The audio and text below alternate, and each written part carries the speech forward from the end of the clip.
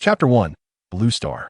In a certain city's urban village, within a pristine white room, in a bathroom filled with steam, a slender figure of a young girl hurriedly donned her clothes in areas yet to be concealed by fabric. Smooth skin bore an expanse of fiery scars. A long white nightgown cascaded down as the girl, with her head bowed, quietly exited the room amid the dim light. Creak. The old door next door creaked open, revealing a middle-aged woman in her 40s who leaned out, her eyes glimmering with a hint of compassion as she gazed upon the girl. In white.an, Aunt Wong has made dumplings today. Would you care to join me for a bite? No, thank you, Aunt Wong. I appreciate it. The girl's voice, clear yet tinged with polite refusal, floated back as she prepared to descend the stairs. Watching the retreating figure, Aunt Wong let out a soft sigh. Urban village. At the crossroads, a monstrous truck idled by the roadside, the driver's voice emanating from the cabin as he spoke on the phone. Honey, when will you be back? Today is our daughter's birthday. Dear, he'll be back shortly once I finish this job and deliver the son of the sea to his mother. He'll buy our daughter something delicious with a bonus. All right, I want to keep you someone has appeared, and I need to finish this before returning. He hastily ended the call. The shadowy driver pulled out a photograph, scrutinizing it for confirmation. Indeed, it's you, young man. With certainty, he pressed the accelerator to the floor and bellowed, onward, son of the sea, as he departed from the residential building, and, pondering what to eat for dinner, was suddenly dazzled, the roar of the truck engulfing her senses as she gradually lost consciousness that in the world of One Piece. Year 1511 of the Sea Circle, EC. The sky was a vast expanse of blue, the sea calm and serene, fish frolicking in the waters, disturbing the mundane waves. Suddenly, the clear sky darkened, and a petite figure plummeted from the clouds, the heavens restoring their clarity once more. Splash, a girl, approximately 11, with cascading golden waves of hair and clad in an oversized white nightgown, her cheeks adorned with charming freckles, sank to the ocean floor. The originally leisurely fish darted downwards, cradling the girl's body as they swam towards a distant isle. Time passed, though the measure of it was lost. Cough, cough, cough. A series of sharp, urgent coughs escaped her throat as the girl slowly opened her sapphire-like eyes, weakly gazing skyward. The sea breeze gently caressed her, while the waves softly lapped at the sandy shore beside her feet. With the last vestiges of her strength, and climbed up from the scorching sand, she brushed off the grains from her body. Suddenly, delicate white hands appeared before her, stiff and unmoving. A cry of surprise echoed across the aisle, sending birds scattering into the sky. How white! How soft! Instinctively, she touched her chest. Damn it, why has it shrunk here? My 36? Before I could contemplate my surroundings, a mechanical voice suddenly echoed in my mind. Ding!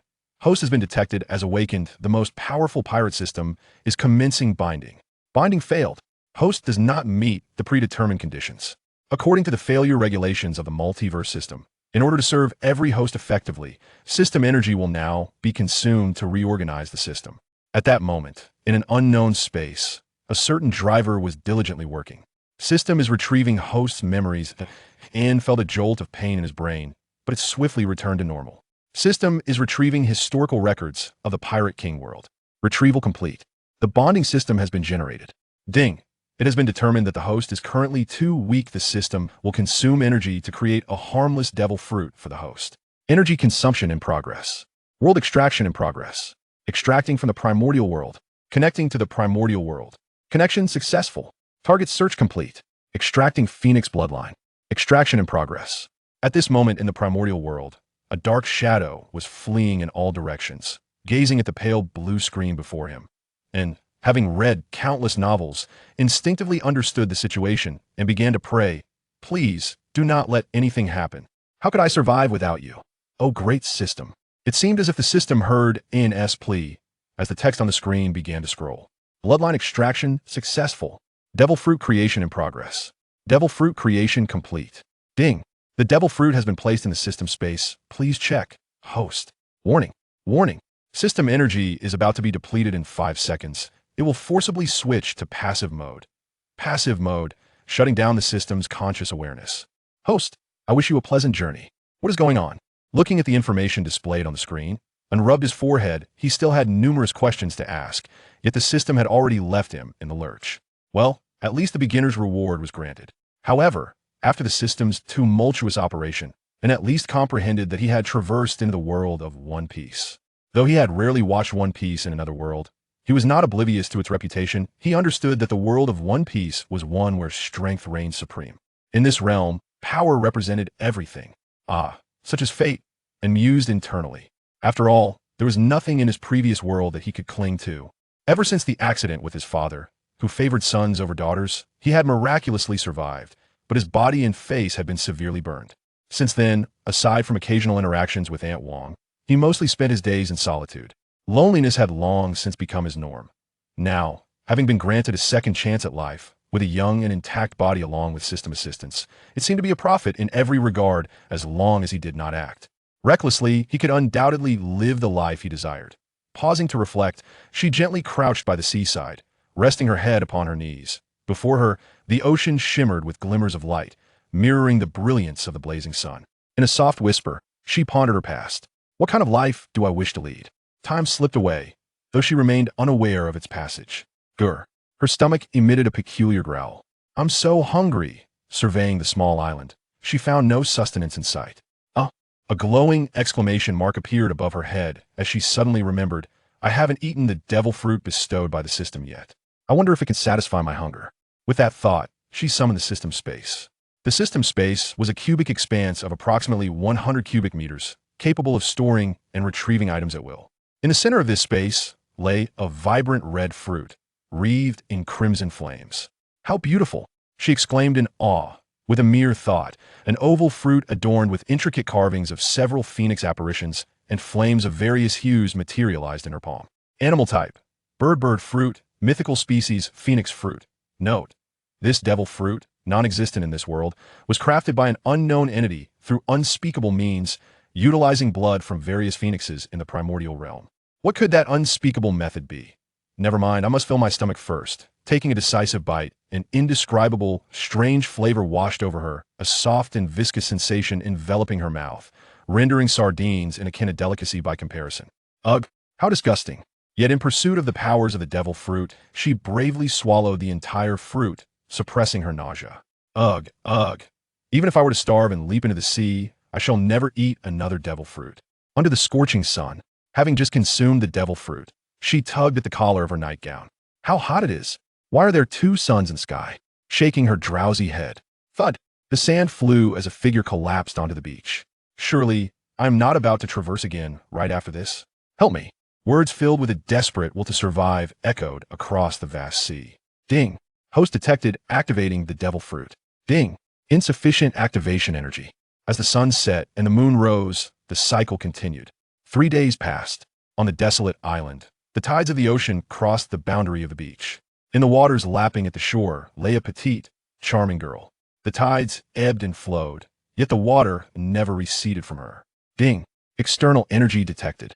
System charging. Ding. System energy detected. Consuming energy to activate the devil fruit. Ding. System energy consumption in progress. Ding. Ding. The fruit has been successfully activated. Ding. The system's energy is depleted. Ding. The bond system is officially initiated. Host. An age. 11 years bond points. 1 point each point allows for 1 bond lottery draw. Character status. Hunger fruit. Phoenix fruit. Flame of the blazing sun note. Flames derived from the legendary phoenix, capable of scorching the soul. Strength. E ordinary. Human F increase. Agility. E ordinary human F increase.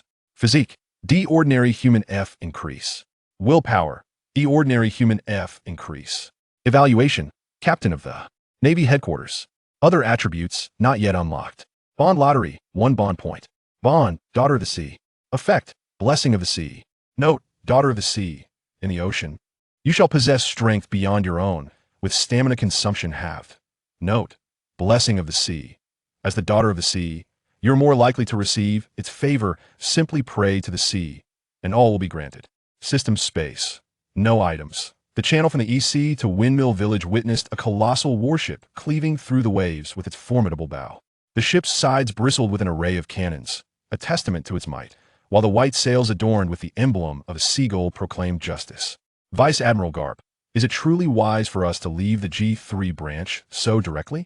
Inquired a man clad in a brown suit and a navy justice coat, his brow furrowed with concern. His interlocutor, a burly middle-aged man with gray hair and a resolute visage, was busily devouring a bag of donuts. The justice cloak emblematic of the Navy billowed in the brisk sea breeze. Bogart, it's perfectly fine. I've already taken leave from Sengoku, Garp reassured. But didn't Fleet Admiral Sengoku refuse your request? Bogart replied, exasperated. Is that so? Haha, it's all right. Sengoku won't be angry, Garp chuckled. Suddenly, the voice of a Dindin Mushi interrupted Garp's triumphant laughter. Bogart cast a glance toward the source. A moment of silence ensued. Garp stood at a distance, extending his hand to connect the Dindin Mushi. Garp. The Dindin Mushi mimicked Sengoku's expression, a thunderous roar echoing from the other end. You've taken leave without permission again. Get back to the new world at once. Ho ho ho, Sengoku, don't be angry. He'll return after seeing my grandson. Garp replied jovially. Surely Luffy must be longing for me. He added, don't start with that. You take 10 days to 2 weeks every time you return home. Can't you bring your grandson to the Navy headquarters? Next time, I promise, next time, Garp said, somewhat sheepishly. Although he was unaware of the reasons behind Sengoku's insistence on leaving his grandson in the EC, he understood that everyone harbored their own unspoken burdens. Sengoku, without further inquiry, grumbled, I will have Akainu and Kazan take your place guarding the new world. Hurry back. Understood, understood, Garp interjected before Sengoku could finish, forcefully hanging up the phone. The Warring States period is truly ruthless. I merely wish to return home to visit my grandson, Garp grumbled, picking his nose in dissatisfaction. The Navy headquarters in Marineford, within a marshal's office. Achoo, achoo, damn it. It must be that fool Garp speaking ill of me behind my back. Upon hearing Garp's words, Bogart felt a wave of embarrassment wash over him. He thought to himself, you take leave 5 or 6 times a year, each time for over 20 days. Who could possibly endure that? Just then, a voice interrupted Bogart's contemplation. Report, sir. A small sea king has been spotted trailing our vessel. Major. There are countless sea kings in the ocean. What is there to report? Bogart replied, his expression somewhat displeased. Yes, sir. The main issue is that this small sea king has been following us for quite some time. The report continued hesitantly. We have attempted to drive it away, yet it refuses to depart. It continually circles in place, seemingly in distress. I in distress? Garp paused mid-bite of his donut and interjected. All right, Bogart, such an intriguing matter warrants our attention. Let us investigate. Understood. Vice Admiral Garp. Footsteps echoed loudly at the rear of the ship. Vice Admiral Garp, the Sea King is right here. Following the Major's voice, they observed a slender, small Sea King circling at the stern. Upon Garp's arrival, the creature ceased its rotation and emitted a whimper towards the group. After a few moments, it swam away into the distance. What is this? Bogart began, but Garp interrupted him. Ha ha! Bogart, you will lead the ship as per our original plan to Windmill Village. I shall follow this fish to see where it leads me. With that, Garp activated his moonwalk and pursued the Sea King. Vice Admiral Garp. Before Bogart could finish his thought, Garp's figure vanished into the distance, leaving him alone and bewildered on the ocean. Garp followed closely behind the Sea King, driven not only by curiosity, but also by an inexplicable voice in his mind urging him to follow. A day later, a desolate island with a hint of greenery emerged on the horizon. This must be the destination, he mused as he activated his observation hockey. His heightened senses swept across the island, yet no signs of life were detected. Could it be the wrong place? Activating his observation hockey once more, he exclaimed, This time, a figure appeared on the sandy shore of the island. How had he missed it before? Questions filled Garp's mind. With a swift moonwalk, he glided towards the beach of the small island that on a secluded beach and lay unconscious, her body covered in grime after undergoing physical enhancement. Bang, bang, bang. The sound of footsteps echoed from afar. It seemed that someone was approaching, and the once tranquil sea surged violently. Whoosh! Waves cascaded onto the shore, cleansing N.S. body of its filth. This cycle repeated, washing away the dirt. Thud! The sand erupted as Cap looked down at the girl being washed by the sea. Did that sea creature bring me here solely to rescue her? He pondered, bending down to lift the girl. However, when A&S' small face turned towards him, Cap's hand jolted, nearly causing her to slip from his grasp. What a remarkable coincidence. Memories flooded back. 12 years prior, the underwater prison. Impelled down. Cap, I entrust my son to you. He is innocent and sure that he lives safely. A calm voice emanated from the confines of a prison cell.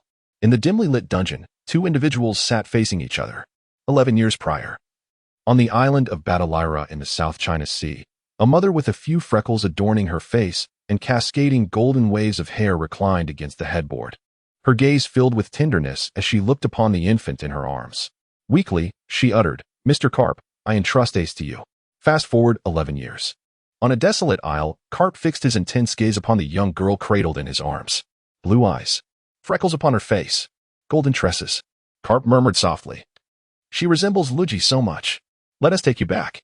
With that, he activated his moonwalk technique and pursued the warship. A day later, upon the wooden deck of the Doghead warship, a formidable figure descended from above. Bogart approached. "Admiral Carp, you have finally returned. Please refrain from undertaking missions alone in the future." "Ha. Understood, understood," Carp waved dismissively. "Admiral Carp, who is the girl in your arms?" Bogart inquired. "This is the girl I found following that Sea King," Carp replied. "Have the ship's doctor examine her." "Very well, Admiral Carp." Bogart scrutinized the girl with curiosity but refrained from further questions, turning to make arrangements. Little did they realize the significance this girl would hold for the world. It would not be until many years later that Carp would comprehend the tumultuous waves her rescue from the desolate island would unleash. This day marked the inception of a world-altering event. Several days hence, aboard the Doghead warship in a cabin adjacent to the dining area, a beam of sunlight filtered through the ship's window, casting a slanted glow. "Ugh, my head hurts," and slowly opened her eyes, gazing at the wooden ceiling as she gently rubbed her temples. "Where am I?" A figure rose gradually from the bed, her golden waves cascading over her chest as she bewilderedly surveyed her surroundings. "This is the ship. I must have been rescued." Suddenly, memories surged back, before her unconsciousness. She recalled hearing the activation prompt for the devil fruit system. With a sigh of exasperation, she pouted and remarked, "Others consume fruits to gain energy and enhance themselves. But I have to provide my own energy for enhancement." However, reflecting on the fact that her devil fruit was crafted by the system and did not exist in this world, she found some understanding. After all, the extraordinary often comes at a price. Upon further contemplation, she realized that had she not been rescued, she might have faced yet another transmigration, potentially earning the title of the shortest-lived traveler. Amidst her complaints, and activated the system panel, eager to assess her current status. After all, since her arrival in this world, she had yet to review her attributes. Add a touch of deep blue. As in called out, a pale blue screen materialized before her. The bond system. A lieutenant of the Navy? It seems that the devil fruit has not significantly enhanced my strength. She pondered thoughtfully, resting her chin on her hand. As for the attributes, according to N's understanding from her previous life, they should be as follows. Strength represents physical power, agility signifies speed, and constitution reflects one's physical endurance. As for the final attribute, will, she could not ascertain its meaning just yet, so she decided to set it aside for the moment. Attempting to reach out with her mind towards the devil fruit and the plus signs next to the 4 attributes, and received a notification indicating a lack of a devil fruit awakening card and an attribute enhancement card. Gazing at her attributes, and refrained from becoming blindly arrogant. Possessing strength without skill is merely the mark of a powerful child. If she were to provoke the Navy lieutenant now, it would surely be her demise. However, this body is already far superior to my previous one, at least possessing a certain degree of self-defense capability. As for how she had achieved this enhancement, the moment N beheld the displayed bonds, everything became clear to her. She had not anticipated that a whispered thought in her moment of despair would become the catalyst for her salvation. Truly, the bond system is remarkable. Does it really fulfill all requests? N mused. "Let me try it out," she thought, as her stomach growled with hunger. "All right then, I shall wish for food first." And obediently followed her heart, moving to the window where sunlight streamed in, gazing out at the azure sea. "Oh, great sea, please grant me sustenance," she intoned. 10 seconds. 30 seconds. 1 minute. The sea remained unchanged. Could it be that my tone was incorrect? And contemplated, as a realization struck her. Suddenly, she leaped up, recalling the image of a doting daughter. Shifting to a more endearing tone, she addressed the window. "Dearest Mother Sea, please bestow your lovely daughter with food." 5 minutes passed. Still, nothing occurred. Impossible. Is my tone too filial? And then altered her tone once more. Over the next 20 minutes, she not only varied her pleas, but even incorporated dances reminiscent of her past life. Yet still, nothing transpired. Just as N was about to change her tone again, a knock resonated from the door, a voice calling from outside. "Little girl, please join me for a meal in the dining room." Her words were imbued with an unmistakable mirth. Her petite visage flushed a deep crimson, resembling the hue of liver. Reflecting on her recent actions within the confines of the room, she found herself grappling with a profound sense of despair, wishing she could vanish instead. Moments later, N embracing me with nonchalance, seemed unfazed, yet it was the opinions of others that rendered the situation awkward. With a stoic expression, she made her way to the door. Creak. The door swung open, revealing a figure of ethereal gray stepping forth. Had it not been for the earlier events within the room, one might have deemed her a detached girl. Yet, the truth was, a soldier clad in naval uniform stood at the threshold, stifling laughter as he gazed upon her. Curse it! The crimson hue that had just faded from Anne's face returned with a vengeance. Enraged and humiliated, she viciously stomped on a soldier's foot before darting ahead. The soldiers trailing behind her, clutching their feet, alternated between laughter and tears. Now, let us rewind 20 minutes. In the naval ship's dining hall, it was mealtime for the entire crew. At one table, Admiral Karp was indulging in his lunch, surrounded by an array of empty plates that bore testament to his formidable appetite. In the world of pirates, the quantity of one's food consumption largely reflects one's prowess. Is Bogart still unconscious? Karp inquired. Indeed, Admiral, came the reply. What did the ship's doctor say? Although Bogart did not comprehend the Admiral's unusual concern for a destitute young girl, he responded truthfully. Her physical condition appears to be entirely normal, with no issues. According to the ship's physician, her fainting spell was attributed to an excessively low blood sugar level. In simpler terms, she had simply been too hungry and had fainted from starvation. Ha ha ha. Karp pounded the table, causing all the dishes to clatter to the floor as he erupted into hearty laughter. Bogart glanced at him, wondering what was so amusing. Just as Bogart was lost in thought, a peculiar series of prayers emanated from a nearby room, accompanied by the tender voice of a young girl, whose tone shifted constantly, interspersed with the sound of footsteps. In the minds of those in the dining hall, this conjured an amusing picture, instantly filling the lively restaurant with laughter. Thanks to his observation abilities, Karp could perceive Anne's actions in the room with remarkable clarity. In his fit of laughter, food sprayed from his mouth. Ha ha ha. Having traveled extensively, Karp had witnessed many rituals, mostly presided over by the elderly, but this was his first encounter with a young priestlekin. Wiping tears of mirth from his eyes, Karp turned to the soldier beside him and instructed, "Go fetch our little priest to dine with us." "Yes, Vice Admiral Karp." Now, returning to the present, under the slight amusement of the cornered soldier's guidance, and approached the ship's dining hall. As he drew nearer, the laughter of the crowd grew more robust, causing Anne's already rosy cheeks to flush deeper. The moment Anne pushed open the grand door of the dining hall, an eruption of hearty laughter greeted him. Additional information. Host. In age, 11 status, hungry bond points, 1 fruit, phoenix fruit. Flame of the sun strength, E, ordinary person F. Agility, E, ordinary person F. Constitution, D, ordinary person F. Willpower, E, ordinary person F. Rating, Lieutenant of the Navy Headquarters, others not yet unlocked. Bond lottery. 1 bond points next, Daughter of the Sea effect, Blessing of the Sea note, Daughter of the Sea, in the ocean. You will possess strength beyond your own, and your stamina consumption will be halved. Note, Blessing of the Sea, as the Daughter of the Sea. You are more likely to receive its favor. Whenever you beseech the ocean, it shall grant your requests. As the door to the ship's dining hall swung open, a wave of boisterous laughter cascaded forth.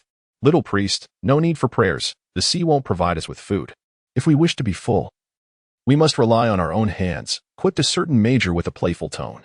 Although Anne had lived 2 lives, his previous existence left him scarred and seldom socialized, resulting in a lack of friends and poor social skills. Thus, when faced with such an embarrassing situation and the teasing of others, he could only stand frozen, fingers intertwined, unsure of how to respond. Bogart, seemingly aware of Anne's discomfort, intervened, saying, "All right, Major Cooley, enough with the jokes." The moment Bogart's words fell, the laughter in the entire dining hall abruptly ceased. "Ha ha ha," Bogart exclaimed. "It seems I am indeed more suited to managing this warship." Upon hearing Vice Admiral Karp's words, Bogart's lips twitched in irritation as he retorted, "It is evident that you have never taken responsibility for the warship, leaving all the mess for me to handle." The mere thought of the expenses incurred for repairs and replacements after each battle, coupled with the quartermaster's poker face, made Bogart unable to suppress a weary sigh. Upon hearing Bogart's complaints, Cap let out a hearty laugh. "Is that so? Don't take it too seriously." Cap scratched his nose and patted Bogart on the shoulder, causing Bogart to wear an expression of utter disillusionment. "Ha, young lady, come over here." At Cap's words, and, feeling a sense of relief, swiftly navigated through the crowd.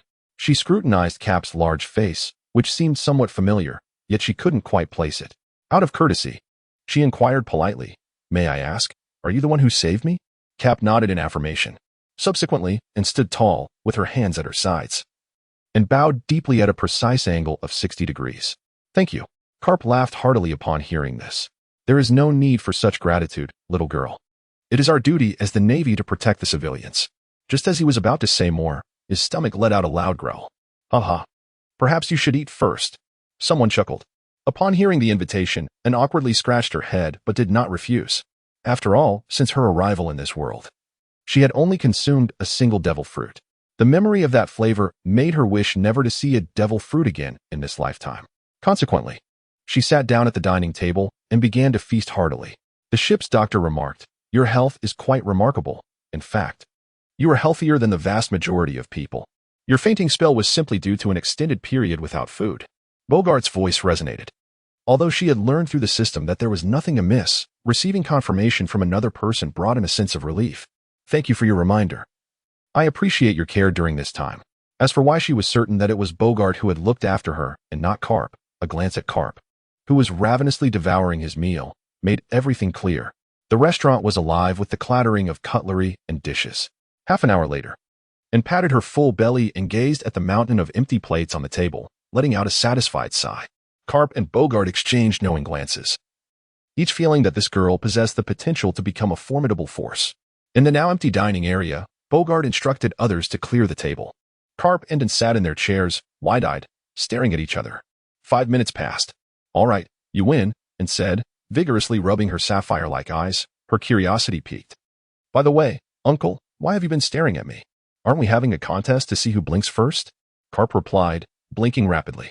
Don't you think that's rather childish, Uncle? I have triumphed. What I truly meant to convey is, as an adult, how can you engage in a contest with a mere child without feeling a sense of embarrassment? I have emerged victorious. However, that is not the crux of the matter. The essence lies in, I have won, Carp exclaimed, a hint of pride illuminating his face. Bogart, seated nearby, allowed the antics of the elder and the youth to unfold without a ripple of emotion within him. Observing Carp's beaming visage, Anne admonished herself to endure her vulnerable position. Yet, upon witnessing Carp's arrogant and infuriating grin, she could no longer restrain herself. With her foot propped on a chair in the dining hall, she shouted in exasperation, Uncle, come out. Let us change the rules. If we do not temper your arrogance, one might ponder how many eyes the king of horses possesses. This proverb implies showing someone their place. With that, she stormed angrily towards the deck of the battleship. Although Carp did not comprehend the meaning behind the king of horses, he could discern the competitive spirit in Anne's words. Unwilling to concede defeat, Carp strode after her. 20 minutes later, and lay despondently on the deck, surrounded by a chaotic scattering of wooden game pieces, mirroring the helplessness she felt upon arriving in this world. Meanwhile, Carp stood before a scoreboard, laughing heartily. A closer look revealed the score, 0-20. In those 20 minutes, Anne had attempted her favorite games, checkers, Go, and jungle chess, but had lost each match. In a fit of desperation, she even resorted to the 5-character chess game, in which she had once triumphed during a primary school competition. Yet she faced utter defeat once more. Gazing at Carp's triumphant expression and taunting eyes, and thought to herself, who allows adults to toy with children so effortlessly? I'm exhausted. Let it all come to an end. Get up, little girl. By now, I do not even know your name, Carp said. Silence enveloped the moment as Anne sank deeper into her melancholy. Shouldn't one reveal their name before inquiring about another's? Ha! I assumed you already knew, Carp chuckled, scratching his head. Uffed. Who would know your name? Are you famous? The girl retorted disdainfully. Ha! To think I would be overlooked. After a hearty laugh, Carp solemnly declared, My name is Monkey D. Carp, a humble Navy man. I am merely visiting my grandson and happened to rescue you along the way. Upon hearing Carp's full name, Anne abruptly sat up and gazed at him, finally recalling why he seemed so familiar. He was none other than the heroic grandfather of the reckless Luffy. Simultaneously, Anne voiced her discontent. You, a naval hero, should be capturing pirates instead of playing games with a little girl. Carp, far from feeling embarrassed, wore a proud smile. I have introduced myself. Now it is your turn. I am an orphan. Beyond that, I remember nothing. A calm and melancholic voice emanated from Anne. In both her past and present lives, she was perpetually solitary. The salty sea breeze brought with it the essence of the ocean's freedom, yet it simultaneously conveyed the profound solitude of the vast sea. It tenderly lifted the wisps of hair from Anne's forehead before quietly departing. Mr. Carp, Roger had once said, if the child is a girl, she shall be named Anne, if a boy, Ace. Fragments of memories flickered momentarily. Do you remember what your mother looked like, Anne?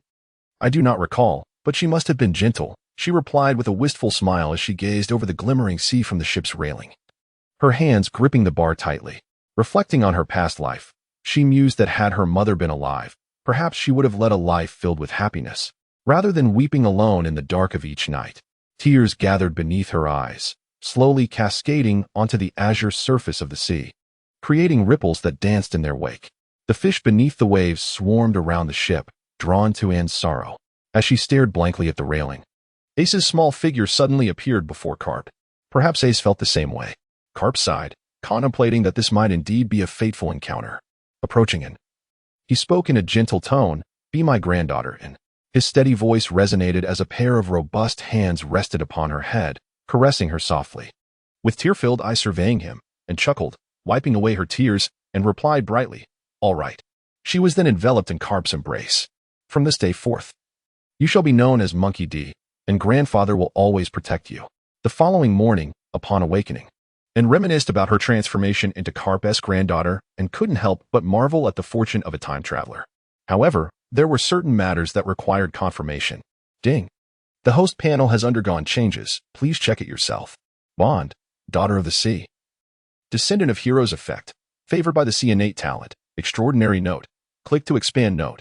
Click to expand note. Extraordinary talent. As the granddaughter of a naval hero. Your innate abilities are exceptional, with a training speed increase of 200. System space. No items. As the system panel unfolded and discovered her name had changed to Monkey D. And her bond points had increased by 10 from the previous day. Additionally, she now possessed the bond of descendant of heroes. Indeed, forging bonds with others was the correct path to unlocking the system's potential. Anne's decision to accept the role of Carp's granddaughter stemmed from two primary motivations: the genuine affection she sensed from Carp and her desire to explore the utility of the system. Presently, it appeared that the most expedient way for her to grow stronger was through forming bonds with others. However, forging such connections was not merely a matter of verbal agreement. It necessitated mutual sincerity and heartfelt emotions. Upon reflecting on the effects of these bonds, she couldn't help but marvel at the undeniable strength they provided. The enhancement of her training speed by 200 indicated that she would find it considerably easier to ascend as a formidable force compared to others. Her gaze then shifted to the functionalities of the system, recalling her actions from the previous day, and felt her cheeks flush with embarrassment. Today, she resolved to test the lottery feature. Initially intending to conduct a single draw to gauge the waters, she felt fortunate to possess 11 bond points. It was widely recognized that the first 10 draws of any lottery boasted the highest probability of rewards, excluding the unfortunate souls known as non-lucky. With a flourish of her hand, and boldly opted for 10 consecutive draws. As her bond points dwindled, the vending machine began to vibrate wildly, and, heart racing with anticipation, fixated her gaze on the trembling apparatus, fervently hoping for a favorable outcome. Moments later, the machine dispensed a plethora of boxes, each radiating a spectrum of colors. Upon careful counting, she discovered 1 gold, 2 purple, 2 blue, and 5 white boxes. Legendary gold, and exclaimed, leaping from her bed in sheer exhilaration. However, she soon found herself crouching with her head in her hands, overwhelmed by the excitement. As she opened the lottery boxes, the various rewards emerged one by one. Ding! Congratulations. Host, you have received 1 white round sun hat, 1 white sun umbrella, 1 blue exquisite cowboy hat. Note: feature, never damages. Remains pristine. 1 box of bread, white, 2 boxes of instant noodles, white, 1 set of fitted lingerie, blue. Note: feature, automatically adjusts, never damages. Remains pristine. 1 purple constitution enhancement card. Note: used to enhance the host's physical constitution. 1 purple strength enhancement card. Note: used to enhance physical strength. 1 golden devil fruit awakening card. Note: the phoenix fruit cannot awaken on its own in this world. It must be awakened through the awakening card. The white rewards consisted of various everyday items, while the blue rewards were notably more practical. With a mere thought, a set of white lace lingerie materialized in Anne's hands. Give it a try? 2 minutes later, and moved his upper body, the only flaw being his inability to control a certain part of his body. Fortunately, the clothing automatically adjusted to his size. The purple and gold items were essential for enhancing strength. With a thought, 3 cards appeared in N's hand. System: awaken the devil fruit. Ding. The Constitution must reach sea level to initiate the first awakening of the devil fruit. It seems that prioritizing the enhancement of my Constitution is crucial, and mused. I will use 2 attribute enhancement cards. The 2 cards transformed into streams of light and flew into N's body. A warm current flowed through him, and he felt significantly stronger than before. I will use the devil fruit awakening card. The card once again turned into a stream of light. A chilling sensation surged from his body, frost materializing on the wooden floor, and a blue flame erupted from his palm. Though it was a flame, it emanated a bone-chilling coolness. Note: it is said that there are many types of phoenixes capable of wielding various flames. They can easily burn the heavens and freeze the seas. Among them, the ice phoenix can use the ice flame to freeze all things in the world. The phoenix fruit is indeed powerful, system. Your efforts in the primordial world were not in vain, and inadvertently revealed a certain truth, with the remaining 1 bond point, and decided to utilize it. Who knows when the next 10 consecutive draws would be possible? System: single draw. Ding. Congratulations to the host for obtaining a cultivation acceleration card. 2 hours. X1. Blue. Note: increases the user's cultivation speed by 50. As the grandson of a hero, the cultivation acceleration card is a perfect combination for training. Deep blue light flashed. Ding. The host's attributes have changed. Please check. Bond system host, Monkey D. And after awakening the devil fruit, all 4 attributes saw considerable enhancement, with agility seeing the most significant increase, jumping from E to D, crossing 2 stages. While willpower also experienced a slight boost. The evaluation transformed from Navy Headquarters Lieutenant to Navy Headquarters Major. The protagonist's devil fruit setting. Since the protagonist's devil fruit is crafted from the blood of a high-ranking world phoenix, to achieve full beast transformation, he must awaken 3 types of flames and then use bond points for an ultimate awakening to become a phoenix. Of course, each flame awakening can be regarded as a minor awakening, which will slightly enhance attributes.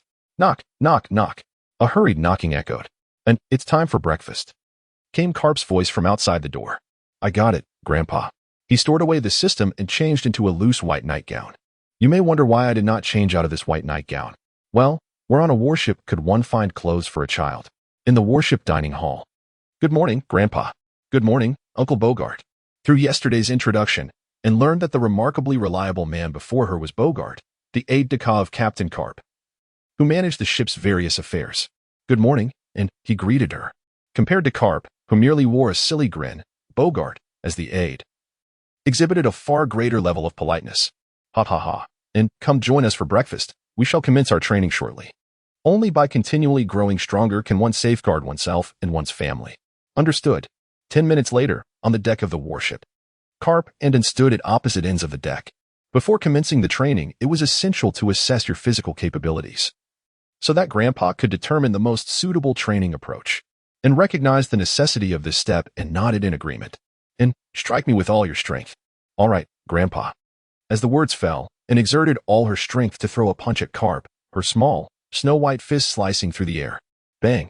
Her fist struck Carp's chest, producing only a sound of flesh colliding, yet he remained utterly unmoved. In contrast, and found herself crouched on the ground, nursing her hand. Grandpa, your body is so tough. It hurts so much, she exclaimed, laughter escaping her lips. Not bad, and that punch likely had the strength of a lieutenant from the Navy headquarters, Carp remarked, finding a fitting description. Beside them, Bogart's interest peaked at Carp's assessment. This child was a promising talent, exhibiting such strength at a young age, and with their training, N's future looked bright. All right, let us proceed to the second test, Carp declared, ignoring N, who was still crouched, cradling her fist. He instructed a naval soldier to bring forth a plate of peanuts. N, I will throw these peanuts at you, and you must do your utmost to evade them, otherwise it will be quite painful. As the girl was about to utter a protest, a peanut was already soaring toward her. Her instincts kicked in, and N nimbly dodged it. She patted her chest lightly and exclaimed, that was close. Before she could catch her breath, another peanut shot towards her, prompting her to twist and turn her body to evade each incoming projectile. Carp, seeing her determination, increased the speed and force of his throws. Gradually, fatigue began to weigh upon her, until finally, a peanut struck her, followed by an unrelenting barrage of peanuts raining down upon him. Pain, pain, pain. Grandfather, stop. Carp seemed deaf to her pleas, relentlessly pelting peanuts until the dish lay bare. At that moment, resembling a victim of Parkinson's, twisted wildly in place, moaning incessantly. Ha ha. Carp chuckled heartily. And your speed and reflexes are commendable, perhaps at the level of a Navy lieutenant. Now, let us proceed to the third test. He dragged out a stout iron chain. Wait, dear Grandpa, may I request a brief respite for your lovely granddaughter? And attempted to evade the test with a touch of charm. Carp remained unfazed, hardened by years of subjecting Luffy to grueling training. Ha ha ha. And do not behave this way. You remind me of Luffy, who would plead with me not to cast him into the mountains. At these words, and felt a chill in her heart. Without regard for her desperate struggles, Carp bound her to one end of the chain and dragged her to the stern of the ship. The other end was secured to the railing. Witnessing this, a frantic and cried out for help, Uncle Bogart, stop him. I will perish. With a splash, a torrent of water erupted as Carp cruelly hurled it into the sea. Carp, the rear admiral, mused whether this was entirely appropriate. Considering and was merely 11 years old and seemingly a devil fruit user. He waved dismissively, boldly stating, it's fine. Luffy was even younger when he underwent harsh training. As if struck by a thought, Carp shouted to him, this test will last 1 hour. Do your utmost to survive. Then, in a softer tone, he added, Bogart will be watching over her. If any danger arises, pull her up immediately. Now, I shall take a nap. Upon hearing this, Bogart chose silence. Recognizing that survival on the ocean required strength. Without power, nothing could be safeguarded. A greenhouse could not nurture towering trees. As he spoke, a faintly smiling figure emerged in Bogart's mind. Cast into the sea, felt her anger surge upon hearing Carp's words, ready to retort. Only to swallow a mouthful of seawater. Glub, glub. Amidst the rising bubbles, some fragrant words mingled. The salt water surged into her nostrils and incensed her consciousness fading. Ding. The system detected the host in the sea. Would she like to activate the effect of the Sea Maiden? The voice echoed in his mind like celestial music. Activate! Activate! And exclaimed, flailing her limbs. Ding! The Sea Maiden effect has been activated. As consciousness gradually returned, the seawater in my nostrils became less bothersome. In this moment, and felt as if she were a fish, as though she were inherently destined to dwell within the ocean. With a flick of her feet, she swiftly swam towards the battleship. Opening the system panel, she allocated points to the deep blue. Ding! The host panel's attributes underwent a transformation. Please check for yourself. Indeed. Upon activating the effect of the Sea Maiden, 3 of her attributes, aside from willpower, experienced substantial enhancement, although none had yet transcended to the next stage. This alone was more than sufficient. The ability to breathe underwater was already extraordinary. It signified that as long as she wished to flee, no one could impede her. As languished in the seawater, boredom set in, prompting her to reminisce about the tales of the Pirate King from her past life. Simultaneously, she contemplated her future trajectory. In terms of the system, after reaching Windmill Village, she needed to forge bonds with the 3 young ones. On a personal level, she aimed to intensify her training, transforming her attributes into a power she could command. From the recent test conducted by Carp, and comprehended the directional correspondence of the 4 attributes, strength related to attack power. Agility corresponded to speed and neural response time, constitution pertained to resilience and recovery, while willpower reflected an individual's mental fortitude. As for any additional effects, that remained to be discovered in due course. As the battleship advanced through the ocean, time trickled away, and the sun ascended to hover above the vessel. I wonder if that old fool, my grandfather, has forgotten about me. Reflecting on memories from her previous life, its forehead creased with exasperation. Just then, the chains rattled, and Bogart's voice resonated from the surface of the water. Come up, and very well. Lying at the stern of the ship, and deliberately mimicked the mannerisms of a power user encountering seawater, her voice feeble as she expressed her gratitude to Bogart. Thank you, Uncle Bogart. After resting on the deck for a few minutes, Anne's fist clenched with a creaking sound, and she stormed towards the deck in a fit of anger. Observing Anne's departure, Bogart felt a sense of admiration. Truly, she is quite polite. He followed in her wake. In the front half of the warship, Cap was leisurely basking in the sun on a beach chair, his face concealed by a newspaper. And, rushing from the stern, was seething with indignation at the sight. You make me suffer while you indulge yourself? With that thought, she dashed forward, kicking over the beach chair, her snow-white fist landing heavily on Cap's face. Sleeping. I'll show you what sleep is. Bang. The Navy Vice Admiral soared through the air, colliding with the ship's railing. The nearby stationed Navy soldiers were taken aback. The crowd fell silent. This was a matter between the grandfather and granddaughter, and it would be prudent not to interfere. Silently vowing to avoid provoking this irascible little ant in the future, Cap, with his mouth agape in shock, suddenly awakened. Upon seeing the drenched end and glancing up at the sun, he seemed to come to a realization. Embarrassed, he scratched his head, bursting into laughter as he feigned ignorance. When did you arrive? Don't give me that nonsense, Grandpa. Are you trying to kill me? There must be a limit to your carelessness. And roared. Realizing that leaving an 11-year-old girl, suspected of being a devil fruit user, in the sea for such an extended period was indeed inappropriate, he sheepishly remarked, Go dry your clothes. Don't catch a cold. Rejecting Cap's concern, the girl stormed away. Once its figure disappeared, Cap turned to Bogart and inquired, How long was it in the water? Bogart, maintaining a serious demeanor, replied, 1 hour. Cap burst into hearty laughter, his face flushed, exclaiming, Bogart. We truly struck gold this time. Back in her room, and touched her hand, muttering to herself, that old man is really tough. She stripped off her nightgown and underwear. Stepping into the bathroom, where the sound of rushing water filled the air. After a refreshing wash, she took advantage of her devil fruit powers, controlling flames to dry her clothes on the floor of her room. Once dressed in the dried garments, she made her way to the dining area. Taking her seat, she shot a cold glare at Cap before starting her meal in silence. Ignoring Anne's resentment, Cap continued to eat while discussing the results of the morning's tests. Your physical qualities are comparable to those of a Navy headquarters major. As the boisterous laughter subsided, the clinking of cutlery gradually diminished, and a profound silence enveloped the naval personnel, who turned in disbelief. Carp, unfazed by the shift in atmosphere, continued, While you possess the physical prowess of a Navy major, your actual combat capability likely equates to that of a lieutenant. A collective gasp echoed in the dining hall at the Vice Admiral's assessment. Although a lieutenant may seem inferior to a major, the distinction is contingent upon the individual in question. After all, she is merely an 11-year-old girl. The gathering of naval officers, observing that Rear Admiral Bogart remained silent, understood the gravity of the statement, stirring a tempest of emotions within them. They couldn't help but reflect on how they had squandered their years. Vice Admiral Carp, may I inquire if what you have stated is indeed true? Resonated a deep voice. Ha ha ha, Carp laughed heartily, coolly. Of course, it's true.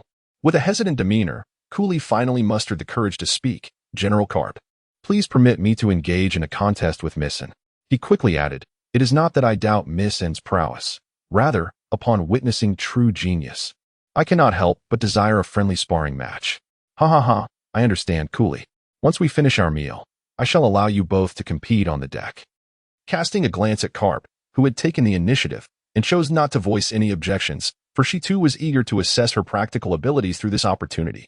Thank you, General Carp. Today, the Doghead warship was abuzz with excitement, with soldiers not on duty congregating at the bow of the deck. In the midst of the crowd stood Major Cooley and Miss N, facing each other. Who do you think will prevail? Certainly, Major Cooley will win. I believe Miss N will triumph. Miss N is simply enchanting. I want to have little monkeys with her. The crowd buzzed with lively speculation. The competition has commenced. Amidst the murmurs of discussion, Bogart declared the official beginning of the contest. As the echoes of his voice faded, Cooley's feet began to move rapidly in place. With a whoosh, he vanished from sight in an instant. It's a shave, a kind-hearted individual promptly explained nearby. After Cooley vanished, and immediately sensed the tremor in the surrounding air, as a fist, accompanied by the sound of slicing wind, came crashing toward her. Startled, in thought, how swift. She leaped forward, executing several rolls to narrowly evade this perilous strike. The spectators gasped in astonishment, witnessing a basketball-sized crater formed wherein had just stood. Most onlookers failed to discern the whereabouts of Major Cooley, yet had managed to dodge his punch, revealing the evident disparity between them, before Anne could regain her composure. A rapid second punch arrived. Feeling the oppressive rush of wind behind her, Anne swiftly turned and countered with a punch of her own. Merely evading would not suffice to test her physical limits. The collision of the two fists in midair unleashed a powerful gust, ruffling the clothes and hair of the spectators, as they remained locked in an unwavering stalemate. Experiencing the force emanating from the punch, Cooley remarked, Truly a genius. With this strength alone, you surpass most lieutenants in the headquarters, but my power extends beyond that. It is crucial to note that the Navy aboard the Carp warship consists of elite fighters who have survived the brutalities of the New World. Their prowess is self-evident. With that, Cooley's white uniform sleeves billowed as he intensified his strike, sending him flying. Her petite form rolled twice upon the deck before coming to an abrupt halt. On the wooden deck, 5 long grooves marked the surface, revealing that it had forcefully braced herself against the onslaught.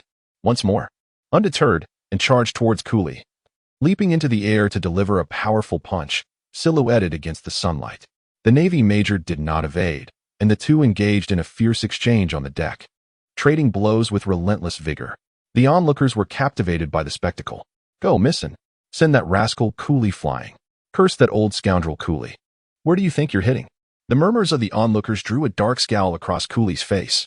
After a brief pause, and, lacking sufficient strength, was struck in the abdomen by Cooley and sent flying, crashing heavily onto the deck, where he hunched over, sliding backward.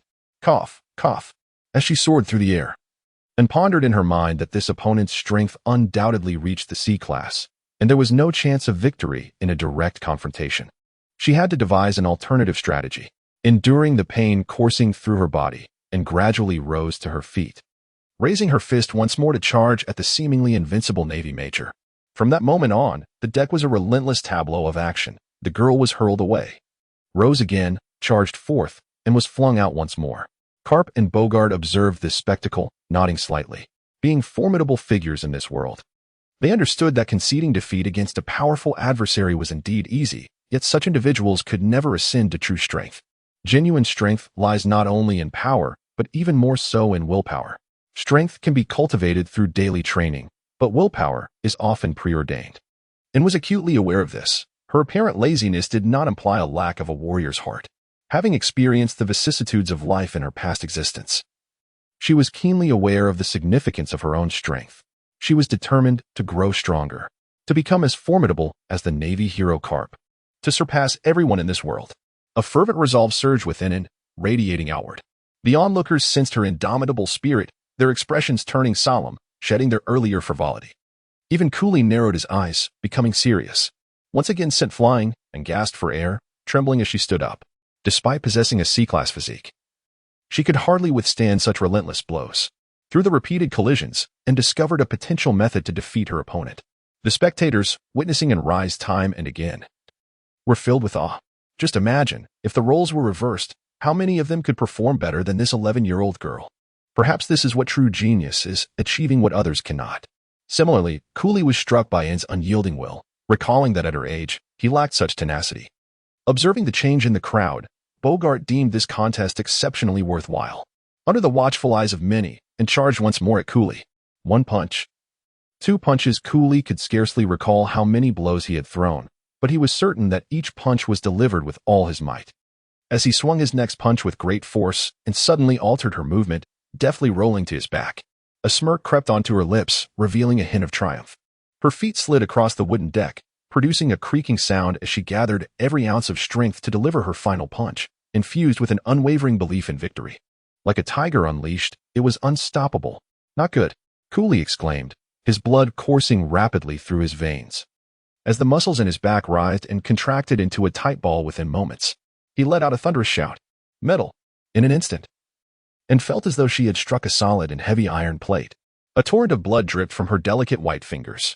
The accumulation of injuries rendered her immobile. Thus, the victor of this contest is Major Cooley, Carp interjected, and additionally, Bogart instructed the ship's doctor to examine it, ensuring no hidden injuries remained. Understood, Admiral Carp.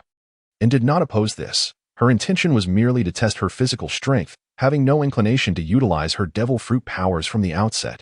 After all, she was uncertain of the capabilities of the phoenix fruit and preferred to assess its potential in the face of an adversary. Taking deep breaths of fresh air, and reclined on the deck, gazing at the cerulean sky, patiently awaiting the arrival of the ship's doctor. "Thank you for holding back, Major Cooley," and was acutely aware of the Major's proficiency in the Navy's 6 styles.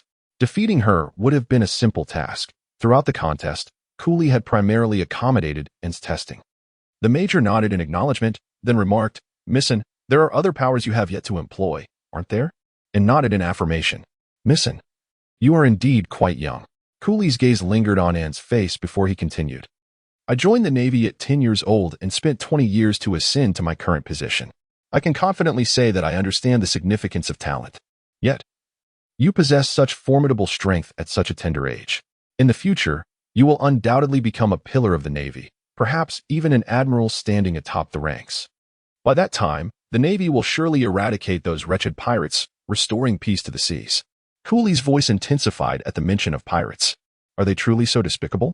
In her previous life, while watching short videos and had not perceived pirates as particularly detestable, Cooley cast a sorrowful glance at him. You will see soon enough. With that, he strode away with purpose. There is nothing serious, missing merely a minor fracture. A few days of rest will suffice. After the ship's doctor had bandaged her wounds and departed the deck, the young girl remained in place, contemplating the sound of the waves. What exactly are pirates like? 3 days after the conclusion of the duel, the soldiers aboard the warship began to regard him with a gaze filled with reverence, sending a shiver down her spine. With Carp's consent, and spent the past 2 days, apart from eating and sleeping, engaged in combat with Cooley.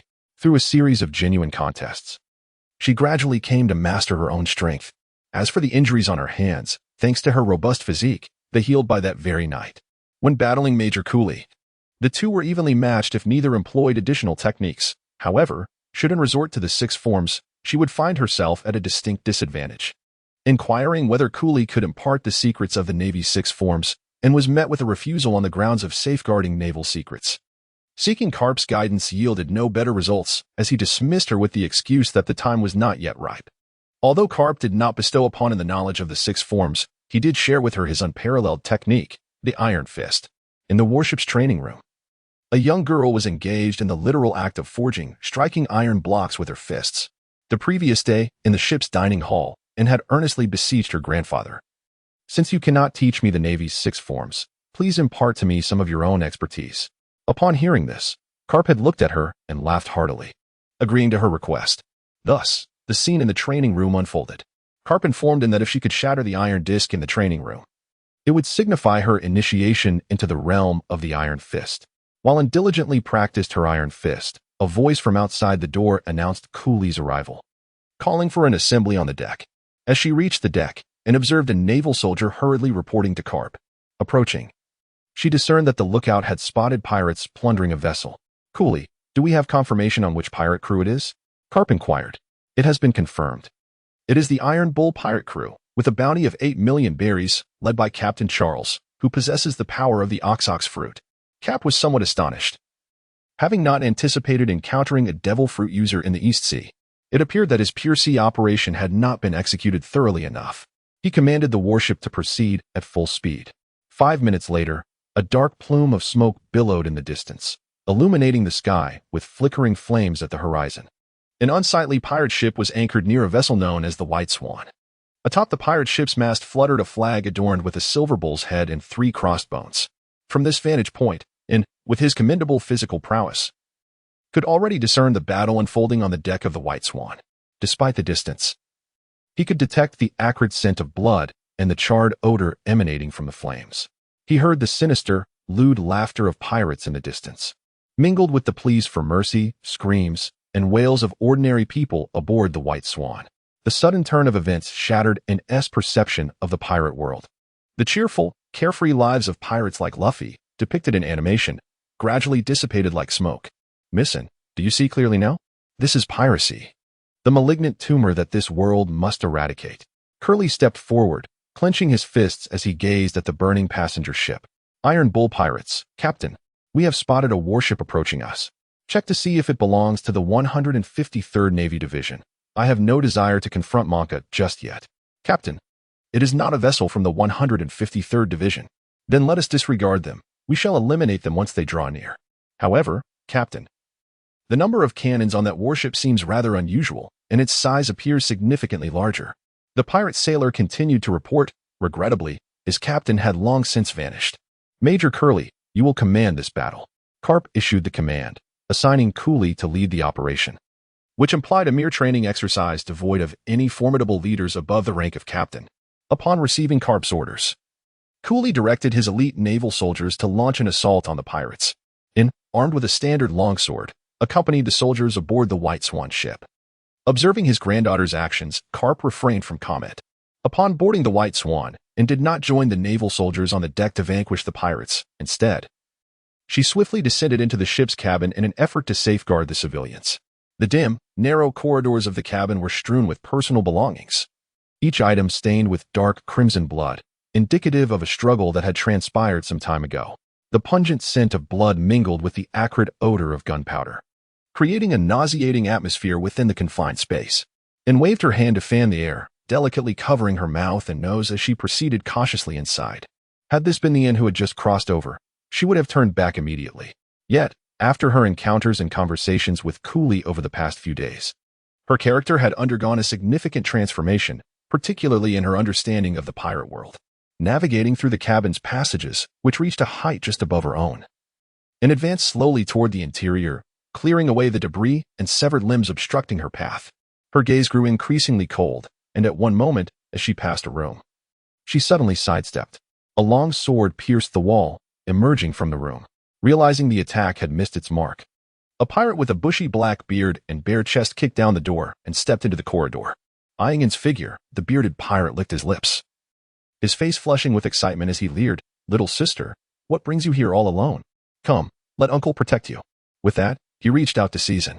Drawing her standard long sword, a flash of steel illuminated the dim corridor as the bearded pirate fell to his knees, clutching his bleeding wrist in agony. Although it had never trained in swordsmanship, her formidable physical prowess made it a simple task to dispatch a lowly pirate. Ignoring the excruciating pain, the bearded pirate snarled, "You little wretch, I will kill you." With a swift movement, and deftly swung her sword, severing the pirate's other hand. The bearded pirate, now disarmed, writhed on the floor in a frenzy, and approached slowly, directing her phoenix flames toward the gaping wound on his arm. The excruciating agony surged through the pirate as his hands were consumed by the flames, yet, fortunately, and managed to control the phoenix fire, staunching the flow of blood. "Do not feign death." A foot came down heavily upon the chest of the bearded pirate, grinding with force. A voice, shrouded in frost, resounded, "Tell me, are there any other pirates in the cabin?" To the bearded pirate, this melodious and enchanting voice echoed like that of a demon. "Yes, yes. There are still 11 of us. We are a small team. Speak freely about everything you know." And once again pressed down forcefully on the beard of the pirate. Having witnessed the tragic plight of the unarmed passengers in the cabin, a tremendous fury simmered within her. "Our captain possesses the powers of the iron bull fruit and has a penchant for men. The first mate and the navigator share a secret. Yet the navigator harbors feelings for the captain, who, in turn, favors men. Just last night, I witnessed an altercation between the captain and the first mate in their quarters." Such trifling information. And pivoted on her toes, exerting pressure to crush the pirate's chest, the sound of breaking ribs echoing through the air. A copious amount of blood gushed from the pirate's mouth, pooling around the lifeless body. Strangely, despite it being her first act of killing, and felt no discomfort. Stepping over the fallen pirate, she entered a smaller room. The space was simple, adorned with modest decor, clearly designed for ordinary individuals. On a bed draped with pristine white sheets lay a young girl, her eyes wide open, her body sprawled out, clutching an unopened letter. Were it not for the blood seeping from her chest wound and her state of undress, one might assume she was merely contemplating the contents of the letter. Picking up the envelope, the words on the letter unfolded before Anne's eyes. "Dear Lucy, it has been a long time, and I miss you dearly. I still remember our time together on Kachi's Island. Your beauty, charm, and kindness are etched in my memory. I recently found a promising job, and when we meet again, I will propose to you." Glancing at the lifeless Lucy and then back at the letter in her hand, Anne's contempt for the pirates was palpable. If the so-called weakest pirates of the East Sea are this cruel, what horrors must await in the New World, the so-called paradise of the strong? And gently folded the letter and tucked it away. With her sword drawn, she lifted the bed covers, allowing them to fall softly over the corpse, and quietly exited the room. For the remainder of her time, Anne sought out the 11 pirates in the cabin, incinerating them with the flames of the phoenix, searching each room for any survivors. After a thorough search, aside from the brutal scenes reminiscent of a hellish nightmare, and found nothing. Subsequently, amidst the influx of Navy soldiers, she stepped outside, head held high, leaving the cabin behind. The battle on the deck had shifted to the pirate ship, and felt no inclination to join the fray aboard the pirate vessel. Leaping onto the second level of the White Swan, she faced the gusty winds and surveyed her surroundings. Her gaze met with the sight of ordinary people whose eyes would never again close. Men, women, the elderly, children, infants, pirates, and guards, all lifeless. Countless. Is this the true nature of piracy? Even though Anne had long prepared herself mentally, she found it hard to accept the gruesome scene before her, reminiscent of a slaughterhouse. Suppressing her nausea, she silently approached the warship step by step. The pirates, on board their vessel, were in disarray. Charles, transformed into a minotaur, was desperately trying to break through the encirclement of the naval squad, but faced with the elite soldiers of the Navy headquarters. His powers granted by the devil fruit proved futile. Listening to Cooley report on the battle, and was not surprised by the outcome. Only Charles, the captain of the Iron Bull pirate crew, had survived, while the rest of the pirates were annihilated, totaling 85 killed, with no casualties on their side. Cooley continued his report, stating that the White Swan passenger ship had 120 souls aboard, all of whom perished. Additionally, 24 hostages were rescued from the Iron Bull pirate crew's hold, comprising 6 men, 17 adult women, and 1 girl, who were temporarily housed on the deck. Turning her gaze towards the deck, and indeed saw the rescued hostages cowering in the corners, resembling lambs awaiting slaughter. Each of them appeared gaunt and ragged, their bodies marred by various wounds and the cruel marks of inhumane torment. And approached, softening her stiff cheeks. She squatted before a charming little girl and smiled gently, saying, "Hello, little sister." The girl gazed at Anne's clean, beautiful hair and cautiously retreated, lowering her head. Such exquisite hair was something she had only seen on the terrifying woman aboard the pirate ship, and offered an awkward smile. Retrieving a bag of bread from her system space, she tore open the packaging and extended it toward the girl, saying, "I am not a bad person." As the fragrant aroma of the bread wafted through the air, the little girl hesitated for a moment, but ultimately succumbed to her hunger and accepted the bread, devouring it eagerly. Watching her eat, and once again inquired, and perhaps influenced by the sustenance, the little girl finally revealed her name. Sally. A soft, tender voice emerged from the little girl, and asked with a smile, "How old are you this year?" 11 years old. 11 years old? Sally's words pierced through Anne's mind like a steel needle, staring numbly at the small girl before her, whose frail body was marred with wounds and who was notably shorter than herself, and found herself momentarily frozen. She was, astonishingly, the same age as Anne. How could she be 11? Surveying the group of slaves huddled on the deck, and could discern no trace of vitality or hope in their eyes, only a profound numbness and despair. The expansive deck of the warship was swept by the sea breeze, carrying a pungent scent, while flames continued to cast their glow upon the twilight sky. The lamentations of ordinary folk, the cruelty of pirates, the inferno within the ship's hold, and the lifeless bodies sprawled across the deck. All of these images coalesced in Anne's mind, alongside the figure of Sally. The relentless malice of the pirates surged forth, with one hand covering her face, and found the situation oddly amusing. "Ha ha ha," she emitted a low, relentless, and scornful laugh. "How can such scum as pirates continue to exist? Revered by countless individuals as the epitome of freedom? This world is truly rotten to the core." And stood up, steadying her swaying form, and gazed up at the sky bathed in the hues of the setting sun. Suddenly, she found the sun somewhat blinding. We all inhabit the same vast ocean. Beneath the sun, upon the dust, we are all of humanity, bowing low to the strong, wantonly humiliating the weak, and suddenly felt that this world was, indeed, exceedingly absurd. Gazing at the struggling Charles, the Iron Bull, in the distance, and bent down and gently patted Sally's head, saying, "Sister will go prepare something to eat for you." Sally, trembling with fear, nodded in acknowledgement, watching and depart. She then lowered her head and ravenously devoured the bread, stashing half of it into her tattered clothing as if to guard against the possibility of never tasting such delicacies again. Upon arriving at the dining hall, and instructed the chef to prepare food for the survivors. Returning to the deck once more, the battle aboard the pirate ship raged on. Observing the lively Charles, and felt an uncontrollable surge of anger erupt within her since encountering the pirates. Allowing such filth to continue existing, making her suffer at every moment, was intolerable. With a fierce shout, she declared, "Enough. Major Curly, bring them back. The rest is up to me." Major Curly, seeing the murderous intent in Anne's eyes, offered no response but turned to Admiral Carp. Aware that the moment had arrived, Carp nodded subtly at Anne. Any normal person, after facing pirates, would undergo one of two transformations, either becoming a ruthless pirate or joining the Navy to protect the justice they hold dear. As for merely surviving, in this twisted world, is there truly a place of safety? After a brief interval, the Navy soldiers, receiving the retreat signal, all returned to their warship. On the pirate ship, Charles, relieved to see the Navy retreat and thinking himself fortunate to have survived, let down his guard, unaware that greater suffering awaited him. Aboard the warship, once the Navy soldiers had retreated, and could no longer contain her fury. All her wrath ignited into a seething inferno. Her sapphire eyes transformed into a vivid crimson, her entire being engulfed in scarlet flames. To the astonishment of those around her, she leaped from the deck. Blood-red flames cascaded around her, and from her back emerged a pair of immense flaming wings, soaring high in the air. Fixing her gaze upon Charles, she slowly raised her right hand. Streams of crimson flames surged forth, coalescing into a colossal phantom of a phoenix. Trash! Die! A thunderous roar echoed through the heavens. The divine bird of judgment. As Anne pointed her finger downwards, the immense phoenix phantom flapped its wings and ascended, unfurling its boundless plumage. Reaching the pinnacle of its flight, a piercing cry resonated across the sky as it dove rapidly towards the Iron Bull pirate crew. Charles, the Iron Bull. Before them stood a colossal phantom of a phoenix. As if a divine miracle had manifested. With a resounding roar, the fiery apparition descended from the heavens, instantly engulfing the entire Iron Bull pirate ship.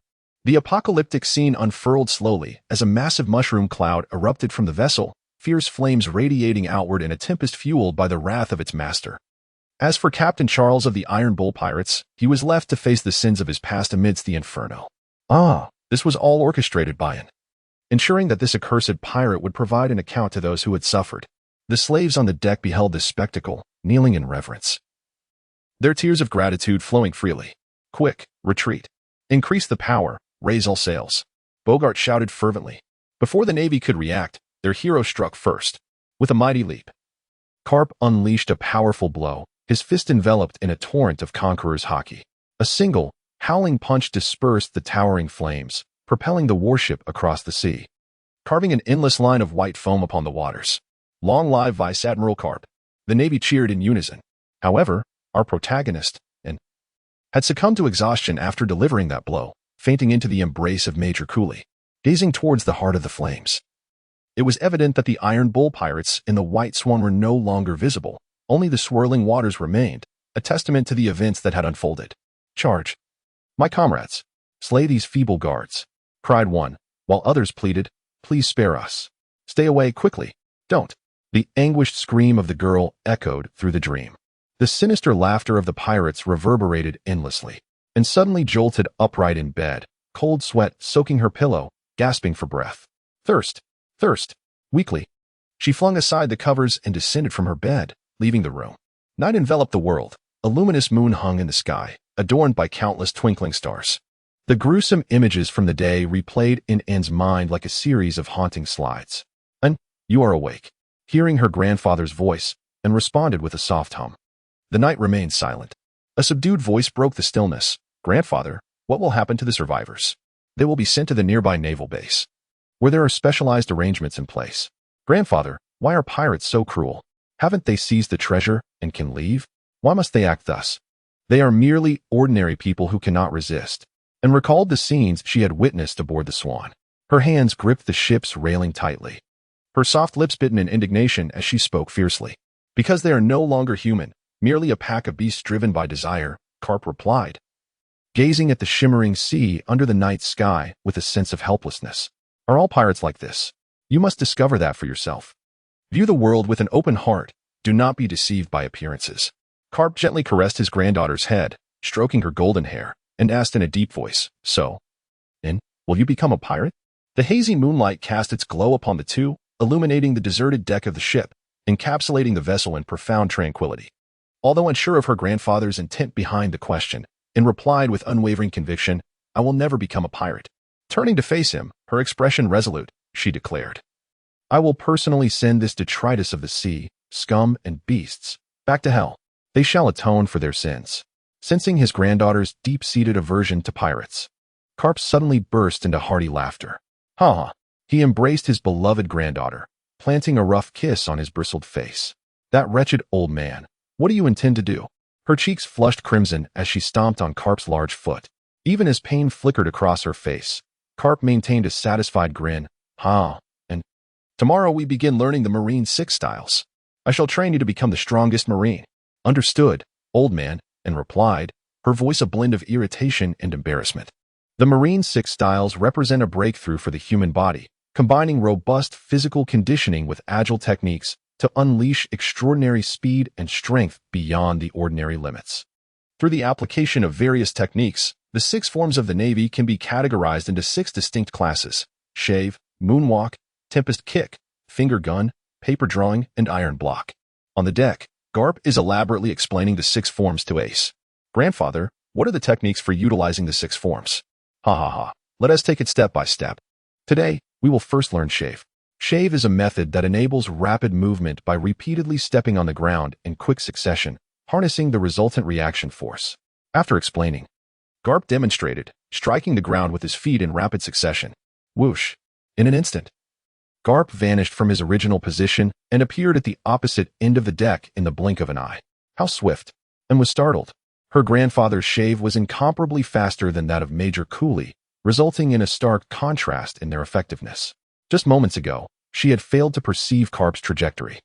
As realization dawned upon her, and, momentarily lost in thought, quickly replied, "Understood." Garp nodded in affirmation. "Now, it's your turn to try," and silently recited within her mind, "System. Activate the training acceleration card." Ding. Activation successful. Post-training speed enhanced by 250. With her eyes closed, and began to recall the techniques and demonstrations of shave that Garp had described. Her feet moved in accordance with her thoughts, gaining speed as an immense reactive force accumulated beneath her. In the next instant, and abruptly opened her eyes and exclaimed, "Shave!" Whoosh! And figure flickered momentarily, vanishing at a speed perceptible to the naked eye, only to reappear before Garp moments later. "Grandfather, how was that?" "Ha ha ha, you truly are my granddaughter, far surpassing those so-called geniuses by countless degrees. However, you must practice diligently. Only then can you master the technique of shave with greater proficiency." "Understood, grandfather." As she responded to Garp, and couldn't help but marvel internally at the terrifying 5-fold enhancement in her training speed. Now, let us proceed to learn iron block. Iron block is an ability that enhances defensive strength by accelerating the flow of blood, causing the muscles to contract, albeit at the cost of nearly complete immobility while in use. However, grandfather does not recommend that you utilize iron block. "Why?" Garp chuckled, scratching his head, even though the other party said nothing, and understood the reason. In the anime of her previous life, many naval officers exhibited an enigmatic confidence in the iron block technique. This ability often led to a sense of invincibility, causing individuals to believe they could withstand any assault, only to ultimately lose their lives in battle. Although Anne had no intention of employing the iron block, she recognized the value of mastering it. After all, possessing a myriad of skills never hinders one, and one can never predict when such knowledge may prove essential. Under the meticulous guidance of the naval hero and the accelerated training regimen of 5 times the usual pace, and swiftly mastered all 6 forms of the Navy's techniques within just half a day. Simultaneously, Garp imparted to her the technique of life return. Observing and diligently practicing the 6 forms on the deck, Garp felt a profound optimism for the future of the Navy. In the afternoon, beneath the blazing sun, and tirelessly repeated her practice of the Navy's 6 forms. Even though the movements had become second nature, ingrained in her muscle memory, she did not relent. After more than an hour of rigorous training, and since that further solo practice was yielding diminishing returns, prompting her to pause. "Major Cooley, I wish to challenge you once more. To refuse is to show disrespect." Moments later, the spacious deck was filled with a crowd of onlookers, creating an extraordinary sense of congestion, among whom were Sally and others rescued from the Iron Bull pirate crew. "Sister, you can do it." Sally's gentle voice resonated. "Missin, give it your all. Missin, let Colonel Cooley taste defeat. Missin, I wish to bear children with you." Amidst the increasingly absurd cheers, and turned to Sally and offered a wry smile. "Colonel Cooley hopes that this time you will exert your utmost effort without holding back." "I shall give it my all." The contest begins. With a resounding crash, Bogart's blade struck the deck, and, seizing the initiative, activated her shave technique. Whoosh! In an instant, only a cloud of dust remained in her wake. How swift! Missin is truly remarkable. Within just a few days, she has not only mastered the shave but has also honed it to such an impressive degree. Of course, my sister is extraordinary. Ever since she obliterated the Iron Bull pirates with the power of the Phoenix, Sally has regarded Anne as her older sister, affectionately calling her sister every day. In turn, has not rebuffed her. Having such an adorable younger sister is rather delightful. Suddenly appearing behind Cooley, and delivered a fierce punch. Cooley, undeterred, retaliated with his own fist, and the two exchanged blows, creating a powerful gust of wind. Ultimately, and retreated a half-step, concluding their initial clash. Miss and strength has improved significantly, Cooley remarked. Compared to their first contest, the current and is indeed a formidable opponent. Raging wind. A colossal green blade of wind coalesced and hurtled towards her, and meticulously observant and sought to discern any flaws within its trajectory. At last, she identified it, the opening. Her fingers, poised and straight as a spear, thrust forth with precision, striking the surface of the wind blade, shattering it in an instant. Wow, Missin is incredible. From this day forth, she shall be my idol. Sally beamed with admiration, exclaiming, of course, my sister is formidable. Boj nodded in agreement, thoroughly impressed by Anne's display of skill. It was no small feat to uncover the vulnerability in Cooley's raging wind. She truly was a prodigy among prodigies. Cap did not hide his delight, exclaiming, "That's my granddaughter." On the deck, figures flitted about as Anne and Cooley continuously employed swift maneuvers, seeking opportunities while the enormous wind blades clashed in the air. Time seemed to stretch indefinitely. A golden opportunity. In the fleeting moment when Anne executed her raging kick, Cooley swiftly teleported behind her. 6 styles, continuous finger pikes. A flurry of phantasmal finger pikes surged forward, sealing off all avenues of retreat with their relentless assault. Gazing at the multitude of pikes, as numerous as a herd of cattle and utterly unavoidable, Anne pondered for a moment before relinquishing her idea of using paper drawings. As for the reason she did not resort to iron blocks and lacked the confidence to do so, Cooley's power had reached C rank. Even if the iron block could withstand the blow, she would undoubtedly suffer significant damage, making victory an elusive prospect thereafter. Just as the onlookers believed Major Cooley was poised for victory, a bewildering scene unfolded before their eyes. The finger pikes, which had surged forth like a tempest capable of piercing steel, astonishingly passed through Cooley's body, leaving behind a series of fiery hollows. As she finally unleashed her fruitability, Cooley swiftly utilized the shave technique to distance herself. The name of my fruit is the zoan-type bird fruit, mythical beast, phoenix fruit. I look forward to your guidance, and proclaimed, her body enveloped in blazing flames. As they beheld Anne, radiating with crimson fire like a celestial being descended from the heavens, the crowd erupted in astonished exclamations. How beautiful! Kapu remarked, sensing the shift in Anne's aura, a look of satisfaction gracing his features. Colonel Cooley, the destructive power of my fruit is formidable. Let us settle this with a single move. Cooley nodded, recalling the immense devastation wrought by that colossal phoenix, with a graceful wave of her delicate hand, and summoned a great conflagration that converged above her, forming a miniature sun. Divine bird assault resonated with a crisp sound. The miniature sun, as if responding to an unseen command, unleashed an innumerable swarm of fire phoenixes, diving towards Cooley with fierce intent. Steel fragments. Amidst the gazes of the onlookers, countless fiery phoenixes erupted from the sun, soaring towards Cooley and igniting a cascade of sparks. 1 breath, 5 breaths, 10 breaths. Cooley's body was relentlessly propelled backward by the force of the explosion, inching ever closer to the railing. Similarly, Anne, who had long been replenishing the phoenix flames for the little sun, was drenched in sweat, straining to support her weary form. After 20 breaths, the young girl could no longer sustain the little sun and collapsed onto the deck. You have triumphed, Major Cooley, and gasped, her breath heavy, and was not without means to defeat Cooley. After all, the phoenix flames enveloping him had yet to be ignited. The power of the phoenix flames undoubtedly extended beyond this. Yet if Anne unleashed them recklessly, the outcome would transcend mere defeat in a contest. Bogart, adorned with a renowned blade at his side, stepped forward, surveying the two with keen eyes before raising his hand to declare, the victor of this contest is Anne. Why is it missing? Questioned the crowd. Isn't Major Cooley still standing? Fools, look closely. As the crowd pondered in confusion, the naval lieutenant could no longer maintain his grip on the iron block and fell heavily onto the deck, his eyes turning white as he succumbed to unconsciousness.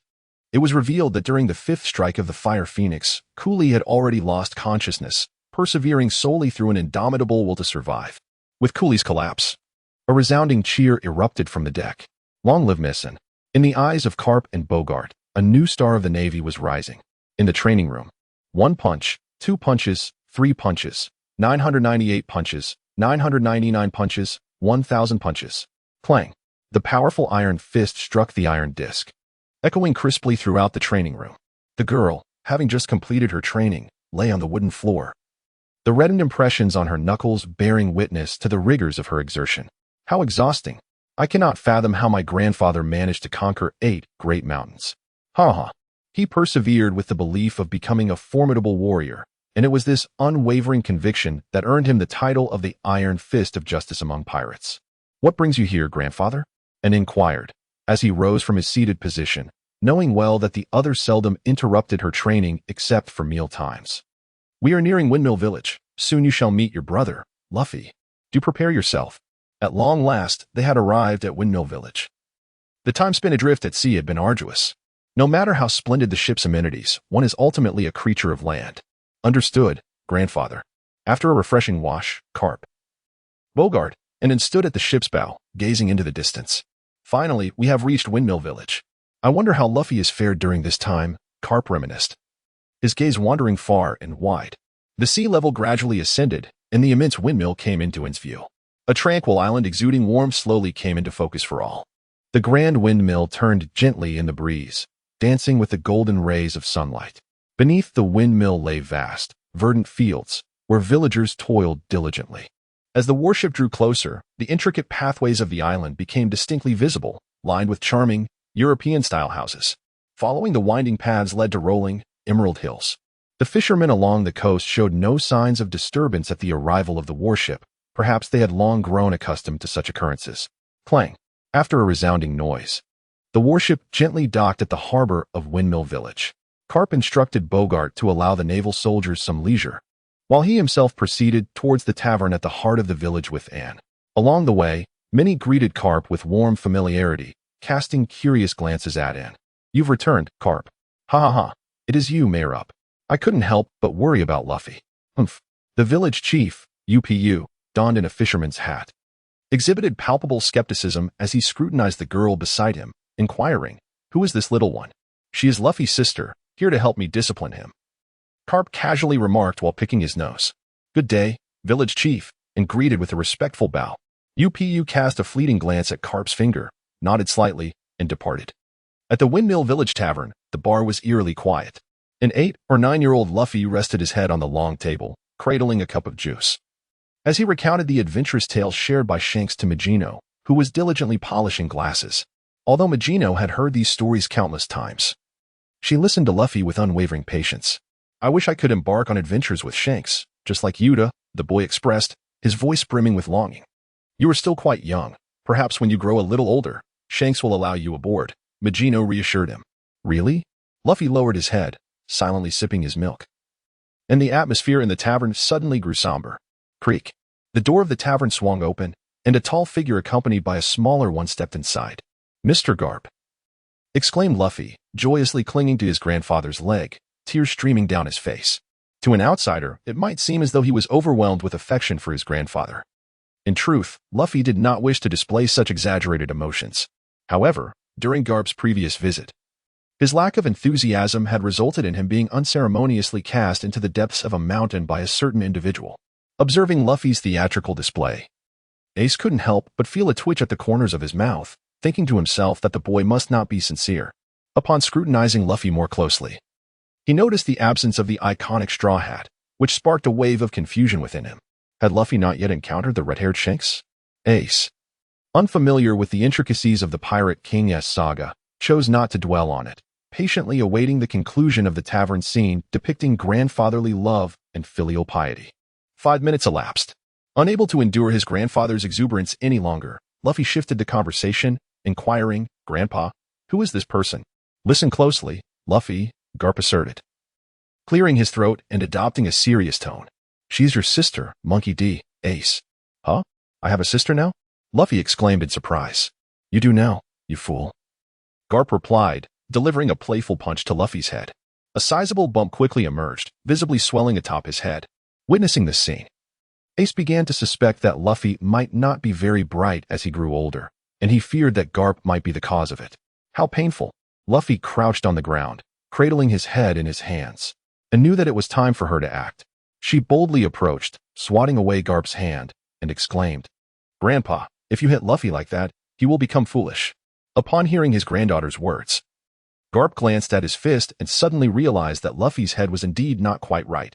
Feeling somewhat guilty, He scratched his head. Noticing that her grandfather had ceased his assault, his admiration for Luffy grew immensely. After reprimanding Garp, and knelt down before Luffy, retrieving a small loaf of bread that she had prepared earlier and presenting it to him. In a gentle tone, she said, "This is a gift from your sister. Take a look and see if you like it." As Luffy accepted the offering, his little face fell into a look of grievance. Each time Grandpa returned, he had never brought him a gift, only resorting to hitting him or abandoning him in deep mountains, jungles, or abysses where he would be besieged by wild beasts. Overwhelmed by sorrow, Luffy clung to Ann's waist and burst into tears. "Why didn't you come sooner, sister?" Kapu exclaimed, his forehead etched with lines of frustration. "Luffy, your grandfather is doing this to train you." As Kapu's voice boomed, Luffy tightened his grip around his small hand. Ding! Congratulations to the host for successfully forming a bond with the fated child, Monkey D. Luffy, upon hearing the system's notification, and couldn't help but feel that dealing with children was indeed much easier, gently patting Luffy's back in comfort. Ding! The host's panel attributes have changed. Please check them.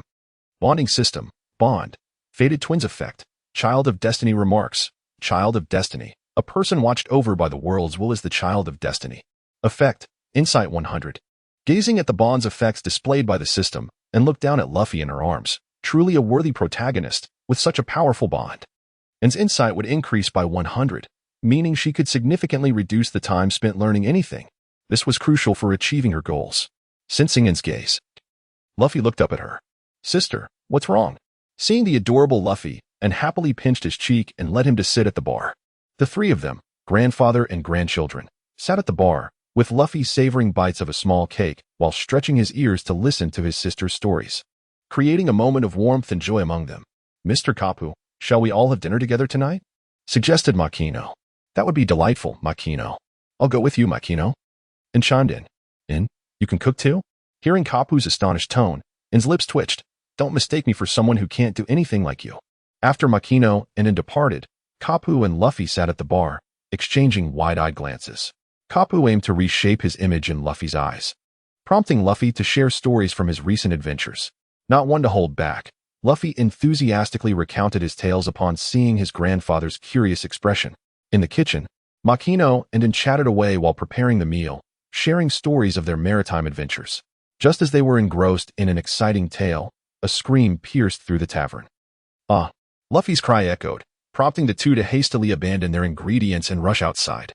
Noticing the large bump on Luffy's head, they quickly deduced what had occurred. After inquiring about the incident, Ann and Makino shook their heads in exasperation. Luffy's head truly wasn't the sharpest. How could he tell his grandfather, a Navy officer, that he wanted to become a pirate? Was that not asking for trouble? With sighs, they returned to the kitchen. That night, a makeshift dining table in the tavern was laden with an array of delectable dishes, including two exquisite meals that neither Luffy nor Kapu had ever seen before. "What is this?" Both Carp and Luffy inquired simultaneously. "Mapo tofu and spicy fish head." In the world of One Piece, where chopped chili peppers are absent, and had to resort to salt and chili as substitutes. "Ah, it sounds quite delectable." Both Carp and Luffy, being carnivorous by nature, eagerly took a bite of the spicy fish head. Carp exclaimed in delight, while Luffy's face turned crimson from the heat. Fortunately, Ann had prepared milk in advance.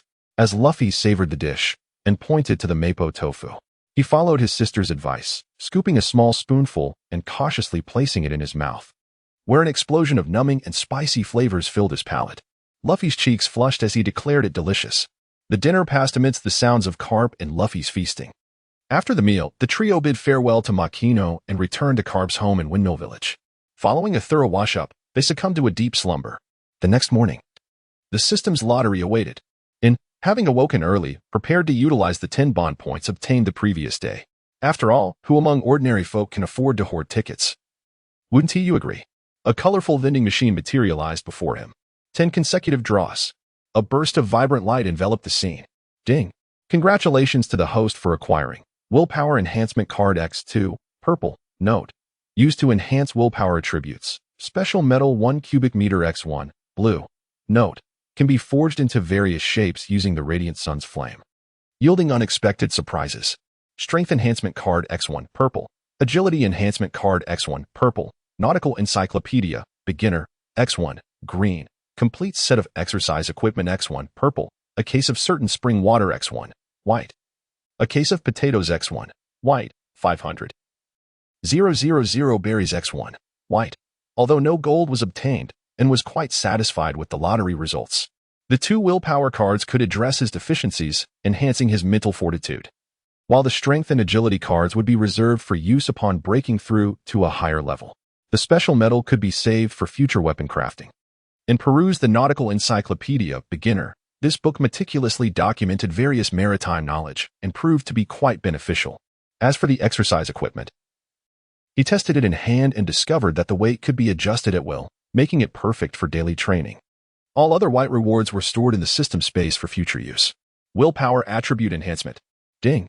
Enhancement complete. Please allow the host to examine it. Bond System Host. Monkey D. In age, 11 years. Character status. Normal bond points. 0 fruit. Phoenix fruit. Fiery sun flame. Click to switch. Strength. D. Increase. Agility. D. Increase. Constitution. C. Increase. Will. D. Increase. Retracting the system panel. And don the attire gifted by Machino before her departure yesterday. According to Machino, these garments belonged to her during childhood, standing before the full-length mirror in her room. And removed the white nightgown she had worn for an indeterminate time, revealing her petite form. She then retrieved a pair of denim shorts and a short-sleeved shirt adorned with a windmill pattern from the clothing. Moments later, a lively and adorable figure emerged within the room. After a brief inspection in the mirror and finding no issues, she exited the room. In the living room, she discovered that her grandfather and Luffy had yet to awaken, so made her way to Machino's tavern alone. Windmill Village Tavern. Machino observed in, looking adorable in her childhood attire, and gently tidied her tousled hair, saying, "It fits you quite well. Sister Machino, do you know where I can purchase ingredients in the village? I would like to buy some to prepare breakfast.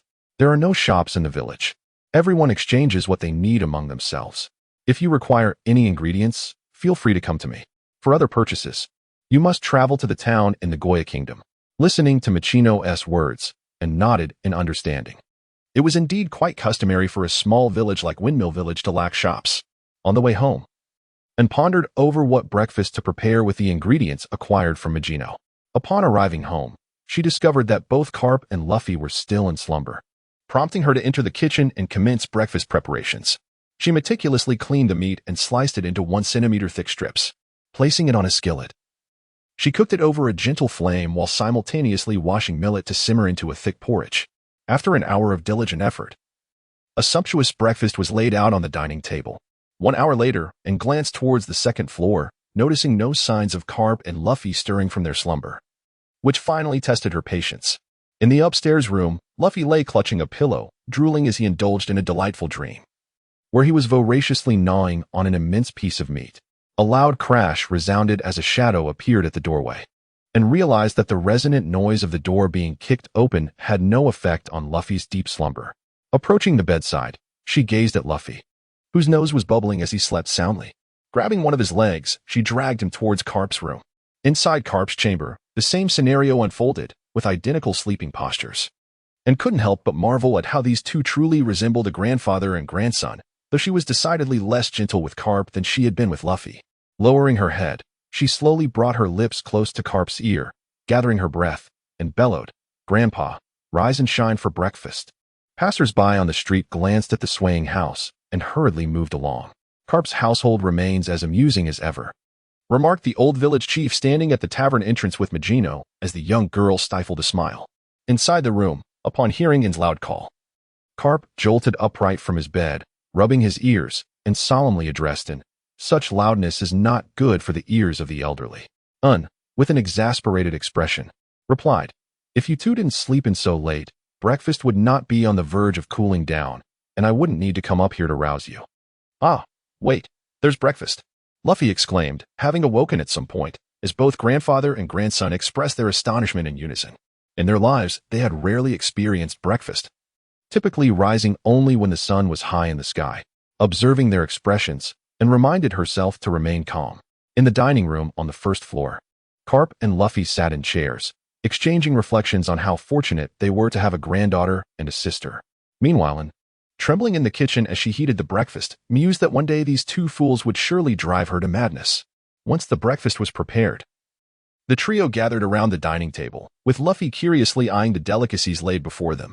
The elongated table featured carp seated at the head, with Luffy and in position on either side. I have begun. As the sound resonated, the dining table was filled solely with the sounds of eating and continuous praises. After breakfast, the three reclined on the sofa. Luffy was the first to speak. "Sister, will there be breakfast tomorrow?" Upon seeing Luffy's innocent expression, and shot a sharp glance at Garp, who merely erupted into hearty laughter, and nodded at Luffy, and an ecstatic Luffy exclaimed, "That's wonderful."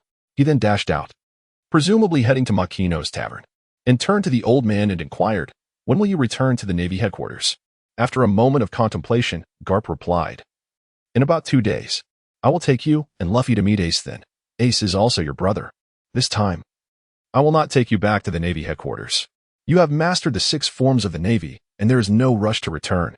At that time, I will impart to you the training methods of the Iron Fist, and you may practice at your own pace. I will entrust Luffy to your care for a while." Garp rambled on. "Understood." Time swiftly passed, and 2 days elapsed. These days were rather mundane, aside from accompanying Luffy on a few outings. Most of the time was devoted to honing his skills in the Iron Fist. Conversely, for Luffy, these 2 days were among the happiest of his life. Not only did he enjoy delectable breakfasts, lunches, and dinners, but he also indulged in nightly snacks, as he persistently begged him to prepare them for him. Freed from his grandfather's rigorous training, Luffy joyfully proclaimed to everyone how wonderful his sister was, which left him feeling somewhat bashful about venturing outside. After finishing breakfast, Garp called out to Luffy just as he was about to head out, causing Luffy to tremble with fear.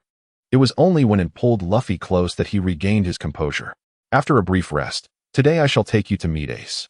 The trio strolled along a mountain path, with Garp carrying Luffy on his back. "Grandpa, who is Ace?" Luffy inquired with a curious tone. "Ace is the child of a friend of your grandfather.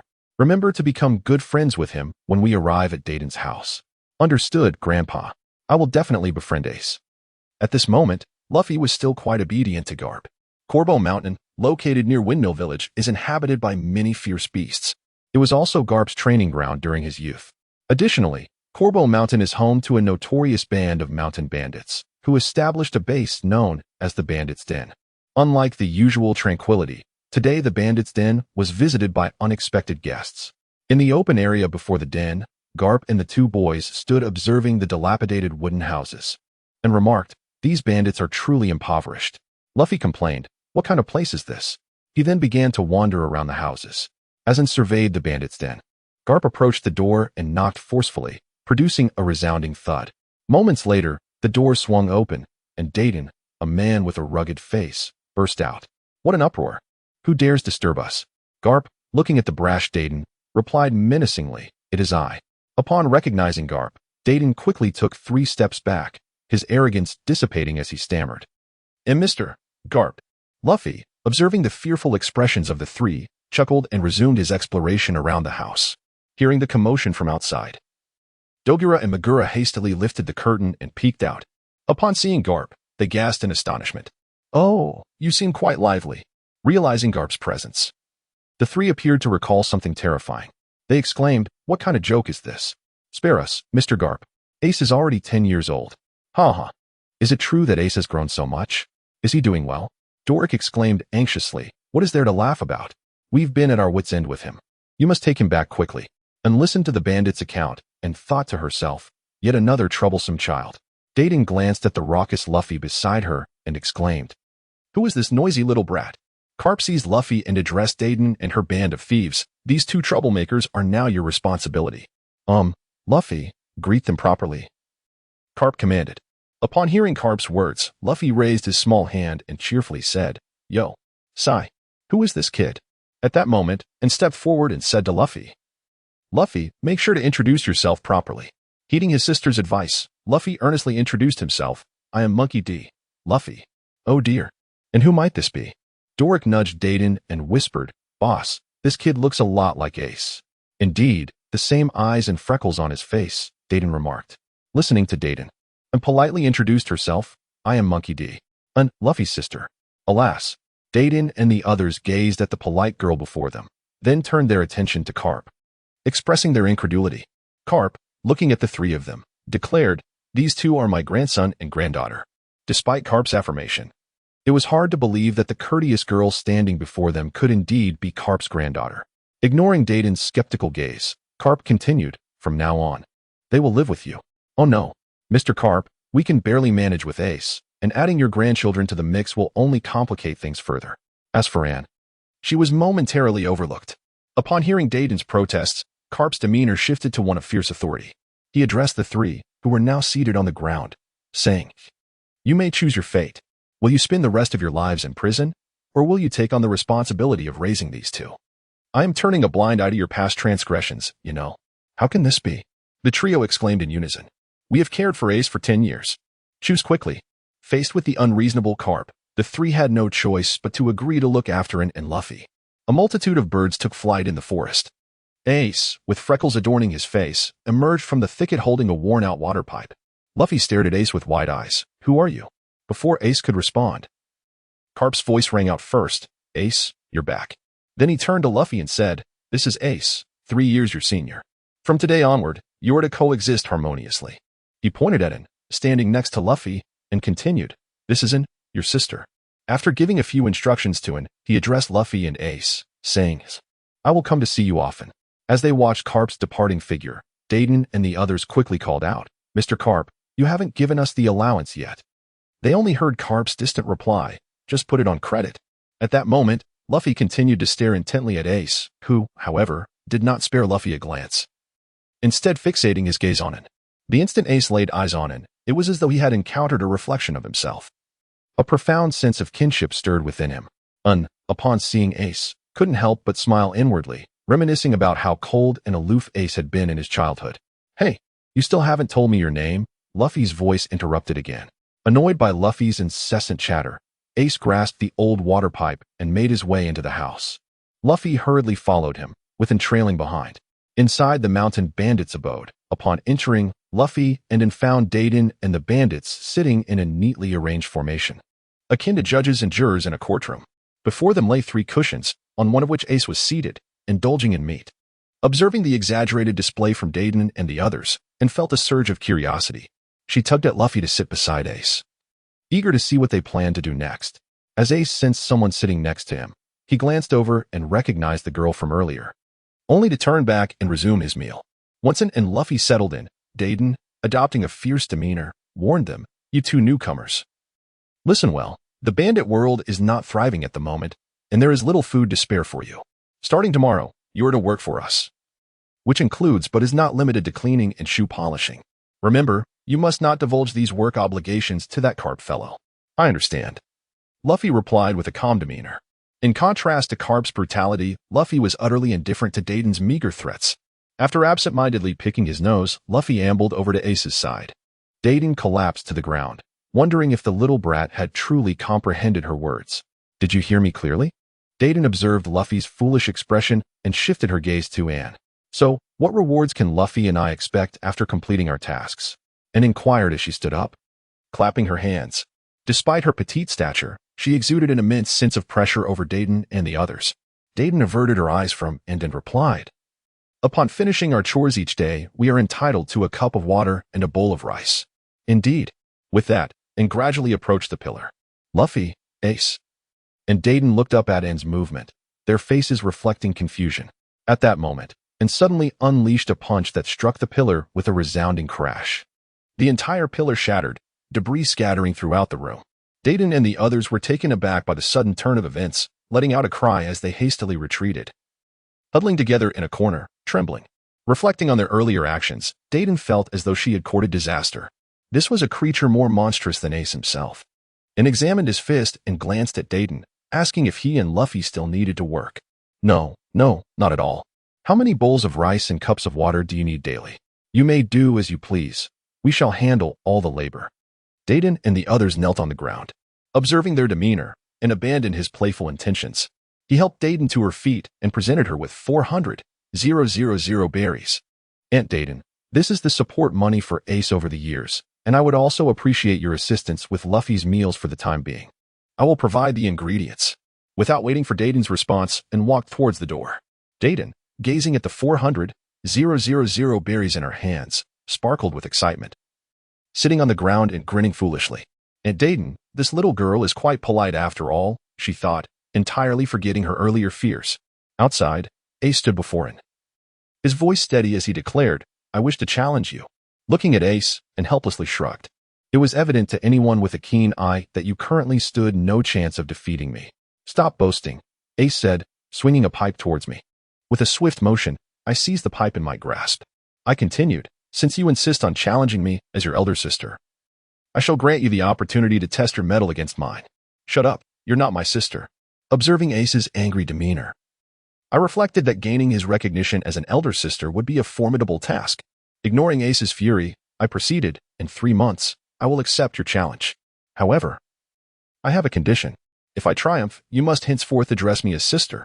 I refuse, Ace retorted swiftly. Hold on, do not be so hasty in your rejection. Listen to my terms. Should I lose, I shall reward you with 1 million berries. 1 million berries. The staggering sum instilled a flicker of hesitation within Ace. Sensing his uncertainty, I resolved to fan the flames further. With 1 million berries, you could purchase a ship and leave this island, embarking upon the life you desire. I was acutely aware of Ace's aspirations. All right, I accept your terms. The thought of departing from this place and venturing out to become a pirate ignited a fervor in Ace's once cold heart. With piercing eyes fixed upon me, he thought. If he could defeat me, he and Sabo could pursue the lives they yearned for. Noticing the excitement in Ace's tone, I understood that in his childhood, Ace had grappled with the world's disdain for his father, the pirate king Gold. Roger. The curse of being the son of a demon had sown seeds of doubt regarding his very existence. Thus, Ace aspired to become a world-renowned pirate, seeking validation from others. Let us make a pact. I extended my fist toward Ace. He gazed at my fist, contemplating the 1 million berries, and finally bumped his fist against mine. In that moment of contact, an unfamiliar emotion blossomed within Ace's heart. The pact is sealed, but no cheating. Retracting my fist, Ace prepared to head towards the uncertain transit station. He was eager to share this promising news with Sabo, hoping for his assistance in enhancing his strength. Hey, I'm Luffy. I'm not angry anymore about you not telling me your name earlier. Let us be friends. Luffy recalled Garp's advice, waving to catch Ace's attention in an effort to forge a friendship. Observing Luffy's actions, I couldn't help but marvel at how, even without spitting, the two were destined to intersect. This is my brother, Luffy. Do not underestimate him. He possesses considerable strength. Ace turned around, fixating his gaze on Luffy, whom he found utterly detestable. With a swift kick, he toppled a nearby tree and dashed into the forest. Oblivious to Ace's menace, the single-minded Luffy pursued him relentlessly. Thus, the two troubled youths departed, leaving me to attend to my own affairs. Atop a mountain on Korpaberg, and surveyed the surroundings. This location was ideal. It boasted an elevated terrain, a nearby water source, and a clear view of the port of Windmill Village. The next step was to clear a patch of land. With a swift motion of his feet, and unleashed a series of colossal wind blades, instantly clearing a substantial area atop the mountain. The severed timber was neatly arranged nearby, the expanse of the cleared land mirroring the amount of wood. This would suffice for today. In a couple of days, I could have Dayton and the others commence work. At the bandits' abode, just before noon, and under the astonished gazes of Dayton's crew, unceremoniously tossed a massive wild boar at the doorstep. This would serve as the meal for Luffy and Ace today. They were to handle its preparation. Sensing the residual aura emanating from it, Megura hurriedly gathered some bandits to carry the boar away. Observing Megura's anxious demeanor, and couldn't help but shake his head in resignation. Am I truly that terrifying? What he was unaware of was that since that morning, after he had obliterated a pillar with a single punch, his standing within Dayton's household had plummeted. Now, all the bandits knew that while they could disregard Dayton's commands, they absolutely could not defy Miss Anne's. They were unafraid of Carp due to his distant presence, but it instilled fear because she was right before their eyes. Disregarding the bandits' trepidation, and inquired of Megura, have Ace and Luffy returned? No. You all prepare the food. I shall go search for them. And stood up and walked towards the door. Once Anne's figure vanished from sight, Dayton and the others let out a sigh of relief. In an uncertain transit station outside the kingdom of Goya, there lay a refuse dump where impoverished individuals and ruffians, expelled from the town, resided. Here, various malevolent incidents unfolded daily. Owing to Ace did not cast Luffy into the valley this time, allowing him to follow along to the secret base shared with Sabo. Has Sabo not returned yet? Hey, Ace, let us be friends. The bothersome fellow insisted. Why do you keep following me? I simply wish to be your friend. Luffy exclaimed in an endearing tone. Do you not have a sister? Why do you want to be friends with me? I just want to be your friend. Luffy obstinately reiterated. Very well, if you are so eager to be my friend, then defeat me. Should you win, we shall be the best of friends. If you lose, you must leave at once. Really? You promised to be my friend. Fool, went against me first, Ace declared, charging toward Luffy. With a single strike, he knocked Luffy to the ground. How weak. It appears we cannot become friends. Wait, I can still stand. Luffy slowly rose from the ground. Ace swung his stick again, sending Luffy flying. Just as Ace was about to mock Luffy's audacity, Luffy again stood up in the distance, shouting, Ace, I want to be your friend. With an emotionless expression, Ace struck Luffy once more. The force of the blow sent Luffy rolling several times before coming to a halt. Do you still wish to be my friend? Ace taunted, gazing down at the fallen Luffy. I can still go on. A faint voice emerged from Luffy's lips as his small frame slowly rose. The earlier blows from Ace had inflicted considerable damage upon Luffy, who had yet to consume the gum-gum fruit. Witnessing Luffy's determination fueled Ace's anger further, and he shouted, You ignorant fool! Do you even know who I am? Being friends with me could lead to your demise. Even if it leads to death, I still want to be friends with Ace. Then go ahead and die. Ace unleashed his full strength, striking Luffy once more. Bang! A resounding crash echoed as Luffy fell heavily to the ground, not rising again, while the nearby trees rustled ominously. At last, it was over. Not yet, Luffy replied, as he struggled to rise, leaning against a great tree. His blood-stained visage radiated determination, and he proclaimed, Ace, I wish to be your friend. Observing Luffy's resilience, Ace felt no stirrings of emotion. Instead, he was filled with disdain. Why do you insist on standing? Wouldn't it be better to lie down? There are countless others in this world like me. Why must you seek friendship with me? Ace retorted with palpable anger. I don't care. Luffy exclaimed, his voice unwavering. Because you are Ace, the one and only Ace in this world, the Ace I wish to befriend. Even if it means my demise, I want to be your friend. As Luffy's heartfelt declaration resonated, Ace gazed at him in astonishment, warmth blossoming within his heart. Since his earliest memories, Ace had only encountered disdain directed at him as the son of the Pirate King. Never had anyone regarded him as unique as Luffy did. Calming his fury, Ace inquired with a serene tone, Luffy, if I were a person loathed by all, if everyone believed I deserved to perish, would you still wish to be my friend? How noisy! Luffy clenched his fists and shouted at Ace. Did I not say that even in death? I wish to be your friend, even if I were to perish tomorrow. Today I shall stand by your side as a friend. I care not for those who despise you. Should anyone dare to bully Ace, I shall surely send them flying. Fate is indeed wondrous. No matter how chaotic the entangled threads may be, they can always be unraveled. Now, let me deliver my final blow. If I withstand it, we shall be eternal friends. Luffy patted his chest and confidently declared, Come on, I will surely endure. Ace unleashed what appeared to be a powerful yet gentle strike towards Luffy. Bang! A faint sound echoed. Moments later, Luffy realized he was still standing in place. Overjoyed, he exclaimed, I did it. I did it. From this day forth, we are friends. Ace gazed at Luffy with tenderness. Thud. Luffy lost consciousness and collapsed to the ground. Luffy, in the northern region of Kolbo Mountain, at an uncertain goods transit station. A young boy clad in a blue suit and adorned with a gentleman's hat concealed himself amidst a heap of refuse. This boy is none other than Sabo, the future revolutionary second-in-command. Before Sabo's hiding spot, two menacing figures approached slowly along a narrow path formed by the debris. The shopkeepers in the nearby town are quite gullible, readily offering exorbitant prices for treasures claimed to be retrieved from the Grand Line. A bunch of unsophisticated rustics. They would never suspect that the so-called treasure is merely the refuse they discarded. Quick, let us open the bag and see how much we've profited this time. Before the men could unveil the contents, Sabo sprang from his concealed position, wielding a pipe that swiftly incapacitated one of the men, seizing the bag of money and fleeing. Observing the theft, the other man disregarded his companion's injury and pursued Sabo. Hey, kid, stop right there, he shouted. Sabo turned, making a derisive gesture, then deftly maneuvered through the refuse, attempting to shake off his pursuer. Minutes passed, and the agile man relentlessly trailed Sabo. I need to think of a way to lose him. As Sabo pondered his next move, two burly men strolled into view along the path ahead. Boss, catch that kid. He stole our money. Upon hearing the shout from his companion, the two men paused and advanced towards Sabo.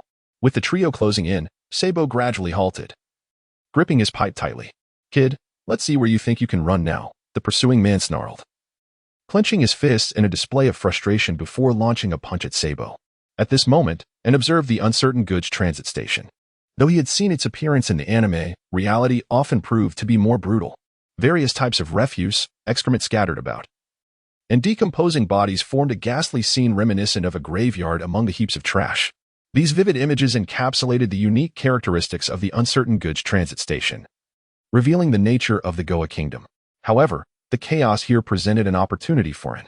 To change the world, he must overthrow the world government, and to achieve that, he must cultivate his own power. The complexities within the navy are counterproductive to his ambitions.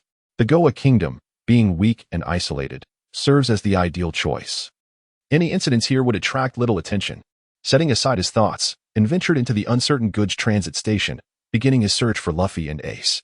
Amidst the refuse, a figure flickered, and scanned the surroundings, searching for Ace and Luffy. Is that not Sabo? Sabo swiftly dodged as the pursuing man swung a punch at him. He then hurled his money pouch at the two burly men rushing from behind, charging towards the man who had just thrown a punch. He struck him heavily with a pipe, causing the man to collapse instantly. It appears that even in his youth, Sabo possesses remarkable strength, and commented. Sabo turned to the two men holding the money pouch and provocatively beckoned them with a gesture. 5 minutes later, the three lay sprawled on the ground, and Sabo bent down to collect the scattered berries, preparing to depart. A series of applause echoed from above. Sabo looked up to see a girl clad in a t-shirt and denim shorts peering down at him from atop a heap of trash. When did she arrive? Sabo could sense that this girl was formidable. Hey, who are you? He called to him with a hint of caution. My name is An. Have you seen Ace and Luffy? I am their sister. Ace. Sabo knew him well, but Ace had no sister, he mused inwardly. In an instant, and vanished and reappeared beside Sabo, lightly patting his shoulder. So fast, Sabo felt a surge of anxiety. If it came to a fight, he would undoubtedly be no match for her. Sensing Sabo's unease, and spoke. I am merely here to fetch Ace and Luffy for dinner. I bear no ill intentions towards you. As you can see, if I wish to harm you, do you think you could resist? Listening to In's words, Sabo found them reasonable. Most importantly, he felt no malice emanating from her. After pondering for a moment, Sabo stepped forward. I know where Ace is. Follow me. On the path to the secret base, he asked, are you truly Ace's sister? Do you mean to say that Ace and I do not resemble each other? Alas. Sabo scrutinized In's appearance, reminiscing about Ace's likeness. It truly bore a resemblance, alas. So, do you believe it now? Sabo nodded, yet in his heart. He pondered that a definitive judgment could only be made upon witnessing Ace himself, considering the sensitivity surrounding Ace's identity. You have yet to reveal your name to me. Have you? Sob. Your little suit looks rather charming, doesn't it? Indeed? I found it in a heap of refuse. Oh.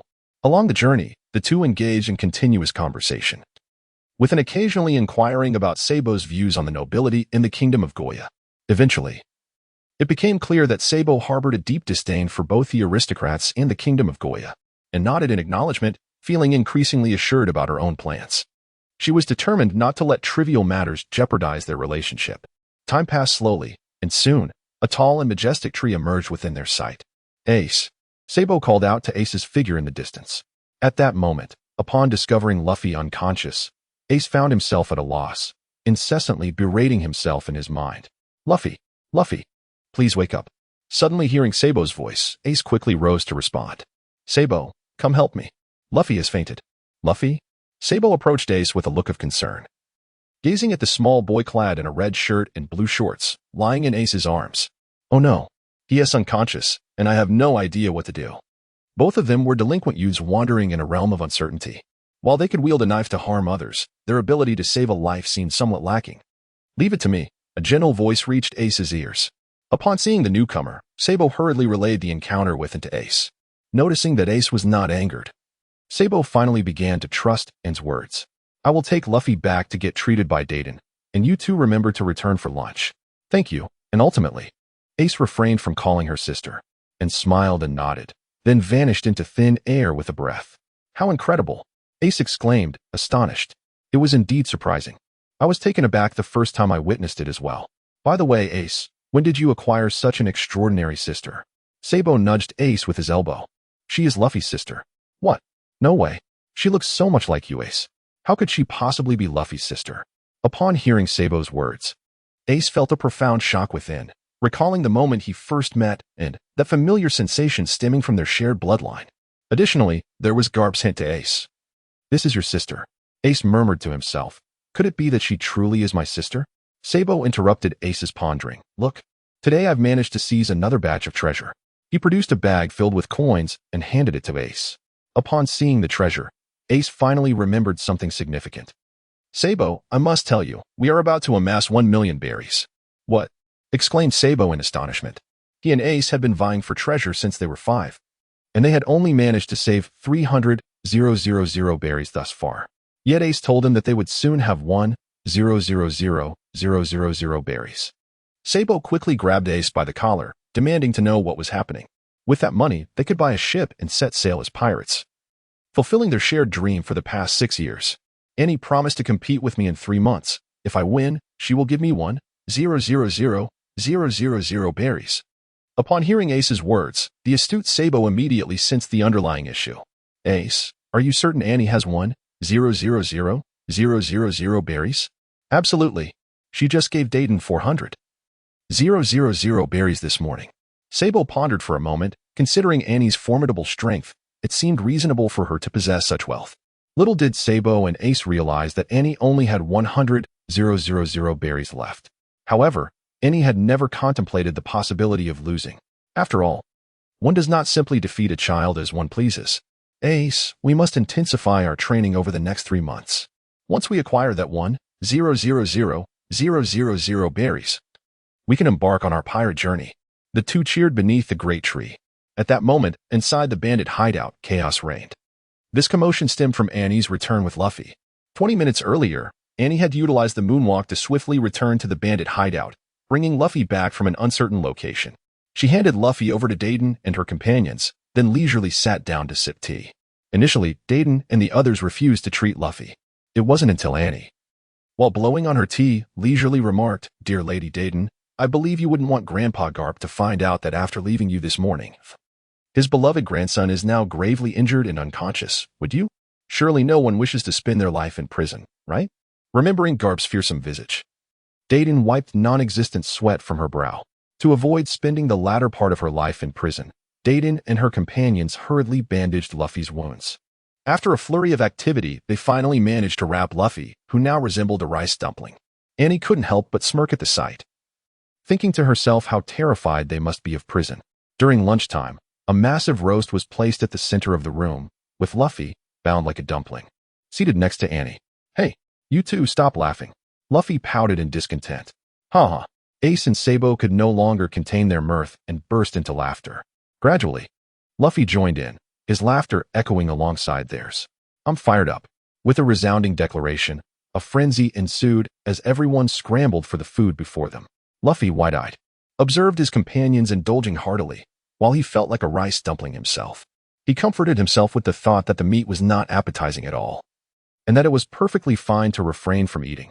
Just as he was lost in his self-deception and shoved a hefty piece of meat into Luffy's mouth. Chomp! Well, the meat was simply delectable. "Sister, I want more," Luffy exclaimed, his face a picture of comedic delight. Laughter and cheerful voices echoed from within the room. 1 month later. Throughout this month, the bond among Ace, Luffy, Sabo, and N had flourished remarkably. Thanks to Luffy's role as a connector, Sabo had begun to accept N, affectionately calling her N every day. Yet, Ace still refused to acknowledge N as his sister, although his actions revealed a growing closeness to her. Before the new villa at Corbo Mountain. This villa had been constructed a month prior, at N's behest, with the mountain bandits laboring diligently to incentivize them, and had promised each a substantial reward upon completion. Luffy, propping himself up with his hands, circled the new house repeatedly, exclaiming, "What a beautiful house. Isn't it, Ace?" Sabo nudged Ace, who merely nodded dismissively, his mind preoccupied with the realization that Luffy would soon depart from the bandits' abode, leaving an emptiness in his heart. "Luffy, we're heading inside. Wait for me, sister." Strolling through the villa, and introduced everyone to the layout of the house. The first floor was designated for daily activities, featuring a dining room, bathroom, kitchen, and various other facilities. The second floor boasted 4 bedrooms, one each for myself, Luffy, Ace, and Sabo. Upon hearing that he would have his own room, a warmth blossomed within Ace. "Is there truly a room for me?" Sabo exclaimed in delight, and nodded affirmatively. That's wonderful. Ace. We finally have our own home, Sabo declared joyfully to Ace. Sister, will we really live here from now on? Indeed. We shall no longer reside with Dayton and the others. Splendid. Luffy exclaimed, raising his small hand in jubilation. Ace, are you not pleased? And inquired, observing the bewildered Ace. Ace shook his head in silence, noticing Ace's reticence, and felt it was essential to converse with him. She then proceeded to introduce the villa to everyone. The third floor comprises guest rooms, which can accommodate visitors or their grandfather upon his return. Lastly, and most importantly, they ascended the wooden staircase, revealing a breathtaking view of the azure sky, with fluffy clouds drifting lazily above. The picturesque scenery of Kalbo Mountain unfolded before their eyes. As they reached the railing and gazed down, the enchanting vista of Windmill Village was laid bare before them. It was truly captivating. Everyone leaned against the railing, reveling in the splendid sights.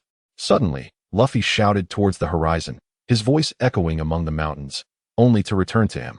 Hee hee, how amusing. Sabo, Ace, sister, and you. Tomboy, come and join the fun. Shut up, you brat. Who are you calling a tomboy? Came the echo. The sound of Dayton's voice resonated, prompting laughter from the group. As the tranquil night enveloped them, Ace and Sabo ventured into the depths of the mountains to capture an abundance of wild game in celebration of their new abode. They gathered outside the villa and circled around a blazing bonfire where a massive leg of lamb was being roasted. Dayton and the others feasted on the grilled meat and sipped on some liquor, filled with merriment. In no time, the band of mountain bandits began to grow intoxicated, singing unfamiliar songs. Eventually, they joined hands to dance to an unknown rhythm. Luffy and Sabo, meanwhile, engaged in a contest to see who could consume more roasted meat. After a spirited clash, Luffy emerged victorious by a narrow margin. The two sprawled on the grass, patting their round bellies. Ace, let us converse on the rooftop. Ace nodded in agreement. On the villa's rooftop, Ace and stood before the railing, gazing down at Windmill Village shrouded in the night. The sea reflected the moon's beauty, with silvery beams dancing upon its surface. If you have any questions, now is the time to ask, and gently prompted, as she tucked her wind-tousled hair behind her ear. Ace paused for a moment, hesitating, but ultimately mustered the courage to voice his lingering concern. Are you truly my sister? His tone bore a hint of trepidation, and comprehended Ace's emotional turmoil. After a decade of solitude, he had discovered the possibility of familial ties, a revelation that could easily invoke feelings of vulnerability. Turning to Ace, and spoke solemnly, are you wondering if I am indeed the daughter of the Pirate King, G.O.L.D. Roger? A powerful surge of joy struck Ace's mind, causing him to stagger backward a few steps. Ace was certain that and was unaware of his lineage as the son of Roger. Yet, she uttered that name, and the answer became glaringly apparent. Stammering, he inquired, are you serious? And did not directly respond to Ace's question. Instead, she countered, do you think we might be siblings? Ace found himself unable to comprehend Anne's inquiry, as overwhelming joy clouded his thoughts. What did it mean? And stepped forward, standing directly before Ace, and with a fervent voice declared, look closely at us. Ace, the same freckles, the same eyes, the same features. Does it truly matter whether we are siblings? It matters not, and declared, her gaze piercing as she looked at Ace, her voice resolute. The world is preoccupied with its own desires, seeking only the outcomes they wish to attain. The truth holds little significance. As long as they achieve their desired results, even falsehoods are inconsequential. Thus, whether or not we are biological siblings is irrelevant. What truly matters is the bond we share and the unity of our hearts. Ace, momentarily lost in thought as he absorbed Anne's words, mused to himself. Indeed, what difference does it make if we are not blood-related? In the eyes of others, they would undoubtedly perceive you as my true sister. Yet, I still yearn to know if you are truly my sister, sharing the same mother and father. Seeing the almost frantic expression on Ace's face, Anne was taken aback. She had grossly underestimated a lonely boy's longing for familial connection. Ultimately, Anne resolved to weave a kind-hearted lie. She gently drew Ace into her embrace and whispered in his ear, yes, my full name is seas.The, and I am your biological sister. As Ace, cradled in her arms, heard a name akin to his own, he could no longer contain the tears that streamed down his cheeks. Tenderly, Anne patted his frail back and spoke softly. Ace, do not concern yourself with the opinions of others, nor their gazes. Live for yourself. Whether you are the son of the Pirate King G.O.L.D., Roger, a child of the devil, a hero, or a villain, it matters not.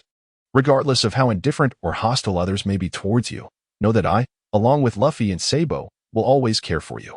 Therefore, no matter what, you must persevere. Ace. The stars in the sky are countless, yet those that belong to us are few and far between. Ace, you three, please wait a moment. Why are you bothering me, sister? Luffy, who was planning to go out, grumbled with a drooping head. Thud. 2 large lumps resembling gourd babies appeared on Luffy's head. Idiot. Keep your mouth shut. Ace and Sabo's voices echoed simultaneously. If sister is calling us, it must be for something of great importance. Following their conversation on the rooftop yesterday, Ace, having confirmed that and is indeed his biological sister, underwent a complete transformation in his attitude towards her, evolving from a previously aloof youth to one who is now much more cheerful. Such pain, Luffy lamented, cradling his head in his hands. Ace and Sabo paid him no heed, turning instead to ask, and, sister, is there anything we can assist you with? And nodded, retrieving 50,000 berries from the system space and handing it to Ace. Please go to the town in the Goa Kingdom and procure some vegetables. And also acquire some paper and pens. Understood, sister, they chorused. Upon hearing the prospect of shopping, Luffy eagerly chimed in, I want to go too, and gestured for Ace and Sabo to take Luffy away. With excitement coursing through him, Luffy urged Ace and Sabo to hasten their departure. Sister, we're off. The trio bid in farewell. After they had left, and reclined on a rocking chair in the courtyard and opened the system panel. Deep blue, enhance. Ding. The attributes of the host panel have changed. Please check for yourself. Ding. Moon bond search in progress. Ding. Search complete. The host has formed bonds with 5 individuals, earning 5 bond points. Ding. Rewards have been credited. As an observed the distribution of moon rewards, she nodded in approval. This seemed fitting. Otherwise, how could she find so many people to form bonds with? Her gaze continued downward. Bond system host, Monkey D. And age, 11 years. Status, normal bond points, 25 fruit, Phoenix fruit, flame of the sun, click to switch, strength, D, enhanced, agility, D, enhanced, constitution, C, enhanced, will, D. Evaluation, Navy headquarters lieutenant colonel, others not yet unlocked, bond lottery, 1 bond point per draw bond, daughter of the sea, heir of heroes, Destiny's twins, and an ace, spark of stars effect, daughter of the sea, favor of the ocean, fire fist of, and an ace gifted, children of destiny, flames of revolution note, click to expand fire fist, ace, the possessor of the flame fruit, navigates the seas with its power, effect, the host's flames awaken sentience, and an ace, 2 beings attuned by fate, traversing parallel dimensions, upon their first meeting. Will the world be altered? Effect, when sensing the call of one, the other may be transported beside them. Usable once only. Flames of revolution. The meeting of those who possess the spark of fire will surely bring monumental change to the world. Effect, all attributes enhancement speed increased by 100. System space. Click to expand with a breath, a flame ignited in its palm. She scrutinized it closely but discerned no apparent changes. What does flame sentience entail? And pondered while gazing at the fire in her hand.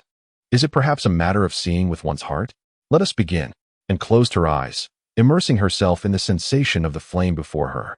Gradually, a vivid crimson hue materialized in Anne's mind, with a luminous white point nestled within its fiery core. Found it, and reached out with his consciousness to touch the white light. As his awareness made contact, the form of the white light began to transform. Could it be that the so-called flame spirit was the essence of bestowing life upon flames? With this thought, and recalled the images of the phoenix in that he had seen in his past life, drawing upon the memories in his mind. He meticulously shaped the entire mass of white light into the figures of the phoenix and as the final tail feather of the phoenix took form. A notification sound from the system echoed. Ding. Congratulations, host. You have successfully created the phoenix and please infuse them with flames. Upon hearing the system's notification, and sighed, realizing that it was indeed about bestowing life upon the flames. System, infuse the phoenix with icy flames and with blazing sun flames. Ding. Flame infusion successful. The moment the system's voice faded, the flames in Anne's hand split into 2, descending onto his shoulders. On his left shoulder stood a creature the size of an eagle, enveloped in icy blue flames. Adorned with a crown of feathers, its wings spread wide. 3 blue tail feathers floated gracefully behind the ice phoenix. On his right shoulder, a similarly sized creature blazed with crimson flames. Crownless, it lowered its head to preen the feathers on its wings, 2 red tail feathers fluttering behind it. From this day forth, you shall be known as Xiao Hong and Xiao Lan. Upon hearing their names, Xiaohong emitted a melodious sound, persistently chirping in protest. However, and chose to ignore it and instead asked Xiaohong and Xiaolon, "Can you shrink a little? Standing on my shoulders like this is too conspicuous." Seeing that and paid no heed to its protest, Xiaohong ceased to argue, and along with Xiaolon, retracted their flames, shrinking to the size of sparrows. Perched upon its shoulders, they appeared exceedingly adorable. "Let us test your abilities." In the depths of the mountains, and commanded, "Go, Xiaolon, use ice spirit assault." Xiaolon tilted its head, looking perplexed at its master. "Do I have that skill? Aha, a mix-up." "Xiaolon, use ice flame barrier to seal its retreat." The adversary was an unfortunate black bear. With a cry like a phoenix, Xiaolon soared into the sky, its icy blue flames surging, its form expanding. Rising high, the frigid ice flames cascaded down from above, instantly transforming into hard, piercing ice walls that ensnared the black bear within.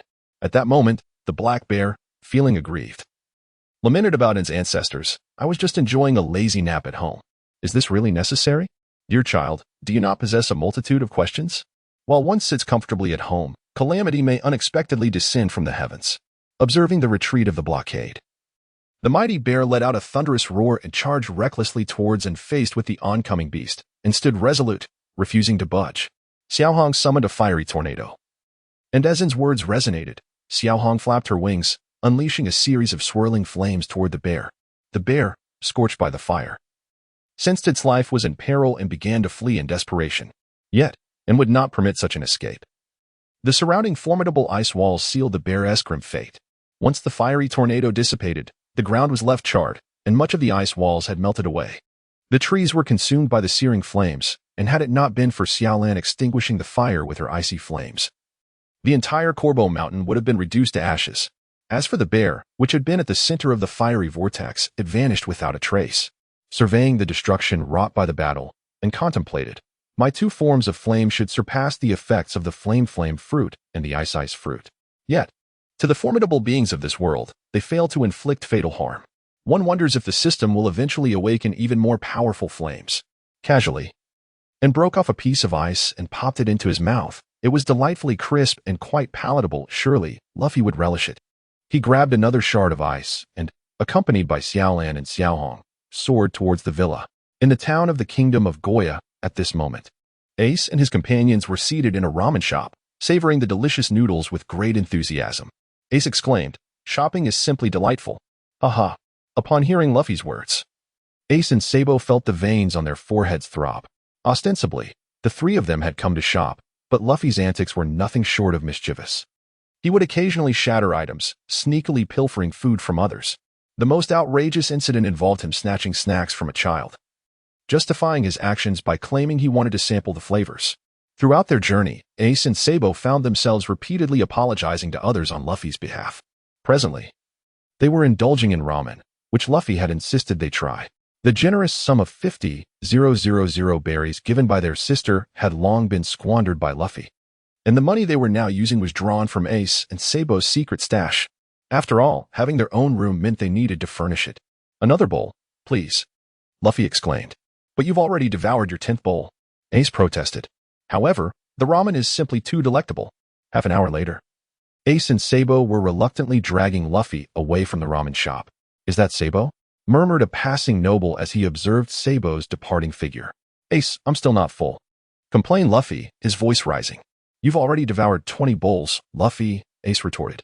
Luffy patted his round belly and insisted, "Yet I still feel hungry." Clang, crackle. Ace and Sabo retracted their fists and continued to drag the dazed Luffy forward. They arrived at a quaint villa, casually placing the ice they had brought on the dining table, and reclined back into the rocking chair, the creaking sound echoing through the yard. She continued to observe the bond effects that Ace and Sabo had brought. The bond between and Ace, entirely intended to prepare for the impending summit war, bore no enhancement to An's own strength. However, as an elder sister, this effect was remarkably potent, even as a time traveler, and could not guarantee she would be able to completely avert the summit war. After all, fate is the most elusive to alter, and was quite pleased with the effect of the revolutionary flame. She had already experienced an increase in her training speed, improved comprehension, and an accelerated enhancement of her attributes. Now, and was truly undergoing an all-encompassing augmentation in her training tempo.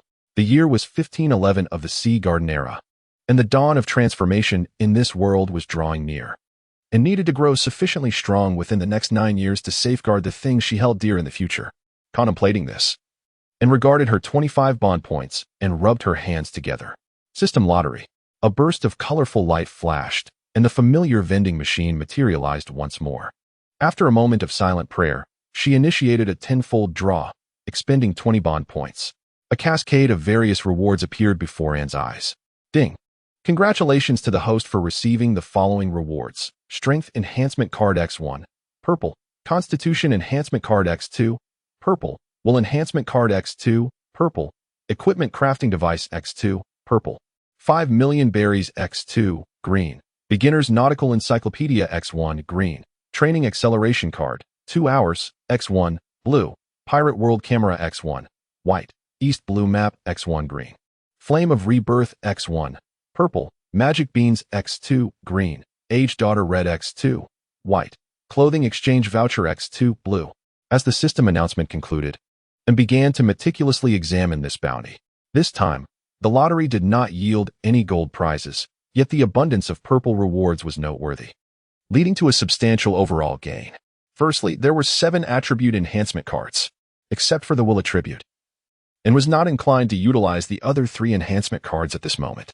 After a prolonged period of diligent training, and could distinctly feel that his strength, agility, and constitution were on the verge of a breakthrough. He planned to wait until these 3 attributes reached D before employing the enhancement cards, aiming to shatter the bottleneck and achieve advancement in one fell swoop. Flipping through the beginner's nautical encyclopedia, and discovered it served as a supplement to his prior maritime knowledge. It was likely that collecting all the encyclopedias would enable navigation through any ocean within the world of One Piece. The equipment crafting device resembled a box-like object. Upon contact, the system prompted that by placing materials and fire within, one could craft weapons independently, and had previously acquired a piece of special metal. Regarding the fire, the Phoenix Flame would suffice. Continuing his exploration, a sphere of white flame materialized in his hand. Unlike other flames, this one radiated a rich vitality. The Flame of Rebirth effect. Upon binding to the character, it preserves the last vestige of life after the character's demise through the flame. Upon witnessing the fleeting moment of the Nirvana flame, and had already contemplated whom to bestow its benefits upon. The Celestial Being, a means to restore vitality, with higher quality yielding greater effects, and retrieved a Celestial Being, resembling those from the Dragon Ball universe. After consuming the green quality bean, she realized it could replenish approximately 20 of her energy. The final item was a clothing exchange voucher, as Anne held the 2 pink tickets in her hands. A shop appeared, visible solely to her. Inside, there was an array of garments, a Sunnis trench coat, a naval cloak, Taoist robes, and much more. Upon closer inspection, Anne discovered a lack of attire suitable for children, forcing her to temporarily forego the exchange. She placed all rewards from the recent lottery into the system space, and gazing at the remaining 5 bond points, resolved to save them for the next 10 consecutive draws. Rising from her rocking chair, stretching languidly, and made her way to the training room. As the sun set and the moon ascended, time slipped away. In the training room, and diligently honed her skills, gradually increasing the weight of her training equipment. Meanwhile, the small blue and red flames, board, returned to Anne's body. During this time, Ace and the others returned, noticing Anne's rigorous training, and subsequently abandoned their solitary pursuits to join her. Thus, another fortnight passed, and Anne's 3 attributes reached D in strength, D in agility, and C in constitution. It was time to utilize the attribute enhancement card, without disturbing Ace and the others, who were still engaged in their exercises, and returned to her room, refreshed herself, changed out of her sweat-soaked attire, and ventured into the courtyard. Reclining in her rocking chair, and silently invoked the attribute enhancement card. Warm currents flowed through her body as the system's notification chimes resonated. After an indeterminate duration, the system's voice fell silent, and opened her eyes, feeling the surge of power within her. Deep blue points accumulated. Ding. The host's attributes have undergone a transformation. Please review them. Ding. Congratulations, host. The will attribute has reached C-, unlocking the observation hockey. Observation hockey is divided into 5 levels: entry, proficient, mastery, and control. Ding. Congratulations to the host for achieving a B-grade physical attribute, unlocking the power of armament hockey. Armament hockey is categorized into 4 levels: coverage, binding, emission, and internal destruction. Host of the bond system, Monkey D. Age, 11 years. Status, normal. Bond points, 5. Fruit, Phoenix fruit. Flame of the sun. Click to switch. Strength, C. Enhance. Agility, C. Enhance. Constitution, B. Enhance. Will, C-. Evaluation, Rear Admiral of the Navy Headquarters. Observation Hockey, Beginner. Armament Hockey, Hardening. Conqueror's Hockey, not yet unlocked. Bond Lottery, 1 bond point. Bond, Daughter of the Sea, Heir of Heroes, Destiny of Twins. And an Ace, Spark of Stars Effect, Daughter of the Sea. Favor of the Ocean, Fire Fiston and Ace, Gifted, Child of Destiny, Revolutionary Fire. Remarks, click to expand. System Space, click to expand. Upon viewing the newly unlocked hockey panel, and was somewhat taken aback. Although she had sensed a peculiar power emanating from her body and mind during her daily training, she had never anticipated unlocking hockey at such an early stage. The vastness of the ocean is undeniable, yet only the formidable in the New World. Particularly in the latter half of the Grand Line, wield hockey, underscoring the challenge of its awakening. Ultimately, the emergence of hockey was a delightful surprise for Rin. Closing her eyes, she expanded her consciousness, and suddenly the world shifted from darkness to clarity. Through the walls, and perceived the movements of Ace and the others within the training room. Her thoughts drifted towards the distant mountains. 1 meter, 2 meters, 5 meters, 10 meters. As she sought to extend further, a sharp pain pierced her mind. Retrieving her observation hockey and massaged her temples, realizing this marked the extent of her range. A 10-meter radius was quite satisfactory for her, though the only drawback was the substantial mental toll from prolonged use. However, with continuous practice, these issues could be mitigated. After testing her observation hockey and vacated the rocking chair and utilized the shave technique to approach a massive boulder. With a heavy punch, the boulder split in two, sending a slight sting through her hand. She moved to another boulder of equal size, a thin layer of black armament hockey enveloping her fist. With a single blow, the boulder shattered into fragments. The application of armament hockey not only fortified her defense, but also augmented her offensive capabilities. Now, she needed to persistently train, incrementally increasing her mastery of armament hockey, allowing quantitative change to yield qualitative transformation, thus reaching the next binding stage. Returning to the villa, and reflected on her time at Corbeau Mountain, which had exceeded a month. It was time to visit Windmill Village and check on Sister Makino. In the training room, Ace, Sabo, and Luffy were instructed to tidy up, as they would be heading to Windmill Village shortly. What is Sister going to Windmill Village for? Is it to see Makino? Indeed, but remember to call her Sister Makino. Did you hear that, Luffy? And tugged at Luffy's small face. Understood, Luffy replied, his face beaming. On the winding path of Corbeau Mountain, the 4 of them, now dressed in fresh attire, strolled leisurely. Luffy grasped a stick in his hand, waving it enthusiastically. Sister, will we return tonight? We will be sleeping at the house in Windmill Village this evening. Wonderful, Luffy exclaimed with excitement. Does that mean there will be breakfast again tomorrow morning, sister? What is breakfast? Upon hearing this intriguing question, 2 individuals approached and inquired beside Luffy. Breakfast is the incredibly delicious food made by my sister. Is that so? I wish I could have some. The 3 of them then tugged at In's clothing. As In listened to Luffy's words and observed their actions, a sense of helplessness washed over him. I understand. The 4 of them strolled along the path of Windmill Village, greeting familiar faces among the bustling crowd. At the same time, he urged Luffy and the others to extend their greetings. Sister Makino, we have come to see you, Luffy shouted as he burst into the tavern. Is it you, Luffy? Have you come alone? Where have you been?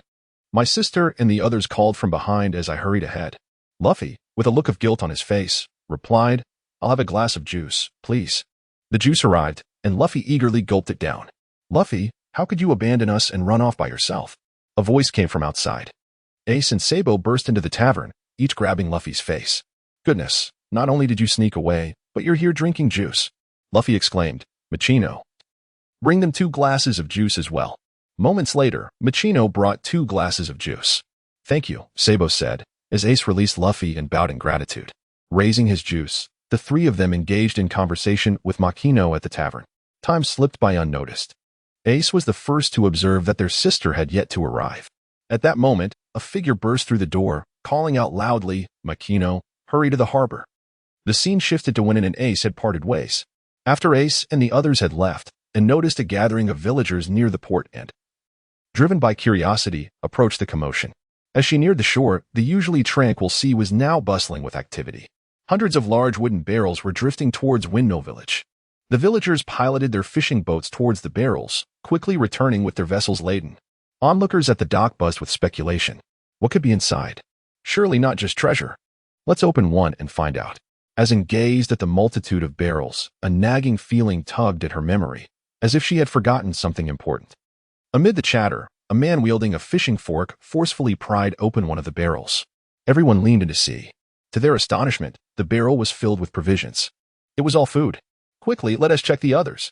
As barrel after barrel was opened, a variety of ingredients were revealed. Some expressed disappointment. I thought it was pirate treasure. While others laughed heartily, this is a gift from the sea. But what of it? Upon seeing the barrels brimming with food, an overwhelming sense of familiarity washed over her. Ultimately, when she heard someone refer to it as a gift from the sea, a shameful memory resurfaced. The cursed recollection assaulted me once again. Could this be the food I prayed for earlier? Why has it taken so long to arrive? Why here in Windmill Village?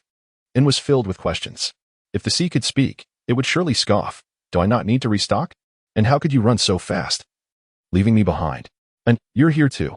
Hello, Grandpa Village Chief. Up nodded in acknowledgement. Looking at the barrels lined up at the dock, Village Chief Up found himself in a quandary. Alas, what should we do with all this food? If left unattended, it will all spoil. Yet, we lack adequate storage space. We can share it with everyone. And suggested, hearing the chief's dilemma. Even if we distribute it, each household one tea have enough room to store it. How about this? We can give each person one barrel, and I'll buy all the excess. Then we can divide the money among everyone. Up shot in a sideways glance. Where will you find so many berries? Grandpa left me quite a bit of money. Very well. Let us proceed according to your method. Silence, everyone, declared Chief Uppu, prompting immediate quiet among the crowd. Under the watchful gaze of the villagers, he continued, the food here is a gift from the sea. Each household may take one barrel. Before he could finish, a voice interrupted. What about the surplus? At that moment, Anne stepped forward and spoke in a steady tone. I will purchase the excess, and the proceeds from the sale will be equally distributed among the villagers. Additionally, my grandfather is Garp. Initially, the villagers were skeptical of Anne's claim, but upon hearing her mention of Garp, they instantly believed her. Seeing that there were no objections, Chief Uppa began organizing the collection of the barrels. After tallying the number, the chief noted there were a total of 152 barrels, with 45 households in the village. After distributing the initial barrels, 107 remained. Chief Uppa nodded and turned to Anne. She addressed the villagers, stating, I will buy the remaining 107 barrels at 20,000 berries each, totaling to 140,000 berries. Each villager will receive approximately 47,500 berries. Are there any questions? In the world of One Piece, most people were uneducated, and as Anne announced the figures, the villagers began to count on their fingers. Eventually, Chief Uppu intervened to prevent the calculations from dragging on indefinitely. Just then, Makino and Ace arrived, and upon seeing the abundance of food, Luffy couldn't help but drool. Could you all help me carry the food to my house? With the villagers' assistance, Garp filled the cellar of his Windmill Village home with barrels of provisions. Amid the astonished gazes of Sabo and the others, and distributed 48,000 berries to each individual. As the crowd departed, only Anne and her three companions remained in the cellar. Sabo inquired, and how do you plan to handle these ingredients? And replied, we intend to keep them for ourselves. Ah, Sister Anne, you must be jesting. How could we possibly consume all of this? Are you unable to finish it? And gestured towards Luffy. Sabo and Ace turned their gaze towards Luffy. Luffy lay atop the barrel of ingredients, drooling with a sparkle in his eyes, grinning foolishly. Sister Anne, how should we store this? Behold, go and bring Luffy down. Under the gentle persuasion of Ace and Sabo, Luffy, adorned with a gourd, quietly sat beside them. Phew! A swirling flame of icy blue appeared in Anne's hand. Amidst the incredulous gazes of Ace, Sabo, and Luffy, and brought his hand down towards the ground. Glacial Inferno. The icy blue flame spread throughout the cellar at a visible pace. As the flames surged, the entire cellar was instantaneously enveloped in frost. Within this frost-covered cellar, Luffy, Ace, and Sabo gazed in astonishment at the frozen food. Luffy then exclaimed with curiosity, wow, my sister's hand is on fire. He hurried over to Anne's palm, carefully observing the icy flames she conjured. Reaching out, he touched the flames and exclaimed, oh, this feels so wonderful. Ace, Sabo, come over and take a look. A few moments later, the three of them gathered around the flames, their curiosity piqued, occasionally reaching out to touch the enchanting fire. This is truly delightful. Luffy marveled once more, to which Ace and Sabo eagerly nodded in agreement. They then simultaneously inquired, "Sister, how is it that your hand can ignite flames?" Unlike Luffy, Ace and Sabo, who had long navigated the uncertain realms of power, understood its significance. If they could also wield such flames, their strength could potentially double. Observing the longing in their eyes, and was about to respond when she suddenly felt a damp sensation in her palm. Turning around, she found Luffy with his mouth wide open, having taken a bite out of her small hand. "You fool, Luffy," and exclaimed, pulling her hand away and immediately retaliating with a series of playful yet forceful strikes. Ace and Sabo, witnessing Luffy's comical plight, couldn't help but admire his bravery. 5 minutes later, Luffy, his head spinning as if stung by a hornet, slumped onto the ground, still persistently asking, "Sister, why are you hitting me?" and chose to ignore her foolish brother and continued speaking to Ace and Sabo. In today's vast ocean, beyond the power of physical strength and skills, there exists a wondrous fruit, a treasure of the sea, known as the devil fruit. It is said that those who consume a devil fruit gain extraordinary abilities, but at the cost of being despised by the sea, becoming unable to swim. Upon hearing In's explanation, Sabo quickly interjected, "Did you eat a devil fruit too, In?" "Indeed. But the devil fruit I consumed is rather unique. It is a Zoan-type devil fruit, the mythical phoenix fruit," and continued, "Devil fruits are diverse and categorized into 3 types, Zoan, Paramecia, and Logia.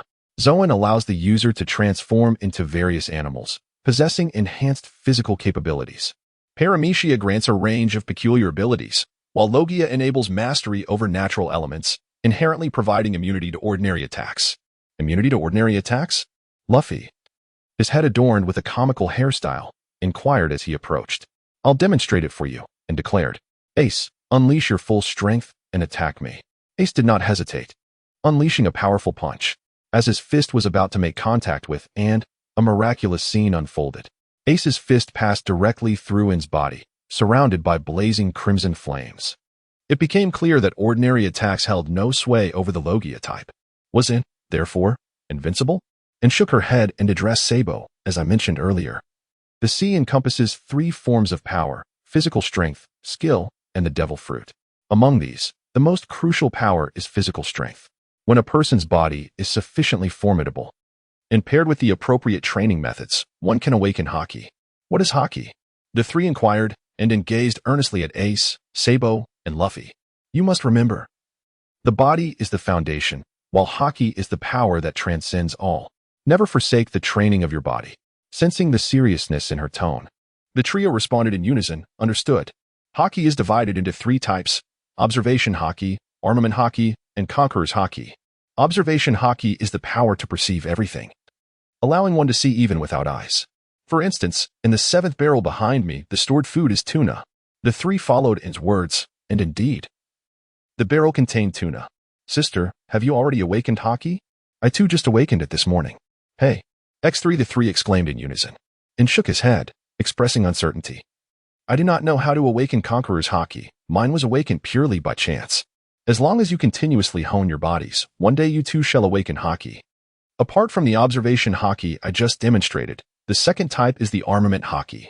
Under the gaze of the 3, and raised one hand, the black armament Haki gradually enveloping his fist. "This is armament Haki. With it, you can strike the bodies of those with Logia-type abilities. Furthermore, armament Haki can suppress many devil fruit powers.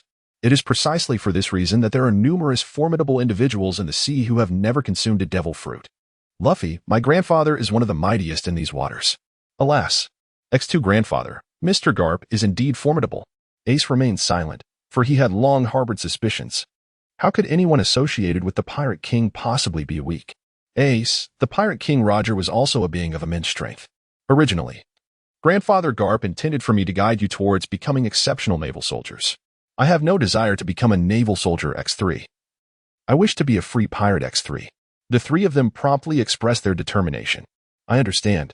Hence I have never demanded that you become members of the Navy." Ace, hearing her sister's stern admonition, he fixed his gaze upon, and one must not heed the opinions of others when it comes to the legendary Pirate King, Gold. Roger, rather, one should trust the answers they have uncovered for themselves. The vastness of the ocean is such that it cannot be swayed by the words of a single individual. At its core, this world is already steeped in decay. Sabo, you should understand the underlying reasons better than they do. How could Sabo possibly know? Luffy, with his freckled face, inquired while picking his nose. Upon hearing and reveal her identity, Sabo exhibited no signs of surprise. Luffy, I am indeed a child of nobility. And it is precisely because I could no longer endure the stench of aristocracy that I fled. Just as Sister stated, even if this vast sea lacks the one piece left by Roger, there will still be countless individuals who, unable to survive, venture out to become pirates. I see. So it seems we have indeed chosen the right path as pirates, Luffy remarked nonchalantly. The third type is the Conqueror's Haki, a rather unique form of power that cannot be acquired through mere training. It is an innate quality, representing the spirit of an individual. Consequently, those who possess Conqueror's Haki are often referred to as having the potential of a king. Currently, many renowned strongholds upon the seas are endowed with this ability. In comparison to others, Ace, Sabo, and Luffy, you all possess remarkable talent. Thus, it is imperative that you persist in your training. Only by continually strengthening yourselves can you realize your dreams. So, Sister, do you consume a Zoan-type devil fruit? In a sense, yes. My fruit is somewhat unique. And you will come to understand it in due time. Let us head outside. Upon departing the cellar, the sky had darkened, and they were unaware of how long they had lingered below. I just remembered, Sister Makino asked us to join her at the tavern for dinner, Luffy exclaimed, his voice imbued with innocence. Then let us make our way there. We should not keep her waiting. Ah, we have arrived, Sister Magino. At this moment, Magino was setting the freshly prepared dishes on the dining table. Come and partake in the meal. All right. I began my evening meal. After dinner, Makino was measuring Luffy's dimensions with a ruler, expressing her intention to craft a suit for him. She also called for Ace, Sabo, and to join.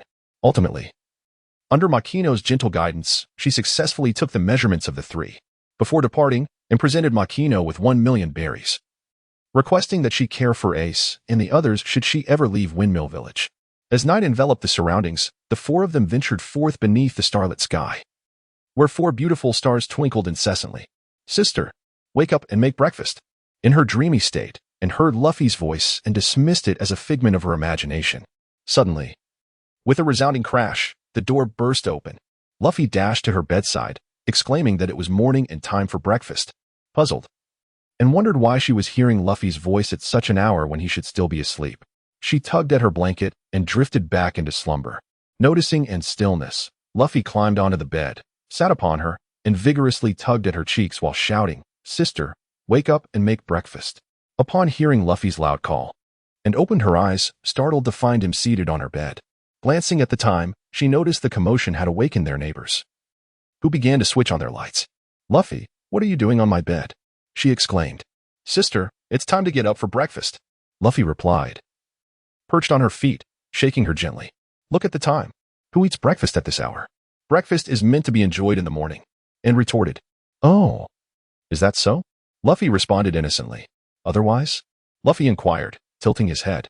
What time shall we eat? 6 o'clock.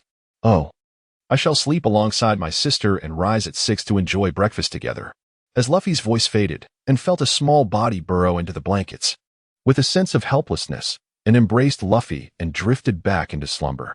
At 6 in the morning, and stretched lazily and descended from her bed, glancing at Luffy, who lay sprawled on the bed, fast asleep, and smiled softly. After freshening up, she retrieved some precious ingredients from the cellar and made her way to the kitchen. In the kitchen, and planned to prepare a fusion of Eastern and Western dishes for breakfast, with the main fare consisting of porridge and pan-fried meat.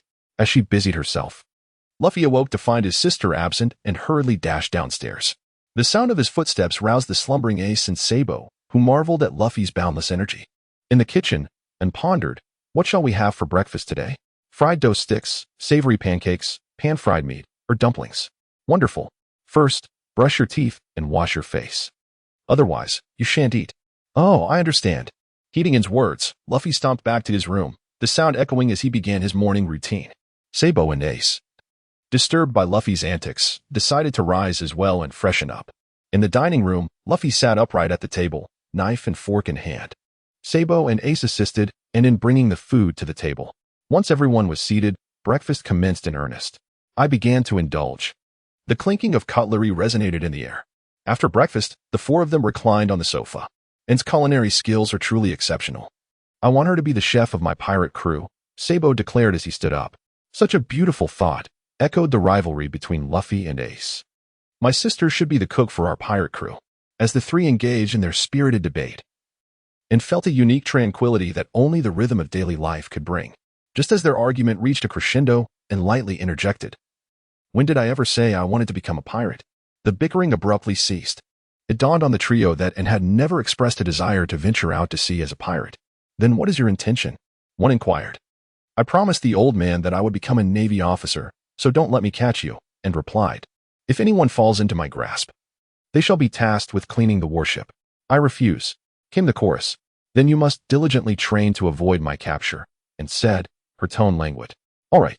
We should return to Corbo Mountain." Corbo Mountain, the haven of bandits. After delivering 4 barrels of provisions to Dayton, the four returned to the villa to commence a new round of training. Upon departing from Windmill Village, and sought the effects of the favor of the sea bond by praying at the shoreline. This time, her offering was the flame fruit. Knowing that Ace would inevitably consume it, she thought it best to present it early to enhance his training. Beyond the flame fruit, and prayed for various other items. She released Little Blue and Little Red, instructing them to patrol the waters off Windmill Village each day. Should they encounter anything unusual on the surface, they were to notify her. Ace and the others watched in astonishment as its flames transformed into birds. They soon marveled at the beauty of Little Blue and Little Red, fostering a deeper bond between the three of them and the 2 birds. After their flight, and announced a decision that would bring Luffy, Ace, and Sabo great distress. Producing the paper and ink she had previously purchased, and insisted that Luffy, Ace, and Sabo devote themselves to learning. After all, as her younger brothers, they could not afford to remain illiterate. Initially, Sabo, raised as a noble, believed it would be an effortless endeavor. As he delved deeper into his explanations, both he and his companions, Luffy and Ace, found themselves scratching their ears in confusion. Before they knew it, 2 months had slipped by.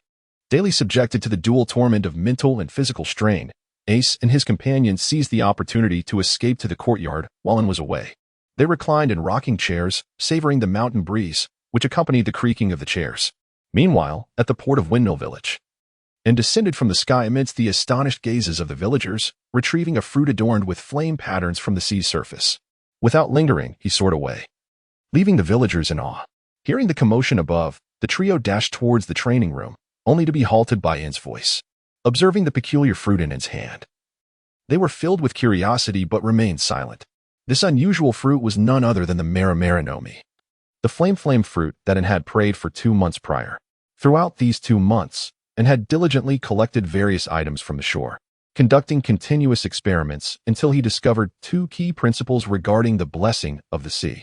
The first principle was that the items prayed for did not materialize out of thin air, they emerged from the ocean, whether they had fallen into it or grown within it. The second principle was that the delivery time of these items varied according to An's location and movements. For instance, if An desired a specialty from Wano country, it had to exist in the ocean, and the sea would transport it based on An's position. Should An's location change during this process, the delivery time would also shift, though An remained unaware of the transport mechanism. Setting aside his thoughts, An beckoned Ace over and presented him with the Nomi. This was a Logia-type devil fruit that, once consumed, would grant the ability to control flames. Having heard An's explanations about devil fruits, Ace understood the immense value of this particular fruit. As he hesitated over whether to accept it, and smiled and remarked, "This is a gift from your sister to her brother. You must accept it." Feeling the warmth of his sister's sentiment, Ace unhesitatingly consumed the devil fruit. With a crack, the sound of a camera shutter echoed. Before Ace could fully comprehend what was happening, an overwhelmingly unpleasant taste surged from his mouth. He felt the urge to vomit, but realized he had to swallow it all to gain the fruit's powers. With a hint of mischief, and remarked, "You must endure the unpleasantness." Gritting his teeth, Ace forced himself to consume every last bit. The camera flashed from various angles. "Your gifts are not yet prepared," and told the other 2, "but I will present them once they are ready."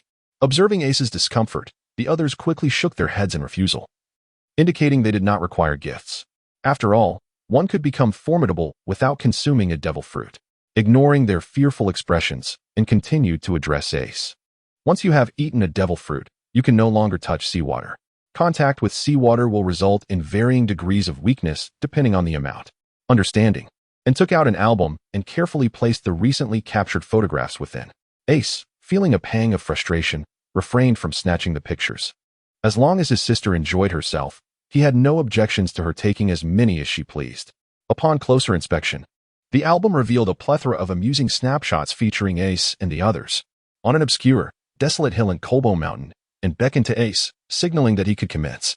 During the days following his acquisition of the Maramara Nomi, Ace had diligently practiced, albeit at the cost of incinerating several patches of forest, and had begun to grasp the fundamentals of its powers. With Anne's signal, the long-anticipated duel from 3 months prior was officially underway. Ace strode forward, wielding a water pipe as he launched an attack toward Anne. The battered pipe sliced through the air, accompanied by a fierce whooshing sound as it hurtled toward her. Just as it was about to strike, an unexpected event transpired. With a soft whoosh, and vanished from her position. The aimless water pipe crashed heavily against the ground, producing a resounding thud as the earth fissured beneath it. Not bad with the force, Anne's voice resonated from behind Ace, coinciding with the arrival of her iron fist. Sensing the oppressive wind generated by her punch, Ace deftly rolled to the side, narrowly evading the blow. The iron fist struck the ground, creating a sizable crater. Seizing the opportunity, Ace gripped the water pipe horizontally and aimed a sweeping strike toward Anne. Paper drawing. Suddenly, Anne's body transformed into the thickness of paper, as the pipe glided along the surface of Anne's form. "What?" exclaimed Luffy and Sabo, watching from a distance. Ace, witnessing yet another failed attack, prepared to strike again. "It's my turn." With that declaration, Anne swiftly employed the technique of shave, appearing beside Ace. Her leg, cloaked in haki, landed a powerful kick to Ace's waist, sending him flying. "Having strength alone is insufficient. One must also possess skill," she remarked. Heeding his sister's words and feeling the pain in his side, Ace refrained from charging in recklessly, opting instead to contemplate how to overcome her. However, Ace's hesitance did not deter Anne. Once more, she executed shave, launching a punch towards Ace that was devoid of restraint. The fierce gust of her punch sealed off his escape route, as the overwhelming force bore down on him. Cold sweat trickled down Ace's forehead. He felt an imminent sense of demise, causing his focus to waver momentarily. Just as Anne's dark fist was about to connect, Ace transformed into flames, allowing the shadowy punch to pass through him and collide with a nearby tree. Boom! Debris rained down around them. Fool, when engaged in battle, one must maintain their focus. If you possess strength, wield it without hesitation. There is no concept of fairness in combat, only survival of the fittest. Yes, and commanded loudly. Brimming with the determination to defeat me, unleash all your might. Heeding his sister's guidance, ES cast aside all reservations. Flames erupted from his palm, engulfing the water pipe before him. With a resounding clash, the pipe met his fist, and the searing heat ignited an icy blue flame upon Anne's knuckles. As the two infernos collided, droplets of water cascaded down, and deflected the pipe with a powerful punch, and both combatants leapt backward. After gathering their strength, they charged at each other once more. The sun ascended steadily, and the battle between An and ES transitioned from the open ground to the depths of the forest. Noticing the beads of sweat glistening on ES's forehead, and withdrew his fist and proclaimed, "Let one decisive strike determine the victor." ES recognized this as the opportunity his sister had bestowed upon him. The colossal ice phoenix soared from Anne's hand. Upon witnessing this, Ace promptly unleashed the techniques he had mastered over the past few days. Mirror Flame, the Ice Phoenix, and the Mirror Flame swiftly approached one another. The land they traversed was incessantly ravaged by frost and fire. Boom! An explosion resonated from their meeting point, as the colossal Ice Phoenix and the Mirror Flame remained locked in a stalemate. Nearby trees stood divided, one half encased in frost, while the other half blazed with fierce flames. Time gradually passed, yet they remained fixed in place. "Sister, it seems we are at an impasse. You embody ice while I embody fire, and thus we cannot determine a victor. Is that not so, Ace? What instills such confidence in you? Who has informed you that there exists no distinction of strength among the devil fruits?" As he listened to his sister's words, a sense of foreboding arose within Ace's heart. Behold, with Anne's voice echoing, the colossal Ice Phoenix unleashed its power, relentlessly consuming Ace's flames and encasing him in ice. Ace, caught off guard by the sudden transformation before him, found himself immobilized. Within the massive ice block, flames continued to blaze fiercely, and Ace gazed at the scene in disbelief. "Do you understand now, Ace? There exists a hierarchy among devil fruits. your flame fruit is not invincible," and switched her flames to the blazing inferno and unleashed a formidable fire punch that nearly melted the ice entirely. Gasping for breath, Ace responded, "I understand now, sister. But how can your ice freeze my flames?" "Because my devil fruit is rather unique," she replied. "Is there a fruit more powerful than the flame fruit?" "Indeed. For instance, the magma fruit." "Sister, how can I develop my flame fruit further?" "Read extensively and expand your imagination." As Ace voiced his inquiries, Sabo and Luffy hurried over from a distance. "Ace, you're incredible. You've battled with him for so long. And the flame fruit is truly magnificent." Remembering the image of the mirror flame, Sabo felt a tinge of envy before expressing a hint of disappointment. "I suppose I can't compete with you now." In contrast, Luffy was more straightforward, exclaiming, "Sister, I also want a devil fruit as powerful as Ace's." With a resounding thud, a lump appeared on Luffy's head. One might mistakenly believe that devil fruits are as readily available as common cabbage, but that is far from the truth. Furthermore, Ace's devil fruit may not necessarily be suitable for you. If you ever wish to consume a devil fruit in the future, it is essential to seek one that best aligns with your unique capabilities. Understood. After enduring the beating, Luffy has become noticeably more subdued. Let us return. As time passed, the four individuals continued their daily lives, studying, training, and dining together. During this period, and imparted a wealth of knowledge related to flames to Ace, enabling him to develop the abilities of the Mera no Mi. Meanwhile, Luffy and Sabo persisted in their physical training. Days turned into weeks, and 4 months slipped away. Through relentless training and battles among the trio, A's prowess saw considerable enhancement. Sensing his mastery over Haki growing ever more refined, and nodded to himself, it was time for a lottery draw. After 7 months of accumulated rewards, combined with the previous 5 points, and now possessed a total of 40 points and bonding points, the system initiated the lottery.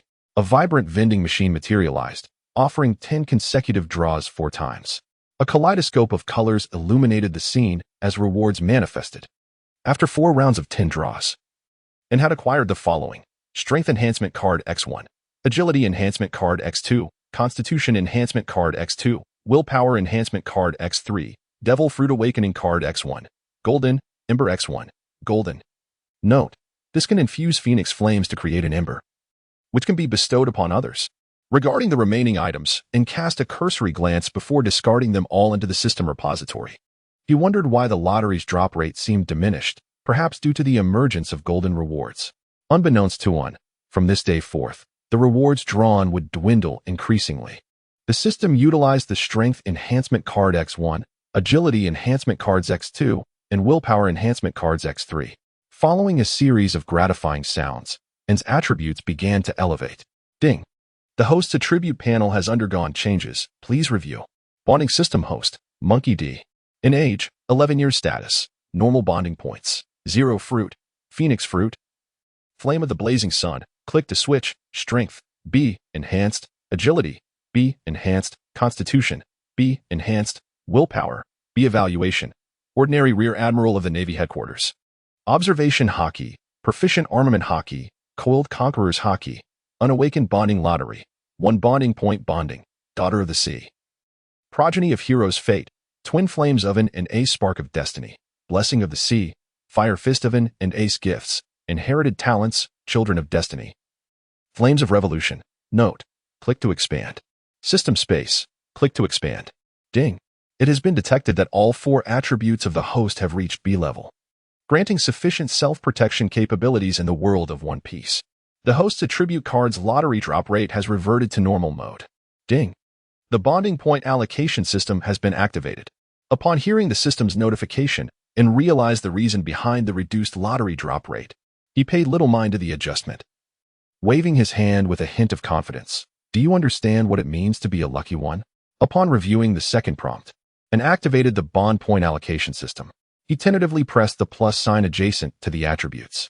To enhance the B-grade strength attribute, it required 20 bond points. As he observed the system's notification regarding the necessary bond points, and felt the weight of his journey towards becoming stronger, an arduous path indeed. At the Marine headquarters on the Grand Line, in the office of the Fleet Admiral, a desk cluttered with a plethora of documents faced the door. Seated in the chair was a middle-aged man, adorned with a seagull hat, and sporting a goatee, deeply engrossed in his work. This individual was none other than Fleet Admiral Sengoku, renowned as the Navy's strategic genius. Above him, a plaque inscribed with the words "Justice Reigns Supreme" hung prominently. Suddenly, with a resounding bang, the door was forcefully thrust open, and a towering figure strode in. "Kong, what brings you back? Has something occurred in the New World?" Sengoku inquired, pausing his tasks and looking up at Garp. For the moment, there are no pressing issues. Presently, the pirates in the New World are preoccupied with challenging Whitebeard, Kaido, and Big Mom, leaving little time to concern themselves with us, Sengoku continued. "Then why have you returned?" he questioned, noticing Garp stealthily reaching for his snacks. "Haha. Caught in the act, I see," Garp chuckled heartily, unperturbed by the revelation. "I merely found the New World to be rather dull. So I thought I would come and pay you a visit. Humph. With the time you have, it would be far more prudent to scout out some promising talents to nurture. Ever since the era of Kazan, the Navy training camp has failed to produce any noteworthy individuals. While the current Navy seems formidable with the likes of Akainu, Kizaru, and Akiji, Admiral Sengoku has long realized that the future of the Navy is fraught with uncertainty. Such as the inevitable circumstance, many of the gifted have turned to piracy. What is amusing about that? It's all that cursed Roger S. fault. Even in death, he speaks of One Piece. How fitting of Roger S. character. Observing his old friend Garp's carefree demeanor, Sengoku regrets taking up the mantle of Fleet Admiral. Recalling the words of former Fleet Admiral Kong, Sengoku now fully understands that this position does not bring about justice, but rather constrains it. He rubbed his forehead, watching his old friend in such a melancholic state. Garp laughed heartily. "Sengoku, when did you become so sentimental?" "Damn Garp, what do you know?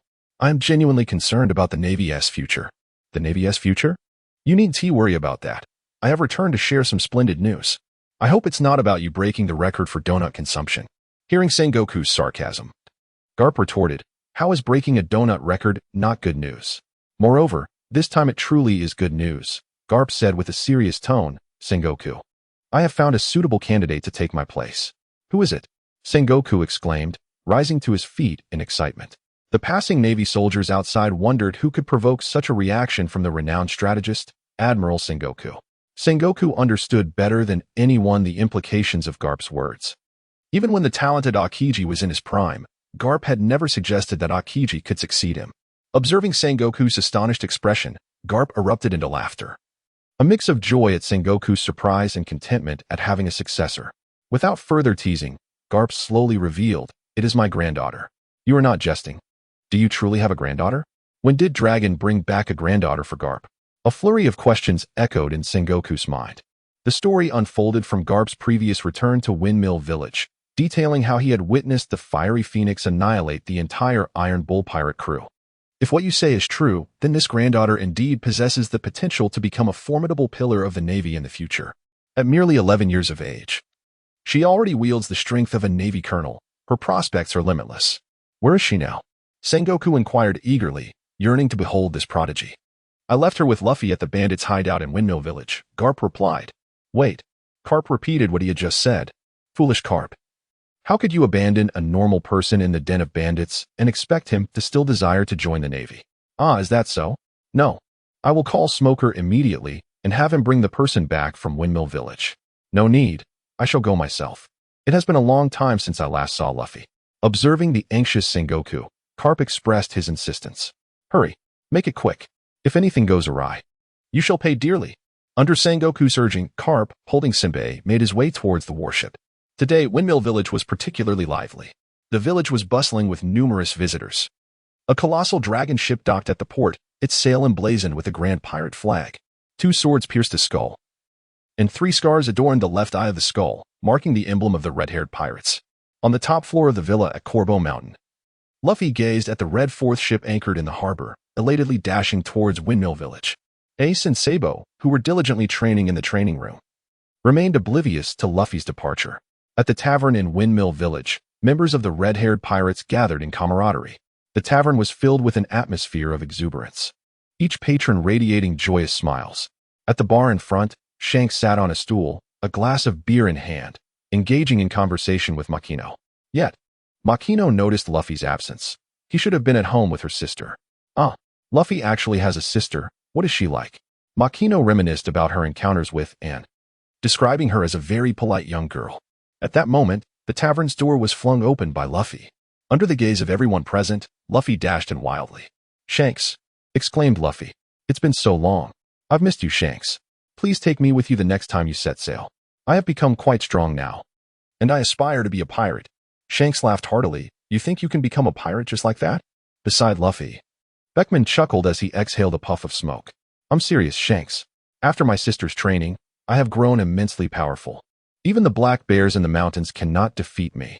Regardless of your strength, Luffy, defeating all the creatures in the mountains alone does not qualify you to be a pirate," Jessup remarked to Luffy. "Why? In simple terms, Luffy, you are simply too small to adapt to the life at sea," Riki remarked, biting into his meat. "I am not small. I have grown up." "Ha. What are you laughing at, Shanks?" All right. Don't be angry. Come, have a glass of juice." "Thank you, Shanks." Just as Luffy finished his juice, Shanks, patting his thigh, laughed. "Look at you, still claiming you're not a little brat. You're so despicable, Shanks." The tavern erupted in a chorus of hearty laughter. Continuing from the previous tale, while the patrons of the tavern mocked Luffy, a loud crash resounded as the tavern door was kicked open. The laughter inside abruptly ceased. A group of strangers entered, led by a man wielding a long sword, who sneered, "Is this what they call pirates?" They all wore such foolish expressions. As he spoke, he crushed the wooden door with his foot and approached the bar. "Welcome," said Makino. The arrogant man replied, "I am the Mountain Bandit King, Sig. However, I am not here to cause trouble today. Just bring us 10 barrels of sake. I apologize, but we have run out of sake." Makino responded with a hint of regret. "What nonsense. Do these pirates not drink sake?" The tavern stock had indeed been entirely consumed by them. "Well, that is quite unfortunate. It seems we have drunk all the sake in this tavern. If you don't mind, I have one bottle left that hasn't been opened," Shanks offered. Bang! Sig disregarded Shanks' goodwill, shattering the offered bottle with a punch, splattering the liquor all over Shanks. Mockingly, he declared, "Who do you think I am? I am the Mountain Bandit King, Sig, with a bounty of 8 million berries. I have already slain 56 fools like you. A single bottle of sake is hardly enough to rinse my mouth." "Shanks," Luffy said, his face etched with concern. It's nothing to worry about, Luffy. It's just that the tavern floor got a bit dirty." Shanks knelt down to gather the shards of the broken bottle. The mountain bandit drew his sword and swept everything off the bar, scoffing, "You really do enjoy cleaning, don't you, pirate?" Glancing at the bewildered pirates within the tavern, Sig waved his hand, declaring, "Since there is no wine left, this has lost its charm. Let us go, boys." The bandits gradually exited the tavern, leaving only a half-open door creaking in the air, its sound echoing through the establishment. "Are you all right, Mr. Shanks?" Makino inquired, holding a towel to wipe away the spilled drinks. "I'm fine, Makino. It's merely your floor that has gotten dirty." Laughter erupted within the tavern. Jesus Burgess and Locky led the chuckles, remarking, "What a pity, being looked down upon. Makino is truly too kind." Shanks took the towel to dry himself, casting a glance at Makino, whose cheeks had turned crimson, and burst into hearty laughter. The tavern resonated with mirth. At that moment, Luffy was exceedingly angry, standing on a stool and exclaiming, "What is so funny? Don't you all feel embarrassed? Why not fight back, even if they seem numerous? Just because they appear strong doesn't mean they should be allowed to bully us. If you can still laugh after being treated so poorly, you're not a real man. You don't deserve to be a pirate." Shanks adjusted his hat and replied, "Luffy, I understand your feelings, but it's merely spilled wine. There is no need to be this upset." Hearing Shanks' words only fueled Luffy's anger further, and he turned his head away. "Hey, what is that?" Luffy exclaimed, spotting a peculiar fruit encased in a box on the table. It resembled the devil fruit his sister had spoken of.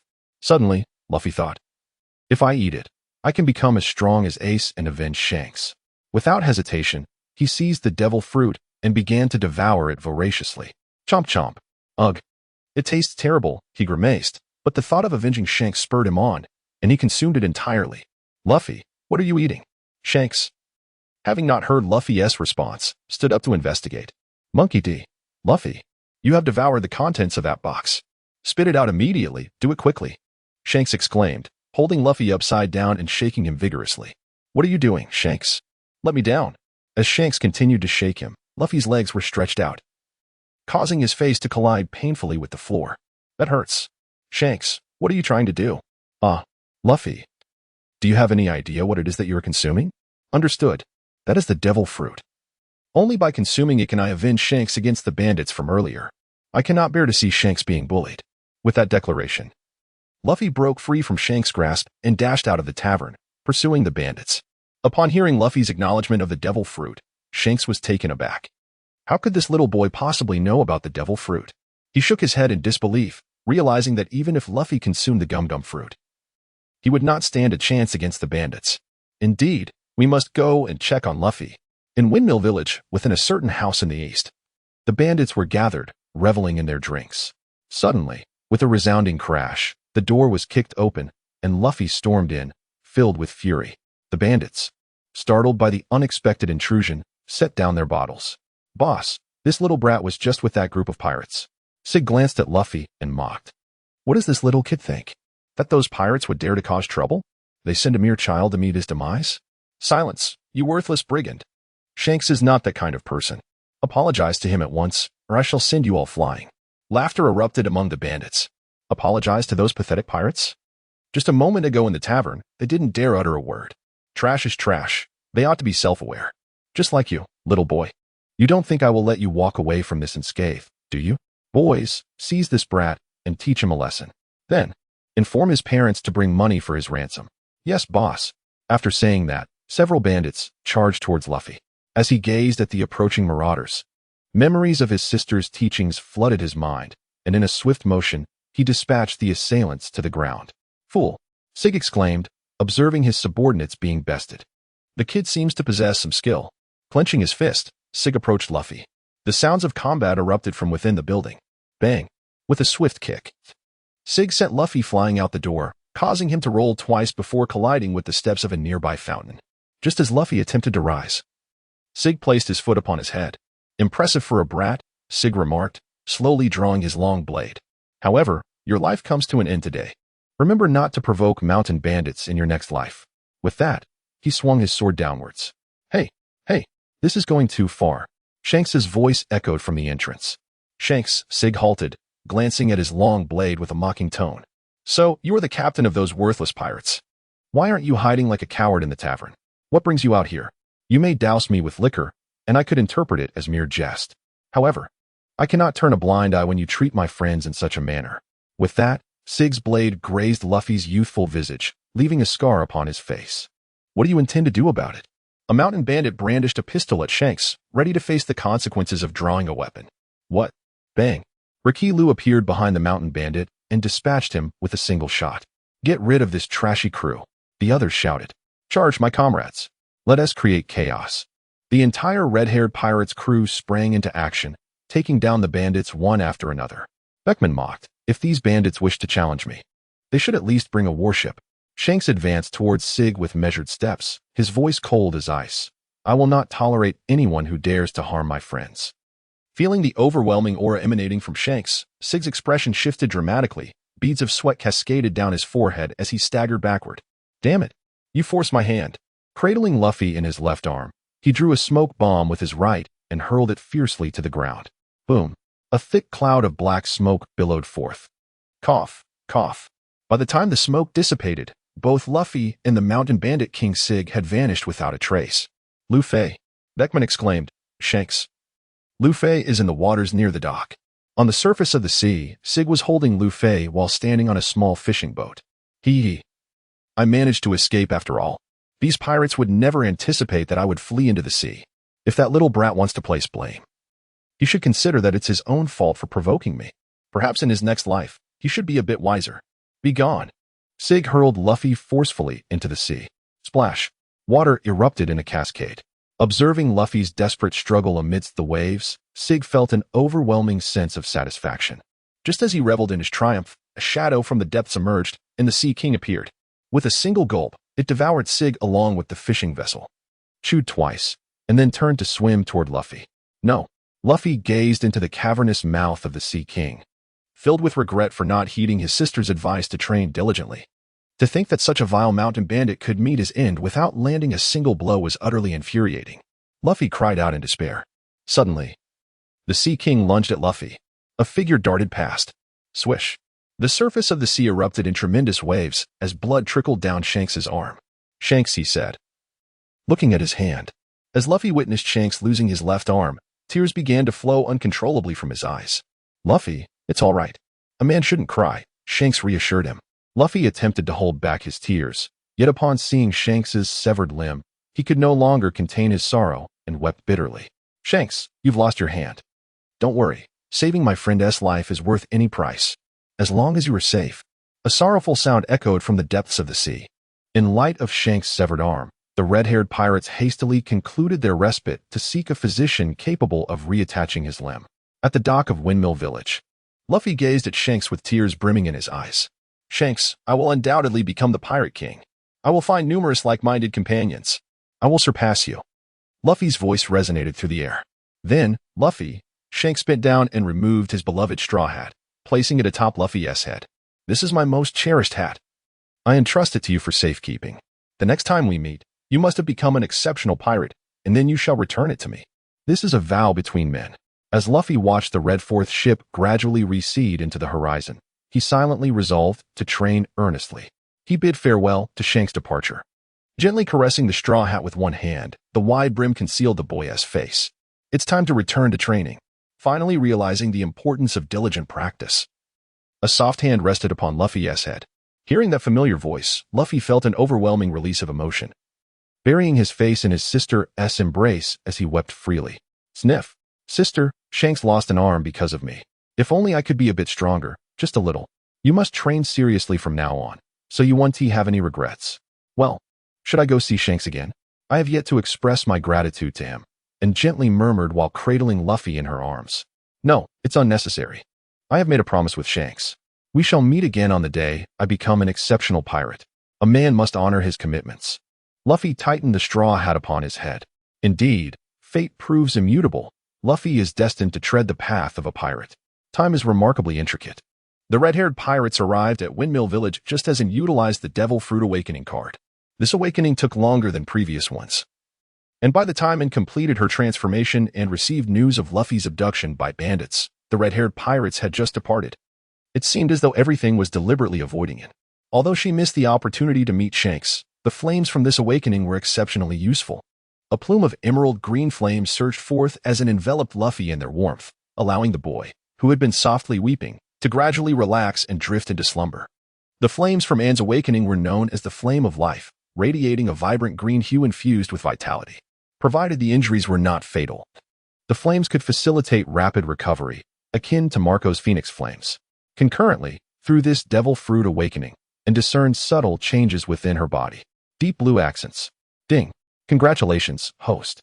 On awakening 3 types of Phoenix Flames, you may now utilize bond points for the ultimate awakening of the fruit. Ultimate Awakening. After awakening, the host can transform into a phoenix, attaining comprehensive enhancements. Ding. The host has activated the Flame Liberation effect. Ding. Host panel attributes have changed. Please review them. Bond System Host. Monkey D. In age, 11 years status. Normal bond points. 0 fruit. Phoenix Fruit Flame of Life. Click to switch. Strength. B. Enhanced. Agility. B. Enhanced. Physique. B. Enhanced. Will. B. Evaluation. Elite Rear Admiral of the Navy Headquarters.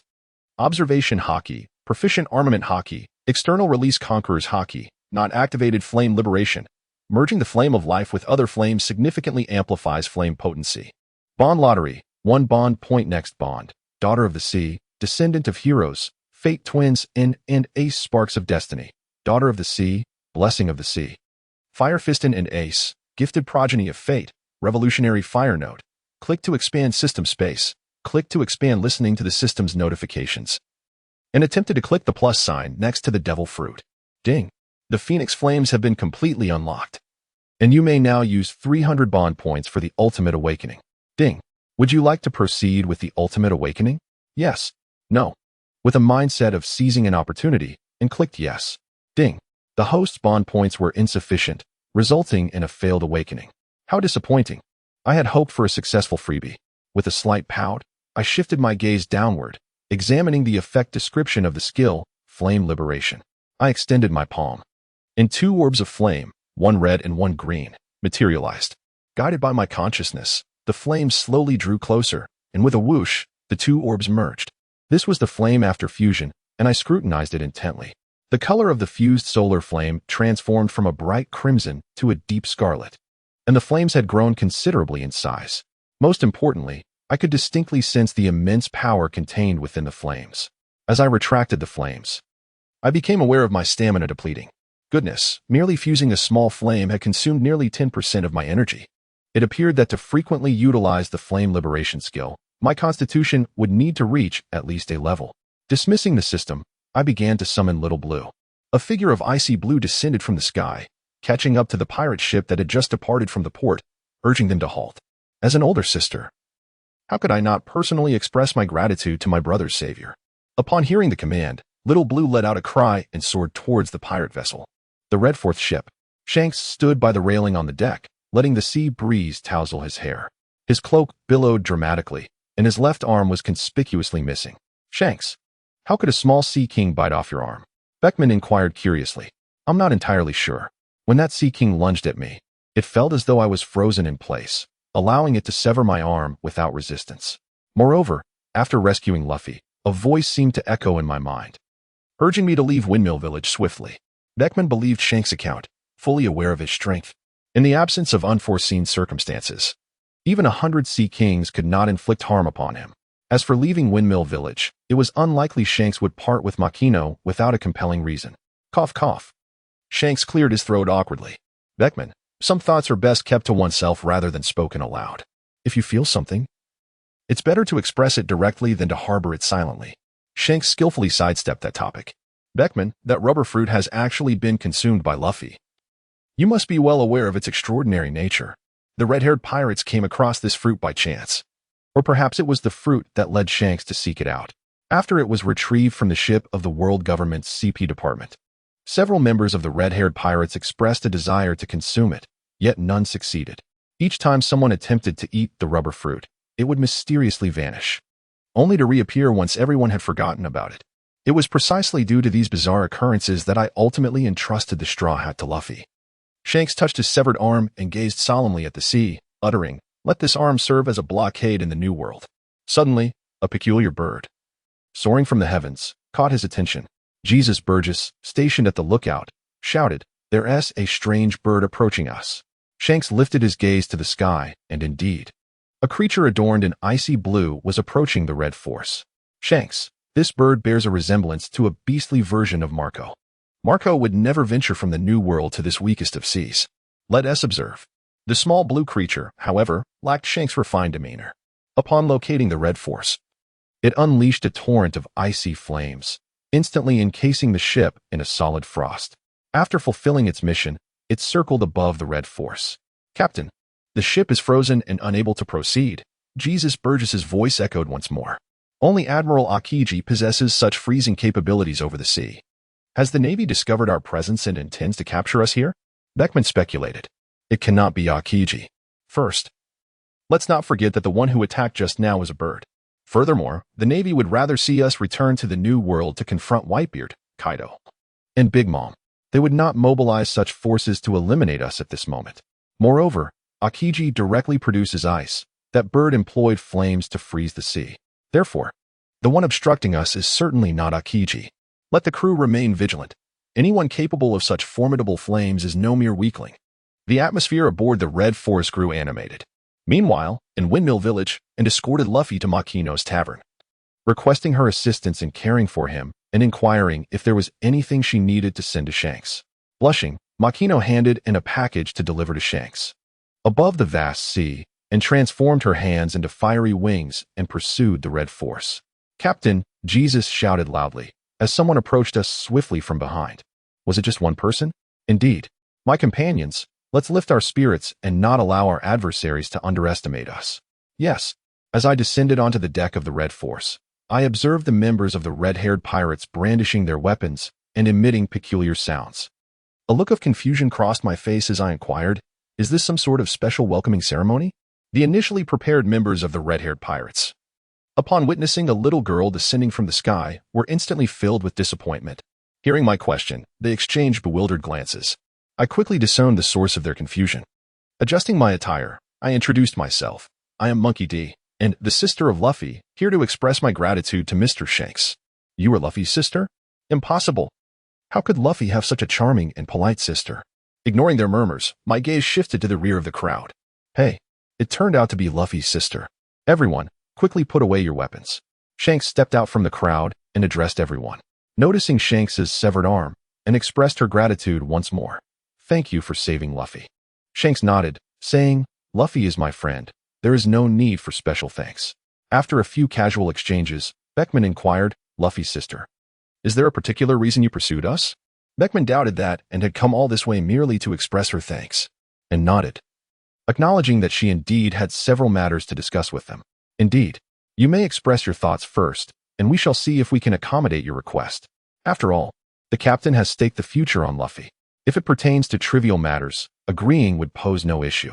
And turned to Shanks and stated, for the first matter, I am not fond of owing favors to others.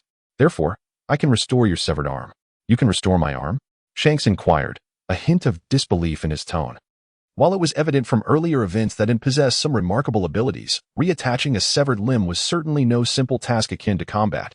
And's palm emitted a swirl of green flames, directed towards Shanks's amputated arm. Be cautious, Shanks. Despite being Luffy's sister, Beckman remained vigilant. Fear not, Beckman, Shanks interjected, feeling a peculiar tingling sensation at the site of his injury, halting Beckman's movements. What a marvelous flame. I believe you can indeed help me regrow my arm. However, he continued, gently stroking the stump of his left arm with a relaxed demeanor, this is a symbol of my friendship with Luffy. Thus, I have no desire to restore this arm. Are you truly certain? And asked, to which Shanks solemnly nodded, observing Shanks's earnestness, and couldn't help but reflect on the formidable nature of fate, which also heightened the pressure on him for the forthcoming rescue of Ace. Since you do not require it, as a gesture of gratitude, I can assist in healing the injuries of your crewmates. Upon hearing Luffy's sister's words, the crew erupted in jubilant cheer. In the life of a pirate upon the seas, who hasn't encountered a few ailments, the opportunity for healing was met with great delight. Acknowledging the cheers of his comrades, Shanks nodded in appreciation towards And, saying, then I shall trouble you. A colossal orb of emerald flames manifested upon the deck, and it instructed everyone to step inside. Heeding And's words, Shanks gestured for his eager crew to enter one by one. As time passed and the number of those receiving treatment grew, and stamina began to wane, beads of cold sweat forming on his forehead. It was only when Beckman completed his treatment and emerged that And extinguished the flames and wiped the perspiration from his brow. Meanwhile, the members of the red-haired pirates who had received treatment erupted in a chorus of jubilation. In his capacity as a healer, was afforded a VIP treatment. The bonds among the crew members gradually deepened.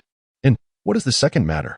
After witnessing And's healing of their hidden injuries, Beckman's tone had noticeably softened, and fixed his gaze upon Shanks. I wish to engage in a friendly duel with you. Ah, surely not. And was determined to challenge the captain. It seemed improbable. While And possessed considerable strength, it was still a far cry from the captain's prowess. Shanks felt somewhat perplexed. Indeed, and demonstrated remarkable abilities. Whether it was the ability to freeze the ocean or to heal hidden wounds, it was evident. However, to challenge someone of his caliber was a daunting endeavor. Much like what Loki had remarked about Luffy. Too small, and was truly diminutive. How strong could an 11-year-old girl possibly be?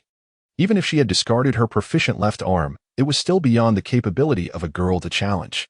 However, considering and had just assisted everyone in healing their hidden wounds, Shanks inquired once more, are you certain? And was aware of being underestimated, but she remained unfazed internally. After all, true strength is the best testament. I am certain. Please, Mr. Shanks, let us engage in a spar. Very well. I accept your challenge. What a surprising concession from the captain. Alas, the captain is being foolish. How could he agree to such a thing? If And were to win, she might refuse us healing in her anger, and if she were to lose, his pride would be irreparably tarnished. Hearing the teasing remarks from his comrades, Shanks felt a desire to deliver a sound thrashing to them all. Let us find an uninhabited island. My fruit possesses considerable destructive capability. Agreed. Thus, the Red Fourth ship sailed towards a nearby isle. On the verdant island of the East Blue, an unexpected group of visitors had arrived. The colossal Red Fourth dragon ship anchored near the shore, as An and Shanks glided towards the island. Members of the red-haired pirates were densely clustered along the side of the ship. Beckman, how long do you think An can hold out? Jesus, Burgess asked. That depends on whether the captain holds back. Without restraint, perhaps 10 minutes. However, considering she is Luffy's sister and has just aided us, I suspect Shanks will show her some mercy. on the island and gazed at Shanks, acutely aware that he was the most suitable candidate to test her abilities. This was why she had journeyed such a distance to catch up with the red-haired pirates. Two distinct flames, one blue and one red, erupted from Min's body, taking shape. She then issued her command, marking the official commencement of their spar. Little Blue unleashed ice spears. With wings unfurled, Little Blue ascended into the sky, conjuring clusters of icy flames that rapidly coalesced into long spears, which were hurled towards Shanks. That bird just froze our pirate ship. Does anyone know what type of devil fruit that is? Shanks, observing the incoming ice spears, effortlessly raised his griffin to defend against them. Suddenly, a blaze erupted behind him, prompting Shanks to swiftly turn and execute a sweeping slash, cleaving the flames asunder. At this moment, and had reached directly above Shanks, her fists enveloped in flames, launching a straightforward punch aimed at him. The slender griffin met her iron fist in a fierce clash, creating a powerful gust that swept through the island, causing the leaves to rustle. Isn't he going to use hockey? A soft voice emerged, and amidst the words, the flames wrapped around another fist suddenly intensified, surging towards Shanks. As Shanks prepared to draw his sword for defense, a piercing chill emanated from Griffin, swiftly enveloping Shanks' hand. Witnessing this, the dark, armed hockey enveloped Griffin, shattering the ice. While Shanks retreated, launching a powerful strike towards the fiery fist of an onboard the Red Force, the crew observed Shanks unleashing his hockey, instantly realizing that in strength surpassed their expectations. However, they were never concerned about Shanks' potential defeat, for they had triumphed over countless formidable foes along their journey, with many renowned warriors of the sea having fallen beneath Shanks' blade. On the island, and seeing Shanks employ his hockey, resolved not to conceal his own prowess. Flames of deep crimson ignited around him as he fully harnessed the abilities of his devil fruit. With a delicate cry of divine bird impact, Xiao Hong soared above him, transforming into a miniature sun. Countless fiery phoenixes erupted from within, cascading towards Shanks. The air was filled with a continuous series of resounding explosions, and clouds of dust ascended. As the smoke dissipated, the ground was marred by deep craters left in the wake of the detonations, while Shanks had long since vanished from sight. The observation hockey was activated, sweeping across the island. I have found it. Little Blue. Shanks appeared behind him, poised to strike. Upon hearing the call, Little Blue emerged from Min's back, unleashing a torrent of icy flames. Sensing the bone-chilling cold of the flames, Shanks was compelled to abandon his attack, instead launching a series of flying slashes into the sky. With a piercing wail, Little Blue soared aloft, enveloped in flames.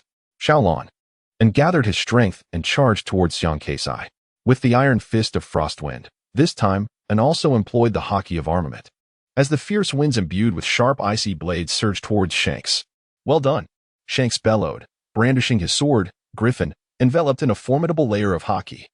The collision of his obsidian fist and the blade caused the ground to tremble, sending reverberations through the air, while the fierce gust from his punch whipped past his face, freezing the collar of his coat. Simultaneously, and felt a sharp sting radiating from her own fists. Truly, the captain of the red-haired pirates was a force to be reckoned with, his hockey exuding such raw power. How impressive indeed. To possess such strength at such a tender age.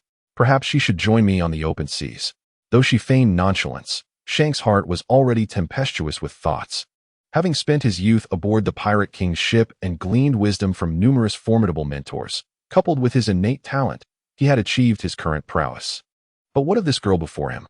She appeared to be no more than 11 or 12 years old.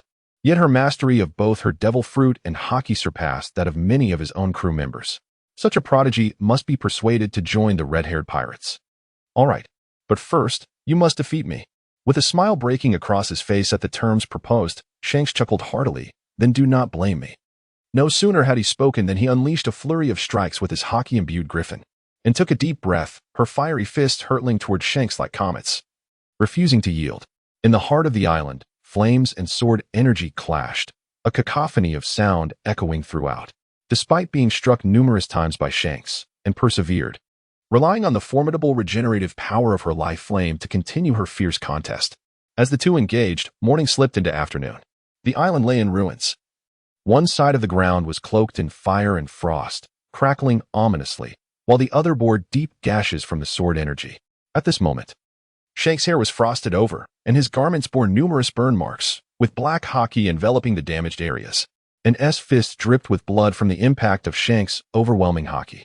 I have always been curious, What devil fruit did you consume to possess 3 distinct abilities? Shanks inquired, and, however, offered no response as emerald flames engulfed her hands. Moments later, she launched herself once more toward Shanks, igniting a new round of fierce confrontation. The fist, enveloped in flames, struck once more. What a tenacious girl. It is time for me to showcase my true abilities. Shanks's expression turned grave as the rich hockey swirled around his griffin, staining the blade a deep, inky black, with each passing moment of their fierce battle, and continually reshaped Shanks's understanding, leaving him profoundly astonished. Whether it was the intensity of her hockey or the extraordinary powers of her devil fruit, he sensed the essence of New World pirates. Had it not been for Anne's rather shallow combat experience, Shanks would undoubtedly believe he was in the New World rather than the East Blue. Divine Evade. A fleeting shadow glided just above the ground as Griffin transformed into an apparition, striking fiercely at Anne's body. The intense impact of the armed hockey reverberated through her, causing significant damage despite the absence of Conqueror's hockey, and felt as if she had been struck by a meteor, hurtling through the air. Truly, she was Luffy's sister. How could it be that the pirates of the Grand Line seemed less formidable than she? Moreover, Beckman, do you truly believe you can defeat Luffy's sister? On board the Red Force, Jesus Burgess and others stood in stunned silence, their minds swirling with questions about the world. Were they truly so weak? Or was this girl simply too powerful? Hey, Captain, what does this mean? No matter how strong Anne is, she cannot surpass him. Why has he even resorted to divine evade? Enough. Without the added Conqueror's hockey, and possesses the physical resilience to withstand it, Beckman interjected.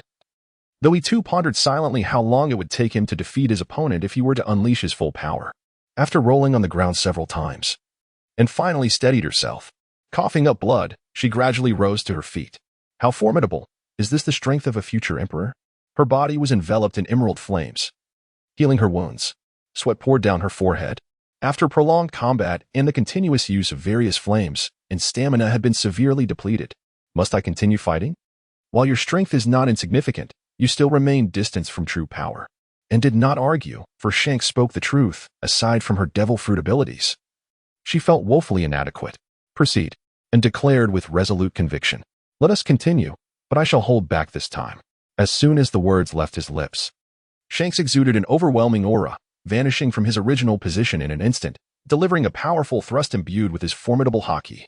In that fleeting moment of danger, Anne's observation hockey sensed the imminent threat, prompting him to swiftly turn and execute a new technique. The shield of extreme ice manifested as azure flames, instantaneously compressed before it, taking the form of frost-laden shields. With a resounding clash, Shanks' strike met the shields, shattering them in an ephemeral moment. Seizing this opportunity, and executed the shaving technique and moonwalk. Ascending into the air, summoning Little Blue and Little Red, the trio stood majestically amidst the heavens, and positioned his hands in an 8 shape, emulating the yellow monkey's 8-footed light. As the crimson and azure flames converged and compressed upon his chest, the divine bird and falling star unleashed a barrage of compressed flame bullets, relentlessly bombarding Shanks. Each fiery projectile struck the earth, igniting flames that roared into the air. Rather than retreating, Shanks advanced, his formidable aura enveloping his form as he sliced through the flame bullets and charged towards Anne. With a powerful leap, he swung his sword down upon her, ceasing his skill, and enveloped her fists in armament hockey and met him head-on. The impact resounded with a thunderous boom. The disparity in strength was overwhelming, and once again, Shanks cleaved, and from the sky, the ground beneath them bore a massive crater from the collision, wherein crouched, her body wreathed in green flames, wiping the corner of her mouth before gradually rising to her feet. Is it not over yet? This shall be my final strike. Let us determine the victor with this blow. Little Blue and Little Red transformed into flames, merging seamlessly back into its form. The crimson and icy blue flames converged above her, coalescing into a colossal purple fireball, half the size of a small island, with its surface bubbling like molten lava. The fusion of these two flames brought forth a temperature far exceeding that of either flame alone. Brace yourself, Shanks.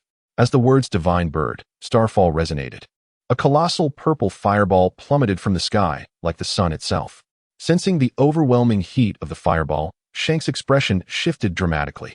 Armament hockey converged upon his upper body, and with a single strike infused with a dark crimson Conqueror's hockey, he unleashed his formidable technique, Divine Escape. The clash of crimson lightning and a violet sun erupted with a resounding bang. An unrestrained inferno consumed the trees upon the island, spreading relentlessly across the surrounding sea. The water was incessantly evaporating, and a continuous gathering of vapor culminated in a torrential downpour above the island. As for the Red Force, Beckman had long commanded a retreat from the island amidst the chaos of flames. The center of the island, if one could still call it that, was now a mere remnant. As far as the eye could see, the island lay in ruins, with seawater rushing in. Shanks knelt on one knee. The cloak that once billowed behind him now vanished. The dark aura that once enveloped him had faded, revealing a bare torso marred by a white scar, with blood occasionally trickling from the corner of his mouth. The instigator of all this turmoil lay unconscious upon a fragment of the shattered island. Shanks. As the flames dissipated, Beckman hurried over from the Red Force. Listening to Beckman's concerns, Shanks replied, "I am fine, merely sustaining some minor injuries. Quickly, go and search for Anne." As Beckman departed, Shanks gazed upon the shattered island, increasingly awed by its formidable strength. Simultaneously, a fervent desire surged within him to recruit her into the red-haired pirates. "My head aches profoundly. Where is this place?" questioned Anne, bewildered in the unfamiliar room. A sharp pain from yesterday's memories surged into his mind. Indeed, he had engaged in a spar with Shanks the previous day, feeling the ache from his injuries beneath the bandages, and could not help but marvel at the prowess of the future Emperor of the Sea. As he exited the room, the warm sunlight enveloped him, prompting him to stretch his weary body. "You are awake so soon. I thought you would linger in slumber for a few more days," remarked Beckman, and rubbed his groggy head and inquired, "How many days have I been unconscious?" "Today marks the 5th day," Beckman replied. Although he had anticipated that this bout of unconsciousness would last longer than his previous encounter with the Iron Bull pirates, he was still taken aback by the duration of 5 full days. "And where do we find ourselves now?" he asked. "We are currently near Orangetown," Beckman responded.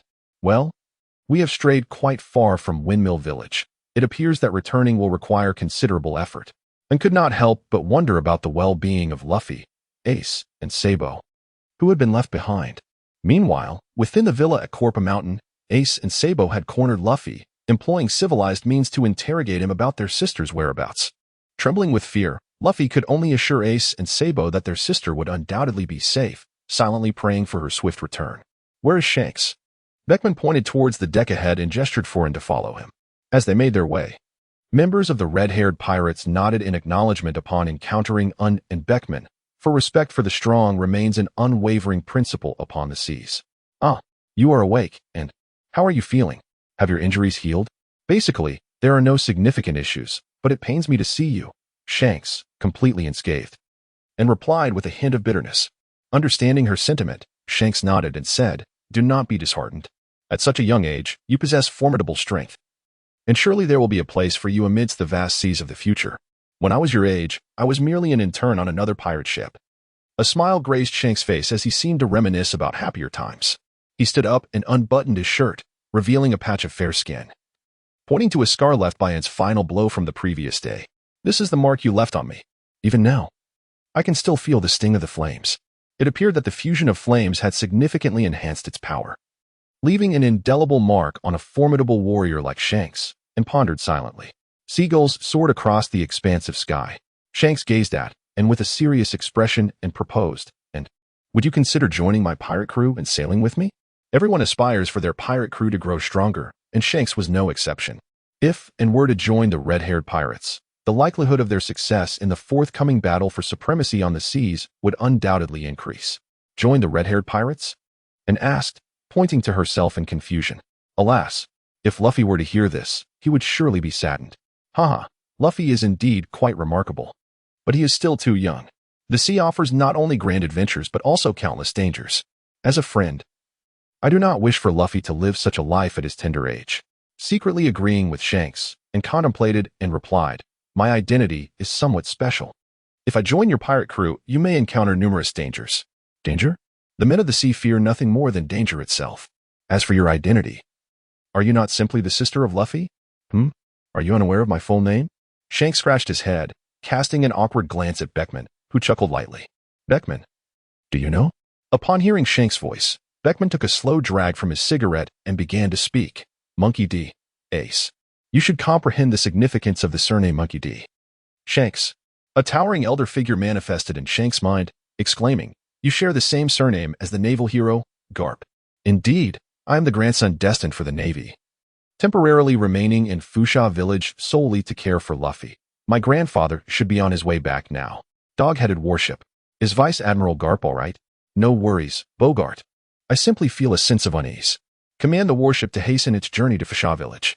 The Red Force, Shanks remarked in astonishment, that old man Garp, who only picks his nose, has a granddaughter like you. Hey, it's inappropriate to speak ill of someone's grandfather in front of others, and exclaimed, her face filled with displeasure. Shanks chuckled heartily, shifting the topic. Shanks, may I still join the red-haired pirates?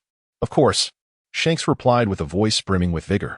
Although he harbored a deep-seated fear of Garp, the prospect of recruiting a formidable ally like and made the threat of being pursued by Garp worthwhile. Truly. As a renowned pirate of the seas, his audacity is something many can only aspire to. Regrettably, I cannot join the red-haired pirates. For I have promised my grandfather to become a marine. One must not renege on their word. What a pity indeed. Then let us rendezvous upon the vast ocean in the future. I hope that when the time comes, you might show us mercy. Just jesting. But I sincerely hope you will spare my life, and remarked with a smile. Ha ha. The laughter of the two echoed across the sea. How long until Beckman reaches Orange Town? Approximately 2 more days. Then I would appreciate it if you could give me a ride. I shall disembark upon our arrival at Orange Town. Not a problem. However, before that, my companions, let us host a grand feast to welcome Sister Luffy. Shanks's voice resonated aboard the Red Fourth. The members of the red-haired pirates echoed in unison. It is well known that the red-haired pirates revel in holding festivities upon the vast sea. Over the course of 2 days, aside from honing his combat experience and hockey through sparring with Shanks, and spent most of his time indulging in the celebrations. During one such banquet, Shanks insisted on sharing a drink with him. The outcome was the loss of a sail from the Red Fourth, which was incinerated by him, who was adamant about performing a fire-breathing act. Had it not fallen asleep after his performance, the Red Fourth might have been left with nothing but its dragon figurehead. Consequently, whenever an expressed a desire for alcohol during the festivities, the members of the red-haired pirates would swiftly intervene. Alas, joyous moments are fleeting. The 2 days passed in the blink of an eye. On the deck, and waved farewell to his comrades and the red-haired pirates. When we meet again, Shanks, I shall surely defeat you. I await your arrival. And spread his wings and soared towards Orange Town. On the captain's desk of the Red Furs, a parcel lay waiting. In the East Sea, Orange Town awaited. The fiery wings transformed back into arms as and descended into the woods bordering the quaint town. The reason for avoiding a direct landing in the town was simply N's desire to avert unnecessary disturbances. In the woods, after adjusting his attire, N made his way towards Orange Town. The streets of Orange Town buzzed with life, a vibrant spectacle of bustling crowds. What a thriving town, N mused inwardly. Observing the myriad of shops, he intended to procure some gifts for Ace and his companions, who resided far away in Windmill Village. Entering the largest clothing store in Orange Town, and began to try on various styles of garments, captivated by the array of choices. After an hour, adorned with an abundance of shopping bags, he was kindly escorted out by the staff, finding a secluded corner outside, and stored his purchases in the system space. As he leisurely strolled through the town, he pondered the peculiar sense of familiarity that accompanied his expenditure of 800,000 berries on clothing. Though he could not quite recall the reason. Passing by a restaurant, drawn in by the enticing aromas wafting from within, and pushed open the door. Welcome, greeted a melodious voice from the server, and picked up the menu and casually ordered a dozen signature dishes. After handing the menu back to the server, he settled into a chair, listening to the chatter of other patrons. Have you heard? The Bloodsword Pirates seem to have resurfaced, remarked one passerby. Impossible. Weren't they already eradicated by Colonel Smoker from Logtown? Countered another. Colonel Smoker did eliminate the Bloodsword Pirates, but their captain, Bloodsword Lacey, and several officers managed to escape in the chaos. Rumor has it they've recently annexed another pirate crew and are back in action. Enough talk, let's drink. Let us hope those lunatics from the Bloodsword Pirates don't set foot in our town. Meanwhile, in the northern waters of Orange Town, a dilapidated pirate ship sailed through the sea. Captain, the Navy from Logtown is pursuing us too closely. If this continues, we are in grave danger. Let us scan the area for any nearby islands and seize some hostages to negotiate our release. A gaunt man with a shadowed visage deflected a flying cannonball with his sword, exclaiming. This man was none other than Bloodsword Lacey, the captain of the pirate ship. Several weeks prior, Smoker had eradicated the Bloodsword Pirates, prompting Lacey to leap into the sea alongside a few of his officers in a desperate bid for survival. Fortunately, they drifted at sea for over 10 days before being rescued. eventually recuperating in a village known as Water Willow. However, as a form of retribution, Lacey and his crew, after venting their frustrations, exterminated the entire population of Water Willow. The mere thought of the flavor of the girl who had rescued him made Lacey involuntarily lick his lips. Having located the captain, they set their sights on a town to the north, intending to venture to that island. At the Orange Town restaurant, and listened to the patrons discussing the events on the high seas while leisurely consuming his meal. Suddenly, a cacophony of panic erupted from outside the door. "Run for your lives. The Bloodsword pirates have arrived." A gunshot rang out, plunging the surroundings into silence. Lacey's menacing voice echoed, "Listen well, all of you. If you wish to live, behave yourselves." He gestured towards several groups of pirates, commanding, "You, bring every inhabitant of this island to the square." With Lacey's order, anguished cries erupted from all corners of the island. Bang! The restaurant's doors were kicked open, and a few pirates barged in, brandishing curved swords, herding the terrified patrons toward the square. Among them was In the square, hundreds of residents from the small island were gathered, the air filled with the pained wails of the elderly and the cries of children.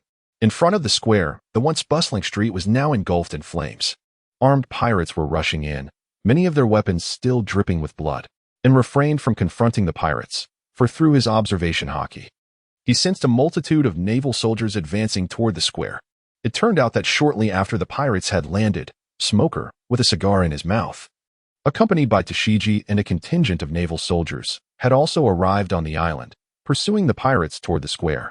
In the square, Smoker's voice, dark and foreboding, broke the tense atmosphere. "Long time no see, Lacey. There is nothing pleasant about seeing a scum like you again," Smoker replied coldly, his anger surging as he recalled the brutal scene in Water Willow Village. Lacey licked his lips, relishing the memory of the girl. It had been quite enjoyable. "Silence!" Smoker bellowed, swinging his fist toward Lacey. Unfazed, Lacey drew his sword to retaliate. As an elite of the Navy training camp and a user of a Logia-type devil fruit, Smoker's strength vastly overshadowed Lacey's. After a few exchanges, the smoky fist tightened around Lacey's neck. "Scum, go to hell and repent," Smoker declared, with a grin. Lacey retorted, "Smoker, if you kill me, everyone in this square will perish." "What?" Smoker gazed toward the square. It was unclear when the sides of the square had become piled with explosives, while pirates brandished torches, poised to ignite the fuses. "Where did you acquire such an abundance of explosives?" This was all thanks to Colonel Smoker. Had he not compelled me to leap into the sea to escape, I would never have encountered the flame pirate crew. It took considerable effort to defeat them, and these explosives were sourced from their pirate ship. "Surprised, are you?" "Astounded." "Colonel Smoker?" Lacey's voice rang out, manic with glee. "You had better release me swiftly, or many lives will be lost today." Amidst the crowd, and glanced at the explosives on either side of the square but refrained from intervening, eager to see how Smoker would respond. Upon hearing Lacey's taunts, an infuriated Smoker clenched his fist tightly, causing Lacey's face to flush crimson. Yet, Lacey seemed oblivious to Smoker's fury, continuing his mockery in a stuttering manner. "Heh, if you're so capable, then kill me. Otherwise, I shall ensure that everyone on this island accompanies me to the grave. If you lack the courage, then release me immediately." Observing Smoker's hesitation, Lacey spat derisively. "You Navy folks prattle on about justice daily, yet now you find yourselves compelled to release a murderer. How amusing. Truly, how amusing." The surrounding pirates echoed his derision with laughter. "Hurry and let me down. Time is of the essence, Colonel Smoker." Listening to Lacey's brazen taunts, Smoker found himself ensnared in indecision. Releasing Lacey could precipitate even greater loss of life in the future, much like the tragedy at Water Willow Village. Conversely, refusing to comply would result in numerous deaths before his very eyes, including those of his longtime Navy colleagues. After a moment of agonizing contemplation, Smoker inhaled deeply. Gradually relinquishing his devil fruit abilities, he could not bear to witness the deaths of his comrades before him. Sensing the pressure around his neck diminish, Lacey mocked. "It seems I shall have to find another village to vent my frustrations." Before Smoker could utter a word, a chilling voice interjected. "Since when has a jester like you dared to question the righteousness of the Navy? Trash should possess the awareness befitting its nature." "Who is it?" Lacey inquired frantically. A formidable aura emanated from it, causing the crowd to part instinctively as it stepped forward. Upon realizing that the speaker was a girl, Lacey erupted into a sinister laugh. "Colonel Smoker, I still need this girl. I will make her pay." Infuriated by Lacey's words, and leaped into action. delivering a powerful punch that sent Lacey flying from Smoker's grasp, her two front teeth soaring through the air. Such formidable strength, Smoker marveled inwardly. Lacey, who had been sent flying by a single punch, realized escape was futile. With a garbled voice, he uttered, "Light the fuse for me, you damned woman. Today, we shall all perish together." Upon hearing their leader's command, the pirates extended the torches towards the wick. "Do not." Smoker transformed into smoke and surged towards the ignited pirate. With a gleeful laugh, Lacey gazed upon the ignited explosives and declared, "You all shall accompany me in death." In the realm of frozen hell, azure flames surged outward, swiftly enveloping the entire square, rendering it a frozen tableau. The fuses of explosives crackled ominously, yet they were powerless to advance even an inch. And approached Lacey, declaring, "Trash? Do you have anything left to say?" Before Lacey could respond, his foot pressed down upon Lacey's face, relentlessly grinding it. Moments later, the square erupted in fervent cheers.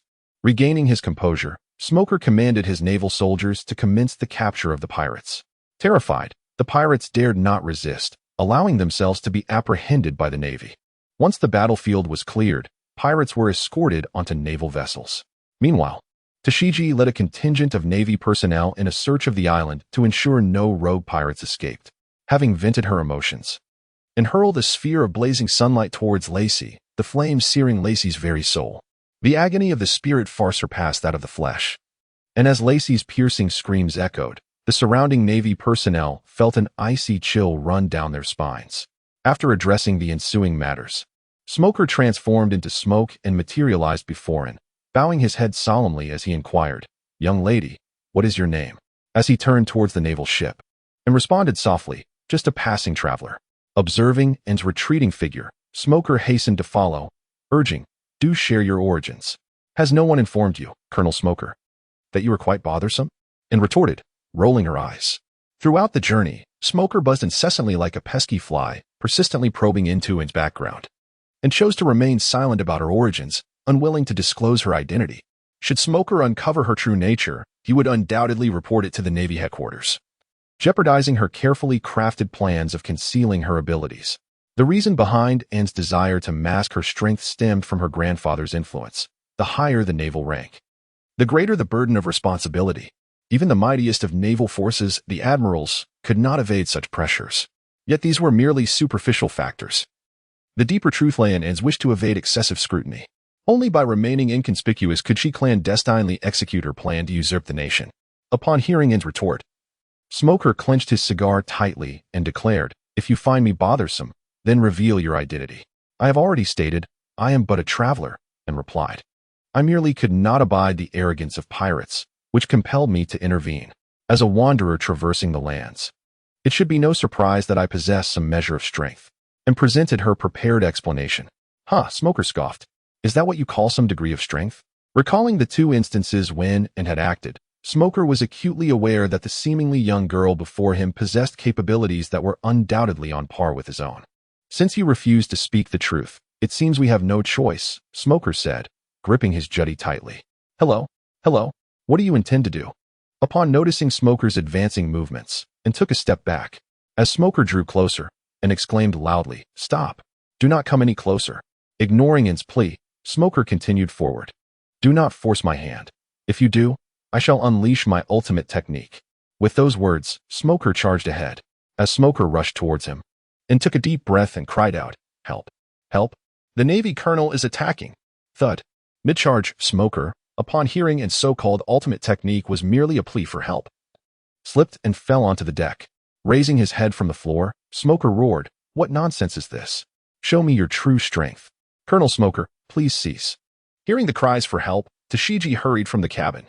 Before Smoker could respond, and dashed towards Tashigi, proclaiming, "Navy sister, that uncle was trying to bully me," placing emphasis on the word bully, and continued, "Colonel Smoker, how could you act this way?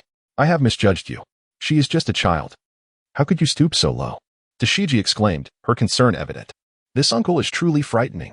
With that, and hid behind Tashigi.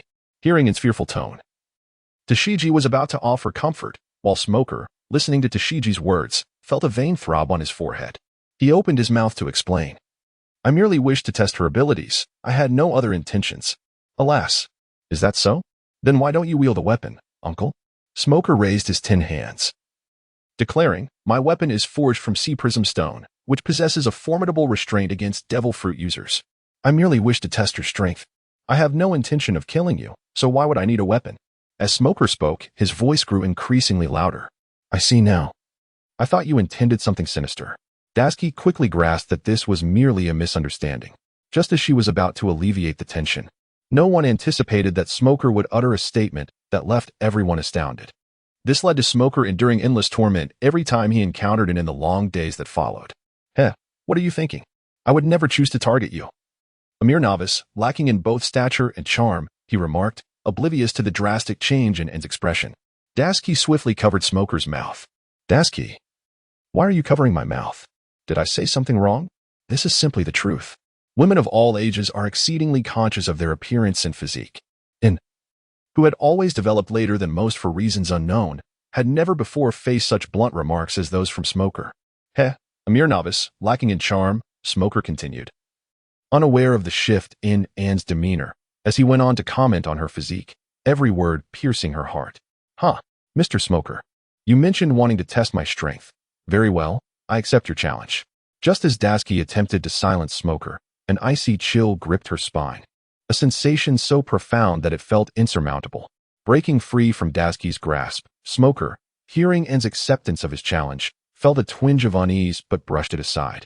Promptly agreeing, "All right, let us compete on a nearby island." Having witnessed N's devil fruit abilities, Smoker suggested the land to avoid causing damage to the warship. "No need. We shall do it right here. It will be over quickly." Even now, Smoker could not comprehend what he had done wrong. Just as he was about to decline N's proposal, the suppressed anger within her erupted, and she vanished from sight. "Colonel Smoker, be careful," at Dasky's warning. Smoker sensed the imminent danger and hastily raised his tin hands to defend himself. Bang! N's fist collided with Smoker's face, sending him hurtling backward, his hand striking the deck with a resounding thud. A series of tumbling sounds ensued as Smoker rolled across the ground, ultimately invoking his devil fruit powers to bring himself to a halt. "Remarkably strong," Dasky exclaimed. Smoker rose from the ground, wiping away the blood that trickled from the corner of his mouth. A sense of foreboding settled in his heart. The power he had just encountered was significantly greater than before. "Mr. Smoker, how would you assess my strength?" N coldly inquired with a smirk. Smoker, seemingly oblivious to the tone of N's words, stubbornly replied, "It's acceptable." "Is that so? It seems that Mr. Smoker possesses quite a resilient disposition. I shall henceforth refer to you as the stubborn man," and picked up the jutty that Smoker had dropped from the ground and spoke slowly. Holding the jutty in her hand, she sensed the essence of the sea emanating from the sea prism stone. "Take heed, stubborn man." The dark hue of armament hockey enveloped N's hands in Smoker's gaze. Crack! The jutty snapped in response. "Blast! My weapon! Oh dear! It appears I shall be lying down today. Colonel Smoker, surrender quickly, or you shall meet your demise." Witnessing the formidable sea prism stone being effortlessly broken by N, Desbones understood just how formidable N's strength truly was.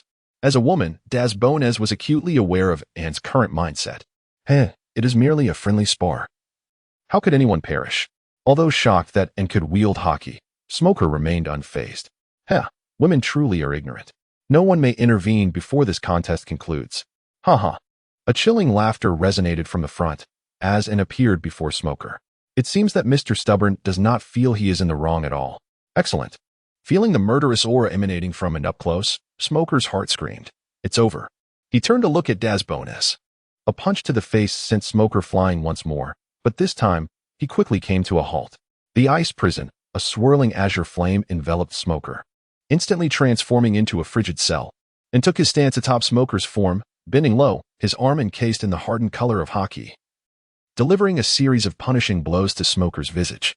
"This is what you get for being a Navi fool, for lacking in stature and possessing a diminutive rear," Dasky observed, wincing at each heavy strike that landed. Time seemed to stretch indefinitely until a formidable roar erupted from the icy confines. "Damn you, stubborn fool." Crack! With the utterance of those words, the ice prison shattered spectacularly, and rubbed his aching wrist and delivered a swift kick, propelling Smoker towards Dasky. "The next time you see me, make sure to steer clear. Otherwise, every encounter shall be a repeat of this. Dog thing." Nearby naval soldiers inwardly lamented that Colonel Smoker was indeed a true man. Despite enduring such blows for so long, he did not utter a single cry of anguish. Unbeknownst to them, Smoker was unable to open his mouth due to the severity of his injuries. After Smoker was taken away and reclined on a beach chair basking in the sun. How long until I grow up? 5 days had passed since Smoker had been sent for treatment. And today our beloved stubborn man, Colonel Smoker, finally awoke in the infirmary. A hiss of pain escaped as he felt a dull ache in his face. Smoker silently thought, "That woman really packs a punch, but her strength is undeniable. If only she could join the Navy." Gently rubbing his cheek, Smoker exited the infirmary and made his way to the deck. On the ship's deck, Tashigi and him were training together. Over the past few days, Tashigi had developed a close relationship with him. Tashigi taught him some methods to promote physical development, while it instructed Tashigi on how to grow stronger. In this budding camaraderie, when it suggested that the ship take her to Frostmoon Village, Tashigi readily agreed without hesitation. After their training session, Tashigi noticed Smoker had awakened and hurried over. "Colonel Smoker, you're awake." Tashigi's joy stemmed mainly from the fact that Smoker was the backbone of the ship. Without him, she would be unable to handle any formidable pirates that might arise. Of course, if it were to reveal that she was also a member of the Navy, Tashigi would likely feel that Smoker's awakening was of little consequence. Just as Smoker intended to respond to Tashigi's greeting, a sudden pain gripped his stomach, causing him to double over and kneel on the ground. Clenching his black fist, and looked down at Smoker and coldly remarked, "Did I not tell you not to appear before me? What are you, a madwoman, truly trying to accomplish? The contest is over. Why the sneak attack? Huh? It seems you are utterly oblivious to your own mistakes."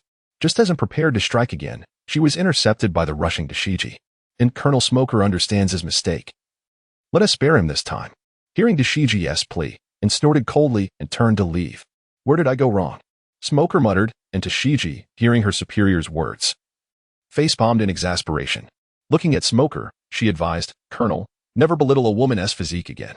Leaving these words behind, Dasky departed directly. Upon hearing Dasky's explanation, memories suddenly surged forth. Smoker finally comprehended the reasons behind his recent beating, casting a guilty glance at Anne, who stood upon the deck. Unbeknownst to Smoker, in the years to come, he would repeatedly find himself at the receiving end of Anne's discipline, which Anne would euphemistically refer to as encouragement among colleagues. On the beach chair, Anne and Dasky engaged in a casual conversation. As Smoker contemplated ways to convince and to join the Navy, a soldier's voice interrupted his thoughts, reporting, "Sir, we have detected the gunpowder pirates ahead of our vessel, totaling 10 pirate ships." Faced with such vicious pirates, Smoker remained composed. He assessed his own condition, realizing he had recovered about 80% of his strength sufficient to conclude this battle. Relay the order to accelerate and pursue the gunpowder pirates. "Yes, Colonel Smoker." As Anne reclined in her chair, she teased upon hearing Smoker's footsteps. "What is it, Colonel Smoker? Are you eager for another beating?" Smoker shuddered slightly, recalling the memories of his previous thrashing. Steadying himself, he addressed, "And there is a large pirate crew ahead, and their numbers are considerable. I intend to handle them personally." Upon learning the matter involved pirates, and refrained from further teasing Smoker. "So, you seek my assistance? What do you wish me to do?" "While engaging the pirate crew, I need you to protect this warship." Hearing Smoker's request, and outright refused, then swiftly added, "Leave this group of pirates to me, as a token of gratitude for your escort." Although surprised by Anne's willingness to take action, Smoker did not decline. After all, Anne's prowess could significantly mitigate the Navy's casualties. But let it be known, if I intervene, there will be no survivors. These wretched pirates deserve nothing less than the depths of hell. Sensing the murderous intent in Anne's tone, Smoker nodded in agreement. After all, the gunpowder pirates were a traditional crew relying on firearms and cannons, lacking any devil fruit users. Their demise would be inconsequential. The gunpowder pirates are a formidable fleet comprised of 10 pirate ships. In the East Blue, where devil fruits are scarce, the pirate crew seeks to expand their ranks through 2 primary methods. The first involves the exorbitant purchase of devil fruits from the underground black market of the East Blue, sourced from the Grand Line, but such prices are outrageously steep. The second, and far more expedient approach, is to continuously augment their numbers of pirates, ships, cannons, and firearms, thereby instigating a qualitative transformation through sheer quantitative growth. A few years later, the Krieg pirates exemplified this very model. However, this strategy harbors a critical flaw. When confronted by a genuinely formidable adversary, the entire crew is rendered utterly defenseless. In the anime, the formidable Mihawk single-handedly obliterated 50 of Krieg's vessels. The captain of the gunpowder pirates, Shichibukai Kuro, is notoriously avaricious. In his youth, he pilfered the weapons of a village constable and ventured into the world alone. After years of relentless struggle, he established the gunpowder pirates 2 years ago, progressively fortifying their ranks through ceaseless plundering and weapon acquisitions. Captain, there is a naval warship ahead of us. What of it? It's merely one ship, while I command 10 pirate vessels. 10 against 1. The advantage is clearly mine. Crew, prepare to close in. I intend to capture them alive. Yes, under the command of Xan, as the order was given. Pirate ships unfurled their sails and charged towards the warship. Colonel Smoker, the pirates are launching an assault against us. Understood, commanded the captain to the entire fleet. Prepare for battle. The ship altered its course, aligning its broadside cannons to target the pirate vessel. As a flurry of orders was issued, the warship bustled with activity. Sailors emerged on deck, wielding weapons, while artillery pieces commenced the loading of ammunition. Fire. Boom. With the ignition of the fuses, the broadside cannons unleashed a barrage, striking the foremost pirate ship, which was soon engulfed in roaring flames. In stark contrast to the languid pirates, the naval soldiers aboard the warship were rigorously trained, resulting in a significantly higher accuracy rate. Through the precise volleying of cannon fire, the leading pirate ship was ultimately sunk. Damn it, roared Lujin. That pirate ship has cost me a fortune. Move faster. The first to board the warship will be appointed my first mate. Motivated by Lujin's rallying cry, the pirates hastened their advance. As time elapsed, the naval vessel continued its relentless bombardment, while the pirates remained silent, unable to fire back due to their insufficient range. The Navy's superior weaponry, characterized by its potency and extended reach, decimated many pirate crews before they could even approach. Captain, at this rate, our losses will be catastrophic. One of his crew protested. Hurry up. Once we're within range, we shall return fire. When I capture the Navy aboard that warship, I will ensure they wish for death. Lujin commanded through gritted teeth, his gaze fixed on the 3 sunken pirate vessels. Boom, boom. The remaining 7 pirate ships unleashed a volley of cannon fire, their projectiles splashing down near the warship. We must act. At this rate, the warship could be sunk, Smoker urged. Leave the rest to me, and leapt into action, springing into the air with great force. Flames enveloped her as she ascended, her fingers intertwining, compressing the dual-colored fire at her chest. As the magnificent glow of the converging flames illuminated the sky, the sea fell eerily silent. Celestial bird, falling star, accompanied by a delicate resonance. The compressed flames cascaded down like meteorites towards the pirates. Is this her full power? Smoker mused, a hint of trepidation lacing his tone as he sensed the formidable force within the flames. Lujin, captivated by the breathtaking spectacle, swiftly realized he had encountered a formidable adversary and urged his crew to retreat hastily, and hovered above, watching as the fiery blossoms descended upon the sea, followed by towering waves surging forth. The pirate ships were consumed by the inferno. 10 minutes later, the meteor shower ceased, leaving the ocean in profound tranquility, devoid of any evidence of the fierce battle that had transpired. 1 day later, the warship docked at Frostmoon Village, after issuing another warning to Smoker. An Indashki bid their farewells. As the warship slowly departed the harbor, Smoker stood on the deck, savoring the sea breeze. The parchment in hand fluttered with a rustling sound, occasionally revealing its contents. Name, unknown age, approximately 12 years. Devil fruit, suspected to be a nature-type devil fruit, with immense power. Roranoa Zoro, a combatant of the Straw Hat Pirates, disciple of the world's greatest swordsman, Dracul Mihawk. Destined to become a formidable force feared by countless pirates, though such matters are yet to unfold. Presently, Roranoa Zoro is merely a directionally challenged youth sporting a shock of green hair. Damn it, why haven't I arrived yet? That old man assured me that if I walked straight ahead, I would reach the One Heart Dojo.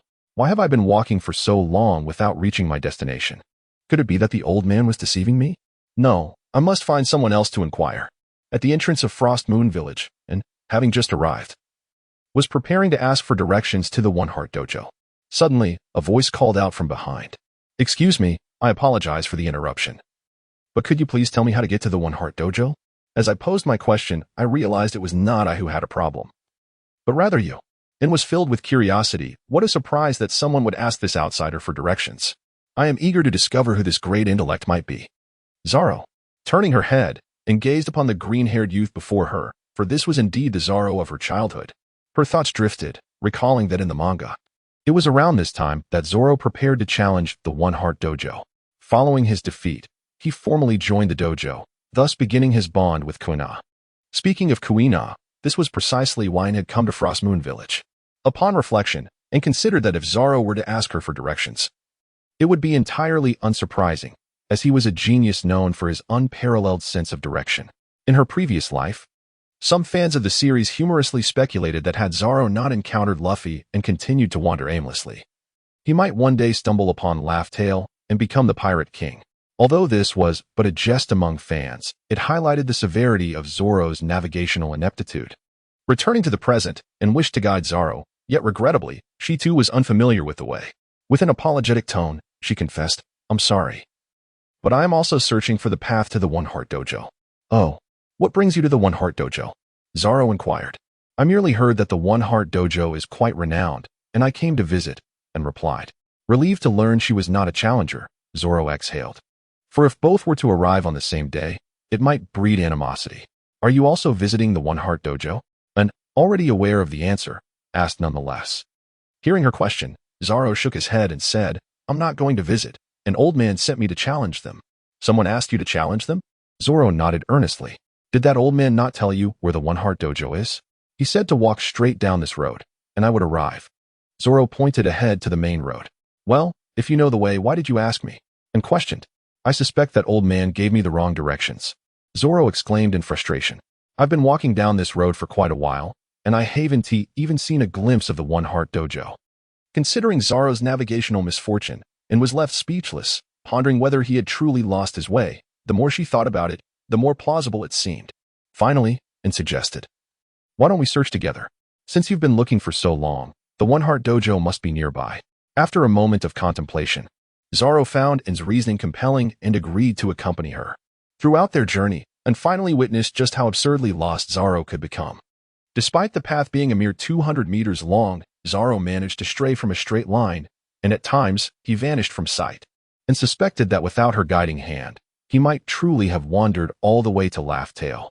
After a considerable endeavor, they stood outside the One Heart Dojo. Wiping the sweat from his brow, Zoro remarked, "That was truly exhausting." "Haha," and chuckled, feeling somewhat exasperated. "You managed to turn a 200-meter street into a 20,000-meter trek. How could that not be tiring?" After resting for a moment, and beckoned Zoro to follow, "Let us enter." And Gang extended his hand. With a resounding bang, Zoro kicked open the grand door. An's palm lingered suspended in the air. Instantly, an eerie silence enveloped both inside and outside the door. At long last, it has arrived. The master of the One Heart Dojo, Keishur Shimatsuki, sat cross-legged, sipping tea while squinting at his disciples practicing their swordsmanship. Earlier that morning, a letter had been delivered by a messenger from his father, stating that an exceptionally talented child would come to challenge them in the afternoon, and Keishur was instructed to take him under his wing. Throughout the afternoon, Keishur remained inside the dojo, awaiting the arrival of the challenger, consuming countless cups of tea, growing increasingly impatient. Just when he thought he could no longer endure the wait, the door was forcefully kicked open, signaling that the challenger had finally arrived. With a resounding crash, the door swung wide, and Zoro, oblivious to the gravity of the situation, strode directly into the dojo. The disciples, taken aback by Zoro's audacity, instinctively reached for their weapons, ready to engage him. Suddenly, the door slammed back, striking Zoro in the face and sending him tumbling to the ground. The unexpected turn of events left the disciples of the One Heart Dojo momentarily frozen in shock. Weapons in hand, "Stand down," Keishur commanded, and the disciples reluctantly returned to their positions, their eyes fixated on Zoro. Rising from the ground and wiping the blood from his nose, Zoro shouted at the assembled crowd, "How despicable!" Meanwhile, our companion quietly positioned himself among the dojo's disciples, attempting to distance himself from Zoro. Receiving no response, Zoro approached Keishur and boldly declared, "I have come to challenge you. Send forth your most formidable fighter to face me." A long-awaited challenge indeed. Keishur narrowed his eyes as he regarded Zoro. "You must be aware of the rules of such a challenge," he replied as he rose to his feet. "Of course," Zoro responded confidently, "if I win, I shall take your signboard. If I lose, I will join your dojo." Very well. Having achieved his objective, Gung Shiro stepped onto the training platform and picked up a bamboo sword, tossing it to his daughter, Kuina, who sported a bob of black hair. "This is my daughter Kuina. Let her compete with you in my stead." What? You dare to let a woman challenge me? Do you hold me in contempt? Zoro fumed. Incensed. Do not underestimate me merely because I am a child. I am invincible in the neighboring village. How outrageous. To disdain a woman, someone like you. I could defeat 10,000 times over. In overhearing Zoro's words, scoffed. As Kuina prepared to confront Zoro, she turned her head to glance at him, who stood among the crowd. Noticing Kuina's gaze, and raised her hand and exclaimed, Kuina, go for it. Defeat this brat and show them that we women are not to be trifled with. Hey, what are you doing over there? Whose side are you on? Zoro retorted, his voice filled with indignation, unfazed by Zoro's accusations, and waved her hand dismissively. I'm not here to challenge anyone. I am merely a visitor. Ignoring it, Zoro redirected his attention to Kuina across from him. Gungshiro, having heard An's remarks, squinted and scrutinized her closely. In the center of the dojo, Zoro and Kuina stood opposite each other, the distinction being that Kuina wielded only a single bamboo sword while Zoro was burdened with several. During their customary exchange of greetings, Zoro's sword slipped from his mouth and fell to the ground uncontrollably, and watched Zoro's antics, internally bemused. Are you certain you're not here for comedic relief? As both competitors prepared themselves, Gungshiro signaled the commencement of the duel. With that, Kuina lunged forward, striking at Zoro's midsection with her sword. Zoro hastily raised his weapon to block the attack. The clash of bamboo swords resonated throughout the dojo, with Kuina primarily on the offensive while Zoro remained defensive, and took a seat beside Gungshiro, who continued to observe the bout without interruption. Mr. Gungshiro, you have a remarkable daughter, and remarked, watching the unfolding battle. Gungshiro nodded in agreement. Indeed, it is a pity, however, that Kuina is a girl. Turning to Gungshiro, and questioned, what of it? Is there an issue with being a girl? Girls, as they develop physically, tend to have a gradual decline in their physical prowess compared to boys. And looked perplexed. Is that so? Even so, consuming a zoan-type devil fruit could remedy that, couldn't it? A profound silence enveloped the atmosphere as Gungshiro felt as though struck by lightning. Ah, yes, the devil fruit. Indeed, he had been overly fixated on the purity of swordsmanship. It was not beyond the realm of possibility for Kuina to become the world's greatest swordsman. On the battlefield, Kuina relentlessly struck at Zoro, with a resounding crack. Her wooden sword collided with Zoro's head, sending him crashing to the ground. Gazing up at Kuina, Zoro exclaimed, damn it, how can I lose? I must grow stronger. He scrambled to retrieve 2 bamboo swords from the ground and charged at Kuina. Kuina once again struck Zoro across the face, signifying that his challenge had concluded in defeat. The victor, Kuina, was proclaimed by Kushiro. What a savage child, he remarked about Zoro. Returning to her previous position, Kuina's gaze settled upon and hearing Kuina's assessment. Zoro rose from the ground and, looking at Kushiro, stated, since I have lost, I shall join your dojo. Do you have any objections? No. Upon receiving Gungshiro's response, Zoro declared to Kuina, I will practice relentlessly, and I shall undoubtedly surpass you. Listening to Zoro's bold proclamation, Kuina replied coolly, you will not have that opportunity. As the contest between Kuina and Zoro concluded, Gungshiro turned to him and inquired, may I ask what brings you to the Isshin dojo? His voice echoed through the vast emptiness of the dojo. Your Excellency, Zoro, still a novice, expressed his dissatisfaction with King Shiro's formal address to a girl of his own age. Kuina, on the other hand, felt a deep curiosity regarding her father's choice of words, yet refrained from voicing her thoughts as Zoro did. Kung Shiro narrowed his eyes at him, ignoring Zoro's discontent. From the moment it entered, King Shiro's keen observation sensed her formidable strength. Upon hearing King Shiro's inquiry and straightened her posture, kneeling respectfully on the tatami mat in the dojo. With sincerity gleaming in her eyes, she addressed the esteemed Kung Shiro. My name is a traveler who has come to pay homage to your renowned establishment. I humbly request a bout with you, Mr. King Shiro. Alas, Exen actually dares to challenge the master. The disciples below erupted in a cacophony of voices. Hey, if you wish to challenge the master, you must first defeat me, Zoro interjected, clearly displeased with his audacity. Silence, Zoro. Kuina reprimanded him. Although Zoro was displeased with Kuina's demeanor, he refrained from retorting, sensing Zoro's inner discontent, and suddenly conceived the idea of teasing him. What do you think, Mr. Jingshiro? Upon realizing that it intended to challenge Zoro, Jingshiro cast a contemplative glance at Kuina before ultimately acquiescing to Zoro's request.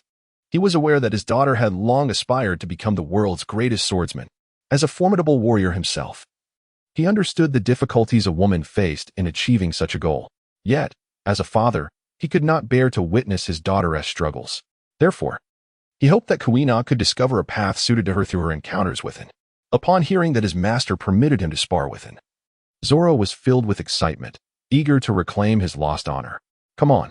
Zoro, with his hands and mouth filled with bamboo swords, stammered as he spoke. Outside the arena, Kuina observed Zoro's foolishness, inwardly lamenting his lack of intelligence, and casually grabbed a bamboo sword from the basket and, eyeing Zoro's posed stance, remarked, "Though I have never studied swordsmanship, dealing with a novice like you will be child's play. Stop boasting." Hearing the disdain in his tone, Zoro launched an attack before Kayashiro could signal the start.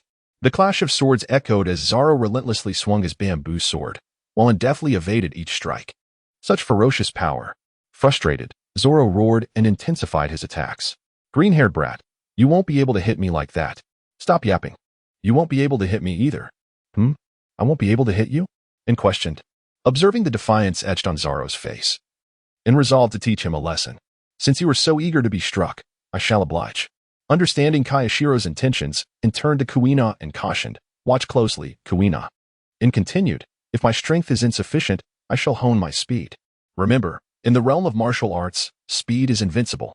As he spoke, his bamboo sword suddenly accelerated, darting towards Zoro like a phantom.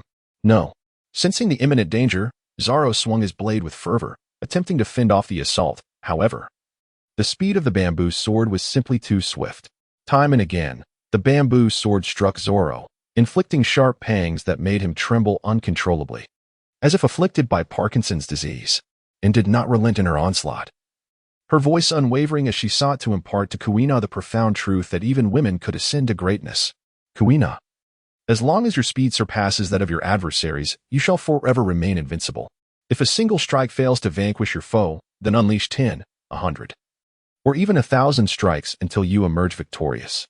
Observing the relentless blows of the bamboo sword upon Zoro, Kuina felt the dark clouds within her heart begin to disperse. From a young age, she had been indoctrinated by her father's beliefs that women could never become the world's greatest swordsmen. Initially, she resisted this notion, but as her body matured, she gradually began to understand the rationale behind it. Yet today, its display of strength illuminated a glimmer of hope within her. One final strike. With that, and accelerated the speed of the bamboo sword once more, its tip resting between Zoro's brows. Thud. Zoro lay sprawled on the floor, an expression of utter disillusionment upon his face. Click, click, the camera flashed, and captured several close-ups of Zoro and handed a few to Kuina. Should this fellow prove to be disobedient in the future, she could threaten him with these embarrassing photographs. Too despicable. Zoro hastily rose from the ground, voicing his protest. However, Kuina paid him no heed, instead tucking the photograph into her bosom. After dealing with Zoro, and turned his gaze towards Gungshiro. Understanding the implications, Gungshiro's frail figure suddenly emanated a formidable aura. Squinting, Gungshiro spoke, "In battles of our caliber, it is impossible to determine a victor in a short span of time. For Kuina's sake, please state your intentions directly." Gungshiro's demeanor shifted from his usual gentleness. His gaze became piercing. He could not believe that an outsider, who was not a swordsman, sought him merely for a sparring session, especially given his unique status. Sensing Gungshiro's aura, and similarly unleashed his own presence, and the two energies clashed within the dojo. What formidable strength! The onlookers within the dojo were inwardly astonished by the overwhelming aura radiating from the seemingly ordinary pair. The energies continued to collide. Among those present, only Zoro and Kuina managed to endure the oppressive atmosphere through sheer willpower. Thud. Ultimately, due to his youth, Zoro could no longer withstand the pressure and fainted. Witnessing his beloved disciple fall, Gungshiro was the first to retract his aura, yet his sharp gaze remained fixed on it. As the suffocating pressure dissipated, Kuina sat on the ground, gasping for breath, aware of Gungshiro's unfriendly stare, and paused for a moment before speaking. "Since Mr. Gungshiro is unwilling to spar with me, I must trouble you to impart the flowing cherry blossom haki to me. Is this it?" Gungshiro exclaimed in astonishment. "Oh dear. Otherwise?" And retorted directly. Following this, the two entered a question and answer mode.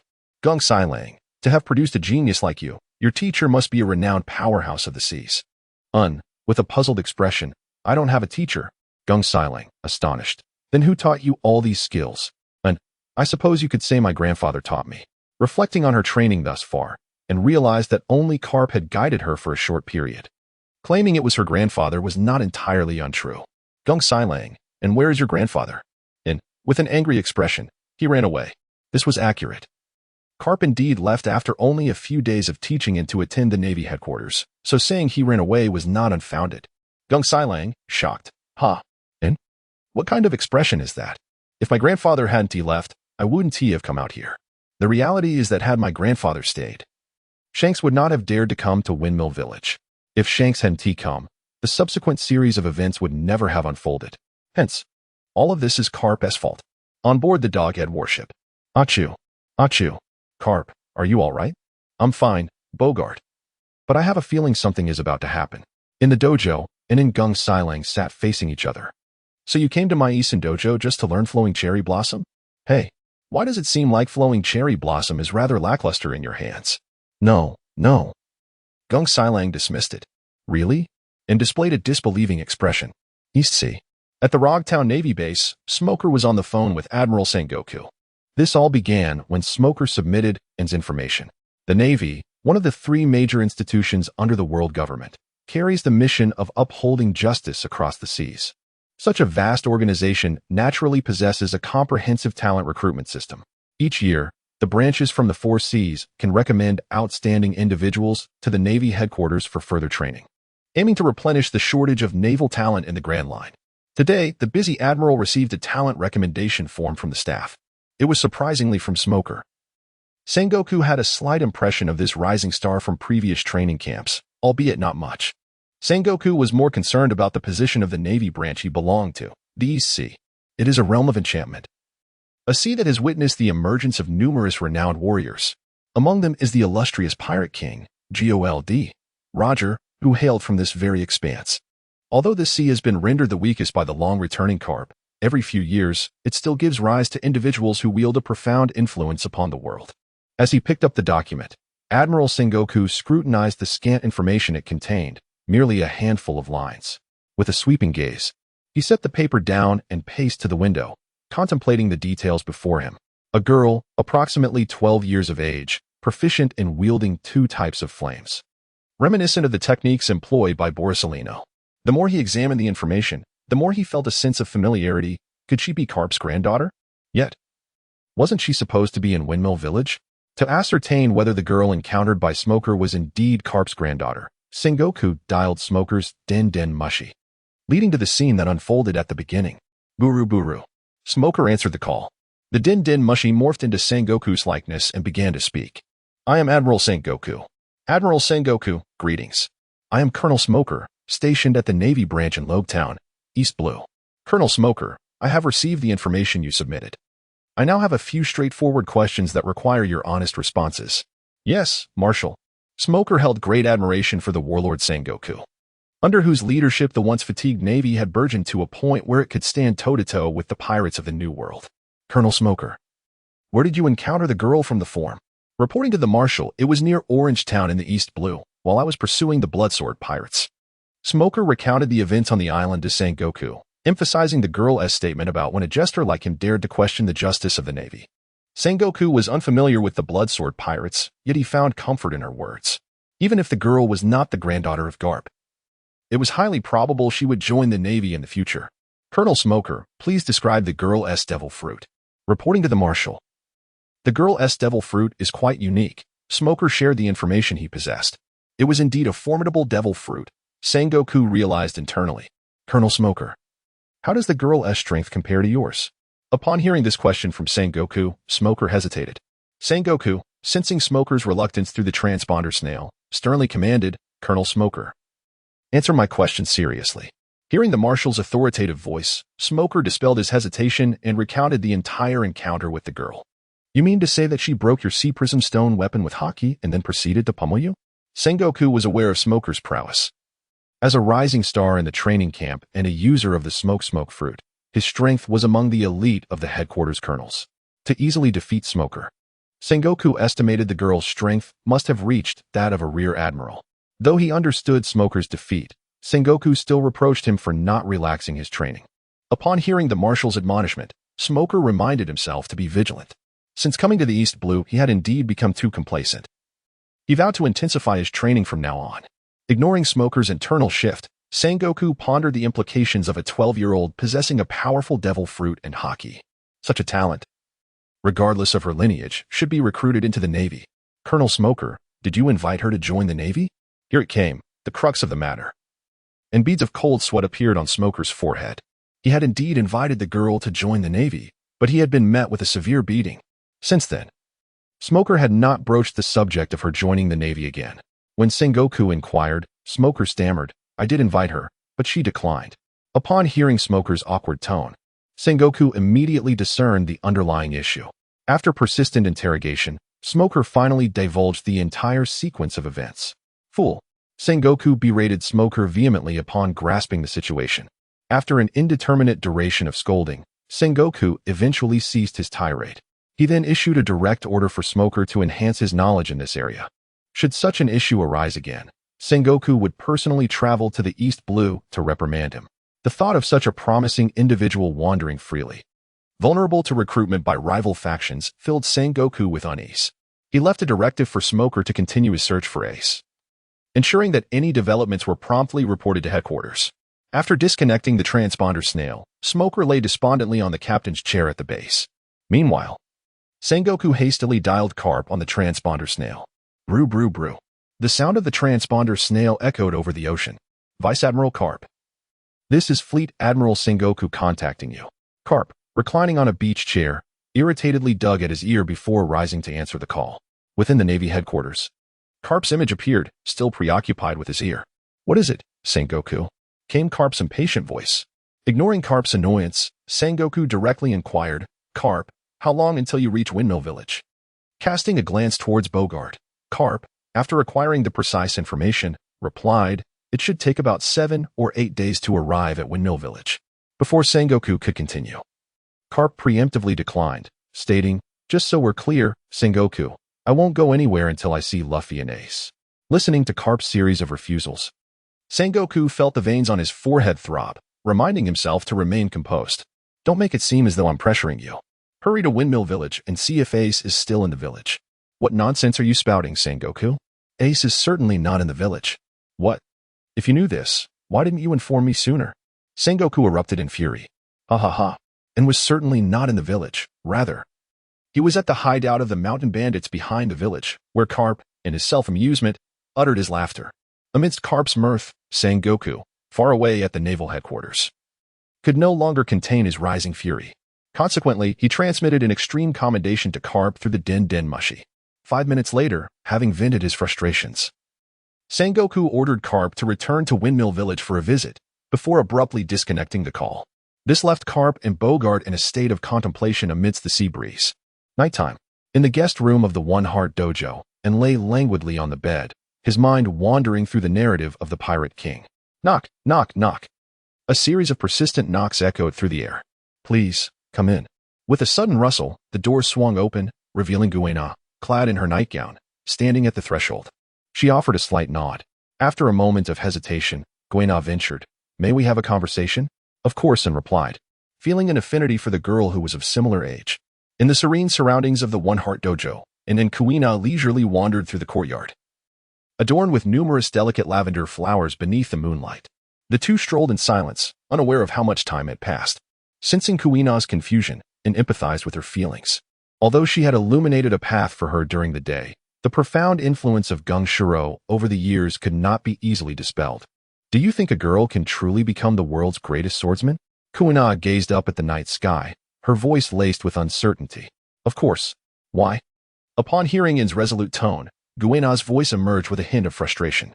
Her father had once remarked that as a girl's body begins to develop, her strength would gradually diminish compared to that of boys. Thus, it was deemed impossible for a girl to become the world's greatest swordsman. As she spoke, Guena reached out, lowering her head to touch her newly developed bosom. Damn it! Glancing at Guena's wrinkled nightgown, and lowered his head to examine himself and reached out to adjust his own attire. Alas, did you also think this way? Guena's heart plummeted to the depths. It is not so, Guena.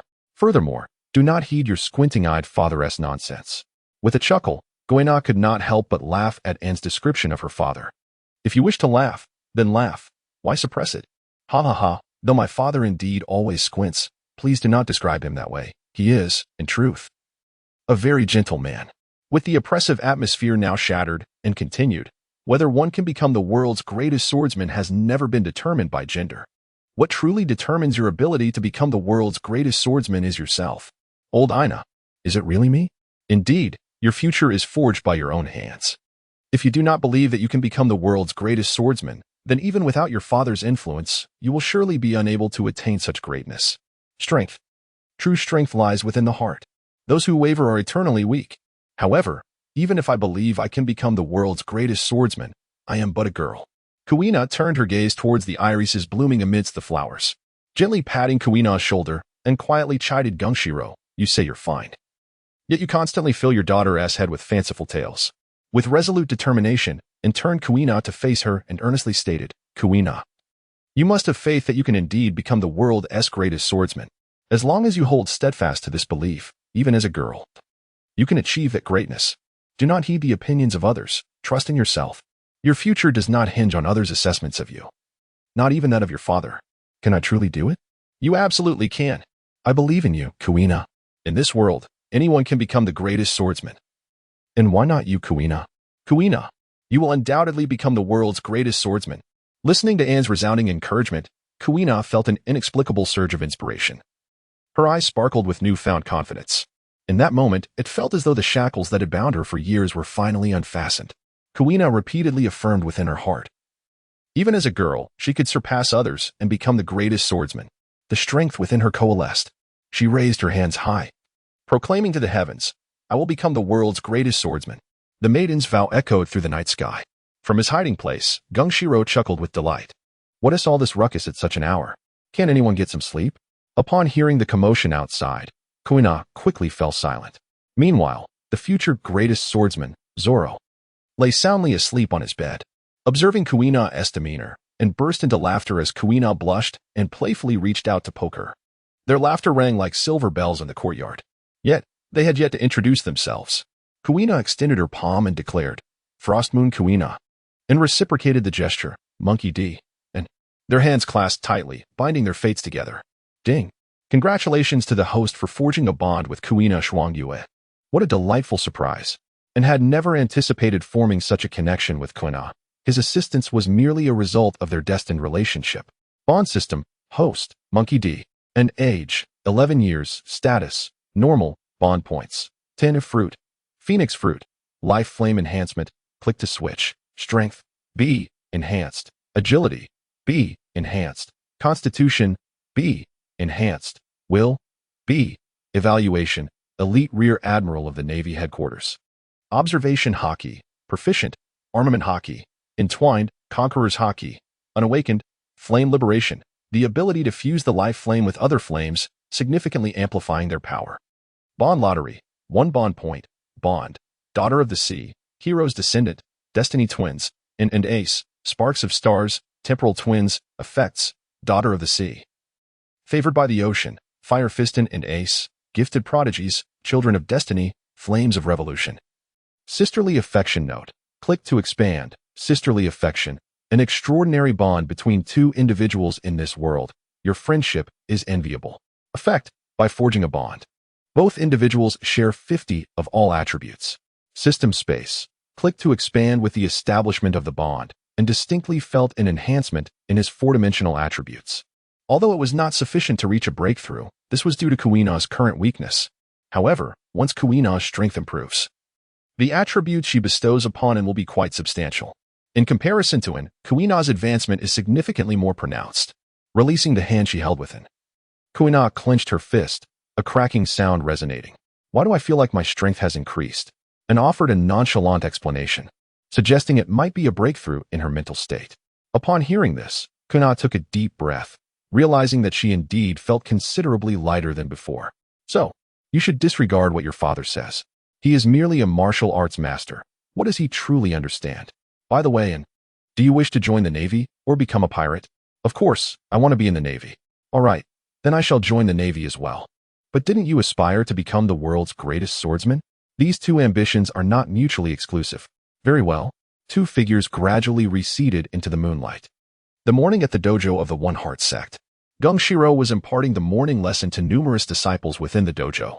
His gaze wandered among the crowd. Yet he could not find Guena. Recalling her declaration from the previous night that she would undoubtedly become the world's greatest swordsman, Gung Shiro came to a profound realization. He had been mistaken in the past. He had placed too much emphasis on innate talent. Zoro. Upon hearing his master call, Zoro hastily rose to his feet. He proceeded to the room of the esteemed guest from yesterday to inform Kuina to come to the dojo for the morning class. Indeed, master. Although Zoro was perplexed by how Kuina found herself in someone else's room, he complied with his master's wishes. In the guest room, and in Kuina, who had been restless throughout the night, were now peacefully slumbering on a bed. Knock, knock, knock. The urgent sound of knocking echoed. As Kuina stirred from her dreams, she groggily opened her eyes and mumbled, "Who is it?" Hearing Kuina's voice, Zoro called out, "Sister Kuina, the master requests your presence for the morning lesson." Understood. I will be there shortly. Just as she was about to rise, and, still dreaming, sensed Kuina's movements and instinctively shifted her body. Unbeknownst to her, her hands, having crept beneath the nightgown, began to grasp and knead something soft. Ah! Startled by a sudden change in her chest, Guena exclaimed and swiftly emerged from beneath the covers. The neckline of her pajamas slipped down due to her hurried movements, exposing her fair skin to the air. Zoro, who had just stepped away, heard Guena shriek and quickly turned back.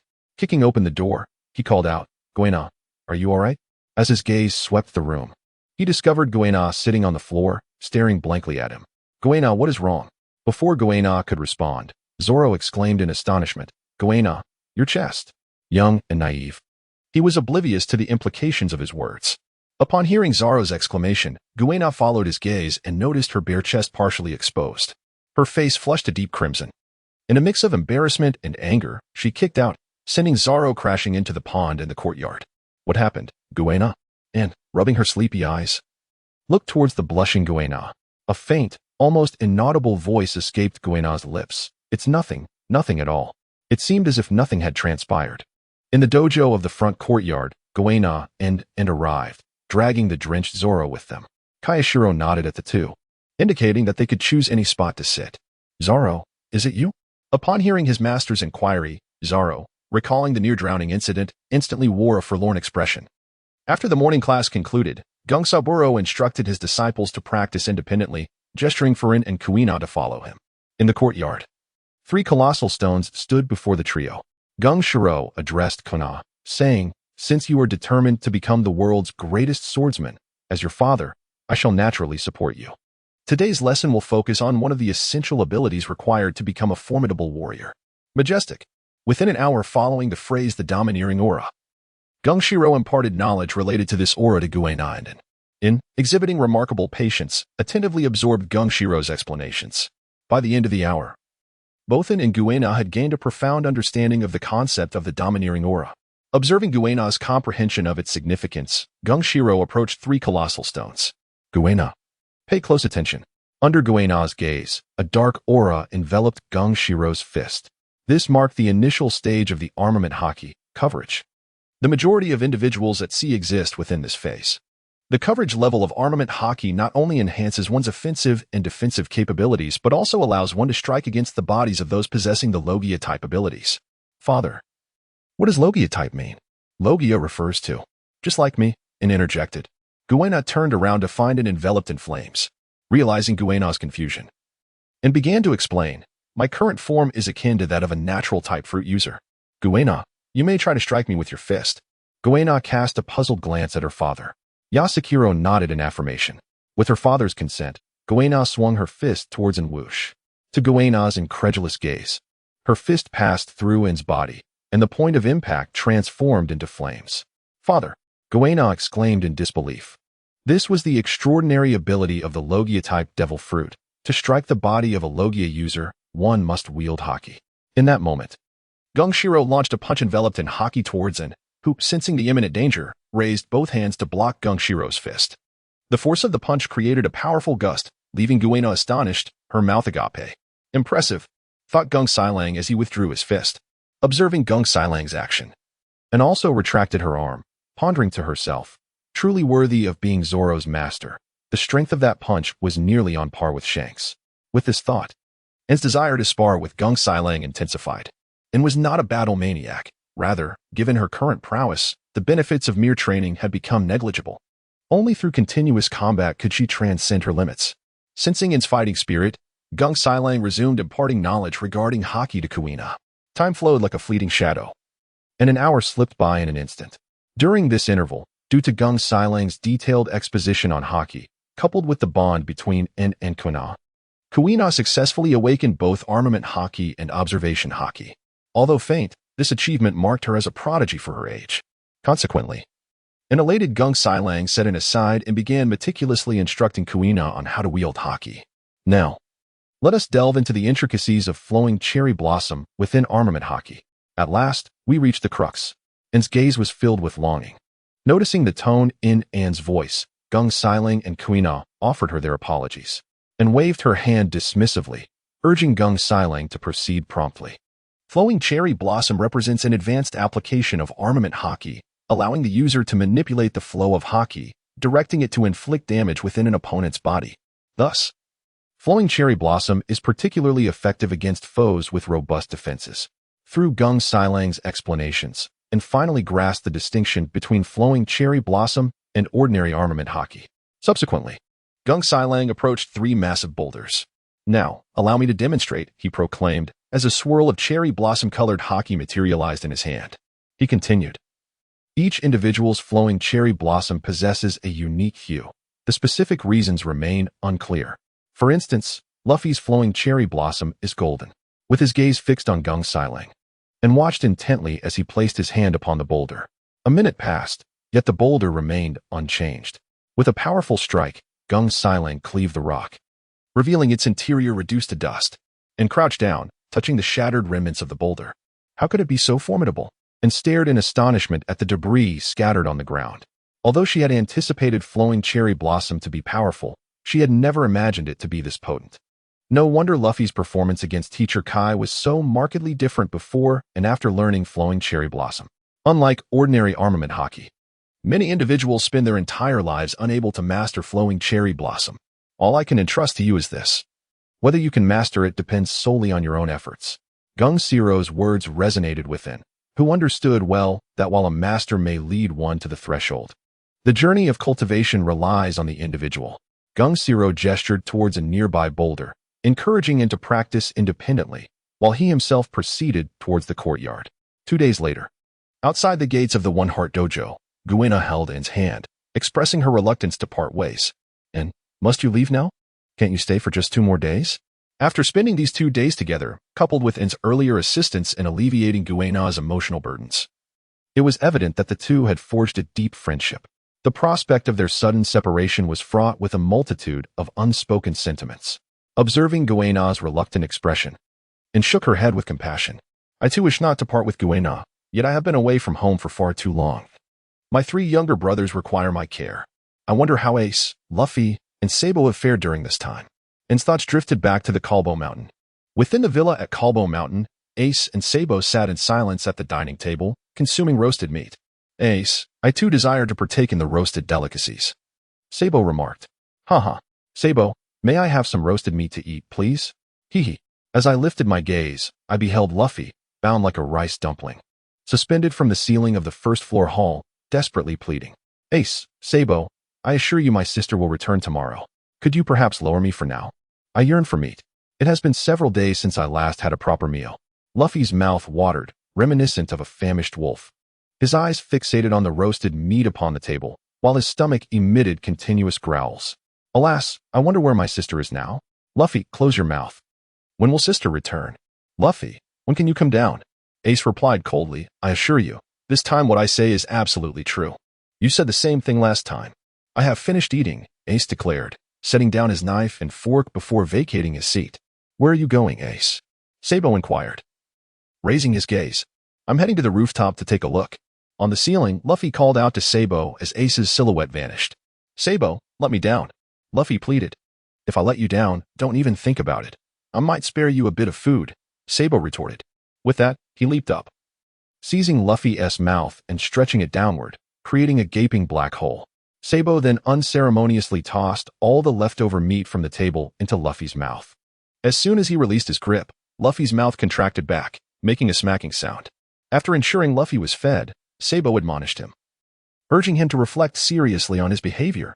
Understood, Luffy whispered in response after having consumed meat. On the terrace of the villa, Ace leaned against the railing, gazing at the picturesque harbor of Windmill Village. The sea breeze caressed the waves, maintaining its usual tranquility. Ace, do not fret. Sister is incredibly strong, and she will surely be fine. Perhaps she will return in a few days, Sabo reassured him. I know sister will be all right. I am merely pondering when she will come home. Meanwhile, in Frostmoon Village, who was dearly missed by Ace and Sabo, was bidding an emotional farewell to Kuina. Mr. Jingshiru, I appreciate your assistance during this time. It is I who must thank you for helping Kuina find her peace. The green-haired lad must train diligently and refrain from getting lost again. I will not get lost, Zoro retorted, after playfully teasing Zoro and, under the astonished gazes of those around her, produced a snug sun hat and placed it atop Kuina's head. Consider this a parting gift, Kuina, be sure to cherish it. With a backward glance and waved her hand, saying, my home is on Corbo Mountain in Windmill Village. You may come to find me whenever you miss me. I am off. As in soared into the sky, her hands transforming into fiery wings, Kuina, her eyes brimming with tears, called out to the departing figure, and I will certainly come to find you. The girl's voice resonated with a certain resolve. After parting ways with Kuina, and flew towards Windmill Village, following the directions marked on the East Sea map she had previously drawn. During her days at the One Heart Dojo, and diligently practiced the use of flowing cherry blossom, seeking guidance from Jingshiru whenever faced with perplexing challenges. Thanks to Anne's exceptional talent, relentless training, and Jingshiru's meticulous instruction, she gradually mastered the technique. Notably, Anne's flowing cherry blossom manifested in a vivid crimson hue, possessing the added ability to incinerate in addition to inflicting internal damage. In essence, Anne's flowing cherry blossom was a fiery red, its destructive power amplified.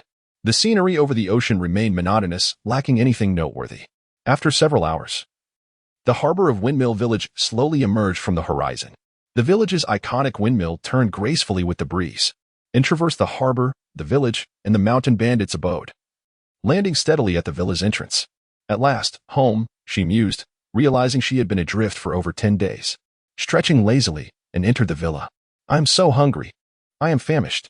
A voice, faint yet distinct, echoed within the villa. And raised her gaze in the direction of the sound. Lucci? Luffy squinted his eyes, gazing down from atop the ceiling, feeling a bit dazed and hungry. Sister? Upon witnessing Luffy's frail condition, an ignited flames to sever the ropes and gently lowered him down.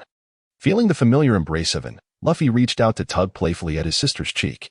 How delightful! Luffy exclaimed with joy, Sister, you have finally returned. Tears welled up as he recounted the tribulations he had endured in her absence.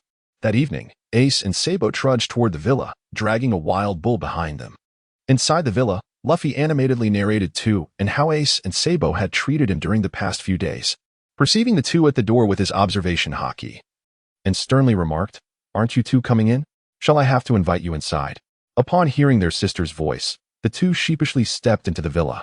It turned out they had lingered at the door for quite some time, hesitant to enter after hearing Luffy's grievances, for they indeed had treated him that way. Ace, Sabo, I told you that sister would surely return today, Luffy declared, hands on his hips, observing Luffy's triumphant demeanor, and sighed, Oh, what a foolish boy. You too, come here. She called, and the two approached, and at a leisurely pace. In a gentle tone, she addressed them. I understand that you are resentful toward Luffy for my disappearance over the past few days. However, this cannot be blamed on him. As his sister, it is my duty to show gratitude for the kindness bestowed upon my brother. If it were one of you in Luffy's place, I would have made the same choice. Therefore, Ace and Sabo, do not hold Luffy accountable when such situations arise in the future. And placed her hands on their shoulders and earnestly continued. If there comes a day when I am no longer here, I hope you both will take good care of Luffy, just as I have. Noticing the change in their sister's tone, they chorused, Sister, we will definitely take good care of Luffy, to penalize them for their recent treatment of Luffy, and declared, Tonight's dinner will be your responsibility. Luffy, who had been starved for countless days, with eyes gleaming like meat, turned to Ace and Sabo and said, I want to eat a lot of meat. The sight of Luffy's enthusiasm made the three burst into laughter. At dinner, Luffy nearly devoured all the food by himself, and marveled at his appetite, exclaiming, Truly, he is the embodiment of a pirate king. He really is saying, I want to eat a whole bull. After dinner, on the villa's rooftop, Luffy eagerly recounted the events of his disappearance to Anne, while Ace and Sabo listened intently, as he shared tales of peril and wonder from the sea. Their trepidation transformed into immense fascination. It was indeed a daily life that was hard to part with. In the early morning, and angrily kicked open the door to their room, dragging the three of them downstairs to the dining room, with her armed hockey enveloping her iron fist. A cry of despair erupted as Ace, Luffy, and Sabo cowered, heads cradled in their arms on the table. I leave for just a few days. And you all become so lethargic. Upon awakening, Luffy, startled from his slumber, found himself greeted by a sumptuous breakfast laid out upon the table. Cautiously stealing a glance at his sister, who was engrossed in a fervent gathering, he activated the powers of the gum-gum fruit and surreptitiously pilfered a fried dumpling, which he promptly placed in his mouth. As he chewed, his small mouth danced with delight, internally critiquing the flavor of the dumpling. It was somewhat salty, and the dumpling's skin was excessively thick. Luffy, after imparting lessons to Ace and Sabo, and his gaze turned toward the laziest of them all, Luffy, transforming into a culinary master. Luffy tirelessly sought out the merits and flaws of dumplings, oblivious to the clamor of the world around him. Is it delicious? The plaintive tone roused Luffy, the culinary expert. Upon hearing his sister's inquiry, the earnest Luffy candidly expressed his evaluation. Indeed, our dedicated gourmet Luffy has worked hard. To reward you, dear brother, I have decided to prepare another delectable dish for you, her tone laced with playful mockery. Very well, Luffy clapped his hands in delight, oblivious to the lurking danger. As he watched Ace and Sabo depart with somber expressions, they gently ruffled his hair and spoke in an unusual tone. Luffy, you are truly fortunate. Higi, of course. My sister adores me the most. Ha. Indeed, Luffy, your sister cherishes you above all. With a cacophony of footsteps, the two moved their chairs to a distant spot in the forest and sifted through the branches, muttering to herself incessantly. No, this one is too thick. It could injure Luffy. This one won't do either. It's too slender and might break. After 3 minutes, a branch approximately 50 centimeters in length, vibrant green in hue, appeared in its hands. With the flow of armament hockey, she gently waved the branch, producing a whistling sound in the air. Very well. Inside the villa, Luffy remained filled with anticipation, eagerly awaiting his sister to bring him delectable treats. Ace and Sabo, on the other hand, silently prayed that their sister would not cause them any trouble. Tick, tock. A series of footsteps echoed as and returned to the villa, this time holding a pitch-black branch in her hand. Did I see correctly, Sabo? Ace stammered. It must be the color of the armament hockey, Sabo replied, equally flustered. After receiving confirmation from one another, they swallowed hard, sensing that today would be extraordinary. After breakfast, once seated, and placed the black branch on the table with a thud, Luffy, having searched in vain for delicious food, sighed. Sister, where are the dishes I prepared? How foolish. Luffy, you are so naive. What will you do in the future? And sighed in exasperation. I'm not foolish. I'm quite clever. Sister Makino even praised me as the smartest in Windmill Village last time. Luffy insisted, raising his small face in hopes of receiving his praise. I understand, Luffy. Let's have breakfast first. The treats I have prepared are sure to leave an unforgettable impression, and said in a soothing tone. Wonderful. Luffy felt a growing impatience within him. Ace and Sabo sensed the chilling atmosphere in the air, bowing their heads in silence as they ate. Only Luffy continued to chatter incessantly. Clang. The utensils were tossed into the plate, and it declared, I have finished my meal. Once you have concluded your dining, please step outside. Holding a dark branch, and reclined in the rocking chair in the courtyard. Creak, creak. The chair swayed gently. Moments later, and returned with the three who had just finished breakfast to the woods where the duel with Ace had taken place. Traces of ice and fire still lingered in this forest. It is finally time to begin, and stated, his tone steady and elongated. Let me assess the fruits of your training during this period. Luffy, you shall go first.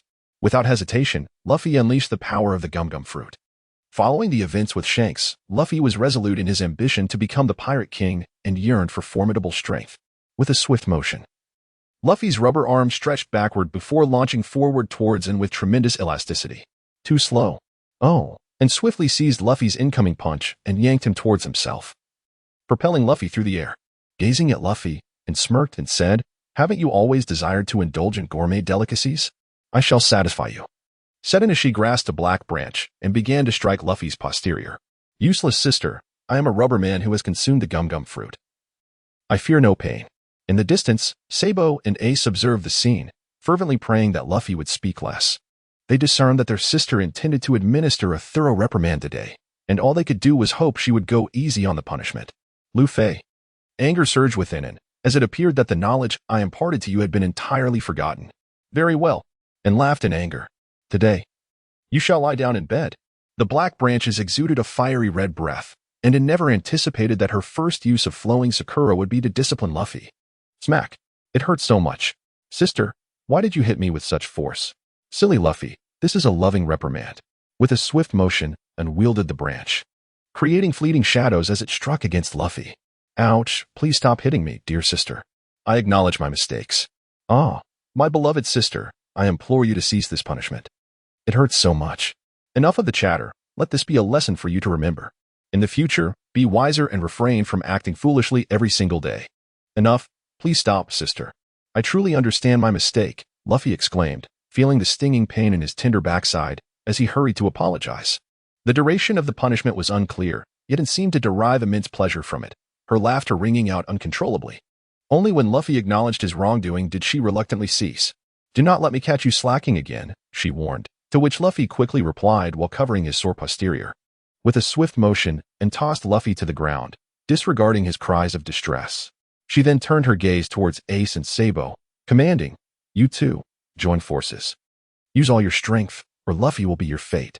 Observing Luffy's predicament, both Ace and Sabo felt a shiver run down their spines. The pain was trivial, but the embarrassment was profound. With Ace unleashing a fiery fist, and commenced her lesson with the branch in hand. In the villa, the three of them lay on the bed, their backs flushed, while headed to the training room to begin the day's rigorous regimen. 10,000 punches, 10,000 squats, 10,000 weight lifts. The time spent sweating profusely seemed to pass in a blur. As night fell, and sat alone on the rooftop, gazing down at the brightly lit windmill village. The fishing boats at the dock swayed forlornly, and the cool mountain breeze tousled her hair. How wonderful it would be if the entire world were as peaceful as Windmill Village. Humans, truly, are such greedy creatures. Sensing three familiar presences at the stairway, and softly remarked, what are you three doing here instead of resting in your room? Is your pain gone? Upon hearing her voice, Ace and the others awkwardly stepped out one by one. Luffy, feeling bashful, approached and, I was wrong, sister, and patted the spot beside her, inviting him to sit. Ouch.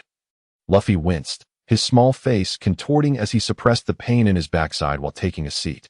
Huffed, ha, and could not contain her laughter at Luffy's grimaced expression. What is so funny? This is all you're doing, Luffy pouted, slightly displeased. Ha, and finally burst into a hearty laugh. Gently squeezing Luffy's soft face, she said, Luffy, you are simply adorable. You two come over as well. Compared to Luffy, Ace and Sabo were only slightly younger than him. Hence they could not be as intimate with her. Nonetheless, the affection they held for him was equally profound. Under the soft glow of the moonlight, the four of them sat side by side on the rooftop, observing the determined expressions of the three younger brothers. Verdant flames erupted from it, enveloping the three of them. Wow, how magical. Sister, what is this? It feels so wonderful. Observing Luffy's endearing foolishness, and chose not to correct him. After all, the joy of Luffy was paramount. Without addressing the inquiries of the trio, and spoke to himself, Ace, Sabo, Luffy. The three turned to face him. You must relentlessly strive to grow stronger. And's tone deepened as he continued. This sea is merciless. Countless souls perish daily. Perhaps they are strangers to me. Yet, the thought that one day you three might also succumb to this vast ocean, while I remain oblivious, fills me with dread. As he spoke, tears streamed down his face. Glistening in the moonlight, the night enveloped him in a shroud of fear. Through his sobs, and implored, so promise me, you must survive. Gently clutching Ace's garment, he made a fervent plea, you must return to this home. In both past lives and this existence, and had known solitude. However, during the time spent with Ace, Sabo, and Luffy, he had transcended the desire for rewards from the system. He had genuinely embraced them as family, willing to sacrifice his life for their sake. Sister, Ace, Sabo, and Luffy, upon witnessing the vulnerable side of the sister who had always cared for them, finally grasped the reason behind her relentless encouragement for their training. Memories of her countless gestures of kindness began to resurface in their minds. The three made a solemn vow to her. Sister, we shall not perish. We will not only survive but thrive, living lives that are extraordinary and unparalleled. When we achieve our dreams, we shall return home adorned with our treasures. Evoking envy in all, the mountains stood witness to the promises made by the trio. Wait for me. Suddenly, Ace dashed downstairs, only to return shortly with a bottle of sake, and observed as Ace produced the bottle, pondering if it resembled the oath of brotherhood from the tale of the three sworn brothers. Could it be that our gathering had to shift due to my presence? Sister, this sake is from the Dayton household, Ace remarked. Each of us harbors our own dreams. Perhaps in the future, we shall embark on our respective journeys. I once heard that on the vast ocean, consuming the oath sake binds brothers together. By partaking of this drink, we shall forever be family. Ace lifted one of the four filled cups, and Sabo and Luffy each raised their own. Ace continued, no matter where we may find ourselves in this world, the bonds we share in our hearts will never fade. They shall embody our yearning for one another. With that, Ace raised his cup high, and under the moonlight, the sake shimmered like their enduring emotions. My dream is to become a world-renowned pirate, one whose name will echo throughout history. Observing Ace's fervor, Sabo too lifted his cup. My dream is to be the freest pirate in the world. And you, Luffy? What is your dream? Reflecting on his promise to Shanks, Luffy fondled his straw hat, joyfully raising his cup. My dream is to become the Pirate King, and then host a grand banquet where everyone can join. Luffy's ambition elicited laughter. Aha, Luffy, your dream is truly amusing. Sister, what is your dream? Listening to the aspirations of the three, and marveled at the stubbornness of fate. Despite their individual growth, their dreams remained unchanged, and raised her own cup. As for my dream, she glanced at Ace, Sabo, and Luffy, her tone gentle as she spoke. I wish to transform this distorted world, allowing everyone to live happily. As her words hung in the air, the cups clinked together, the clear sake spilling forth. With dreams echoing through the mountains, the four of them drank heartily. The sake was finished, and the promise was sealed. The following morning, Anne adjusted her pillow and leaned against the headboard, listening to the gentle patter of rain outside. It rained all night, and it still hasn't stopped. How annoying, she complained, withdrawing her focus from the window. Glancing at her attribute panel, she noted that aside from her armed color hockey transitioning directly to flowing cherry blossoms, little else had changed. She still possessed 10 bond points, insufficient for upgrading her attributes. Suddenly, a system lottery appeared. A colorful vending machine materialized. 10 consecutive draws. The vibrant light shimmered. Ding. Congratulations to the host for receiving the following rewards. Constitution Enhancement Card X1. Purple. Great Blade 21. GUE Purple. Training Acceleration Card. 1 day. X1 Purple. Nautical Encyclopedia. Beginner. X1. Green. Nautical Encyclopedia. Ultimate. X1. Blue. The rewards from the system lottery are enumerated. The drop rate for attribute cards has significantly decreased. Previously, one could obtain approximately 3 cards in a 10 spin, but now only one can be acquired at a time. It seems that in the future, enhancing attributes will only be achievable through our bond points. Drawing forth the Great Blade 21, GUE, I unsheathed the blade, which was long, snow white, and sharp, adorned with intricate engravings. The hilt was crafted from fine wood, with a decorative snow-white cord hanging from its end. Firmly grasping GUE, I swung it with a swift motion, and with a sharp sound, a corner of the wooden bed was severed. Truly, the Great Blade 21 is remarkable, I marveled. As for the purpose of this blade, I have already decided. I shall present it as a gift to Gunnar when we meet again in the future. I then stored GUE away and activated the Constitution Enhancement card. As the words left my lips, a stream of warmth enveloped my body, continuously fortifying it. During this enhancement, I seemed to hear the sound of some shackles shattering. Upon completion of the system's enhancement, I felt that my current body's recovery and resilience were several times stronger than when I was at B rank. Realizing the strength of my body, I pondered. It appears that a rank and B rank represent a significant divide. I had always been curious as to why those top-tier powerhouses at sea could engage in battles lasting days and nights. Now I understand. With such a physique, it is nearly impossible to be defeated in a short span of time. Upon reopening the system panel, the attributes are as follows. Bond System Host, Monkey D. In age, 11 years. Character status, normal bond points, 0 fruit. Phoenix Fruit Life Flame Enhancement, click to switch. Strength, B. Enhanced. Agility, B. Enhanced. Constitution, A. Enhanced. Will, B. Evaluation. Elite Vice Admiral of the Navy Headquarters. Observation Hockey, Mastered Armament Hockey. Flowing Cherry Blossom Conquerors Hockey. Unawakened Flame Liberation. By merging the life flame with other flames, one can significantly amplify the power of the flames. Bond Lottery, 1 bond point. Next bond. daughter of the sea, hero's descendant, fate of the twins Un and Ace, spark of stars, time-space twins effect, blessing of the sea. Fire Fiston and Ace, gifted prodigies, children of destiny, fire of revolution, deep sisterly bond note. Click to expand system space. Click to expand after concealing the system panel. And changed into appropriate attire and descended to the kitchen, where she began preparing breakfast for the day. After a flurry of activity, breakfast was ready. And Ace and the others happened to come downstairs just in time. The four of them took their seats and commenced their meal. However, the atmosphere was notably subdued. Even the usually boisterous Luffy remained silent. Following breakfast, the four of them relaxed on the sofa and noticed the unusual demeanor of the trio but refrained from inquiring. Ultimately, it was Sabo who broke the silence. And, do you recall what transpired after you drank the Brotherhood wine last night? After drinking the Brotherhood wine, I simply returned to sleep. Did anything else happen? And responded, her face filled with curiosity. Nothing at all. Absolutely nothing happened. But please refrain from drinking alcohol in the future. Why? There is no reason. Sister, even if I implore you, please refrain from drinking alcohol in the future. I understand, and had never been fond of alcohol, and this was the first time Sabo had made a request of him, although he was unsure of the reason, and readily acquiesced without hesitation. Upon hearing N's affirmative response, Sabo exchanged a glance with Ace, visibly relieved. The memories of the colossal purple sun that had descended upon the sea behind Corvo Mountain the previous night sent a shiver down their spines. Had N ventured to Windmill Village, he would have overheard the villagers discussing the extraordinary purple sun that had appeared the night prior. After a brief respite, the trio made their way to the training room to commence their daily regimen. Having witnessed his sister's true prowess the previous day, the three came to a stark realization of their own insignificance. Furthermore, having promised his sister that he would survive, and felt an even greater impetus to train diligently. As the three departed and retreated to his own chamber, sitting upon the floor, he retrieved a black box, the equipment crafting device he had won in a lottery. Initially, due to Luffy's near-fatal encounter with Sig, and had intended to lead Ace and the others in a purge of the nearby bandits. However, the incessant rain had dampened his spirits, prompting him to reconsider and wait for the skies to clear, and had been in Windmill Village for nearly 8 months.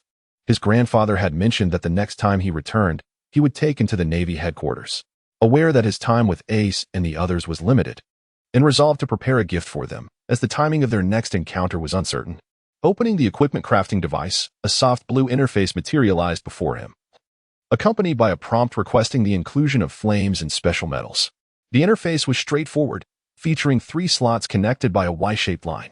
With a thought, the special metal he had previously acquired appeared in one of the slots, extending his palm, and combined the solar flame with the life flame, resulting in an enhanced solar flame manifesting in his hand.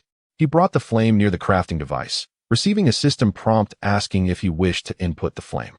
Upon agreeing, the enhanced solar flame was absorbed by the device. Once the materials were complete, the panel before him displayed a multitude of weapon models for him to select from. Ultimately, he chose the pipe template.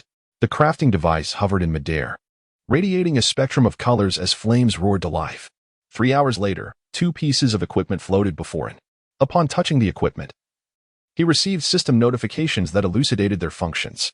Equipment name: fingerless gauntlets, unnamed, strength, A agility, B durability, A special effects. 1. Reduces the user's hockey consumption. 2. Has a chance to briefly stun opponents upon hitting them. 3. Can ignite flames, increasing their intensity. Equipment name: pipe, strength, B agility, A durability, B special effects. 1. Reduces the user's hockey consumption. 2. Hitting enemies in succession enhances the user's speed. 3. Can ignite flames, increasing their intensity. Putting away the equipment, and walk towards the first floor. In the living room on the first floor, Ace and the others were seated on the sofa. Sister, did you call us for something? Ace inquired first, and nodded, gesturing for the three to be quiet. She looked at Sabo and tossed a silvery water pipe to him. Give it a try and see how it works. As Sabo caught the pipe tossed by his sister, he stood up and began to wield it.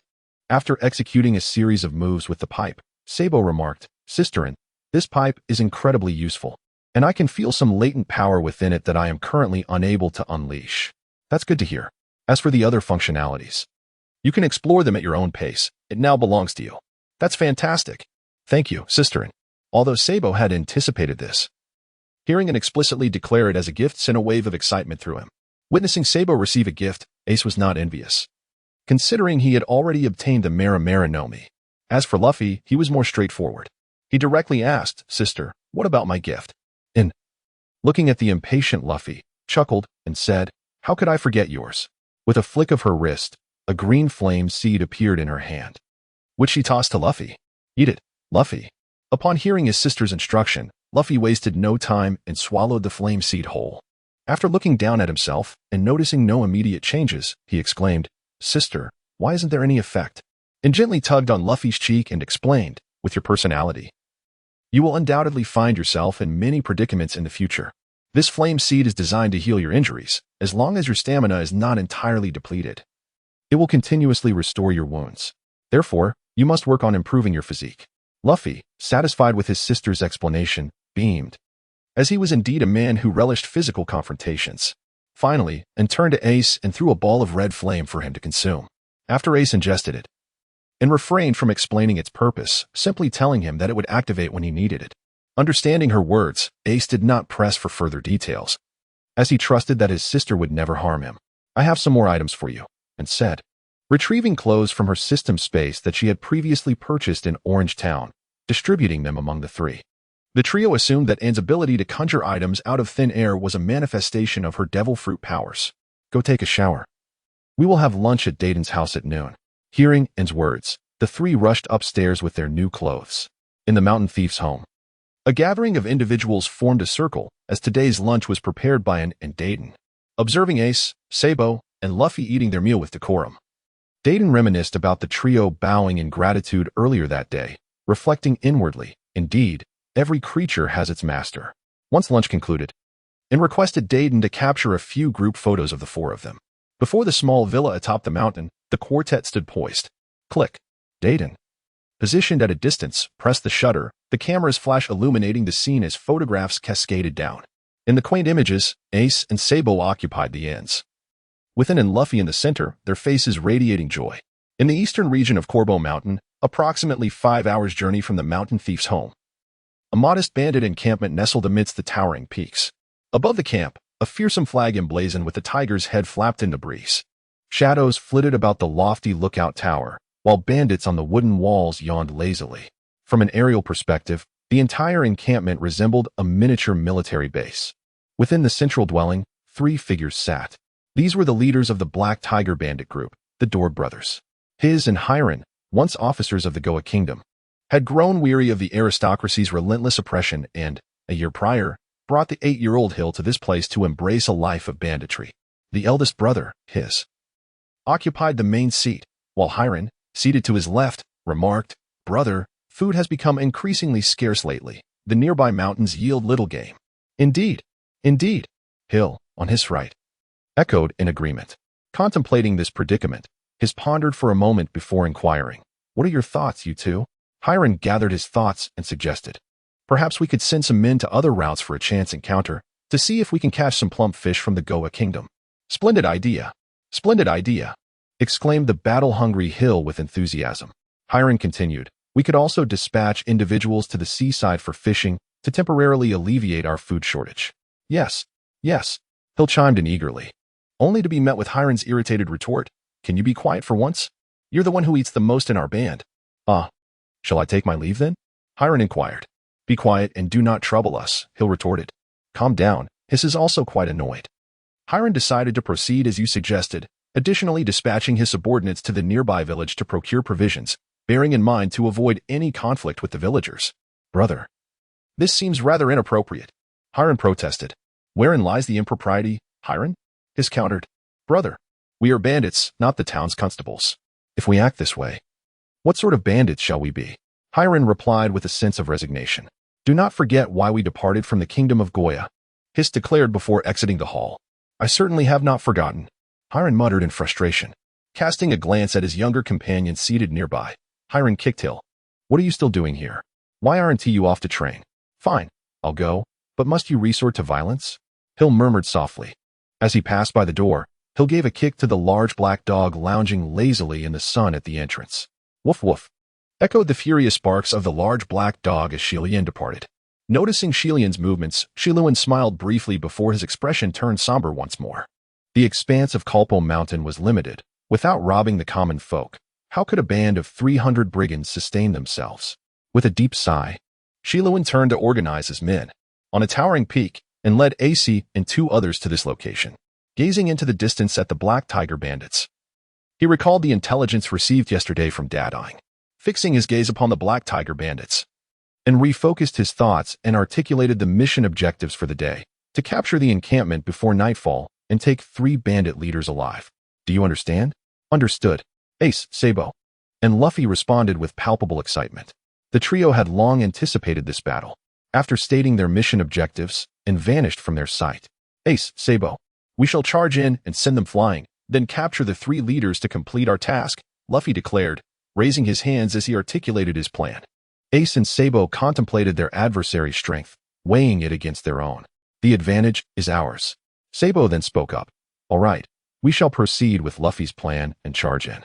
Hidden among the trees, and observed the trio's strategy, his eyelids twitching in disbelief at how they seemed to lose their wits when together with Luffy. Just as he voiced his disdain for Luffy, Ace, and the others had already set forth before the imposing gates of the Black Tiger bandit's lair. Ace refrained from unnecessary words. He unleashed a fiery fist, engulfing the wooden gates in a tempest of flames. Sabo swiftly followed suit, using a water pipe to shatter the dark entrance. With a resounding crash, the gates fell, and Ace, Sabo, and Luffy surged forward. The bandits, dozing atop the walls, were startled awake by the cacophony, hastily arming themselves and rushing downstairs to investigate. As the bewildered bandits descended, a small fist soared through the air, knocking one unconscious. Ace, Sabo, am I impressive or what? Luffy boasted. Before Ace and Sabo could respond, a large swarm of bandits approached the trio. Rather than cower, Ace and his companions charged headlong into the fray. With a fiery punch, the pipe swung, and the 3 men engaged in a fierce battle with the approaching mountain bandits. Inside the central dwelling, Doug and his companions, who were resting, were suddenly startled by the sounds of conflict emanating from the camp. Just as they were about to step outside to investigate, the door burst open. A breathless bandit rushed in, exclaiming, "Boss Doug, trouble. Intruders have broken in.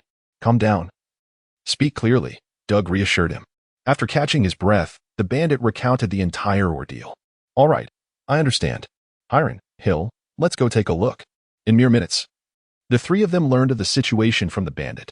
Meanwhile, at the Black Tiger bandit camp, Ace, Sabo, and Luffy were unleashing their might, taking down numerous bandits. Ace, in particular, was unmatched, wielding the power of his Logia fruit with formidable strength. Bang, bang. The sound of gunfire erupted as Sabo swiftly dodged the oncoming bullets. Some shots penetrated Ace's body and struck Luffy, who was still engaged in battle at a distance. The force of the bullets caused Luffy's skin to indent with each impact.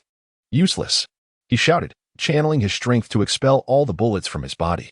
Nearby bandits were struck and fell to the ground, moaning in agony. Just then, Hiss, who had just arrived, sensed bullets flying towards him and tilted his head to narrowly evade them. Was that kid the user of a devil fruit? Hiron inquired. Hiss nodded, confirming, indeed, that child possesses a devil fruit power, though I am unaware of its nature. Brother, allow me to confront him, he requested. Wait, Hill. Before the sentence could be completed, Hill charged directly towards Luffy.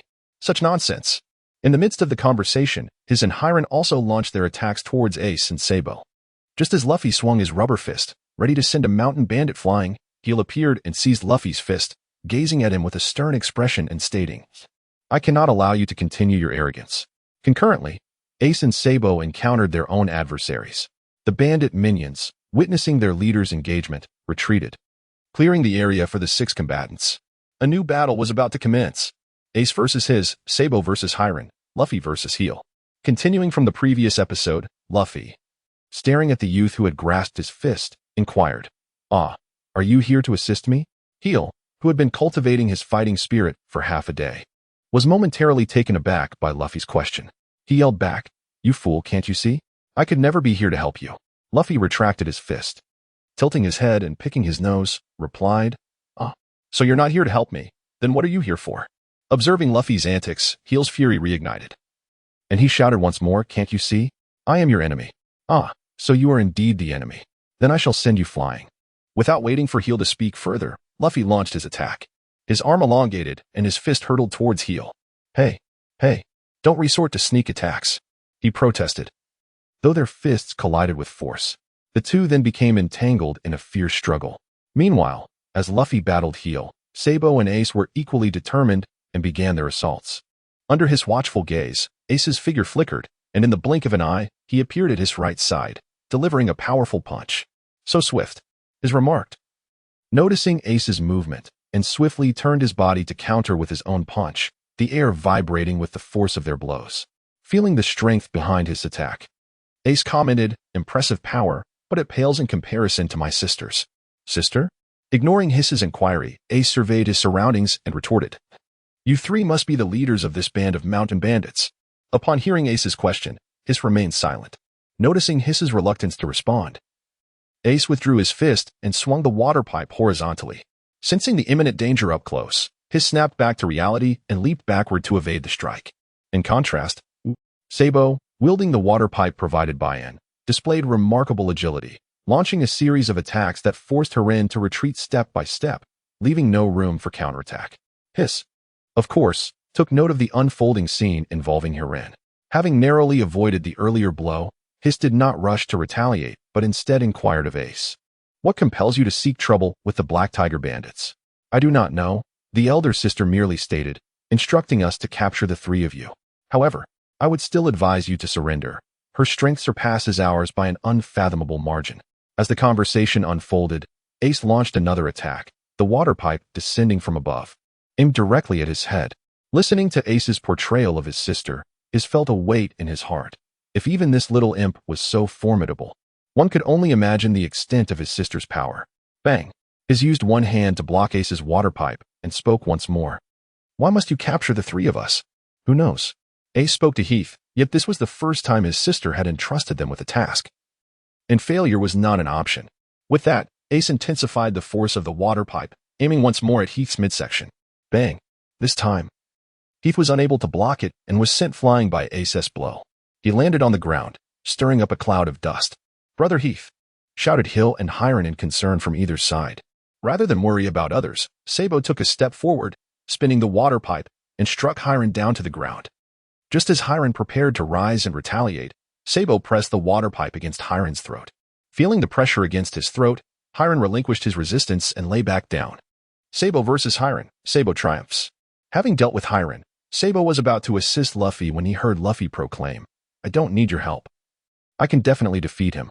Sensing Luffy's unwavering resolve, Sabo crossed his legs beside Hiron and began to observe the battle. With Sabo having concluded his own fight, Ace realized he could no longer hesitate. Fixing his gaze on Heath, Ace spoke solemnly. Show me your true strength. From here on, I will not hold back. With that declaration, Ace unleashed all his power, striking Heath with the water pipe with great force. Although Heath was reluctant to offend the sister Ace mentioned, he had no choice but to reveal his true capabilities now that the challenge had been issued. Bang! Heath seized the water pipe with both hands and, with a powerful motion, flung Ace away. However, to Heath's surprise, Ace did not crash to the ground. Instead, he transformed into a blaze of flames and landed gracefully. How is that possible? Observing the astonishment etched on Hiss's face, Ace began to elucidate. I am the Flame Man, having consumed the flame fruit. Ordinary attacks have no effect on me. With that, he gestured for Hiss to strike again. Hiss, undeterred, swung his fist once more at Ace. Bang!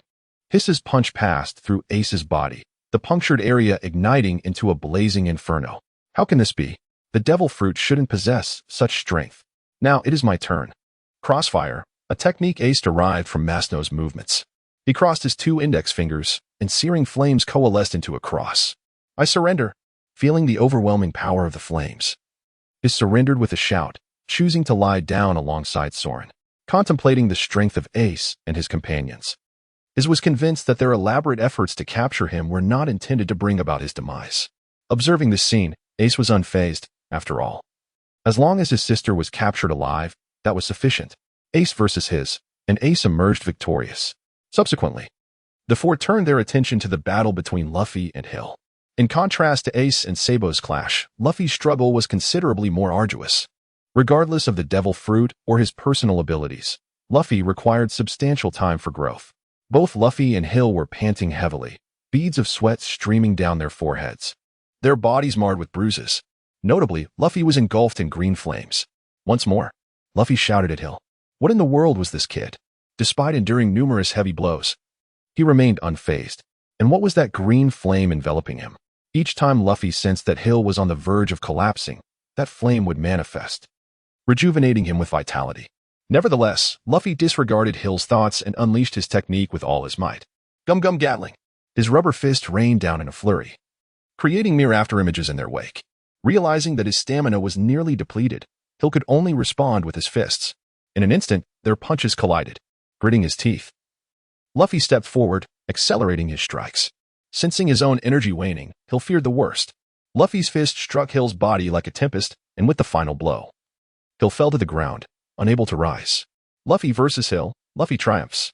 After defeating Hill, Luffy exclaimed loudly, Ace, Sabo, did you see that? I did it. Ace and Sabo nodded indulgently. Suddenly, Luffy felt his strength drain away, his body going limp as he fell into a soft embrace. Upon the appearance of an Ace and Sabo hastened to join him. The performance of the trio was keenly observed by An. Aside from their recklessness, they executed their roles commendably. You have all done exceptionally well this time. Leave the rest to me. With that, An entrusted Luffy to Ace and strode purposefully towards Heist. The forest echoed with the howling winds, while the vibrant green leaves rustled softly. Heist, struggling to rise from the ground, fixed his gaze upon An, his eyes brimming with curiosity. Freeze. The icy blue flames blazed fiercely as An waved his arm, causing the frost fire to swiftly spread outwards.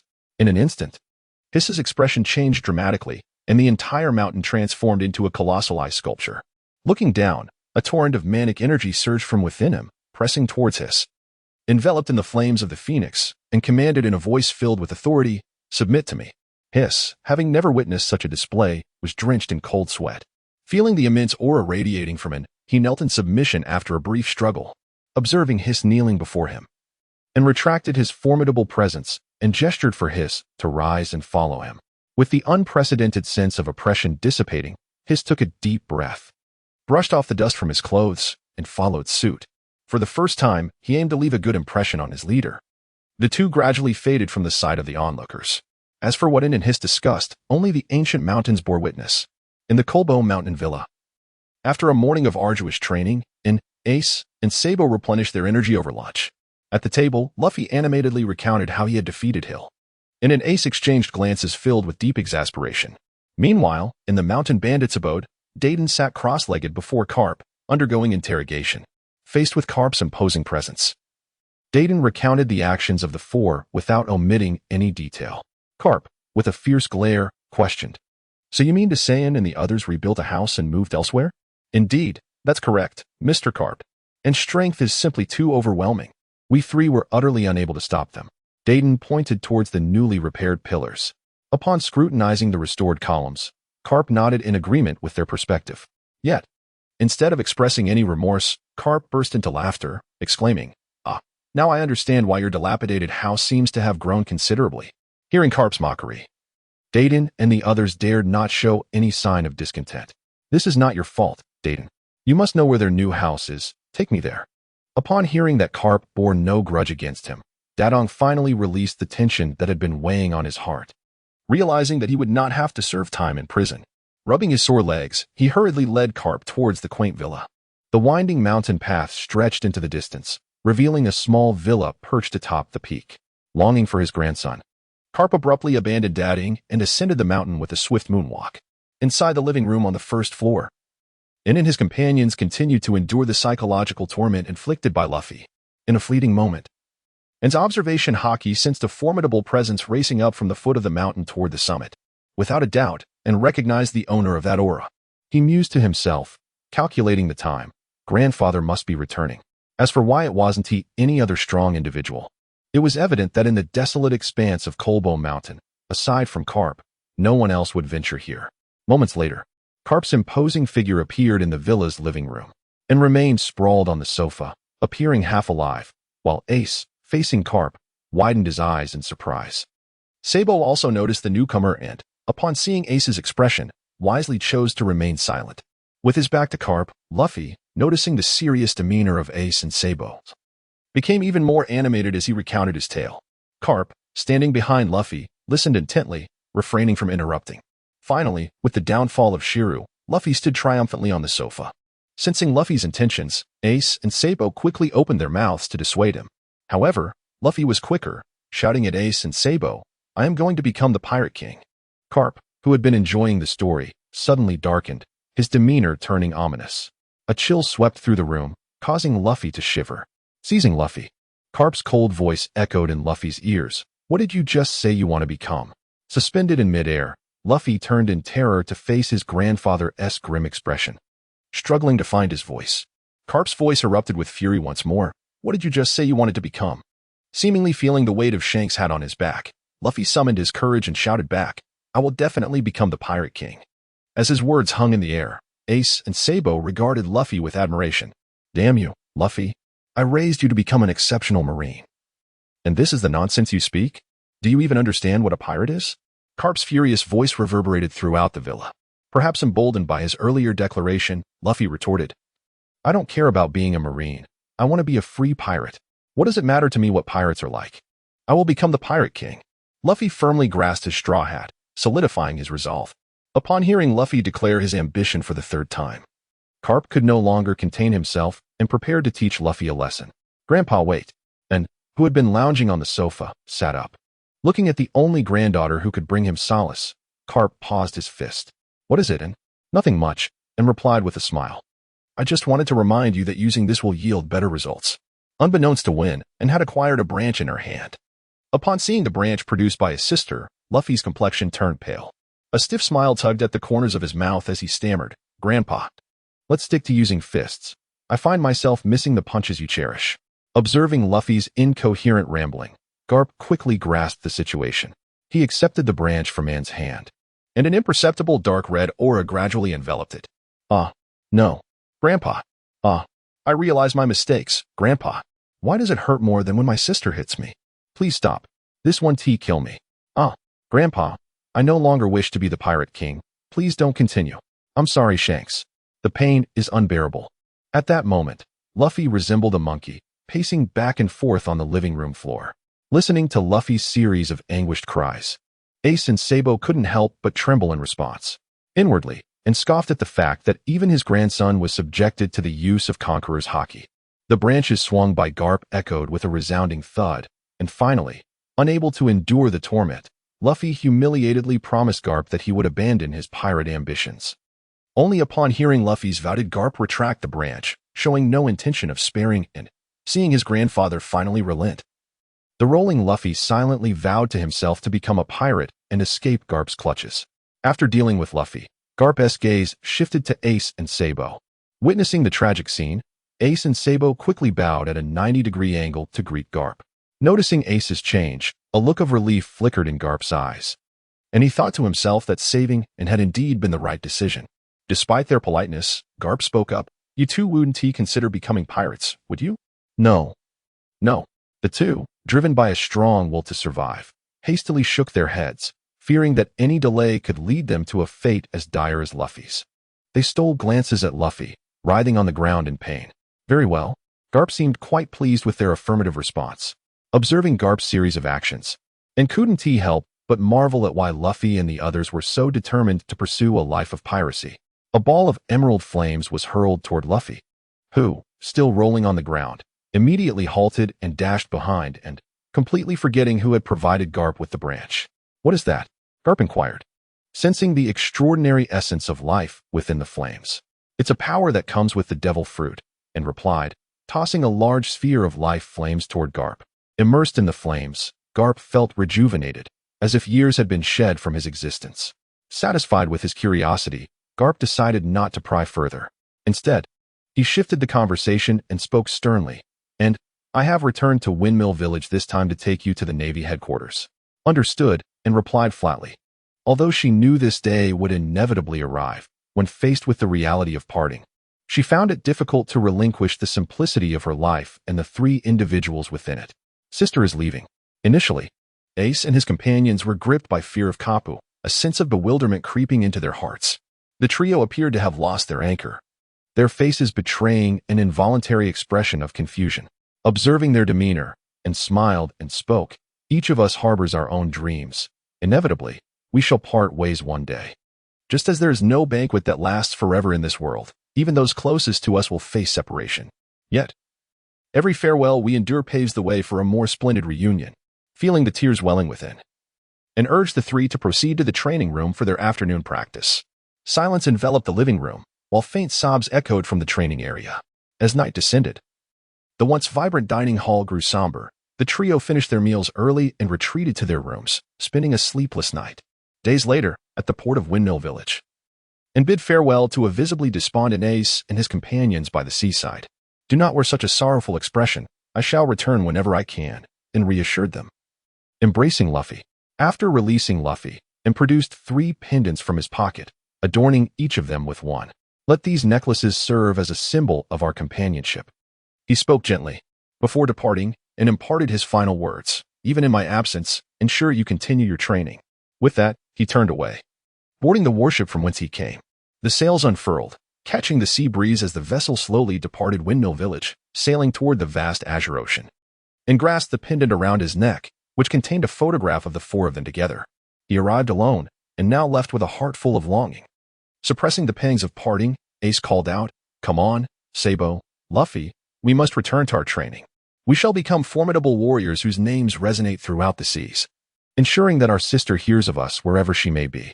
As the figures of Ace and his companions faded from view and strode directly into the training room aboard the warship, moments later, he emerged once more, having inadvertently exerted a tad too much strength during his training, resulting in the unfortunate breakage of the equipment.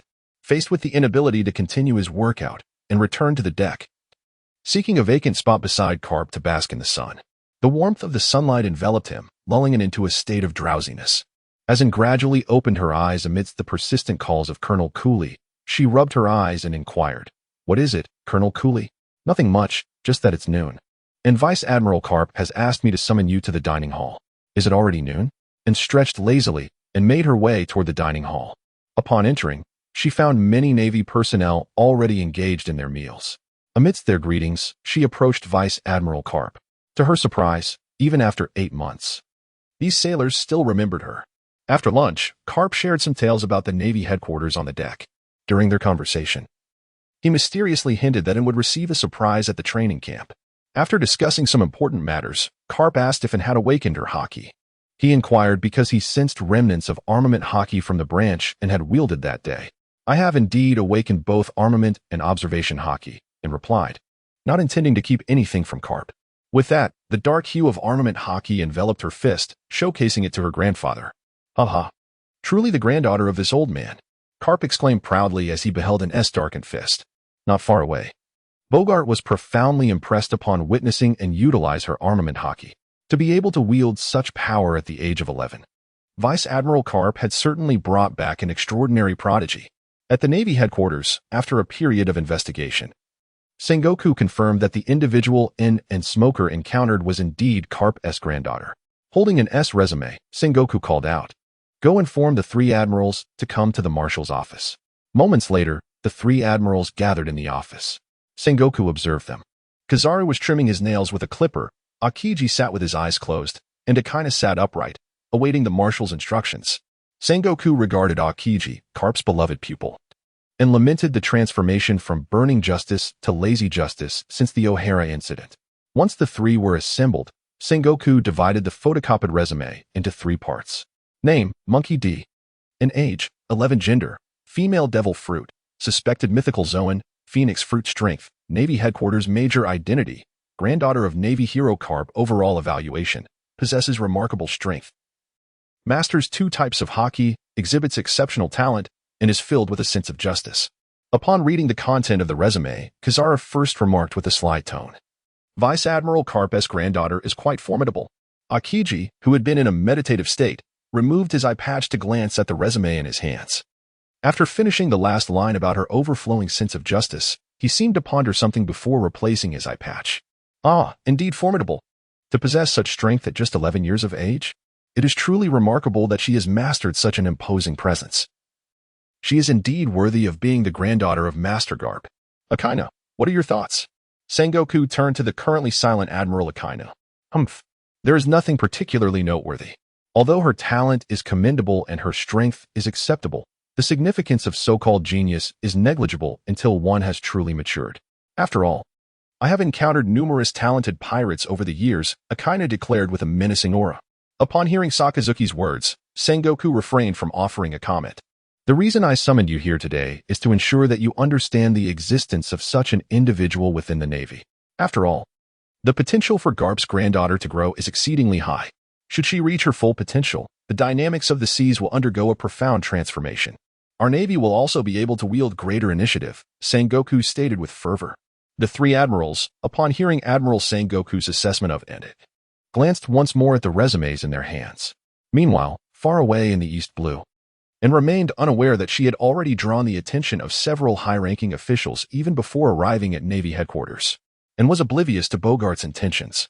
But she concealed her hockey under Garp's approving gaze. In this leisurely passage of time, days went by. Near the Grand Line, close to Navy headquarters, today, the Doghead warship burst forth from the comm belt, officially entering the Grand Line. This arrival signifies that its journey to the headquarters is merely a day away.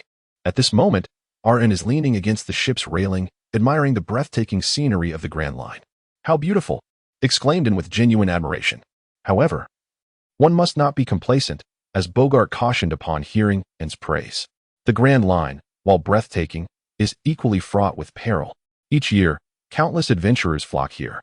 Yet only a scant few survive. "I understand, Uncle Bogart," and responded, graciously accepting the well-meaning warning. Thus, the warship continued its journey for another day, finally arriving at the Navy headquarters. The massive complex of buildings emerged before N's eyes as the ship drew closer. The first sight that captured attention was the towering fortress-like walls, inscribed with the time-worn characters representing the Navy. Above, the ancient lofts designated for naval offices came into view. As the vessel gently entered the crescent-shaped harbor, the dock revealed a profusion of cannons, while wisps of smoke from the nearby town infused the scene with a touch of warmth. Once the ship was securely moored, the soldiers disembarked in an orderly fashion. Noticing and captivated by the headquarters scenery, Karp called for him to follow, and the two made their way toward the town. Creaking open the door of a two-story building, Karp said to N, "Feel free to choose a room and rest for the night. We will report to the training camp tomorrow." At the Navy headquarters, Marineford, Commandant's office.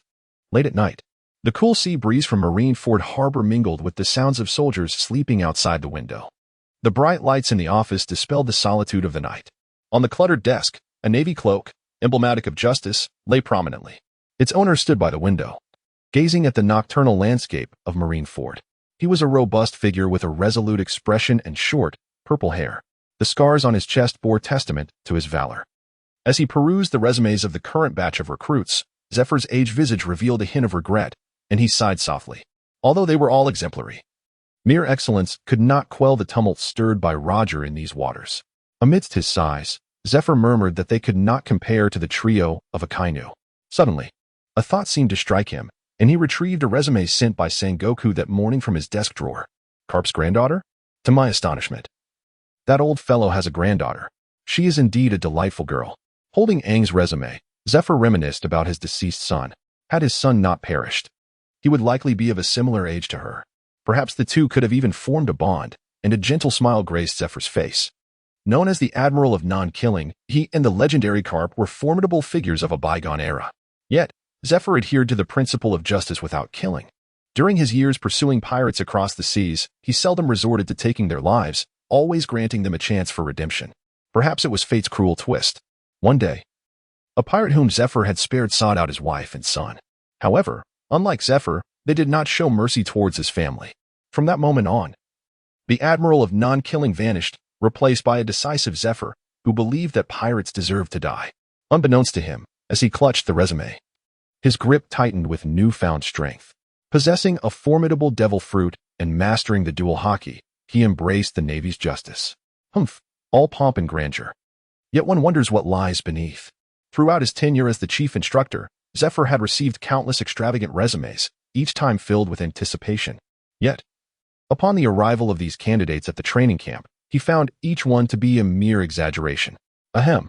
Zephyr coughed abruptly, struggling to stifle the cough with a healing medicine from his pocket. His body was deteriorating day by day. It was uncertain how many more training sessions he could endure. The most disheartening sight in the world is witnessing a once great hero fade into obscurity and a once beautiful figure grow old. In the Navy training camp's plaza, a multitude of outstanding naval personnel gathered. As the instructors had yet to arrive, the crowd seized the moment to engage with their colleagues, sharing tales of far-off lands. Sister, what happened next? In a corner of the plaza, a diminutive figure clung to another. Sherry, there is no next. Why didn't you just deal with that stubborn man? On twitched at the corner of her mouth, you're being too much. As for why Sally is here, it is the surprise that Carp mentioned. According to Sally, after they were sent to Shellstown, the local Navy conducted tests on them. Due to her outstanding performance, Sally was inducted into the Navy. Subsequently, because of her commendable conduct during her service, she was sent by the base commander to the headquarters for further training. After a brief exchange, Sally began to share some information she had gathered over the past few days. The group of recruits, including Sally, arrived 3 days ago, while due to Carp's influence, arrived on the final day. Sister, I have learned that there are several individuals among our cohort who warrant special attention. Sally pointed with her little finger and looked up to see that Sally was indicating a young man, approximately 17 or 18 years old, sporting a rooster-like hairstyle. Sister, he is Maury from the South Sea Branch 156, a peacock man who has consumed the peacock fruit. Maury engaged in conversation with others, sensed he was being watched. Turning to see the two lovely girls, and in Lisa, he instinctively smoothed his rooster hairstyle. Observing this scene, Sally hastily began to introduce other individuals. Maury, perplexed by the attention, inquired of his companions, "Am I not cool like this?" His peers eagerly raised their hands in response, exclaiming, "So cool." With the sound of footsteps echoing, the cacophony in the square faded. Soon, a group of officers appeared before the crowd. At the forefront were Zephyr and Carp. Commander Zephyr, Vice Admiral Carp. Upon their arrival, the assembled recruits greeted them with excitement. "Is that Zephyr?" And, feeling the imposing presence of Zephyr, glanced at her grandfather and thought how time has truly favored him. Though of the same age, Zephyr's strength had evidently waned considerably. Yet, anyone who underestimated him for this reason would surely pay a steep price. Stepping forward, Zephyr spoke in a commanding voice. "You are all elites selected from the 4 Seas branches. I reviewed your resumes yesterday, and they were impeccably written. However, I do not trust the information on paper. I trust only my own eyes. Consequently, I will have the officers behind me assess you. Those who do not meet the standards will be dismissed immediately." As Zephyr's words resonated, a wave of intense discussion erupted among the crowd. Observing the discontent among them, Zephyr barked, "Silence. If you cannot even pass such a simple test, you might as well return to the 4 Seas. The Grand Line is not a playground. Countless Navy personnel perish here every year. Those lacking strength and talent are merely awaiting their demise. Think of your families. Do you understand?" Understood. Most of the trainees were well aware that Zephyr spoke the truth, and they responded promptly. However, a small minority clung to their own fantasies. Upon receiving the trainees' responses, Zephyr gestured for the officers behind him to commence the testing. One mechanical device after another was brought forth, as the officers swiftly calibrated their settings. Once the adjustments were complete, the officers informed the assembly that the scoring would be divided into 4 tiers, S, A, B, and C, with anything below a C deemed unsatisfactory. Immediately following this, the officers called names to step forward for testing. The first was Fuin. After a series of evaluations, the officer announced that Fuin had achieved a B grade. Next was Sally. As she approached the officer, whispers rippled through the crowd. How can someone so young participate in the training camp? Surely, she must have some connections. Side 1. She'll probably be in tears and heading home before the first round of tests. Listening to the murmurs below, Sally remained unfazed. Her few months in the Navy, coupled with her previous experiences with the Iron Bull pirates, had long since hardened her against others' opinions. She cared only about proving her strength to silence them. As the crowd continued their chatter about Sally and quietly took note of those individuals, planning to teach them a lesson at an opportune moment. Just then, Sally's testing concluded, and the officer announced her score, an A. The gossipers fell silent. The test continued with the 3rd and 4th participants, and was the last to be tested. And when the officer declared its score as S, no one dared to underestimate either N or Sally any longer. If they knew N had only exerted 30% of his strength, one could only wonder what thoughts would cross their minds. Once the testing wrapped up, Zephyr approached with the scores in hand. With a swift motion, he dismissed a dozen trainees whose scores fell below a C from the training camp.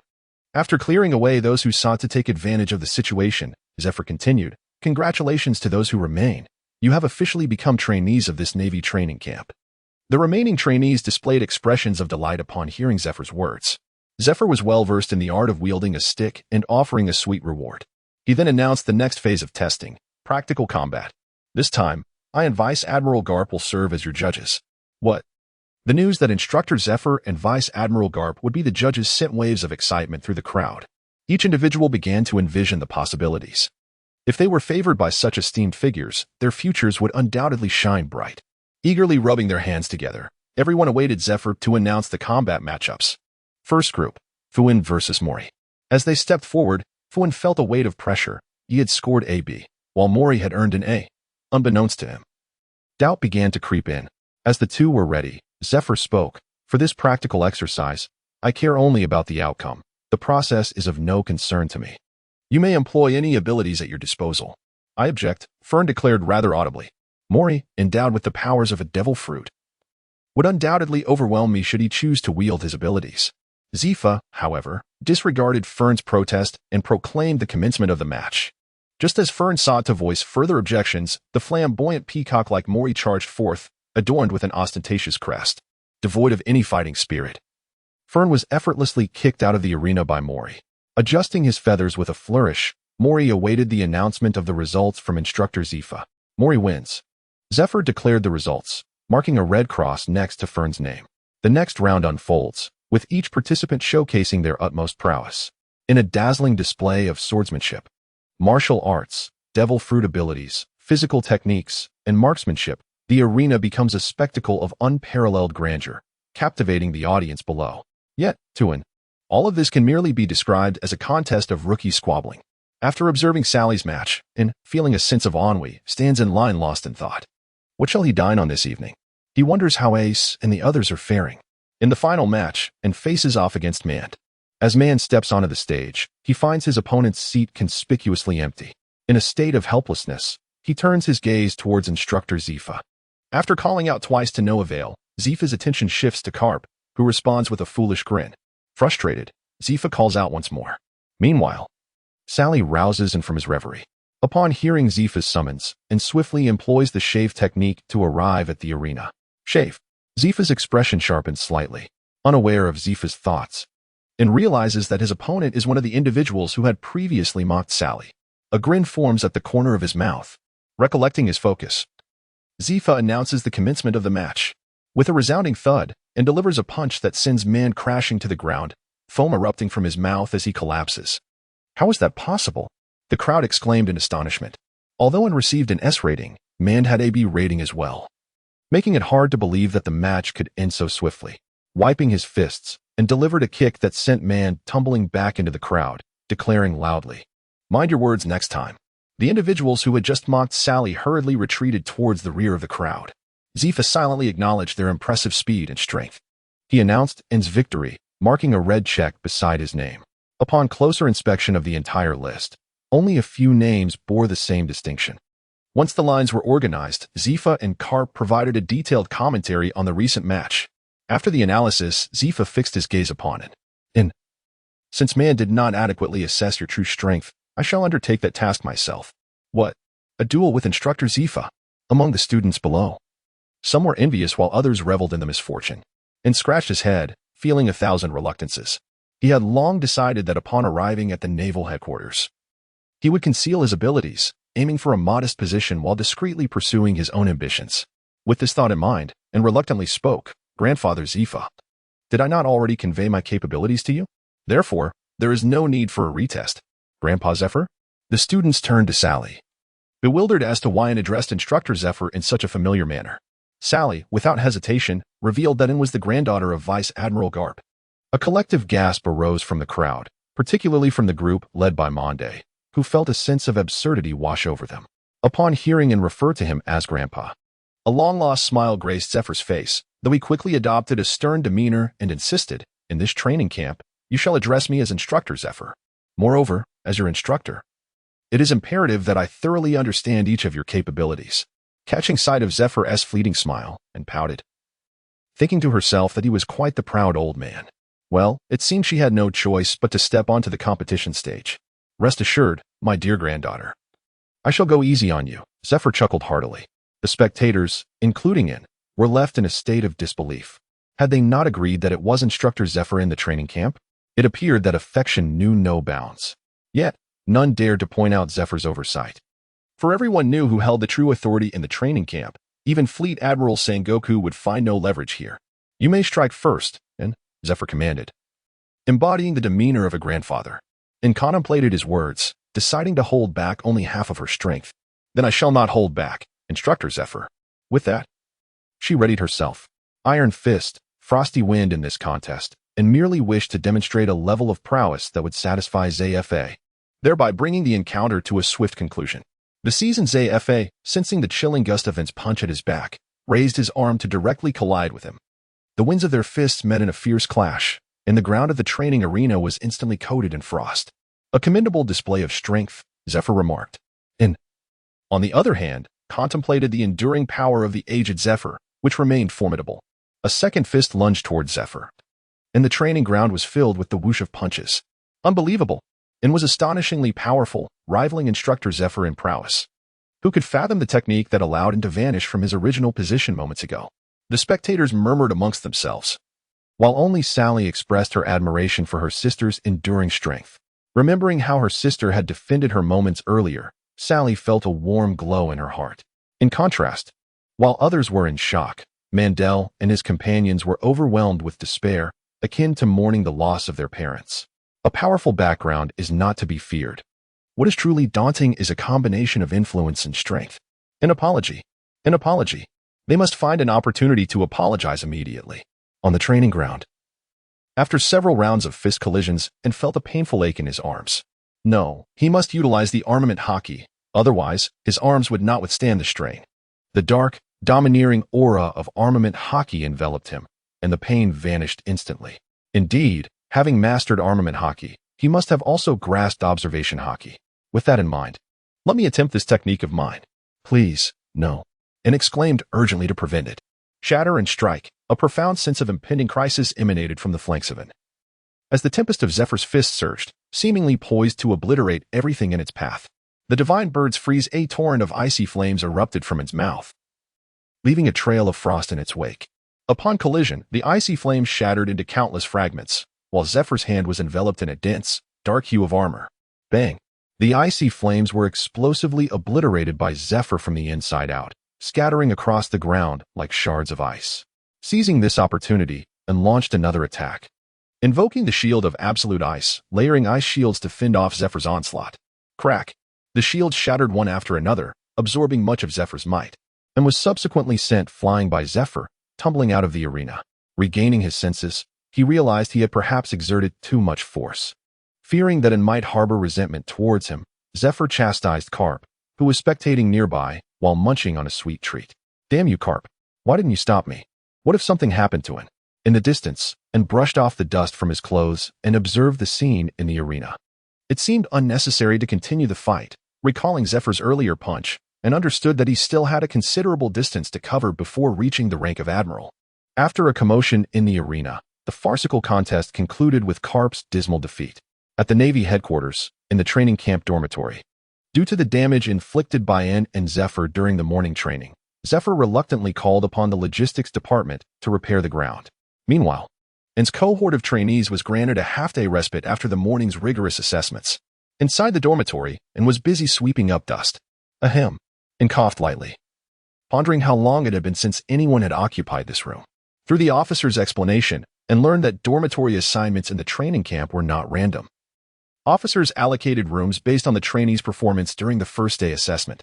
Naturally, the better the performance, the more favorable the dormitory environment. For instance, N's current luxurious suite was a prime example. Indeed, competition was omnipresent, regardless of the setting. As N reflected while wielding the broom, he had already tidied the entire dormitory. Discarding the broom, he reclined on the bed, closing his eyes to rest for a while. In his dreams, and found himself back on Kobo Mountain. Suddenly, a series of urgent knocks echoed at the door, accompanied by Sally's melodious voice. "Sister?" Abruptly awakened from his leisurely reverie on Kobo Mountain, and reluctantly opened his eyes upon recognizing Sally's voice and rose to answer the door.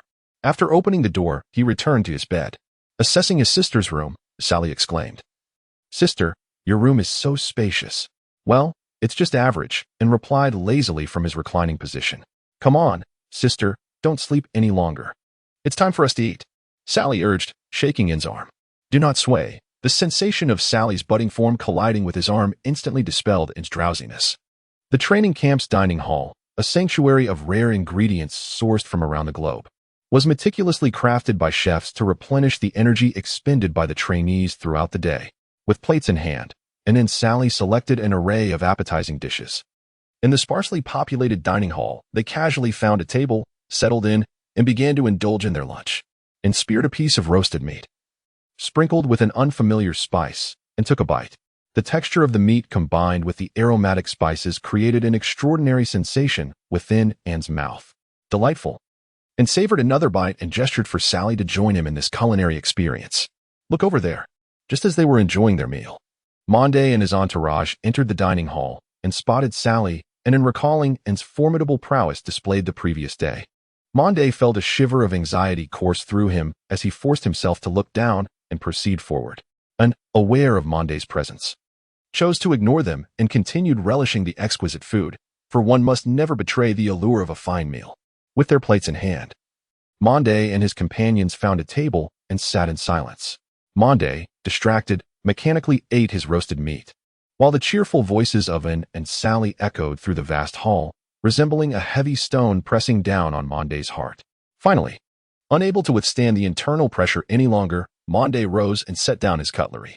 Noticing Monday's unusual behavior, his companions quickly followed suit. "We are sorry." Monday and his group bowed in front of Sally, their voices of apology resonating throughout the dining hall, piquing the curiosity of the kitchen staff. Startled, Sally looked at Monday and his companions, bewildered. They offered their apologies for the previous day's events. Understanding their plight, Sally graciously forgave them. With her forgiveness granted, Monday and his companions turned their gaze toward and ceasing his actions, and unleashed his aura, enveloping them in an impressive display of power. How formidable! Monday's mind was consumed by this singular thought. Sweat trickled down his forehead as he braced himself against the pressure and once more uttered apologies. Silence enveloped the room. Time slipped away, and just as Monday felt he could endure no more, and retracted his aura and spoke, "Since Sally has forgiven you, let this matter rest. Leave." With An's approval, Monday and his group hastily exited the dining hall. With that brief interlude concluded, and then Sally found their appetites diminished and departed the hall. In the commercial street of the quaint town of Marlinfando, the not yet sated Sally led in on a leisurely stroll. "Sister, try this," she exclaimed, presenting a skewer of grilled vegetables, and, helplessly extending his already full hands, accepted the offering. "Sally, I can hardly eat anymore. Please, no more purchases." "Understood, sister," Sally chuckled. "Doreen." Suddenly, Sally called out, waving her hand forward, setting down the skewer by her mouth, and took notice. A girl with a black ponytail and a bashful expression was waving back at Sally. Doreen, a user of the superhuman fruit with an A-rated evaluation, instantly came to its mind. Upon hearing Sally's call and noticing the gazes of onlookers, Doreen hurriedly approached Sally. Covering Sally's mouth with her hand, Doreen said, "Don't shout, Sally. It's too embarrassing." "I know, just let me go, Doreen." Once Doreen released her grip, Sally continued, "Sister, this is my roommate Doreen, from the North Sea branch. She has a rather quiet and shy personality."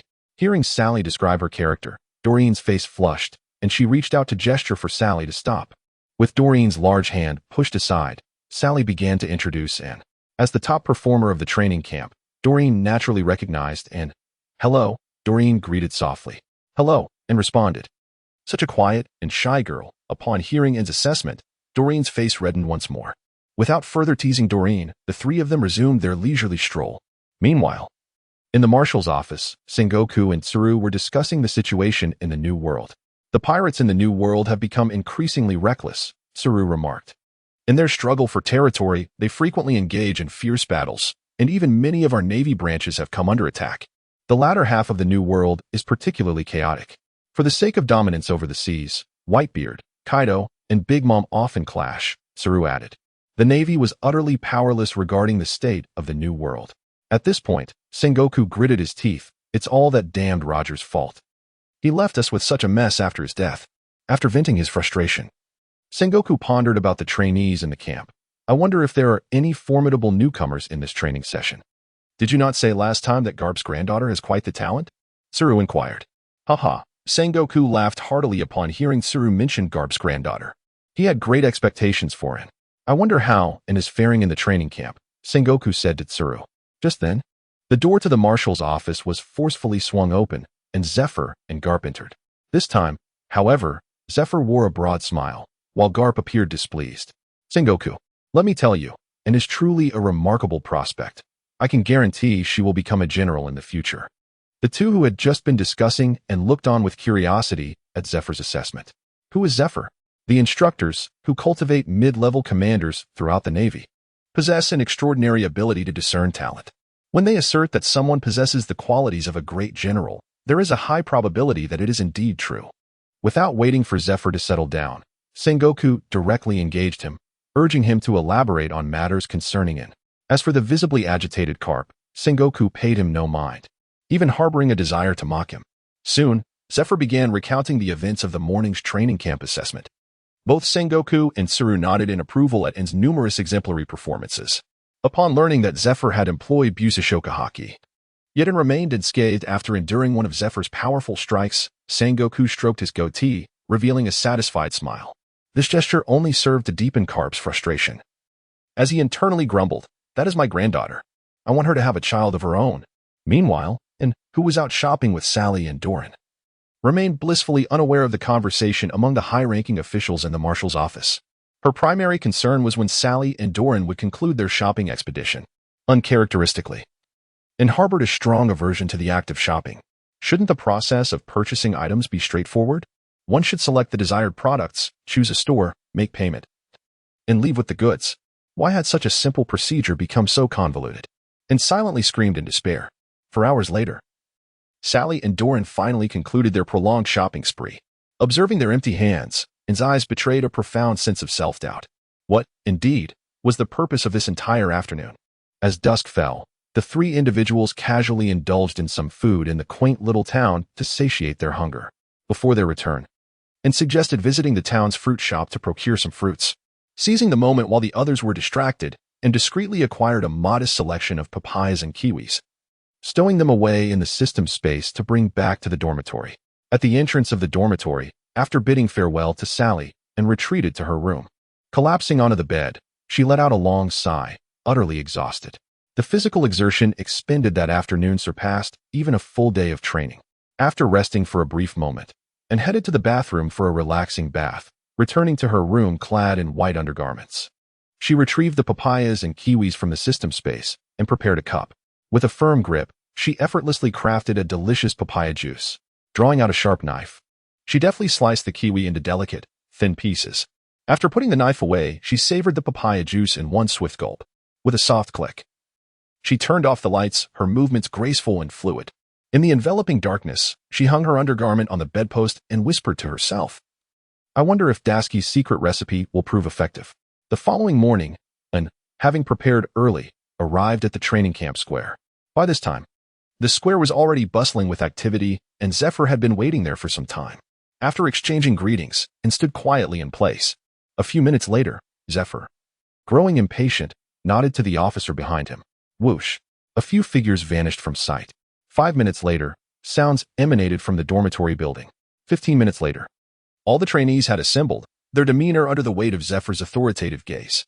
Zephyr reprimanded the crowd, reiterating the camp schedule, before announcing the day's training agenda. The first task was to run 100,000 meters.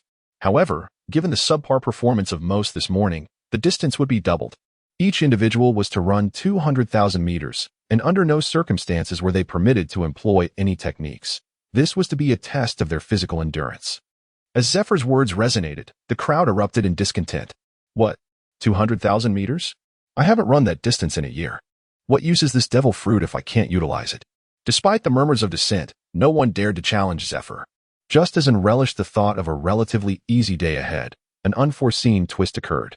Zephyr's devilish voice rang out, "And, based on your capabilities, you need not run the full 200,000 meters. No." Sensing the ominous tone in Zephyr's voice, En was eager to explain. Zephyr's voice gradually resonated, and amidst the curious gazes of the crowd, he uttered an astronomical figure.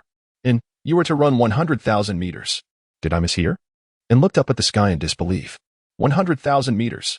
Given In's current physique and that of sister men, even with utmost effort, it would likely take 5 or 6 hours to complete. Trembling slightly, and ventured to speak. Instructor Zephyr, are you certain there is no mistake? Noting the quiver in In's voice, Zephyr's dark countenance broke into a stark white smile. There is no mistake. It is indeed 100,000 meters, 50,000 in the morning and 50,000 in the afternoon. You are unlike others. Your capabilities surpass those of your peers. The training methods suitable for ordinary individuals do not apply to you. Thus, we have tailored a training regimen specifically for you. Tailor-made. Training regimen. And scoffed. His eyes glazed over in disdain. This cursed Navy headquarters. I should never have come here. Indeed, tonight I shall stealthily escape from Marineford. In's heart screamed. No one shall hinder me. I must return to Windmill Village. I must return home. Do not even think about fleeing. This plan was devised by your grandfather, Garp. Just as In pondered his escape, Zepha's voice drifted in. I knew it. Only that old codger could conceive such a twisted scheme, and roared. Ultimately, and took off running. Yet, during this process, his face bore no semblance of human emotion. Of course, if Zepha, who was pursuing him, were absent, perhaps In would fare better. Time passed gradually, and the other trainees had long concluded their running drills and commenced other training activities. On the training ground, In continued to sweat profusely. 200,000 meters. 300,000 meters, 400,000 meters, 500,000 meters, just as everyone finished their training and prepared to head to the cafeteria for lunch. And finally accomplished his morning goal. Ignoring the praises from the crowd, he dashed towards the cafeteria with unstoppable legs. Haha, what a fine specimen. Zepha laughed heartily. What In was unaware of was that this training regimen was the very method employed by youthful Garp, Sengoku, and others to hone their physical strength. Through relentless long-distance running, they gradually unearthed the limits of their endurance. The difference was, they were not merely running a trivial 1 million meters. Inside the cafeteria, the chefs watched In leaning against the window, thinking to themselves that she was indeed a spirited girl. Finally, she came to a halt. Propping herself against the window of the cafeteria, gasping for breath. Running 500,000 meters certainly had some effect, albeit only a slight one. Had In's physique still been at level B, this outcome would have been commendable. However, In had long since shattered her shackles and ascended to level A, gurgle. The depletion of energy brought forth an overwhelming hunger. Selecting an enormous platter, In incessantly gestured for the chefs to load her plate with food. She casually found a table to sit at. At noon, a certain young lady commenced her lunch. Gurgle. Another serving, chef. Another serving. The empty plates on In's table multiplied. Soon, the other trainees, having concluded their training, arrived at the cafeteria, chatting and laughing.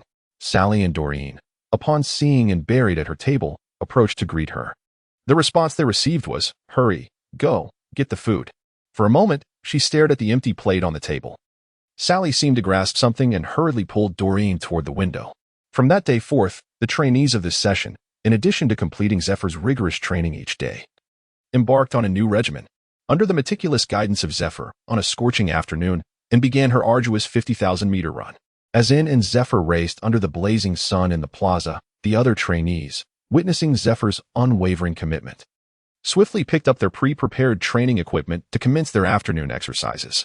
1 lap, 2 laps. Oblivious to the fact that Zephyr had already halted behind her, and, whose eyes had turned glassy, continued to mechanically propel herself forward. Filled with resentment, and muttered to herself, damn that old man, just you wait. One day I'll make you pay. As the sun began to set, the harbor's surface was adorned with a scarlet hue. At last, she completed her run, and twisted the hem of her clothes to wring out the sweat, dragging her weary body toward the dining hall. Observing her movements, the remaining trainees in the plaza thought to themselves, this is not good. The remnants of their training equipment lingered in their hands. When everyone finished their training and arrived at the dining hall, a chorus of lamentations erupted, soon followed by the cacophony of frantic food grabbing.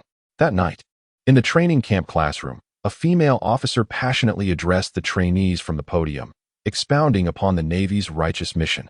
We, the Navy, are the guardians of justice upon the seas. Her monotonous rhetoric echoed throughout the classroom. Sally and Doreen, along with the other trainees, displayed fervent enthusiasm, and felt as though she had returned to a high school language class, drowsily listening. Leaning on the desk, she fell into a slumber. A soft snore interrupted the officer's speech. Irritated, she exclaimed, "Who is it?" The assembly began to search for the source of the sound. After a brief investigation, their gazes landed on the last row, wherein lay in deep sleep. Recognizing her, the female officer felt a sense of resignation. She was well aware of Anne's strength and background. It was only to be expected that this individual would one day become a significant figure in the Navy. Surely, she was simply exhausted from the day's training.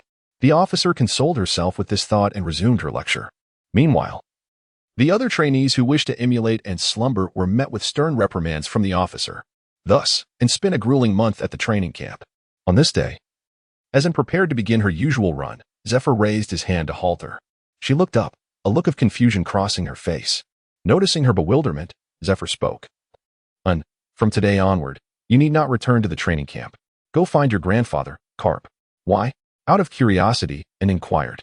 Zephyr, deeply fond of his granddaughter, began to explain, your physical training has met the required standards over the past month. You may now attempt to increase your running volume to enhance your training further. Moreover, the training camp will soon commence instruction on the Navy's 6 styles, which might hold little significance for you. Therefore, for the time being, Carp will serve as your instructor, focusing on strength training. Understood, Instructor Zephyr. Shall I seek out grandfather now? And gestured towards the camp's exit. Go ahead. Your grandfather is at the abandoned shipyard behind the headquarters. With Zephyr's affirmative reply, and felt a wave of emotion rise within her. Reflecting on the grueling long runs of the past month, she distinctly sensed a notable improvement in her speed, although still some distance from breaking through to B. She felt it was within reach. As for her physical constitution, she felt no change whatsoever. Bidding farewell to Zephyr, and turned and walked towards the camp's exit. Though the crowd in the square regarded her departure with curiosity, none dared to voice their thoughts. For even if Anne graduated today, it would hardly astonish them. They were not of the same caliber. After all, she was a genuine prodigy, and remained unaware of others' opinions, but upon leaving the training camp, she found herself at a loss. How does one navigate to the abandoned shipyard? She mused, tapping her forehead and inquiring of passers-by for directions. As she walked and asked, she gradually distanced herself from the bustling area of Marineford. After a while, the silhouette of the abandoned shipyard began to materialize in her view. From the outskirts, and could already see several intact decommissioned warships within the yard. Approaching the entrance of the shipyard, a languid voice called out, "Ah, at last, you have arrived." A man with a curly hairstyle and an eye patch on his forehead emerged, and furrowed her brow, thinking, where did this fellow come from? My observation hockey detected nothing. As the man with the curly hair drew closer, she finally discerned his identity. Akiji, and exclaimed in mild surprise, "Hey, don't call me by my code name. Refer to me as Kazan, Big Brother." He replied, "After all, it's only natural that Carp's granddaughter would know who I am. Let us go. Teacher Carp has been waiting for us for quite some time." Without dwelling on this further, and Akiji ventured into the shipyard. "In, you finally made it," Carp exclaimed, arms wide open, laughing heartily. However, what awaited him was not In's embrace. Iron Fist. In an instant, and vanished from beside Akiji, reappearing above Carp's head. In the blink of an eye, Akiji couldn't help but exclaim, what a feat. In's punch was not intercepted by Carp as she had anticipated. With a light thud, her fist landed gently on Carp's head. Ha! In's anger has subsided, and Carp is well aware of the reason behind her earlier outburst. He knows his granddaughter's temperament all too well. Observing Carp's demeanor, and feels as though her punch has landed upon a cotton ball. In the distance, Kazan watches this scene unfold, his lips twitching, thinking to himself, "Goodness, Carp-sensei, you never treated me this way before." As the farce concludes, the three gather together. Carp introduces the two, Kazan, Admiral of the Navy Headquarters, my eldest disciple, and thus, In, your senior brother, In, my granddaughter, the heir to my legacy, and your junior sister. Upon hearing Carp's introduction, each harbors distinct thoughts, and contemplates how Kazan will ultimately falter in the Admiral's contest and subsequently depart from the Navy to embrace piracy, thus presenting an opportunity to secure a formidable ally. Kazan, on the other hand, reflects that despite his own excellence, Carp has never referred to him as his heir. This younger sister before him must possess extraordinary qualities. After exchanging greetings, Kazan inquires about the reason for Carp's summons. With a hearty laugh, Carp replies, "Oh, it's nothing significant. I merely wished for you to meet your junior sister." "Truly, you are remarkable, Carp-sensei," Kazan responds. Following this, he falls silent, seeking a quiet spot to lie down and don an eye mask, entering a state of rest, seemingly indifferent to Kazan. Carp then leads into a military ship that appears to have been abandoned not long ago. In, he declares. You have already demonstrated the ability to shatter iron and have awakened your armament hockey. It is now time for you to embark on the third phase of your iron fist training. Pointing to the ship before them, Karp states in an undeniable tone, Destroy it. Shall we obliterate it? And gazed at the colossal warship, tapping its exterior with his hand. The sound echoed from the enigmatic, resilient metal shell. A thought crossed his mind. Do the formidable beings of this world indulge in such frivolities? Karp continued, Time is not a factor. The moment you shatter it, your iron fist will ascend to the fourth stage. As Karp elucidated, Kazan reminisced about his youth, when he too used warships as mere punching bags. Now, Kazan will oversee you. I shall take my leave. Nanny. Without heeding the resentful gazes of the two, Karp swaggered away, leaving In and Kazan staring at each other, their eyes wide in disbelief. Grandfather is truly outrageous and was the first to shatter the strange atmosphere. Oh dear, that's just how teacher Karp is. One gets used to it, Kazan remarked in defense of Karp. It is precisely for this reason that I began to follow teacher Karp from a young age. Even as an admiral, I still yearn for Karp's unique approach to handling matters. Is that so? And chuckled lightly. I suppose I will find it quite challenging to adapt to such a temperament. After concluding their brief conversation, and approached the derelict warship, it was time to commence training. Taking a deep breath, and steadied his stance, grounding himself firmly, and raised his arms, channeling his strength into his fists. He did not conceal his power, for this was a crucial endeavor concerning the mastery of his iron fists. With all his might, he unleashed a punch, striking the vessel's formidable exterior. The resonating thuds echoed through the desolate shipyard. As a vice admiral, Kazan possessed an acute sensitivity to power. This force seems to differ from what the Warring States Marshal described, Kazan contemplated inwardly. As he slightly lifted his gaze and lowered his visor, he beheld In, who was relentlessly assaulting the ship. The sound of In's iron fists reverberated as the warship shuddered under the impact. Fragments from the vessel cascaded down, producing a cacophony of clinks and clatters. Observing In's fists, Kazan noted with astonishment that they showed no signs of injury. Recalling the wounds he had endured during his own training, Kazan remarked in admiration, the new recruits are truly extraordinary. Unfazed by Kazan's praise, and immersed himself wholeheartedly in his training. Upon delivering that initial strike, and was struck by a peculiar sensation, as if there existed a precise point that, once struck, could obliterate the warship with a single blow. Noticing In's disregard for his presence, Kazan donned his visor once more and reclined. However, this time he was not asleep. Rather, he pondered the essence of justice. With each experience in the Navy, Kazan found himself increasingly bewildered by the concept of justice. With each successive strike, and created a deep indentation in the warship's unique hull. Yet, he could not locate that elusive point he sensed. If Garp were present, he could elucidate this mystery for him. In truth, the point In perceived did not exist on the physical warship. It was a rhythm, or rather, a resonance of all things. Similar to how a swordsman senses the breath of existence, capable of cleaving through steel. If In could master this rhythm, he could inflict immense damage upon his adversaries. This was precisely why Garp instilled fear in the hearts of many. Being struck by Garp's iron fist was no mere inconvenience. The power derived from this rhythm could inflict profound internal injuries upon pirates, leaving them with hidden wounds. As In continued to strike, the warship trembled violently. After an indeterminate amount of time, In's speed gradually diminished until he finally came to a halt. Upon closer inspection, the massive vessel bore a substantial breach, and the shipyard had fallen into an eerie silence. How terrifying. In such a short span. You have completed the task assigned by Master Garp. Uncertain of when Kazan had arrived by In's side, he gazed at the battered warship, recollecting that it had taken him 3 weeks to inflict such damage. Yet, this girl had accomplished the same feat in merely an afternoon. Upon hearing Kazan's voice, In shook her head and replied, It is not yet finished. How could that be? Haven't you already breached it? What my grandfather meant was to obliterate it, to shatter it. The astute Kazan quickly grasped the distinction. How utterly impossible it seems to obliterate it. Even if Hawkeye were to arrive, he could merely reduce it to fragments. Kazan pondered thoughtfully. No, and resolute Ong refuted Kazan's assertion, promptly declaring with conviction, I can feel it. I can indeed shatter it. I simply have yet to uncover that crucial point. Kazan gazed down at him, a thought blossoming in his mind. Truly, he was the designated successor of Master Garp. At the very least, he had never experienced such a sensation during his own training. Observing it, who was deep in contemplation, Kazan offered his insight.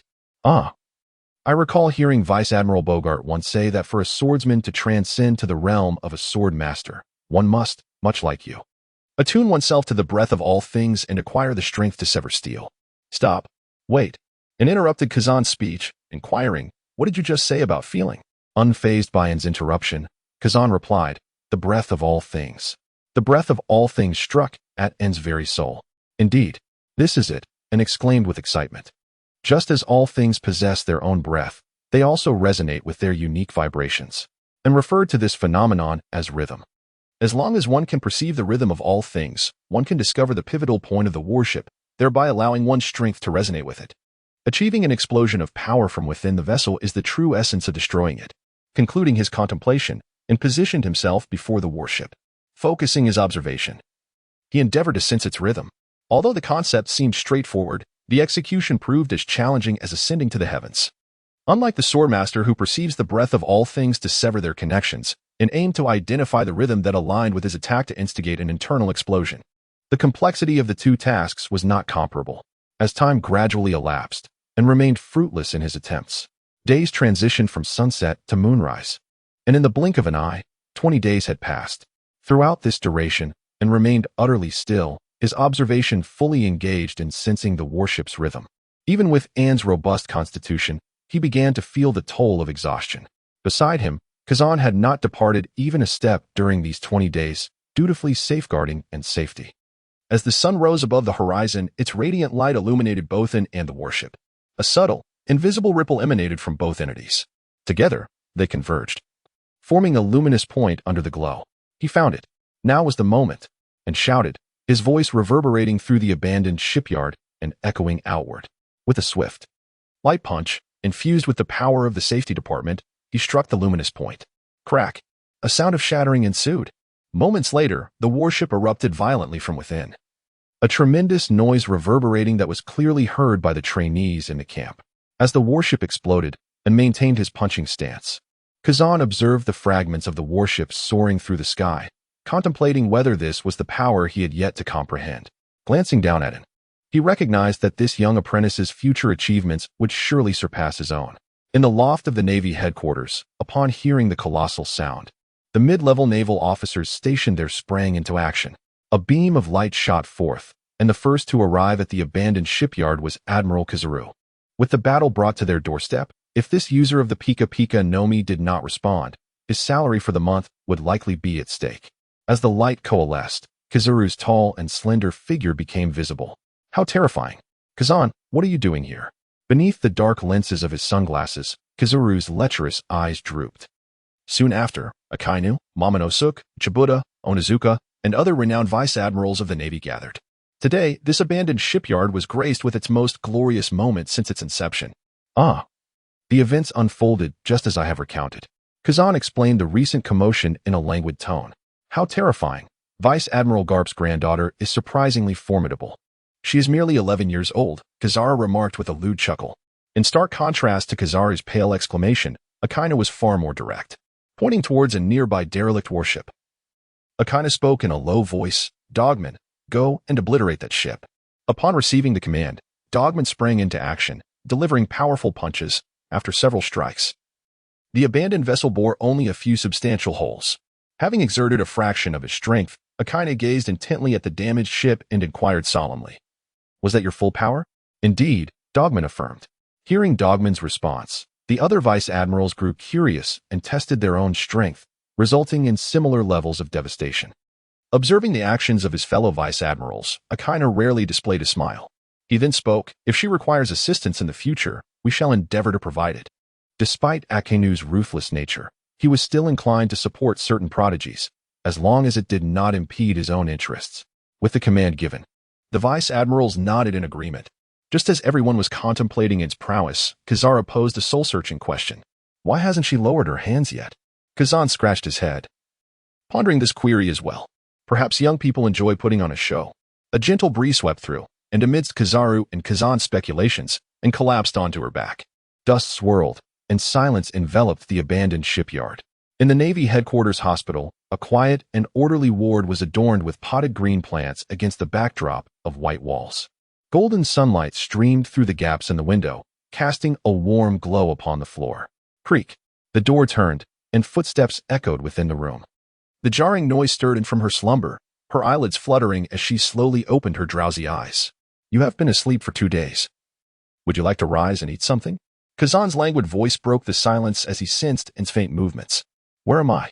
An inquiring voice emerged as I lay in bed. You are in the Naval Headquarters Hospital, Kazan replied, opening a food box. As the container was unveiled, the delectable aroma of the meal wafted towards me, instantly rekindling my appetite.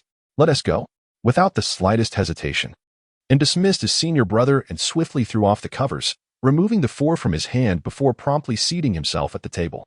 With chopsticks in hand, he salivated in anticipation, uttering, I shall begin, and thus commenced his hearty feast. During the meal, and gleaned from his conversation with Kazan that the commotion he had caused earlier that day had summoned a gathering of high-ranking naval officers, causing his expression to stiffen slightly. Could it be that my plan to conceal my true capabilities has failed? Stealing a glance at Kazan, and inquired, Senior Kazan, what do you think of my current strength? Where do you believe I stand within the Navy? Your prowess is commendable, perhaps only slightly inferior to that of a vice admiral, Kazan reflected, recalling an formidable punch from the previous day. If you can master that force, you should indeed possess the strength of a vice admiral. Understood. I shall strive to improve, and replied verbally, yet inwardly he felt a surge of relief. Thankfully, he had not been exposed. It seems you have nearly recovered. What do you plan to do this afternoon? Kazan prompted once more, after a moment of contemplation, and responded, I will head to the abandoned shipyard for training. I intend to seize this opportunity to master that power and complete the second phase of my training. Well, I have nothing planned for this afternoon either. So I shall accompany you. Kazan replied with a note of cheer. Is a vice admiral truly this idle? And remarked enviously. Kazan scratched his head and replied, well, it's not quite as you imagine. I'm simply a bit more free. In the afternoon, and rode on Kazan's bicycle towards the abandoned shipyard. Along the way, passers-by regarded the peculiar duo with curious expressions. Seated on the back of the bicycle, N's mind wandered to a vivid image. A girl sat behind him, playfully asking, Kazan, will your girlfriend be angry that I'm riding with you? Kazan, will she know? Will she come after me? Unlike me, who only feels pity for you. And shook his head vigorously, dispelling the strange thoughts that lingered in his mind. He mused to himself, though Kazan had no girlfriend. If he were to speak in such a manner, he would likely find himself taken to the Marineford port to be fed to the fish. While everyone enjoyed a splendid feast that evening, the bicycle emitted a series of creaks as the two individuals returned to the abandoned shipyard. They sought out a derelict warship, wherein resumed his training, with unwavering focus, and began to attune himself to the ship's rhythm. Kazan, leaning against the tilted mast, pondered the essence of justice as he observed N's training. Time slipped away, and 5 days passed. During this period, and devoted himself entirely to trainings, with only meals and sleep interrupting his relentless practice. After 5 days of rigorous refinement, and sensitivity to the rhythm heightened significantly. At last, at a pivotal moment, he swiftly unleashed a punch upon the warship. Crack! Boom! The vessel erupted once more, and sighed with relief. He could now distinctly perceive the rhythm. The continuous awareness over these 5 days had taken a toll on his energy. Gazing at the shattered warship before him, and mused that all that remained was to persist in training and familiarize himself with this newfound power. Rubbing his temples, he turned his attention to Kazan. Throughout these days, Kazan had assumed the role of N's driver, arriving punctually each morning to cycle into the shipyard. The residents of Marineford had grown accustomed to this peculiar duo. What are you contemplating, Kazan? N inquired. Lost in thought, Kazan instinctively replied, What is justice? Upon hearing this question, N reflected, realizing that Kazan had yet to come to terms with the events at O'Hara. After a moment's contemplation, N responded, Isn't the Navy the embodiment of justice upon the seas? Can the Navy truly represent justice? Kazan mused, his tone revealing a hint of skepticism. I never imagined that as an admiral, you would question the Navy's justice. And teased in return. It's nothing. You'll understand once you spend enough time with the Navy. That's also why I admire Captain Garb. He can pursue his desires freely.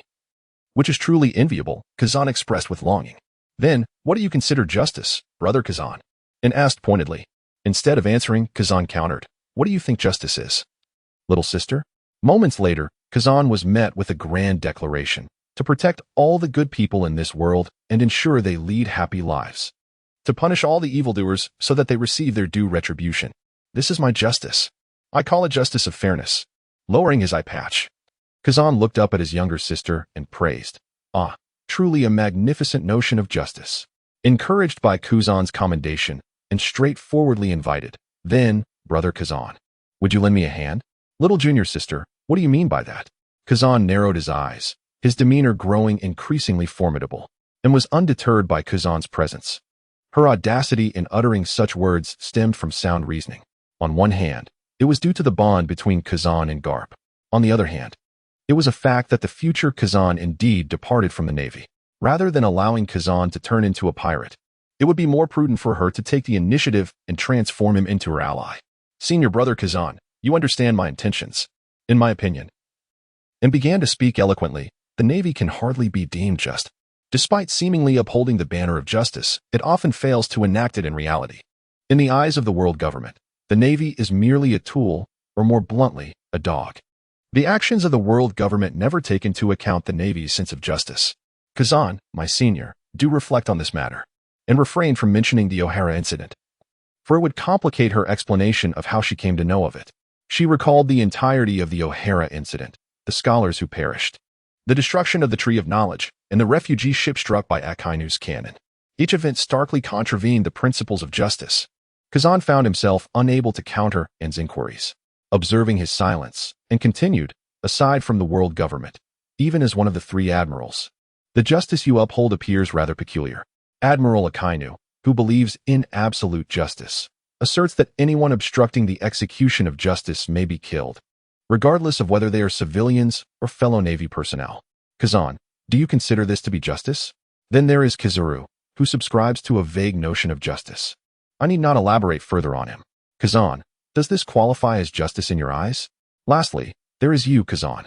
While your concept of justice may be sound, can you truly exercise it within the Navy?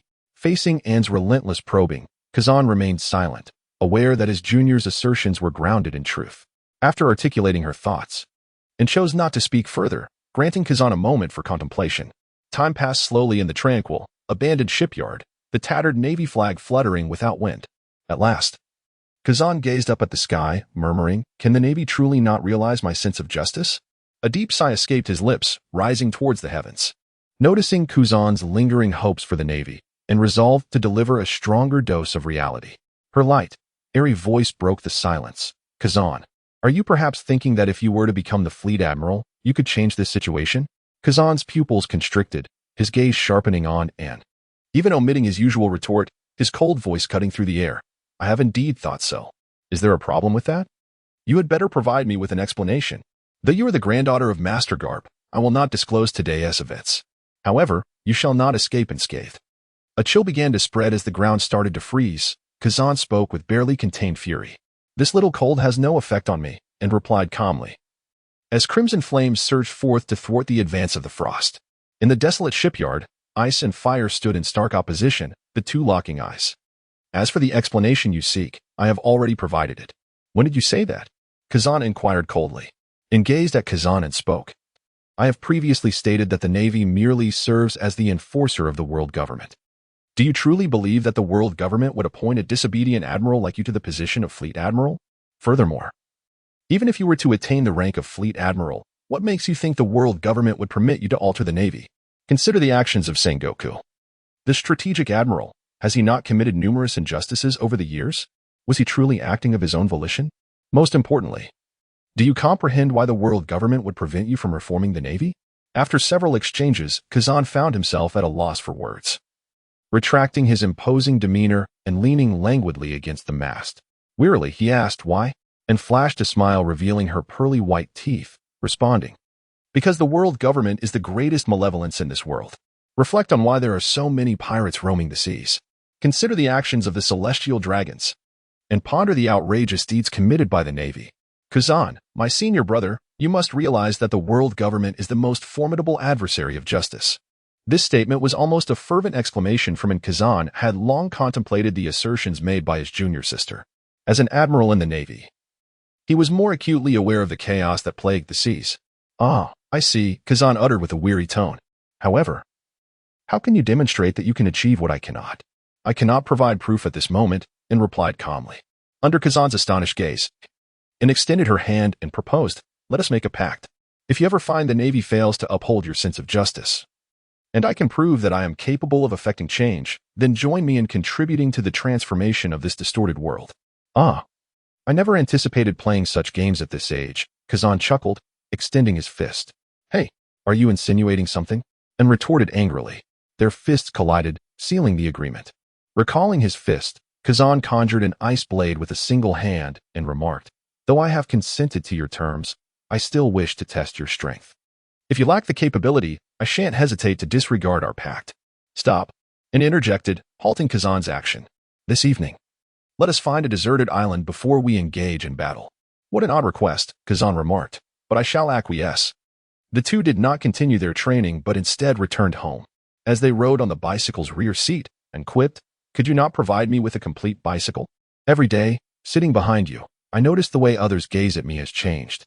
Kazan replied indifferently, "Is that so? I assumed they were looking at me." "Stop being vain," and unflinchingly retorted. The bicycle halted in front of the training camp's dining hall, and Kazan declared, "Tomorrow, I will arrange for someone to prepare a bicycle for you." "All right," and gestured and entered the dining hall, disregarding the fearful gazes of the patrons. He began to feast heartily. As night fell at the Marin Fando harbor, and Kazan boarded a warship, which then quietly departed from the port. In a windless zone, on an unnamed small island, flames erupted into the sky.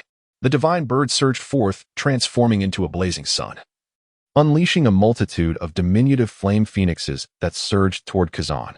In response, Kazan summoned a barrage of ice spears to counter the assault. A thunderous clash ensued as flames met ice, shrouding the arena in a rising plume of smoke. Amidst the haze, an iron fist, cloaked in the color of armament, emerged, striking toward Kazan. The ice block ice wall, a formidable ice shield, materialized out of thin air, yet it shattered upon mere contact with N's iron fist. The fist penetrated directly through Kazan's abdomen. "Oh dear, and you truly are too careless," Kazan remarked, gripping N's arm with both hands. The frost began to encroach upon N. "Indeed, did I not mention that I fear not your ice fruit?" The flames of the blazing sun ignited, causing the frost to cease its advance immediately. "Is that so?" As he spoke, Kazan swung his ice blade towards N. What else could it be? With flames igniting in his left hand, he collided his fist against the ice blade. Before Kazan could launch another attack, and swiftly withdrew his right hand and unleashed an iron fist of frosty wind towards Kazan. Sensing the chill emanating from his junior sister's fist, Kazan scoffed, "Are you attempting to combat an ice user with ice?" However, as N's fist passed through Kazan's body, his expression suddenly shifted dramatically. N's fiery fist had transformed into a deep blue hue, freezing his own body in the process. Before Kazan could ponder further, N deflected the ice blade with his left fist and delivered a powerful blow to Kazan's abdomen with his fire-infused fist. Whoosh! Kazan was sent flying by N's strike, and upon hitting the ground, he transformed into an ice block to mitigate the impact. "Oh my, that was perilously unexpected. I didn't foresee you could freeze me," Kazan exclaimed, his tone laced with astonishment. "You have yet to uncover many surprises," and declared, raising his fist engulfed in deep blue flames. This deep blue flame was the manifestation of the ice flame after its liberation, significantly amplifying its freezing effect. "Here I come," and bellowed, shattering the ground beneath him as he charged towards Kazan. The earth trembled under the weight of his iron fist. As N approached, Kazan swung his ice blade to counter N's iron fist, but in an instant, the blade shattered. Kazan swiftly entered his elemental form, reappearing on another patch of ice. Boom! N's iron fist struck the ground, fracturing it in every direction and creating a massive crater. This is the downside of being a nature user. Utilizing abilities prevents the use of Busashoka Haki, Kazan remarked, glancing at the broken ice blade in his hand. "Spare me the pretense, if that's the case. Then reveal your true strength. As the eldest disciple of your grandfather, your martial arts should be formidable as well. On second thought, that sounds too exhausting. Let us instead test our devil fruit abilities," Kazan suggested, discarding the ice blade. "Suit yourself," and casually replied. Subsequently, Kazan leaped into the air and bellowed, "Ice block." Ice rain. Sharp ice droplets shot down from the heavens towards and Xiao Lan intercepted them. Responding to her master's command, Xiao Lan's form expanded, her enormous wings aflame with icy blue fire, soaring into the sky. Bang, bang, bang. The sharp raindrops collided against Xiao Lan's wings, creating ripples of blue. As the icy rain continued to descend, Xiao Lan began to channel the icy flames, perpetually mending her wings. For a moment, they were locked in a stalemate in the air. Ah, your two pets are indeed quite useful. By the way, is that truly a Zoan-type devil fruit? Kazan paused his assault, inquiring with an envious tone. Exhausted from the exertion, Xiaolan transformed into flames, returning to In's body. Xiaohong, meanwhile, shrank in size, perching on an S-shoulder to groom her feathers. Hearing Kazan's question, In replied with a hint of sarcasm, what else would it be? Kazan clicked his tongue, exclaiming, The Zoan type is truly unreasonable in its strength. Rather than commenting on Kazan's words, In reflected on his own stamina depletion and asked, Are we continuing the fight? In a bid to gain Kazan's approval, and resolved to be forthcoming this time. Let us leave it at that. Kazan replied lazily. My freezing fruit has no effect on you whatsoever. Acknowledging the truth in Kazan's words, and silently nodded. After all, the unleashed flames were overwhelmingly powerful. However, and did not indulge in pride and countered, even without the fruit's abilities, you could still defeat me with sheer hockey and martial prowess. Through their recent battle, and recognized the considerable gap between them.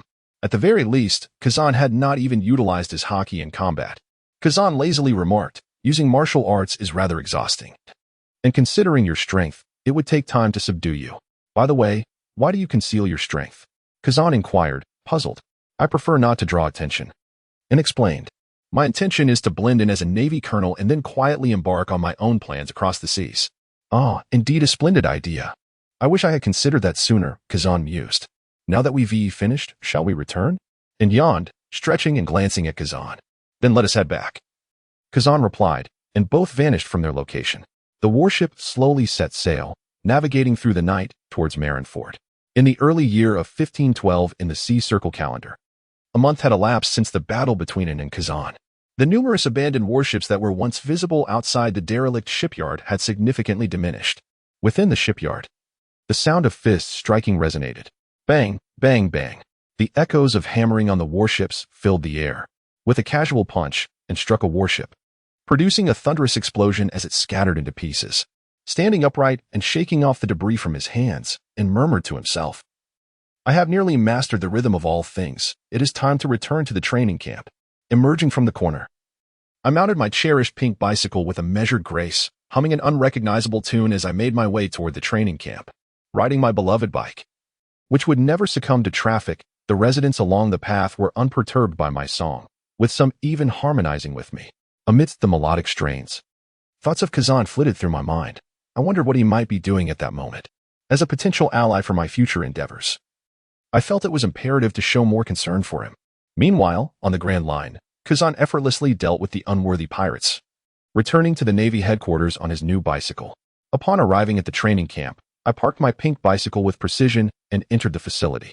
In the training camp square, Zifa was assessing the recruits' proficiency in the Navy's 6 styles, offering guidance to those who faltered. Noticing my arrival, Zifa remained focused on the task at hand, seemingly indifferent to my presence. Bored by his lack of acknowledgement, I spontaneously commenced a long run of 1,000,000 meters. Zifa's approval of my self-discipline as his granddaughter grew increasingly evident. As the scenery whizzed by, I opened the system panel. Deep blue points allocated. The bond system revealed 2 notable changes. First, my bond points had increased to 18. Second, my observation hockey had progressed from proficient to mastery. I reminisced about the elation of previous surges in strength, contemplating the system panel. The training grounds were alive with the exertion of sweat, and before I knew it, midday had arrived. The training camp's cafeteria buzzed with tension as the chefs and recruits anticipated my return. I sat at a table with Sally and Doreen, long-lost friends. As I listened to Sally recount her progress, in the afternoon, under Zifa's watchful eye, we commenced another round of training. As the sun began its descent, casting a warm glow over the square, Zifa commanded the recruits to assemble. Observing the young recruits, sweat streaming down their cheeks, Zifa nodded in affirmation. Facing the setting sun, he proclaimed, You have spent 3 months in the Navy training camp, and I am quite pleased with your performance. As Zifa's words hung in the air, a somber atmosphere enveloped the gathering. The recruits had been informed prior to their arrival at the headquarters that the camp was only a 3-month endeavor. The thought of parting from the companions, roommates, and instructors they had grown close to filled their hearts with reluctance. In the chaotic and unstructured vastness of the sea, a separation could very well signify a final farewell. Witnessing the scene below, Zifa felt a pang of sorrow. With age comes a tendency for nostalgia. and he acknowledged his own advancing years. Suppressing his emotions, Zifa continued, "Upon the conclusion of the training camp, the headquarters will determine your fates based on your final assessments. There will be 2 evaluations. The first will involve real combat against pirates.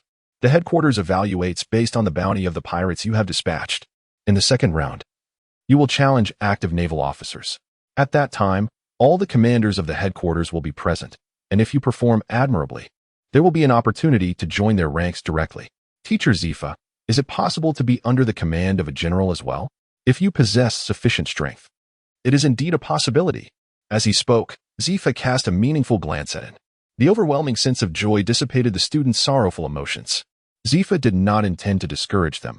Joining a general's command is no simple feat thus. Tomorrow will be a day of rest, and the formal assessment will commence the day after. As the sunset bathed the surroundings in golden hues, Zifa departed, leaving behind his final command. "Ah, at last. I have returned. I wonder what Admiral Sengoku requires of me?"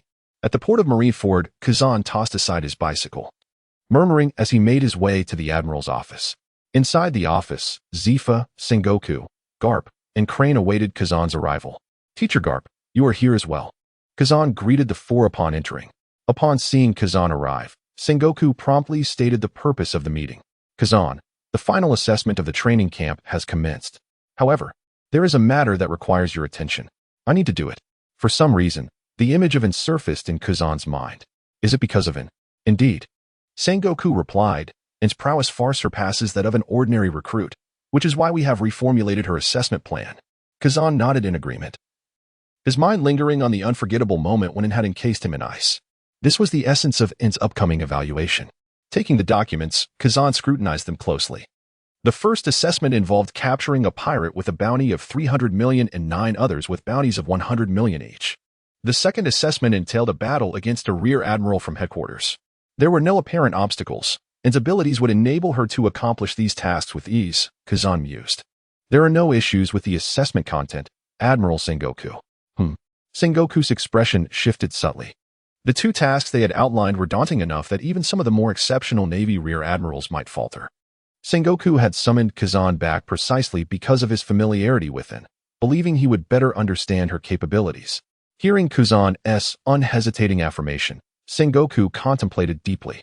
"In that case, Kazan, you shall serve as An's examiner and oversee her evaluation." "Ah, so that is the reason for my return. It seems I have no choice but to comply." Kazan conceded with a resigned nod. The 4 of them acknowledged this arrangement, entrusting An's assessment to him. The night passed in silence. 2 days later, at the Marineford harbor, a warship prepared for departure, laden with ample supplies and munitions. Teams of well-trained recruits filed aboard the vessel, the sails unfurled, billowing in the wind. Zephyr and a cadre of officers boarded the warship, setting sail towards the horizon. The evaluation had officially commenced. "Hey, why have you left me behind again?" Anne cried out from the dock, her voice filled with anguish. "Damn it, why must I be treated so specially? All I desire is to graduate normally and become a branch-based commander across the seas." The ocean listened to the girl's aspirations, watching the ship fade into the distance, and ground her teeth in frustration. It was obvious. Zephyr had not taken her along for some particular mission. Special tasks implied attention. "Oh, how difficult this is for me." Like a despondent fish out of water, and slumped on the dock. "Ah, young ladies should be mindful of their image." Kazan gently reminded her. "Mind your own business," and vented her ire at Kazan, who had seemingly appeared out of nowhere. "Weren't you supposed to have left headquarters? Why are you back?" she questioned, her voice laced with anger. "I had no choice. I received orders to oversee one individual's assessment." A chill ran down Anne's spine. "It isn't me, is it?" she stammered, trepidation evident in her voice. "Ah, you are remarkably astute. Now, rise. It is time for us to depart." Kazan gestured towards the 2 bicycles parked in the corner of the dock. "Goodness, so you have been waiting for me here? The bicycles have even come to fetch me." Watching Kazan's retreating figure, Anne, filled with a mix of anger and amusement, followed suit. The seawater coalesced as Anne and Kazan pedaled away from the Navy headquarters. On the tranquil expanse of the ocean, the 2 bicycles rode side by side. A gentle sea breeze wafted through the air when, suddenly, a loud sneeze disrupted the serenity. This wretched weather on the Grand Line is truly unbearable. Not long after their departure, Anne and Kazan found themselves grappling with the extremes of sweltering heat and biting cold. The crimson flames enveloped the pink bicycle, prompting Anne to exclaim in delight. By the way, Kazan, has your return been solely to oversee my assessment? Oh, if memory serves me correctly, that seems to be the case. What a futile endeavor. And pointed angrily at the sky, expressing his frustration. This is a waste of the Navy's resources. Do they not comprehend? Without Kazan's explanation, and already suspected that this scheme was orchestrated by Zephyr and Karp. You, a high-ranking admiral, should be upholding the order of the seas, yet here you are accompanying a mere cadet for an assessment. Alas, it seems the Navy is on the brink of collapse. With a resigned sigh, and shook his head in reluctant agreement. Cough, cough. Are we not still the Navy? Must we demean ourselves in such a manner? And cast a dubious glance at Kazan, thinking to himself that this fellow is hardly virtuous. Since this is an assessment, there ought to be specific details, right? We have been traversing the vast ocean for quite some time. Ah, did I not mention the assessment criteria to you? En's expression darkened. Have you truly mentioned it? Have I not? Spare me the nonsense and enlighten me. Reaching into his pocket, Kazan retrieved a document and handed it to En. Take a look for yourself. He reached out to take the document, his eyes scanning its contents. En's temper flared, exclaiming internally how absurd it was for a mere trainee like him to pursue a notorious pirate with a bounty of 300 million. What caliber of pirate commanded such a reward? The top few among each year's supernovas typically fell within that range. Alas, who could blame him for his remarkable performance in the training camp? Kazan's reminder only served to inflame En's frustration further. Did he desire this predicament? It was all his grandfather's fault, that fool. Instead of dwelling on his anger, perhaps he should contemplate how to accomplish the assessment, Kazan advised in sighing, and released his grip, allowing the document to flutter away with the wind. It seemed straightforward enough, simply locate the pirates and dispatch them. Yet the real challenge lay in how to find these elusive pirates. Ordinary pirates were, of course, ubiquitous. But those with bounties exceeding 100 million were a different matter entirely. Let us proceed with cautious optimism. The Grand Line, Varluis Island. Renowned for its exquisite glass production and craftsmanship. Today, it welcomes two new guests. What a stunning piece of artistry, Anna remarked, admiring a delicate cerulean glass bird. This customer possesses an exquisite taste. The item you hold is indeed the finest in our collection. And how much does this exquisite piece cost? 500,000 berries. The boss declared, extending 5 fingers. Farewell, and perhaps we shall not meet again. Without a backward glance, Kazan departed, leaving the boss in a state of bewilderment. Regaining his composure, the boss shouted, "At least make a counteroffer." Kazan turned as they exited, making their way to the tavern on the island. Inside the cramped establishment, a motley assortment of patrons filled the room, their voices blending into a cacophony of shouts and laughter. Navigating through the throng, En and Kazan settled themselves at the bar. The reason for their visit to the tavern, as Kazan explained, was the prospect of acquiring pirate intelligence. With a stroke of luck, they might even encounter some pirates. En pondered this notion and found it reasonable, thus accompanying Kazan to the tavern. Behind the bar, the tavern owner, a middle-aged bald man with a fierce countenance, scrutinized the peculiar duo before him and inquired, "Are you here for drinks or to purchase information?" "Purchase intelligence," Kazan stated, directly addressing the matter at hand. "What information do you wish to acquire?" The tavern owner stipulated, "I must inform you that the fee is 500,000 berries, regardless of whether the desired information can be procured. Otherwise," his tone hinted at a certain menace. "Is there any intelligence regarding bounties exceeding 1 billion? Pinching her nose, interjected, taking in the exchange. The owner scoffed. "You two, with your inconspicuous reputations as bounty hunters, dare to pursue information on a pirate of such stature?" It became evident that the owner perceived En and Kazan merely as bounty hunters scraping by on their meager earnings. Enough with the trivialities. "Just tell me if you have it," En, noticing the owner's derision, retorted impatiently. She found the atmosphere of this pirate tavern repugnant. "I possess the information. But do you possess the funds?" The owner inquired, adhering to his principle of monetary superiority. "Speak quickly," urged En, eager to depart the tavern. As he tossed a bundle of berries to the proprietor, the patrons regarded him with subtle glances, aware of his status as a devil fruit user. Although the seas are populated with a plethora of devil fruits, the number of those who wield their powers is relatively scarce. One should not be misled by the depictions of anime from a previous life, where Luffy frequently encounters such individuals, leading to the assumption that they are commonplace.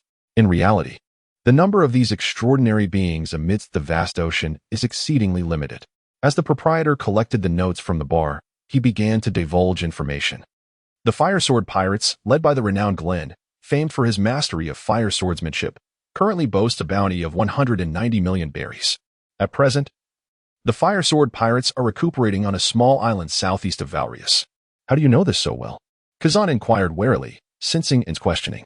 The tavern owner responded calmly. 2 days ago, a member of the Fire Sword pirates came here to purchase alcohol, and I learned this information from him. Nodding to indicate his satisfaction with the explanation, and Kazan hastily exited the tavern. This intelligence was already 2 days old. If they did not hurry, the Fire Sword pirates might very well have departed. By the seaside, the two mounted their beloved bicycles and sped towards the direction of the Fire Sword pirates. Boom! The sound of cannon fire echoed incessantly. A naval warship was under siege, engulfed in flames as the crew fell one by one. Glenn swung his sword, flames spiraling around the blade, cleaving towards the opposing naval captain. Amidst their clash, Glenn taunted the bandaged Mars.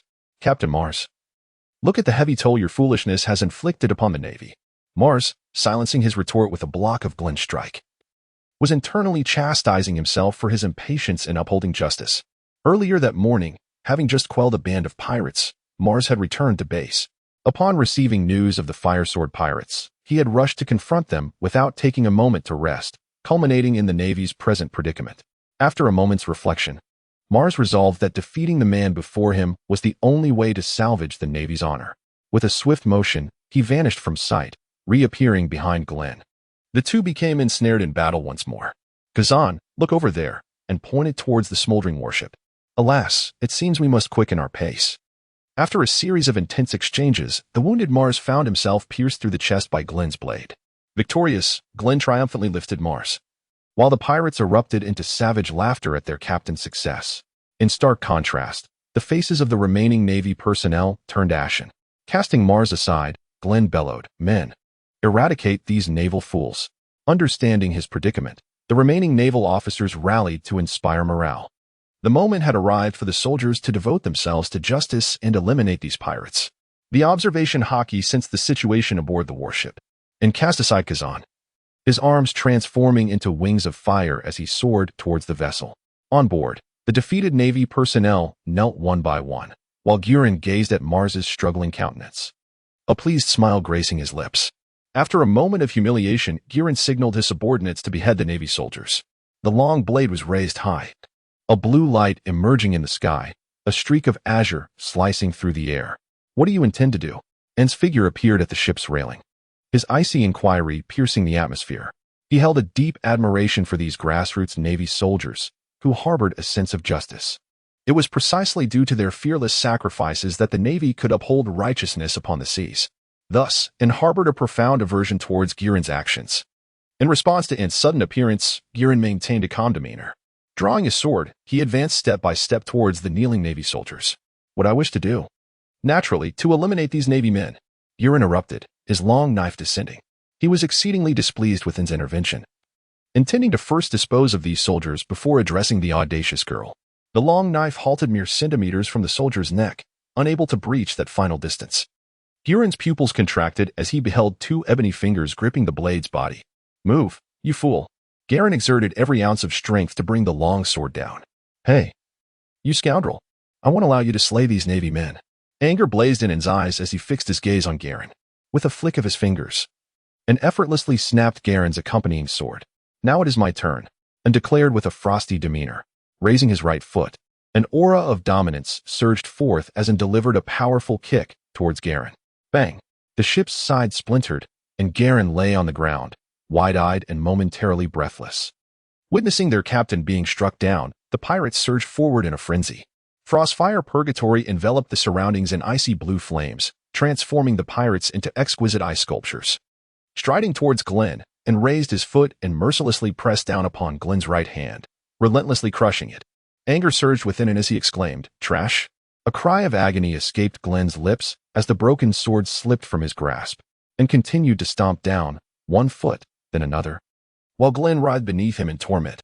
It was only when it had thoroughly shattered Glenn's limbs that he quelled his fury. He signaled to the remaining soldiers to bind Glenn, then turned his attention to tending to the wounded soldiers. "Oh dear, am I too late?" he mused silently. As he resumed his healing efforts, Kazan gazed intently at the flames in En's hands, the flames of life flickering and continuously mending the injuries of the Navy. "Your ability can also heal wounds?" Kazan exclaimed in astonishment.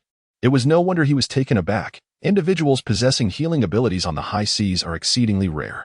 Each healer is coveted by formidable forces, and the Navy is no exception. In another light, those endowed with healing powers are invariably powerful beings. For instance, the future Emperor Kaido and the immortal bird Marco. As for a certain adorable little member of the humanoid race, they are to be disregarded. Verdant flames continually surged forth as and persisted in tending to the wounded. Just as Kazan was about to inquire further and decisively hurled a ball of fire. Sensing the vibrant vitality coursing through him, Kazan let out a comfortable groan. At last, it was done, and exhaled a sigh of relief, now awaiting their awakening. After attending to the injured and approached the bodies of the fallen Navy soldiers, he gazed upon these valiant warriors who sacrificed their lives for the justice they held dear. He honored them, the very foundation of righteousness.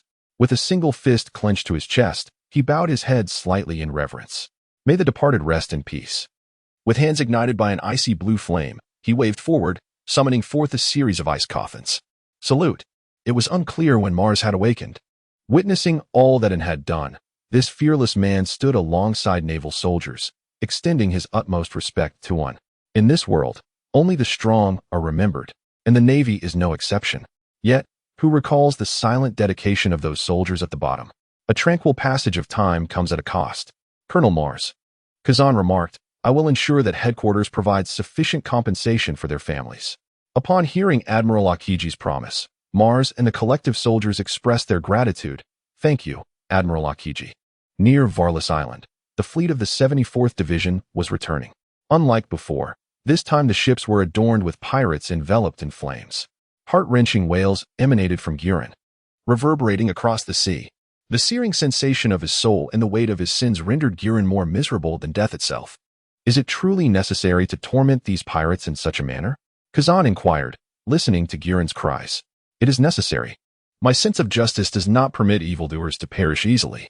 Until he has received adequate punishment, I will preserve his life. Saying this, and hurled a small orb of life flame towards Guren. A chilling wail erupted once more. At the port of the 74th Division, the ships sailed in. Hang these pirates at the entrance of the base. Let the island's residents behold them. Yes, Colonel. Several soldiers responded loudly. The rank of colonel was a title casually bestowed by Kazan when Mars inquired about its identity.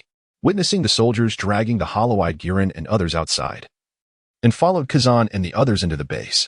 Outside the 74th Division, the local inhabitants watched as the Navy emerged, their hearts filled with curiosity. As Guren and the other pirates were hung at the entrance of the base, the residents were first taken aback. Then tears of joy filled their eyes as they began to laugh. The news of the Fire Sword pirate crew being displayed at the Navy base spread swiftly. Upon receiving the news, the islanders hurried towards the Navy base. The tavern owner, upon hearing the news, initially reacted with disbelief. However, upon witnessing Guren's deplorable state, two figures flashed before his mind. Crack, crack. The flickering lights of the press camera captured the grim fate of the Fire Sword pirates. On the second floor of the base, Kazan reclined in a chair, immersed in slumber, while Un and Mars engaged in casual conversation. Mars, mindful of the presence of the granddaughter of Vice Admiral Garp, exhibited no semblance of indifference. When it inquired about a swift method to locate high-bounty pirates, Mars promptly produced the gathered intelligence on pirates from the 74th branch. After perusing the information, and selected several relevant notices. Following lunch, the warship of the 74th branch set sail once again. In the waters near Valius Island, Kazan stood aboard the ship as a cascade of flaming meteors descended, obliterating the pirate vessels ahead. In mere moments, the entire pirate ship was consumed by flames and sank into the depths of the sea, with the sound of Moon's steps echoing, and returned, leading a man with a terrified expression and a sharp, monkey-like visage. After inspecting the bounty notice in his hand and confirming that the reward exceeded 100 million, and handed the man over to the soldiers aboard the warship, the soldiers expertly restrained him, suspending him from the side of the vessel. Through the display of strength and attitude towards pirates over the past 2 days, and earned the unwavering support of all the Navy personnel in the 74th branch, returned to base, and commanded, and the warship turned back toward the 74th branch. The same formula, the same operation. At the entrance of the base, the island's residents gathered, uncertain of which wretched pirates would be paraded before them by Colonel Mars today. During this time, and had concealed his identity, leading the islanders to believe that it was Mars who apprehended these pirates. They're coming. They're coming. Amid the jubilant shouts of the island's inhabitants, the pirates were dragged out one by one and hoisted up. After the navy departed, the residents began to vent their anger. As for Glenn and his companions, after enduring sufficient punishment, they were publicly executed by Mars at the entrance of the base. Slowly, Mars, dubbed the Pirate Executioner, began to gain notoriety throughout the first half of the Grand Line, while he himself held a deep-seated respect for it. In an unknown island along the Grand Line, a dozen uniquely shaped pirate ships were anchored. At the center of the small island, a man with long braids sat atop a massive rock. "Hadro, what brings us here?" A voice inquired from beneath the massive stone. "Not everyone has arrived yet. Let us wait a moment," Hadro replied. The sound of numerous footsteps echoed across the small island. "At last, you have arrived, Hansen, Emily." "Spare me the pleasantries," Hansen interjected, revealing several crimson scars upon his face. "Let us get straight to the point." "Indeed. Let us not dawdle," Emily chimed in, her red lips framed by a pink scarf. Upon hearing Hadro call out their names, the crowd gasped in astonishment. It was none other than Hansen, the captain of the Black Fist Pirates, with a bounty of 280 million, and Emily, the captain of the Scarlet Lips Pirates, whose bounty stood at 295 million. What could they possibly be planning that necessitated the gathering of three formidable pirates, the supernovae? The onlookers pondered. Haha. Hadro seemed unfazed by their demeanor. Once Hansen and Emily settled with their crew, Hadro revealed the purpose of their meeting. "I trust you have all heard of the Pirate Executioner from Branch 74? With keen intellect, Hansen immediately grasped the implication, narrowing his eyes. "You intend to target him?" "Indeed." Hadro nodded, "And it has been quite some time since our bounty was last adjusted." Interrupting Hudson, Emily remarked, "What makes you think that eliminating a somewhat renowned naval officer will lead to an increase in our bounty? Taking down a minor figure in the Navy will yield us little value. But what if we were to eliminate a naval officer on the verge of receiving commendation from the Navy headquarters?" Hadro countered. "Do you possess some insider information?" Hansen interjected. "Astute observation. According to intelligence I acquired from the underground market, the Navy headquarters is set to honor this officer shortly. So, would you two care to join me in this venture? A surefire profit." After a moment's contemplation, Hansen was the first to speak. "Such a golden opportunity. How could I possibly pass it up? Count me in. I wonder if this naval officer is handsome," Emily mused, licking her crimson lips. "What do you think?" "In that case, it's settled. Let us reconvene in 5 days," came the reply. On the Grand Line, at the 74th Navy Branch, after several days of tireless effort, the pirates in the vicinity had been nearly eradicated. The few who managed to escape misfortune fled the area under cover of night, at the branch's port, and bid farewell to the entire naval crew. At the dock, 2 figures, one large and one small, appeared somewhat incongruous, and patted the crouching Mars on the shoulder, saying, "Next time, don't be so impulsive, and for heaven's sake, don't get killed." The two then mounted their bicycles and set off towards the next island.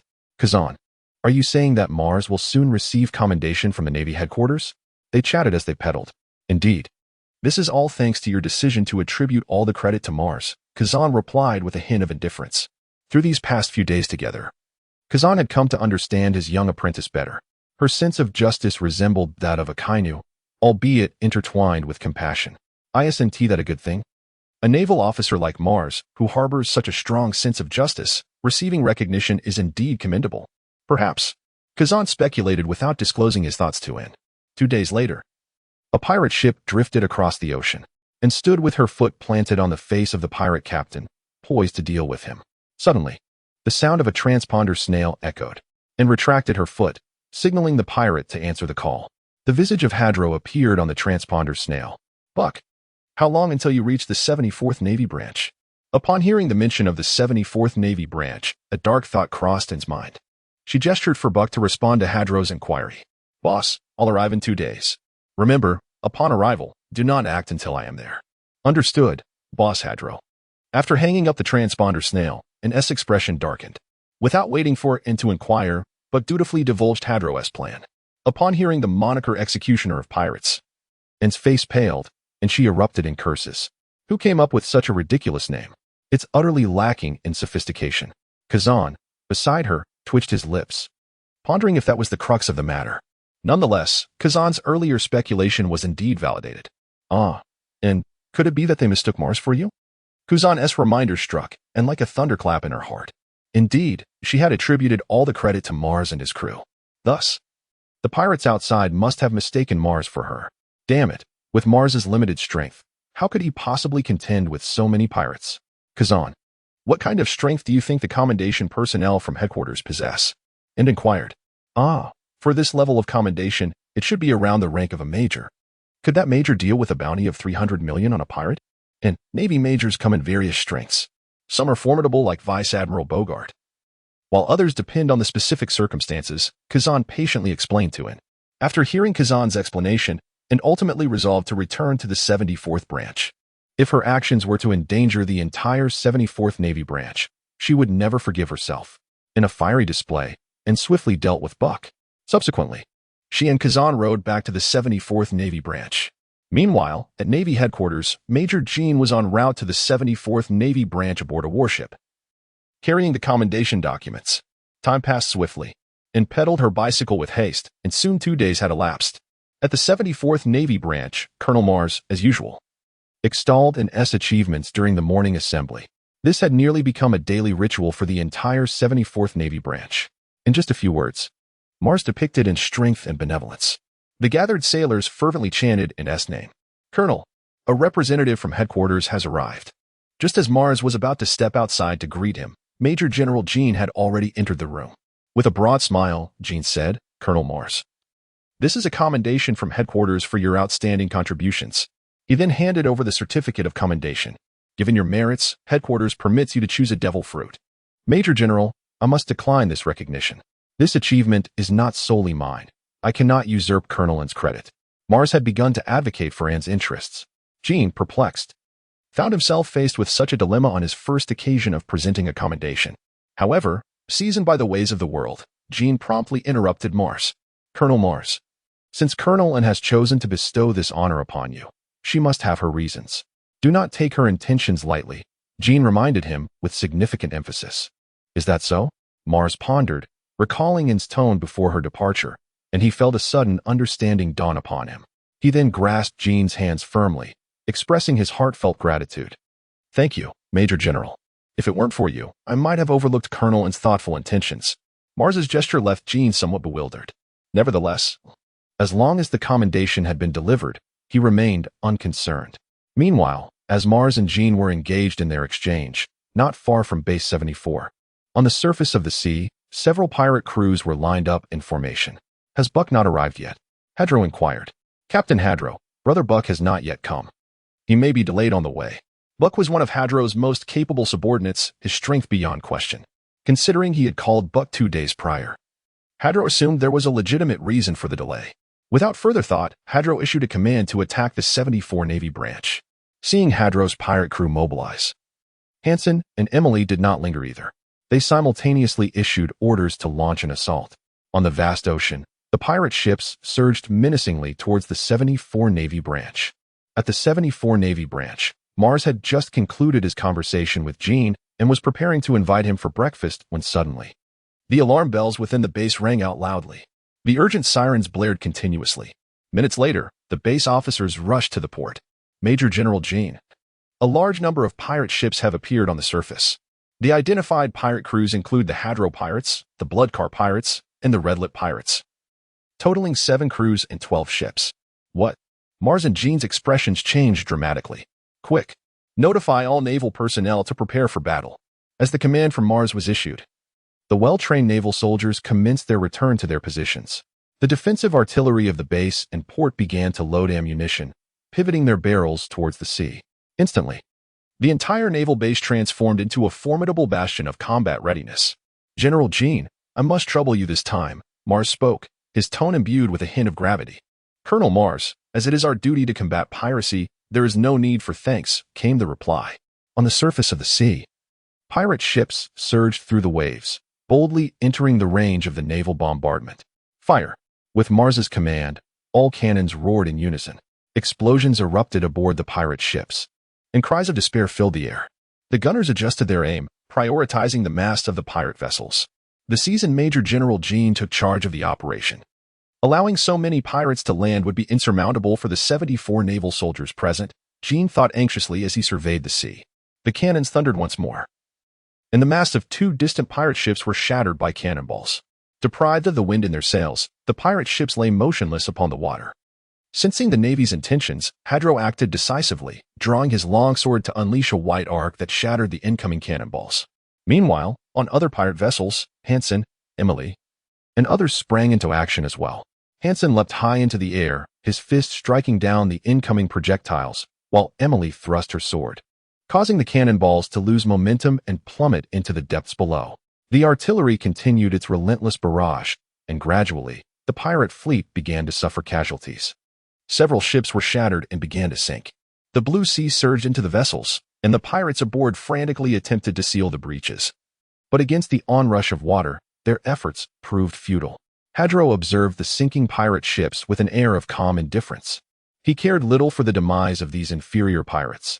As long as the leaders of the pirate crew survived, there would always be countless such scoundrels upon the ocean. Andre signaled the fleet to avoid prolonged engagement and swiftly approach the harbor. Hadro understood that in a contest of firepower with the Navy, his side would undoubtedly emerge as the loser. After destroying 2 more ships close to the pirates, Mars noticed the pirate fleet abandoning resistance and making a dash for the harbor. Realizing their intentions, Mars felt a pang of frustration and ordered a few more rounds of cannon fire before commanding his men to abandon the gun platforms and retreat to the base. With the suppression of naval artillery lifted, the pirate fleet quickly advanced toward the harbor. With a crash, the hulls collided with the dock, and 8 ships bearing elite pirates successfully made landfall, their crews leaping onto the pier. Fueled by memories of their encounters at sea, the pirates charged furiously toward the naval base. The once quiet and dignified naval base now resonated with chaos. Bang! Bang! The deafening sounds of impact echoed as the base's gates were destroyed, and fierce-looking pirates rushed in. Fire! Mars and the Navy had been waiting for this moment. At the wide entrance of the base, white smoke billowed as metal bullets were unleashed. The hard projectiles pierced through the bodies of the pirates, inflicting further damage upon those who followed. Witnessing their comrades fall, the remaining pirates instinctively began to retreat. Noticing his subordinates fleeing and the unusual gazes from Hansen and the others, Hadro's expression darkened. Useless fools, must I intervene myself? With a delicate step, Hadro ascended to the heavens, drawing forth his sword to personally engage in battle. The blade swept through the air, unleashing a series of soaring slashes directed at the arrayed naval soldiers. A series of resounding thuds echoed as the newcomer shattered the sword's energy, delivering a powerful punch that sent Hadro crashing down towards the ground. General Jean, the previously panicked naval soldiers suddenly found a pillar of support outside the base. Wiping the blood from his lips, Hadro chuckled. At last, you have made your appearance, General Jean. You know me? Jean inquired, somewhat taken aback. That is not the crux of the matter. The essence lies in the fact that I have been eagerly awaiting your arrival. Hansen, Emily, stepped forward. Hadro, it seems, this was indeed your intent in summoning us both. The pirates parted to clear a path as a man and a woman emerged. Otherwise, with just a moderately renowned naval colonel, I see no necessity to ally with you.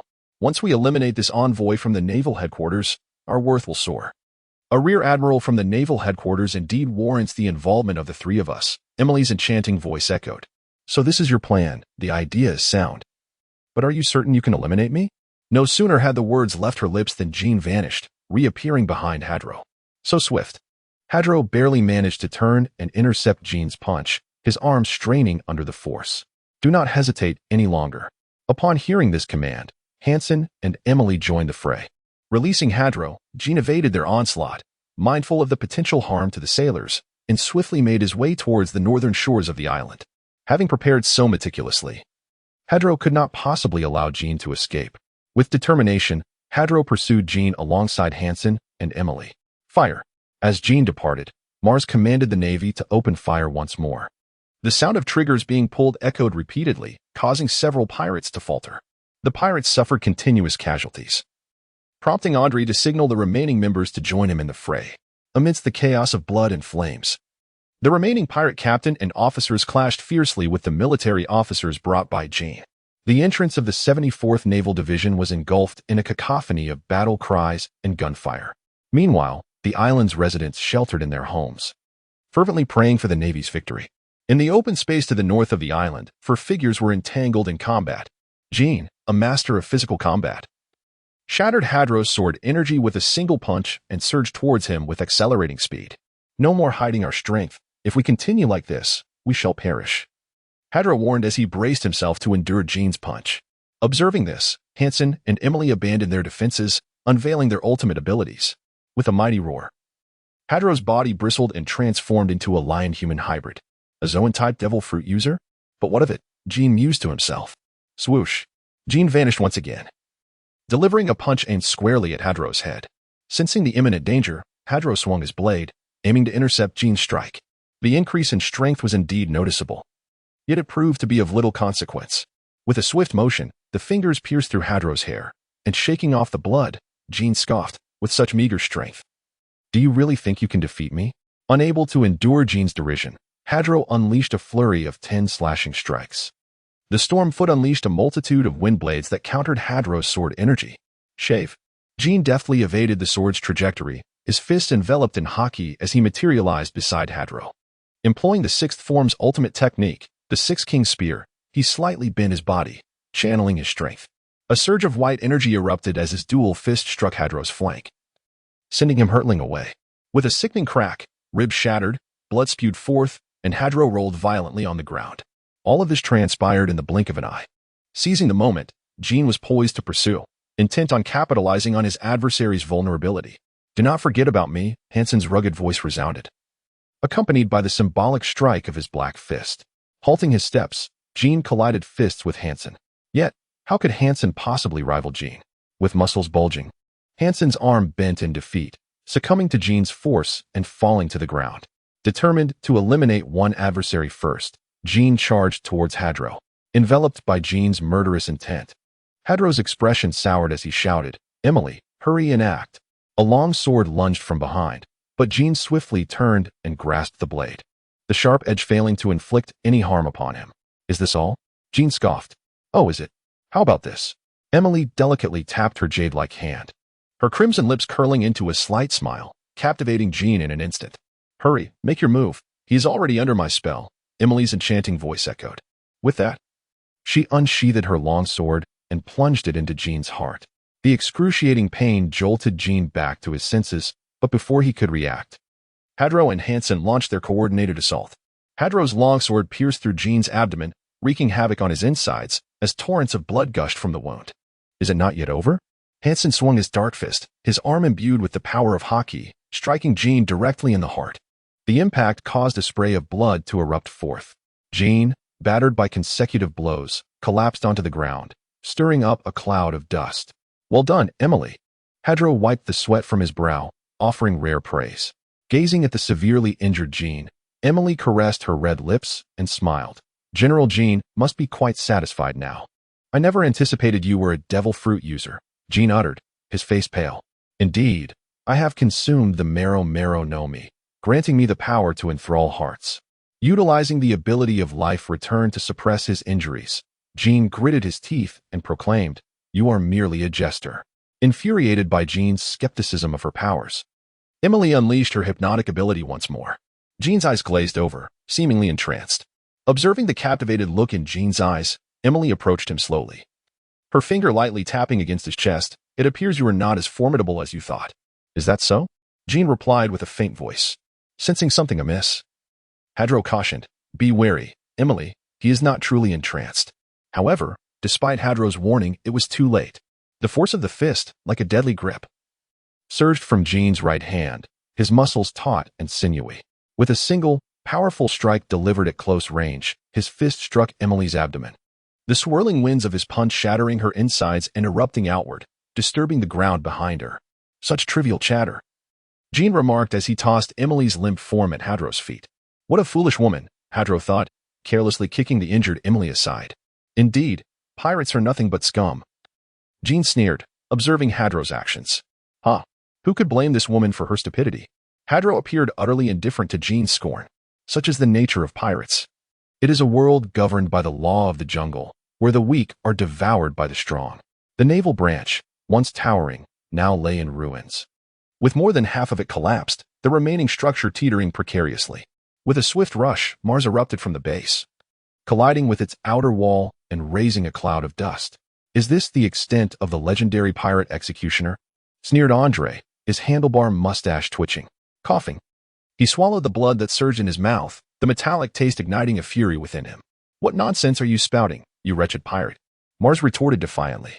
"I am unworthy of the title pirate executioner, and you, Colonel Andre, are not in a position to pass judgment on me."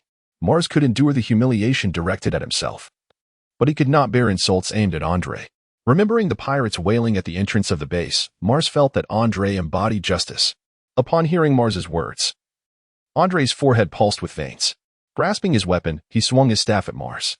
"Colonel Andre is merely another piece of trash, just like you," he scoffed. In the past, as they slaughtered sailors, they would always proclaim that justice would ultimately catch up with him. Yet here he stood, alive and unscathed. Mars, inflamed with rage from Andre's taunts, felt the muscles in his arm tense as he hurled a punch toward Andre, his eyes ablaze with fury. Suddenly, a blurred image of Andre's attack trajectory materialized in Mars's mind. Following this vague instinct, Mars deftly evaded Andre's strike and retaliated with a punch. "You managed to dodge my attack?" Andre exclaimed, taken aback. He was well aware of Mars's capabilities. "What trick did you employ to evade me?" he inquired, curiosity evident in his tone. However, Mars offered no answer, only a heavy blow in response. "Are you assisting me, Colonel Andre?" Mars mused, attributing his newfound prowess to Andre. With a resounding thud, his fist struck Andre's abdomen, sending him crashing into the rubble. "Since you seek death, do not blame me," Andre growled, emerging from the debris with a menacing expression, a stone in hand as he charged at Mars.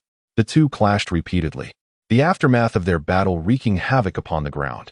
Relying on his instinct, Mars continued to grapple with Andre. As time dragged on, however, Mars felt his speed and strength wane. It seemed he could not hold out much longer. Surveying the battlefield, he noted the Navy's relentless retreat. Despite the formidable forces brought by Major Jean from headquarters, it was ultimately a struggle against overwhelming odds.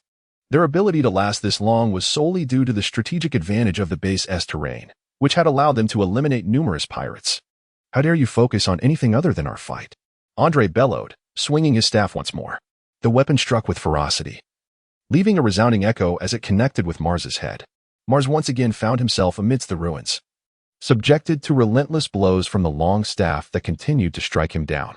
After a few moments, Andre exhaled deeply, ceasing his assault. Observing the battered Mars, he seized a handful of the latter's hair and lifted him high. Pathetic. Witness the demise of these Navy men. Mars, through the blood clouding his vision, gazed at the valiant Navy soldiers fighting fiercely, their anguished cries echoing in his ears.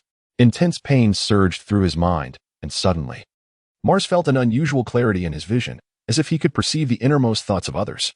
The Navy's courage, valor, and resolve contrasted starkly with the pirates' cruelty, exhilaration, and arrogance. All these emotions collided within Mars's mind. "Colonel Andre, you are right. I am indeed too weak. It seems I am destined to perish, Colonel, regrettably. I have not eradicated these detritus of the sea." Tears mingled with blood as they trickled down. Upon feeling the warmth of Mars's tears on his palm, Andre felt a wave of disgust wash over him. With a dismissive flick, he discarded Mars like refuse.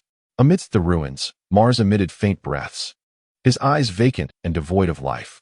With Mars dealt with, Andre prepared to swiftly conclude this battle. "Lord Andre, a pirate approaches." A voice gasped. Numerous warships have appeared on the sea. In just a few strides, Andre arrived at the damaged cannon by the harbor. On the surface of the sea, 7 warships, having received Admiral Akiji's reinforcement orders, had reached the battlefield. Under Andre's watchful gaze, 3 of the warships unleashed fire upon the pirate vessels anchored in the waters, initiating an assault.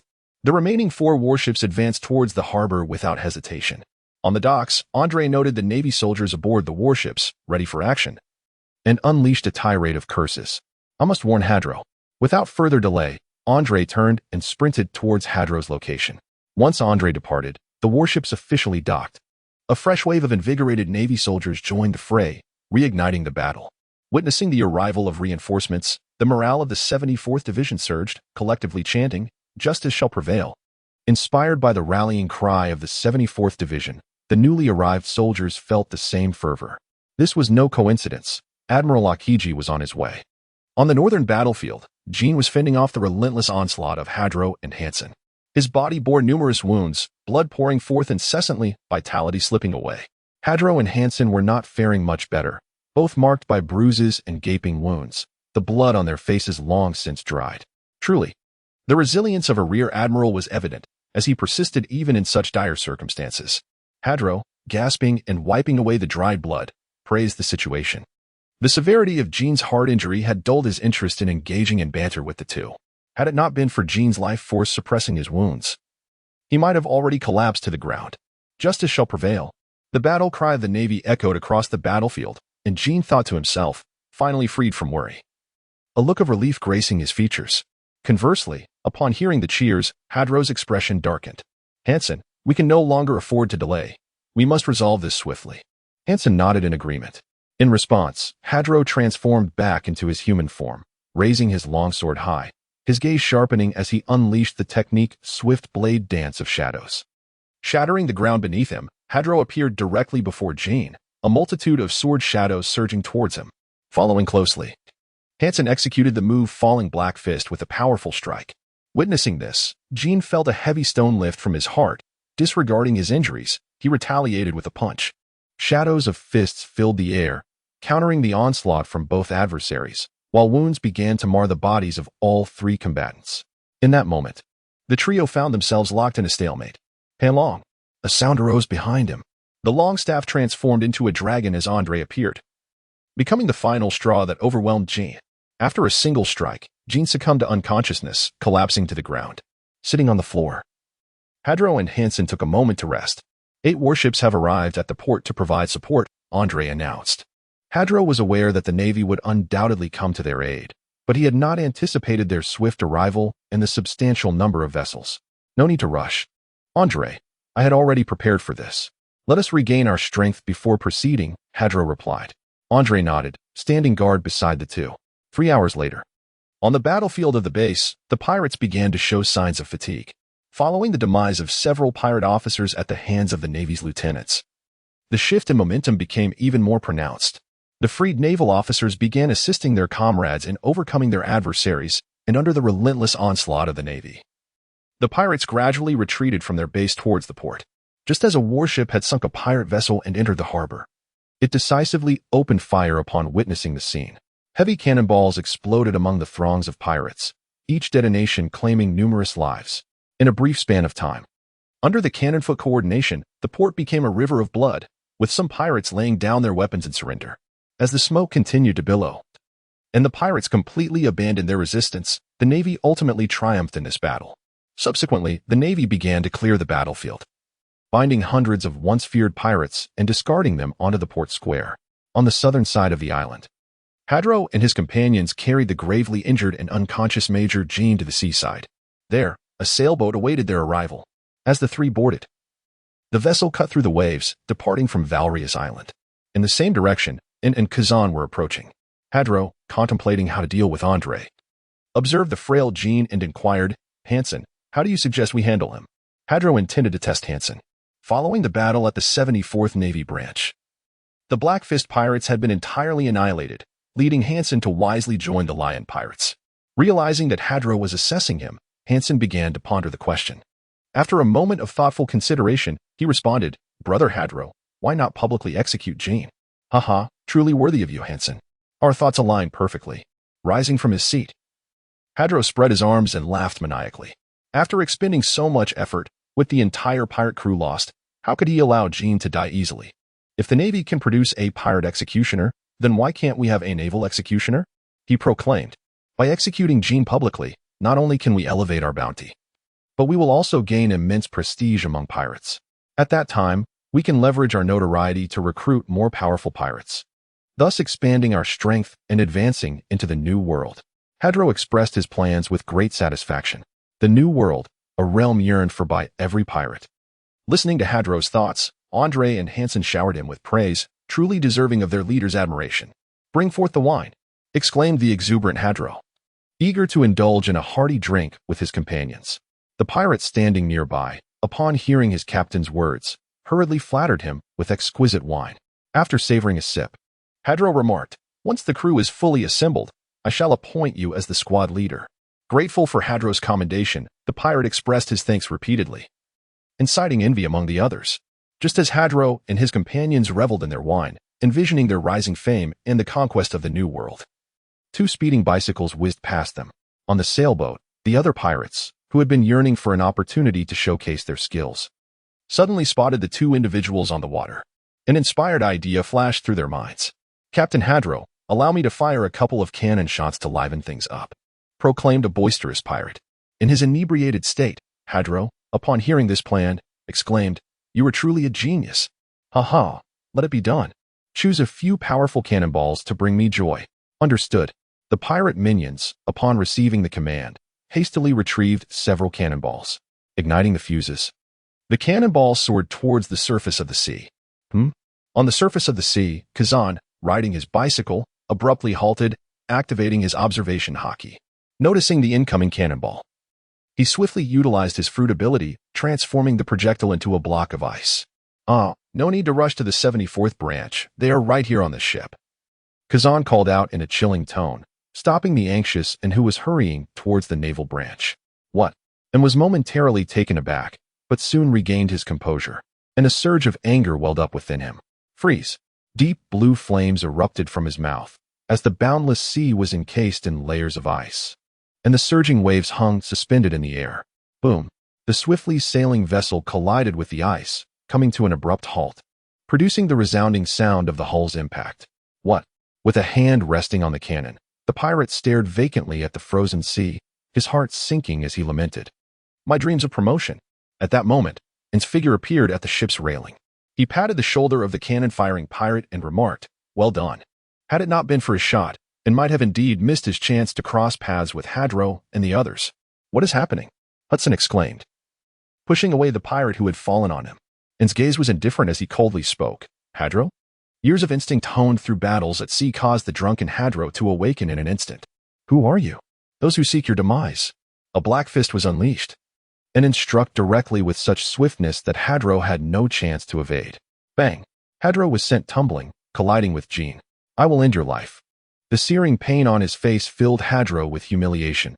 As the saying goes, one should strike the body, not the face.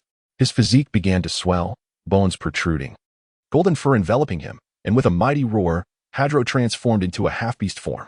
The moment Hadro's feral howl echoed, Hansen and Andre jolted awake from their intoxicated stupor. Ignoring both, An's ferocious aura surged forth, confronting Hadro. How could he possess such strength? Hadro, just rising to his feet, was taken aback by An's overwhelming presence. Never before in his piratical life had Andre felt such an oppressive force. It was only when An's fist connected that Hadro realized the peril he was in. Gasp! The excruciating pain in his abdomen brought him to his knees, heaving, and flipped Hadro onto his back with his foot, standing on his chest, his hockey-imbued fists raining down relentlessly, with his brows furrowed, and demanded, "Tell me, what has become of the 74th Navy branch?"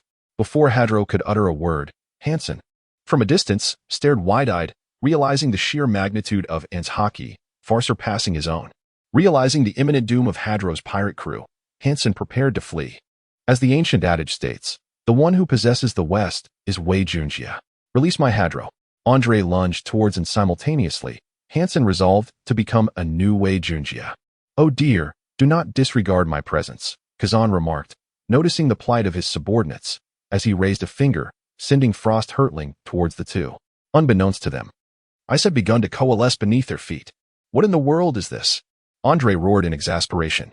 Admiral Akiji, Jean, touched by Hadro at his wound, gradually awakens. "Admiral!" Upon hearing Jean's proclamation, the faces of Hadro and the other two turned ashen. A careful examination of Kazan revealed a sense of dread as Andre and Hansen realized they were indeed in the presence of an admiral. They were well aware of the formidable prowess that an admiral wielded, capable of contending with the pinnacle of piracy. Andre and Hansen could not fathom why they had drawn the ire of such a powerful figure. A fiery manifestation of life was hurled towards Jean as Andre commenced his interrogation of Hadro. "Speak quickly. What has become of the 74th Marine Branch?" The flames continuously mended Jean's injuries, and as he felt the wounds on his heart begin to heal, he gradually rose to his feet. Facing Akiji, Jean felt a wave of shame wash over him. As a rear admiral of the Marine headquarters, being defeated and captured was a grave embarrassment. The ever-compassionate Kazan signaled to Jean that he need not feel such distress, and together they observed as Andre questioned Hadro. 10 minutes later, "Cease this at once." Andre's voice rang out, halting the relentless actions of and cast a chilling gaze upon Andre, swallowing hard.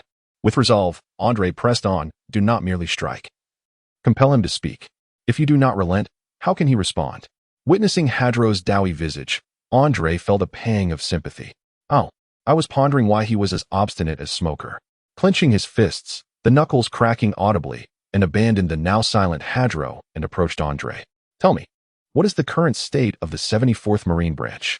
Having witnessed Hadro's fate, Andre knew he could not afford to delay. I know. Just as Andre was about to speak, Wei Junjie interjected, and Hansen hastily divulged the outcome. Ignoring Andre's scornful glare, Hansen cast a sycophantic glance towards and Kazan. It was revealed that, despite suffering heavy losses, the 74th Branch had emerged victorious with the aid of reinforcements from other Marines. Although and felt a twinge of guilt, he finally breathed a sigh of relief. What of Mars? And began to express concern for the righteous Marine colonel. Upon hearing this question, Andre hesitated, unsure how to respond. Wei and Hansen were about to speak, but realized they were unfamiliar with Mars. Speak. Noticing Andre's unusual demeanor, and sensed something was amiss, and his expression darkened. He may already be dead, Andre finally uttered through gritted teeth, unable to confess that it was he who had inadvertently caused Mars's demise. You lie? And was unwilling to accept the outcome. With a swift motion, his fist pierced through Andre's heart, fueled by rage. Blood gushed forth as disbelief flickered in Andre's eyes. With a resounding thud, Andre fell to the ground, his eyes wide open, blood pooling on the deck. Witnessing this horrific scene, Hansen trembled in fear. Yet and paid no heed to their expressions. Flames erupted, evaporating the blood, and he transformed into a meteor, soaring towards the 74th Naval Division. The 74th Naval Division, victorious in battle, was engaged in clearing the battlefield. The naval forces led by Jean were scouring the island for any remaining pirates and searching for Jean's whereabouts. Upon hearing the news of the Navy's triumph, the hearts of the island's residents felt a colossal weight lift. They could scarcely fathom the dire fates that would have awaited them had the Navy been defeated. Amidst the ruins, Mars lay weakened, his gaze distant as memories flooded back. In his youth, Mars was born in a nation perpetually ravaged by pirates, his parents the most ordinary of people. Though his childhood was far from idyllic, Mars found contentment. Until one fateful day, they arrived. It is said that in the moments before death, one sees the person they long to meet the most, lying in bed. His mother extended her feeble hands, wiping away young Mars's tears. Do not weep. Your father is here to take me away. You must take care of yourself, Mars. The tears of his childhood fell alongside his mother's gentle touch. Please, I implore you, allow me to join the Navy. Outside the room, a small boy knelt, beseeching the Navy. 20 years later, amidst the ruins, tears blurred Mars's vision as he murmured, what a failed life it has been. A fiery meteor streaked across the sky, capturing the attention of the naval forces below. The meteor symbolized cherished hopes. In the heavens, the brilliance of the flaming meteor intensified. Through his tears, a glimmer of light shone. Mars seemed to glimpse hope. With great effort, he raised his arm, and with the last vestiges of life, he shouted his rallying cry. Justice shall prevail. Indeed, justice will undoubtedly triumph. With the realization that Mars still lives, and spirit soared, and she playfully exclaimed. Upon hearing this response, an indistinct figure materialized before Mars. The moment to depart had finally arrived, and her mother's words echoed once more in her ears. Yet, how wonderful it is to see you once more before the end, Colonelin. Her arms slowly fell, symbolizing the conclusion of Mars' journey through life. Reaching out, and grasped Mars' outstretched arm, green flames enveloping him. Rest well, Mars. The sound of footsteps echoed as a multitude of naval soldiers emerged from the ruins. Accompanying naval officers arrived as well, drawing their swords in readiness for action. Colonelin, you've returned. The surviving soldiers of the 74th Division, upon discovering it, felt as if they had found their guiding light. Sensing the emotions of the 74th Division soldiers, and strode forward, declaring, leave the rest to me. Yes. The naval forces of the 74th Division lined up on either side, their eyes fixed upon its advance, after ensuring Mars' comfort, and began tending to the wounded alongside the soldiers of the 74th Navy Division. Shadows flitted about, flames ignited, before the sun withdrew its brilliance, and finally finished treating all the injured. During this time, Kazan and Jean, accompanied by Hadro and others, also made their way to the 74th Navy Division. At the dock square, Kazan stood before the assembled Navy. The young female naval officer was not well known to the sailors behind her. They only knew she was the granddaughter of Vice Admiral Garp. Observing the throngs of pirates in the square, Kazan entrusted the task of dealing with them to one. He was eager to see how she would handle the situation. There is a stark difference between slaying a few and massacring hundreds. Upon receiving this daunting task from Kazan, a glimmer of determination shone in his eyes. She turned her gaze toward the soldiers of the 74th Division and commanded, "Summon all the residents of Valius Island." Yes. As Colonel and departed with the soldier, he gathered the island's inhabitants and led them to the square.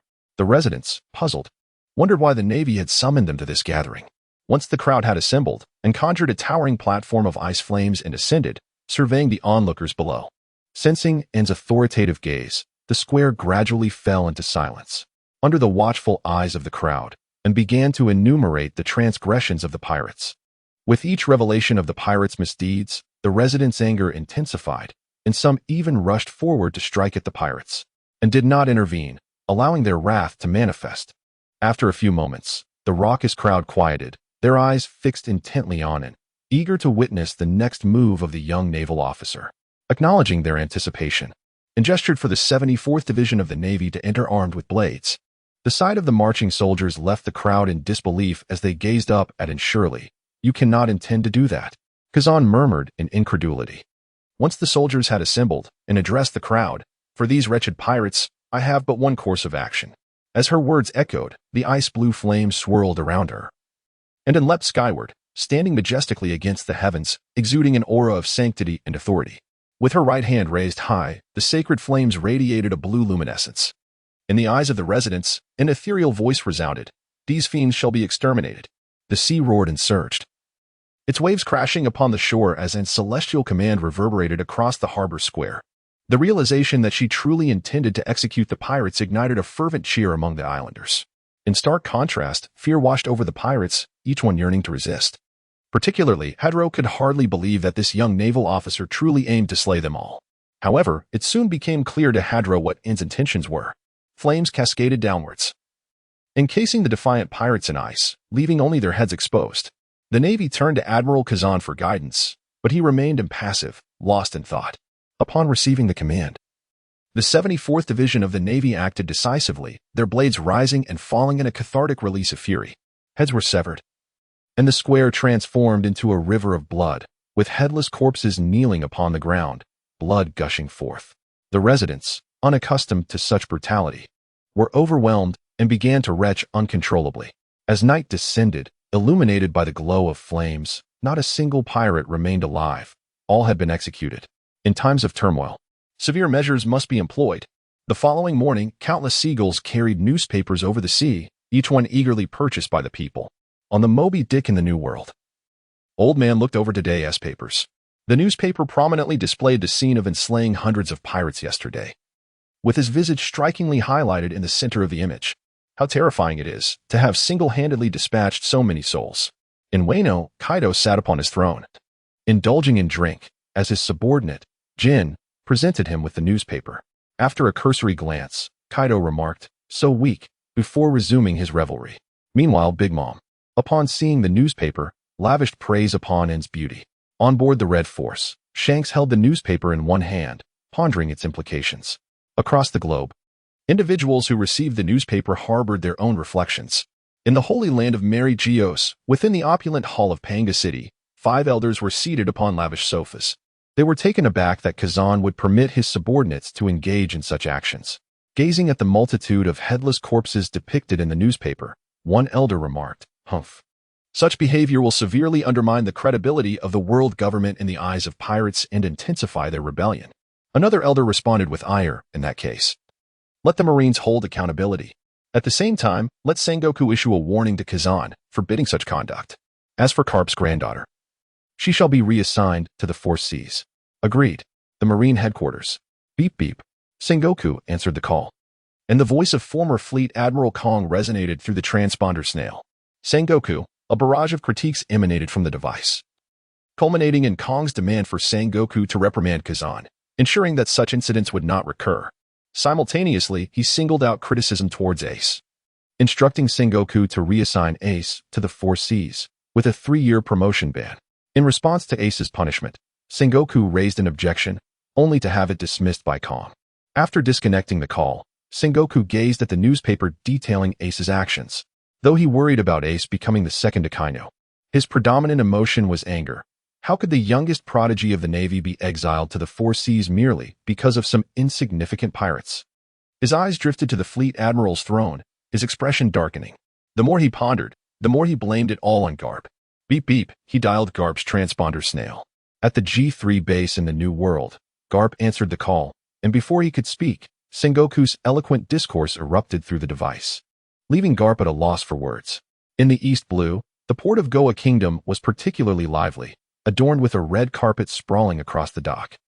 The King of Goa, accompanied by the nation's gentlemen and elite, awaited the arrival of the celestial dragon, Charlemagne. In a bid to create a favorable atmosphere for the esteemed visitor, the king had incinerated the entire uncertain transit station. As for the commoners within the station, the king was utterly indifferent. If sacrificing a few commoners could earn the celestial dragon's favor, he would gladly obliterate all of Goa Kingdom's commoners to please them. On the opposite side of the Goa port, despite his enhanced strength, Sabo could not escape his fate. To liberate himself from his father's control, Sabo resolved to set sail alone. He dragged his small boat into the sea and boarded his pirate ship. Standing upon the vessel, Sabo caressed the pendant around his neck. Filled with remorse, he thought, Luffy, Ace, please forgive my abrupt departure. I can no longer endure this repugnant country. Just as he had once said, this photograph would symbolize your enduring companionship. Farewell, Ace. Luffy. Gazing longingly at the vast ocean, Sabo's heart swelled with determination. I shall become the freest pirate. Suddenly, a cannon fired, and sensing danger, Sabo drew a water pipe, exerting all his strength to deflect the cannonball. The celestial dragon Charlemagne, observing the scene from his sightseeing vessel, erupted in fury. How dare the lowly commoner defy the Creator's gift? Navy, kill that child. Following Charlemagne's command, the Navy officers, though reluctant, ordered their subordinates to open fire. For if they did not, it would be their own lives at stake. Cannons aboard the sightseeing ship fired in succession, and Sabo hurriedly swung his water pipe to defend himself. Why did they attack me? A question arose in Sabo's mind. Yet, the celestial dragons remained indifferent, personally launching cannonballs that obliterated Sabo's small vessel. Ah, I understand now, Marshal Sengoku. Next time, I shall put a stop to her actions. Putting away the den mushi, Kazan handed the newspaper to him, exclaiming with irritation, could you refrain from being so extravagant next time? Accepting the newspaper without raising his head, and retorted unhappily, as if you were the one who tasked me with dealing with those pirates. Are you not aware of my sense of justice? Ah, while that is true, it would be prudent to exercise restraint next time. There is no need to make such a grand spectacle of it. Nodding, and indicated his intention to be more cautious in the future, for this pirate attack had indeed illuminated many of his shortcomings. Moreover, Kazan, what do you intend to do with the remaining 74 Navy soldiers? At this moment in the ruined square, Mars, holding a notebook, was extolling ends justice to the 65 remaining Navy soldiers. Colonel proclaimed, in chaotic times, strict measures must be employed. Colonel declared, all men are born equal, with no distinctions of nobility or lowliness. Colonel asserted, justice will inevitably triumph over evil. Each phrase was recited by Mars, igniting fervor in the eyes of the Navy soldiers below. Colonel, I shall carry your justice forward. Mars vowed silently, casting a sincere glance towards him, who stood beside Kazan. Their eyes met, and smiled, while Mars grinned widely, exhilarated. Colonel has finally recognized me. I must not betray Colonel's trust. I shall spread her justice to a greater number of people. With fervent eyes, Mars led all the Navy in reciting the Declaration of Justice. Their voices rang out, spirited and loud, causing a flush of embarrassment to rise on its face, followed by a deepening blush. Mars, be quiet. Flames erupted, transforming Mars into an ice sculpture. Fool, how could you remember everything? And exclaimed in a mix of shame and anger. Realizing the menacing gaze from Colonel, the Navy soldiers swiftly fell silent. Ah, it appears Mars is willing to follow you. If that is the case, you may take these Navy soldiers with you. Once you graduate from the training camp, let them become your direct subordinates. In response to Anne's inquiry, Kazan offered this suggestion. After pondering for a moment, and found this arrangement agreeable, although Mars was somewhat inexperienced. His work ethic was commendable. Most importantly, and had developed an affinity for the 74th Division of the Navy, having determined the fate of the 74th Division soldiers. And cautiously probed, Kazan, what did Marshal Sengoku call you about just now? Nothing of consequence, Kazan replied lazily. That cannot be.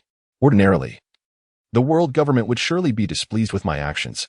How could there be no repercussions? And mused inwardly, even if, due to my lineage as Garp's granddaughter, there were no severe consequences, there must be at least some minor reprimand. For instance, a prohibition on promotions or assignments to distant lands for several years. Undeterred, and inquired once more, is there truly nothing?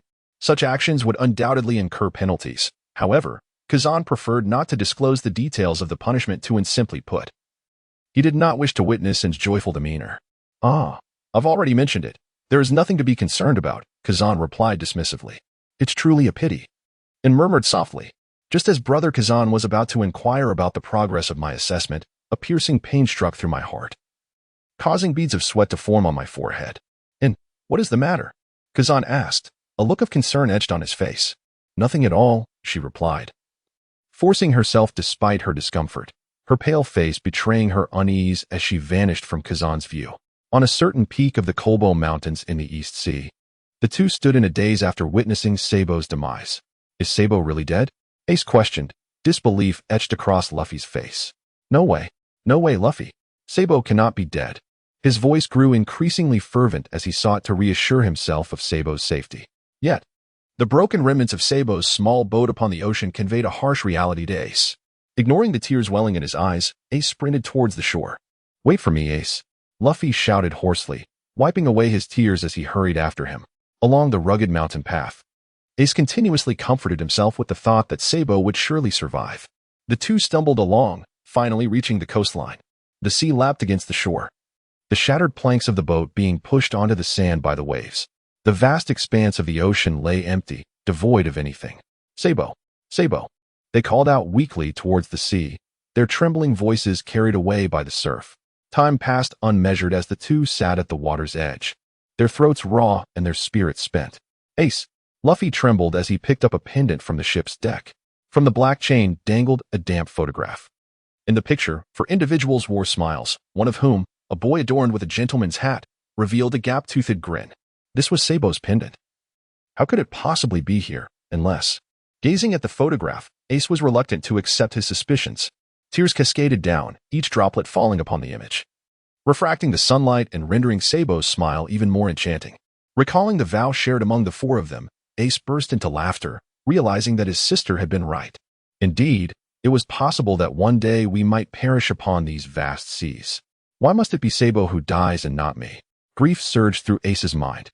The first encounter with Sabo, the first time they engaged in mischief together, the first training session, the first shared bath, all memories associated with Sabo faded away.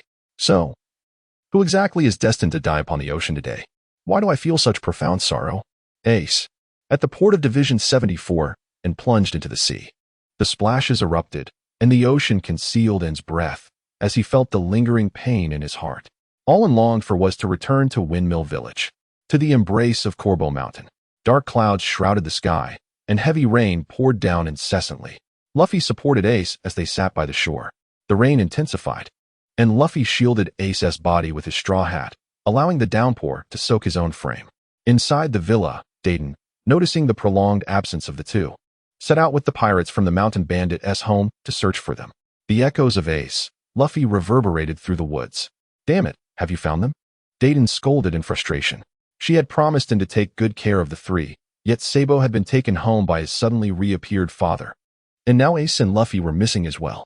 How could she explain this to him? Quickly search. Just as Dad was growing anxious, Dogula shouted loudly. Having found the boss, the two of them were by the seaside. Ace, Luffy, and Dad called out as they lifted the two and hurried towards the villa. In the kingdom of Goya, due to the recent torrential rains, Saint Charlemagne was exceedingly displeased with this journey to the East Blue. In a fit of rage, he shot dead the royal family and subsequently took refuge in the palace with his guards. After Saint Charlemagne departed, the remaining nobles showed no signs of fear in light of the king's demise. Instead, they eagerly began to contemplate how to seize the throne. The following day, the weather was splendid. The journey to the East Sea concluded as Charles Saint boarded the sightseeing vessel, returning to the archipelago of Chambord. At the Kolpo Mountain Villa, Dayton vigilantly kept watch at the bedside of the two. Awakened by the gentle sunlight streaming through the window, Ace opened his eyes, noticing Dayton dozing off at the edge of the bed. Suddenly, for reasons unknown, Ace recalled the words of An. If one day I were to leave, you must take good care of Luffy. Who exactly are we? Is it just Dayton and me? A sharp pain pierced his head, prompting Ace to abandon his thoughts. Throw off the covers and venture out in search of Luffy. In the training room, Luffy relentlessly threw punches at the iron disc, sweat pouring down his body. His limbs trembling, yet he persisted without pause. Sab! Luffy wept. Witnessing the demise of Sab and the unconscious state of Ace made Luffy realize that perhaps one day, Ace too might perish before his eyes. I must, without fail, grow stronger. I cannot allow Ace to die in front of me again. As Luffy pondered this, the door to the training room swung open, and Ace stepped inside. Luffy, what troubles you? Ace. Luffy wept. Ace, promise me you won't die. Though the reasons eluded him, Ace nonetheless vowed, I will certainly not perish. Outside, the mountain winds howled, whisking away Ace's promise. The waves roared tumultuously, surging ever higher beneath the sea, and swam towards the east blue with a speed surpassing that of even a fishman. With his feet propelling him forward, he silently prayed to the ocean. Mother Sea, please safeguard Ace and the others. His thoughts delved deep into the ocean's depths. East blue. In an uncharted expanse of sea, the unconscious Sabo floated upon the water, rising and falling with the ebb and flow of the waves.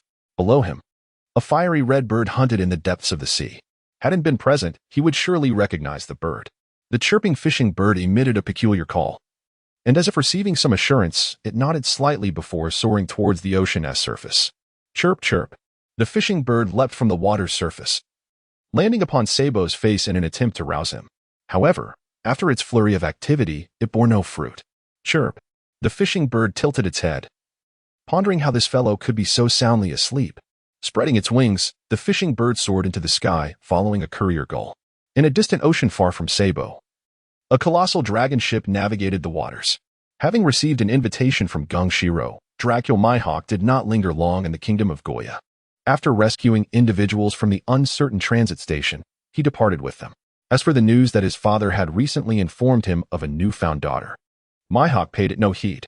After all, it was not his responsibility to raise her. More siblings made no difference to him, as he aspired to overturn the world government. At the prow of the Bint Garama, Mihawk contemplated the reason behind Gunshiro's invitation. The dragon ship cleaved through the waves, heading towards Frost Moon Village. The familiar voice of the courier gull emerged, casting a disdainful glance at Mihawk. What's this fellow doing here again? As broke as ever. As anticipated, Mihawk called out, Ivankov, buy a newspaper. Suddenly, with a flamboyant hairstyle and clad in alluring black stockings, Ivankov leaped onto the scene, producing money to purchase 3 newspapers. The gull nodded in satisfaction and departed from the Bint Garama. Ivankov divided the newspapers between Kuma and Mihawk, preparing to delve into the latest thrilling news from the seas. Chirp, chirp. The melodious calls of birds resonated through the air. The 3 individuals gazed at the vibrant crimson bird before them, their faces adorned with curiosity. Chirp, chirp. The diving bird emitted another sound. Ivankov inquired cautiously, Little one, what troubles you? Chirp, chirp. The diving bird circled around Ivankov, who was somewhat bewildered by the situation. With his nails elongating, Ivankov intended to utilize the powers of the hormone fruit to facilitate an evolution for the little bird. You wish for us to follow you, came the deep voice of Dracula. Chirp, chirp. At last, someone who understands. The diving bird nodded eagerly. How did you discern its meaning, Drago? Ivankov inquired, retracting his abilities. Without addressing Ivankov's question, Drago replied, You all continue towards Frost Moon Village. I shall accompany it for a moment. With that, a tempest swirled around Drago as he soared away with the diving bird. The scenery of the ocean remained unchanged, and gradually, the diving bird began to slow down. Sabo's figure emerged within Drago's line of sight. You summoned me here for him. Chirp, chirp. The diving bird alighted upon Sabo. Dorag had encountered Sabo before, on the desolate streets of the Goa kingdom, where this young boy had unleashed a cry that echoed throughout the world. As a noble, I am filled with shame for this. Is it destiny? Dragon pondered. The fierce wind swept up, carrying Sabo as Dragon soared towards the Pinterglamour. The sun's last rays vanished into the sea, and that night, Dragon arrived at Frost Moon Village with Sabo in tow. Dragon, why have you returned so late? Hey, where did this child in your arms come from? He is gravely injured. Let me assist him. Ivanov inquired, taking Sabo and swiftly getting to work. That night, in the courtyard of the dojo, Zoro faced his 2000th defeat. Believing it to be due to his insufficient strength, he intensified his training regimen. Did you see that man with an unusually large face during the day? Indeed, not only is his face large, but even their ship is quite massive. Following the sound, the Pinter Glamour could be seen anchored in the waters behind Frost Moon Village. However, Zaro paid little attention to these distractions. His sole focus was on defeating Kuina and ultimately becoming the world's greatest swordsman. Inside the dojo, King Shiro knelt in meditation. "You have finally arrived, dragon," he remarked, observing the man draped in a green cloak entering the dojo. Slowly, Dragon lowered his cloak, revealing his face adorned with peculiar patterns.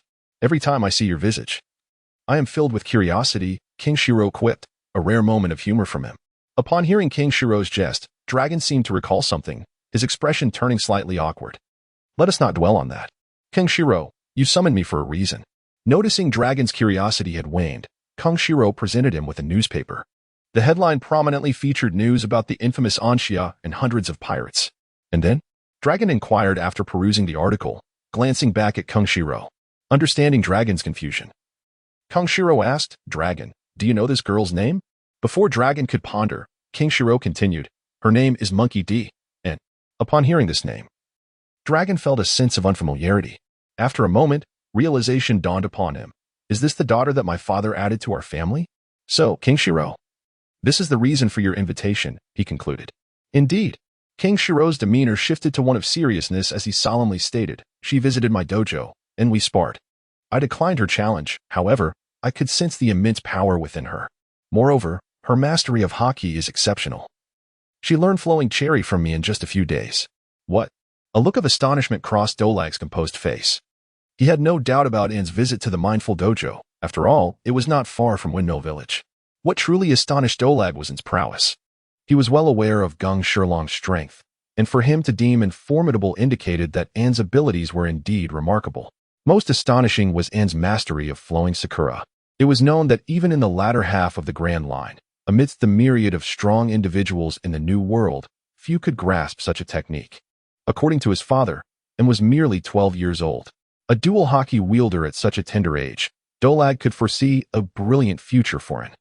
Just as Dolag was grappling with his astonishment, Gung Shirlang interjected, suggesting that if Dolag wished to overthrow the world government, it would be prudent to have An join the Revolutionary Army, given their nominal father-daughter relationship that would facilitate communication. Cloaked in the night, the Binterglama ship departed from Frost Moon Village. "Dolag, what brings you to accept Gung Shirlong's invitation?" the typically reticent Kuma inquired, gazing at Dolag. "Hiki, Dolag, what exactly did Gung Shirlang say to you?" Ivankov expressed curiosity. Both were acutely aware that while Gung Shirlang supported the Revolutionary Army, he seldom engaged in its affairs, making Dolag's acceptance of the invitation somewhat surprising. "It's nothing much. Gung Shirlang merely wished for me to take Kuna out to sea." Dolag fabricated a half-truth, omitting the details regarding it. Indeed, Gung Shirlang had proposed that he take Kuna out on the ocean. "Ah, they certainly know Kuina, a strong and lovable girl. From what I recall, Gung Shirlang is quite fond of his daughter," Dolag mused. "Dolag, what about Kuina?" Ivankov inquired excitedly, searching around. "I declined Gung Shirlong's request, as our upcoming endeavors are not suitable for a child," Dolag explained, noting Ivankov's disappointment at not being able to meet the charming girl. "By the way, how is that noble child, Ivankov?" Dolag casually asked, recalling Sabo. "I have utilized the powers of the hormone fruit to treat him. He is now out of danger, and we merely await his awakening," Ivankov replied. Upon hearing that Sabo was safe, Dolag felt relieved. He had a favorable first impression of Sabo. "In that case, let us first venture into the Grand Line." Spurred by Gung Shirlong's reminder, Dolag wished to meet this daughter. 74 Navy Branch. "The aura has dissipated." What transpired? Kazan stood at the dock with a troubled expression. Just minutes after and departed, he hurried over, anxious for her safety. Upon arriving at the port, however, he discovered that An had vanished without a trace, her presence having dissipated entirely. Kazan unleashed his formidable Kinbunchika haki, embarking on a search. Yet he found himself devoid of any leads. A further investigation yielded no results. What could have happened? How could An have disappeared so suddenly? Was it the work of a devil fruit user? Kazan gazed pensively at the surface of the sea, contemplating the absence of An's aura even to his heightened senses, leading him to suspect the involvement of an ability user. After all, the powers granted by the fruits of the sea are indeed diverse and unpredictable, capable of ensnaring even the most skilled practitioners. After a moment of reflection, Kazan dialed Sengoku's din mushi. BR ring, BR ring. This is Sengoku. What's the matter, Kazan? Sengoku. It's about N. 5 days later. During those 5 days, N traversed the ocean with the formidable capabilities of the sea goddess, gliding through the waters like a fisherman. As she recalled the narrative of One Piece, a feeling of having overlooked something nagged at her. Setting aside her doubts, she began to worry. Ace, Sabo, Luffy, she softly called out to them in her heart. Ding. Your bond points for this month have been credited. Upon hearing the system's notification, and felt disinterested in checking, her only desire was to return to Corvo Mountain swiftly. At Corvo Mountain, within the villa, Luffy exclaimed, You've been talking about Sabo nonstop. Who on earth is he? Ace replied with irritation. Sabo? Who is that? Sabo is. Hey. Luffy gasped. Ace, don't you know Sabo? You're acting strange today, Luffy. I've never met Sabo. How could I know him? Ace. Sabo is our brother. How could you forget him? Luffy's voice rose, tinged with anger. Luffy, stop talking nonsense. It's just you and sister who are family to me. There are no other brothers, Ace retorted, displeased by Luffy's tone. Ace, think carefully. Sabo is. Luffy was about to pull out a photo from around his neck when Dayton's large hand halted his movement. She quickly found an excuse and, under Ace's resigned gaze, led Luffy outside. These two are really peculiar. But who exactly is Sabo? Ace pondered as he watched Dayton and Luffy leave. In the woods outside the villa, Luffy frowned. Dayton, why did you pull me out? Luffy, were you about to show Ace Sabo's photo? Dayton asked, her tone somber. Exactly. Once Ace sees the picture, he'll definitely remember, Luffy stated with unwavering confidence. Sabo is our brother, not some stranger who can be easily forgotten. Luffy crossed his arms, visibly upset. Luffy, can't you see? Ace has lost his memory. Dayton's voice resonated with gravity. Humph. Even if he's lost, he should be able to come back to his senses. Luffy gasped, his tone faltering. Dayton, are you saying Ace? Ace has amnesia? That's impossible. Luffy could not bear the simultaneous misfortunes befalling his two brothers, and his emotions began to surge. This cannot be true, can it? Dayton, please tell me quickly, he implored weakly, tugging at Dayton's sleeve. Wiping away Luffy's tears, Dayton, with a calm demeanor, grasped Luffy's shoulders. Luffy, her voice resonated, both tranquil and somber. Sabo is already gone. Ace lost his memory because he could not accept Sabo's death. If you wish to spare Ace from experiencing the loss of a loved one again, do not awaken his memories. I believe Sabo would have wanted the same for you. Tears streamed down Dayton's cheeks as she spoke. Her tears fell upon Luffy's face, making it clear to him that indeed, Ace was the one who mourned Sabo the most. Perhaps it was for the best that Ace forget this tragedy, Luffy murmured. Sister, I miss you so much. I understand. Dayton. Pushing aside Dayton's hands, Luffy touched the straw hat on his back and stepped into the villa. At the Navy headquarters, the warship of the 74th Navy Division docked at Crescent Harbor. Kazan disembarked, his expression conveying a clear message. Do not approach. Admiral Akiji. The warlord Sengoku awaits you in the conference room. As Kazan disembarked, a messenger promptly approached with the news. Understood. Jean, please ensure the 74 naval divisions are properly settled. Kazan replied before hastening towards the conference room. Inside the naval conference room, Sengoku sat at the head of the table, flanked by Vice Admirals Tsuru and Zifa, along with several other Vice Admirals. Shortly thereafter, Admirals Akainu and Kizuru arrived, followed by a visibly troubled Akiji. With everyone assembled, Sengoku gestured for meeting King Blanyu to commence. The projection snail activated, displaying a photograph of and before the gathered personnel. The upper echelons of the Navy were undoubtedly familiar with it, whether due to her innate talent or the incident at the abandoned shipyard. It was widely acknowledged that she was destined to become a colleague in the future. Sengoku, has something happened to Anne? Zifa voiced his discontent, as she was his esteemed granddaughter. Ignoring Zifa, Sengoku began, Monkey D, and granddaughter of Garp. A prodigy from the Naval Headquarters training camp, aged 12, currently holds the rank of Vice Admiral. However, she went missing 5 days ago from the 74th Naval Division in the Grand Line. What? Upon hearing of Anne's capabilities, the assembly expressed astonishment. Yet no one opposed her prowess. The revelation of her disappearance, however, ignited fervent discussion. What does it mean that she's missing? Zifa exclaimed, rising from his seat. Wasn't Kazan accompanying her? Zifa's words rendered the conference room silent. The notion of a vice admiral vanishing under the watch of an admiral was a shared concern among those present. How terrifying it is that someone could disappear right before an admiral's eyes, Kizaru remarked gravely, momentarily pausing his grooming. Akainu refrained from commenting. Recognizing that Kazan's strength was comparable to his own, had he been in the same situation, the outcome would likely have been unchanged. Zifa, please take your seat and allow Kazan to recount the events. Sengoku empathized with Zifa's distress. With a frosty demeanor, Kazan began to narrate the sequence of events. His account was brief, reminiscent of tales once heard in childhood. Upon concluding, he returned to his seat, though his expression remained grim. The room fell into silence.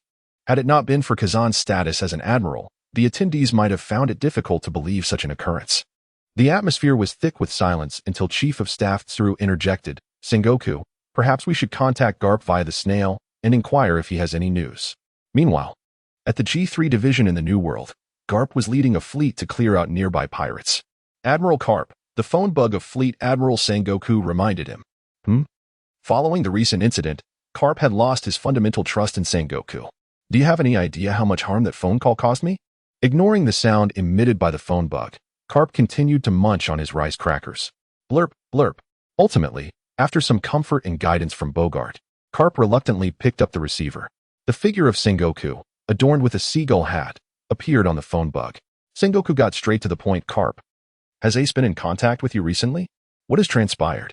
Realizing something was amiss while picking his nose, Garp responded with a question. In has gone missing.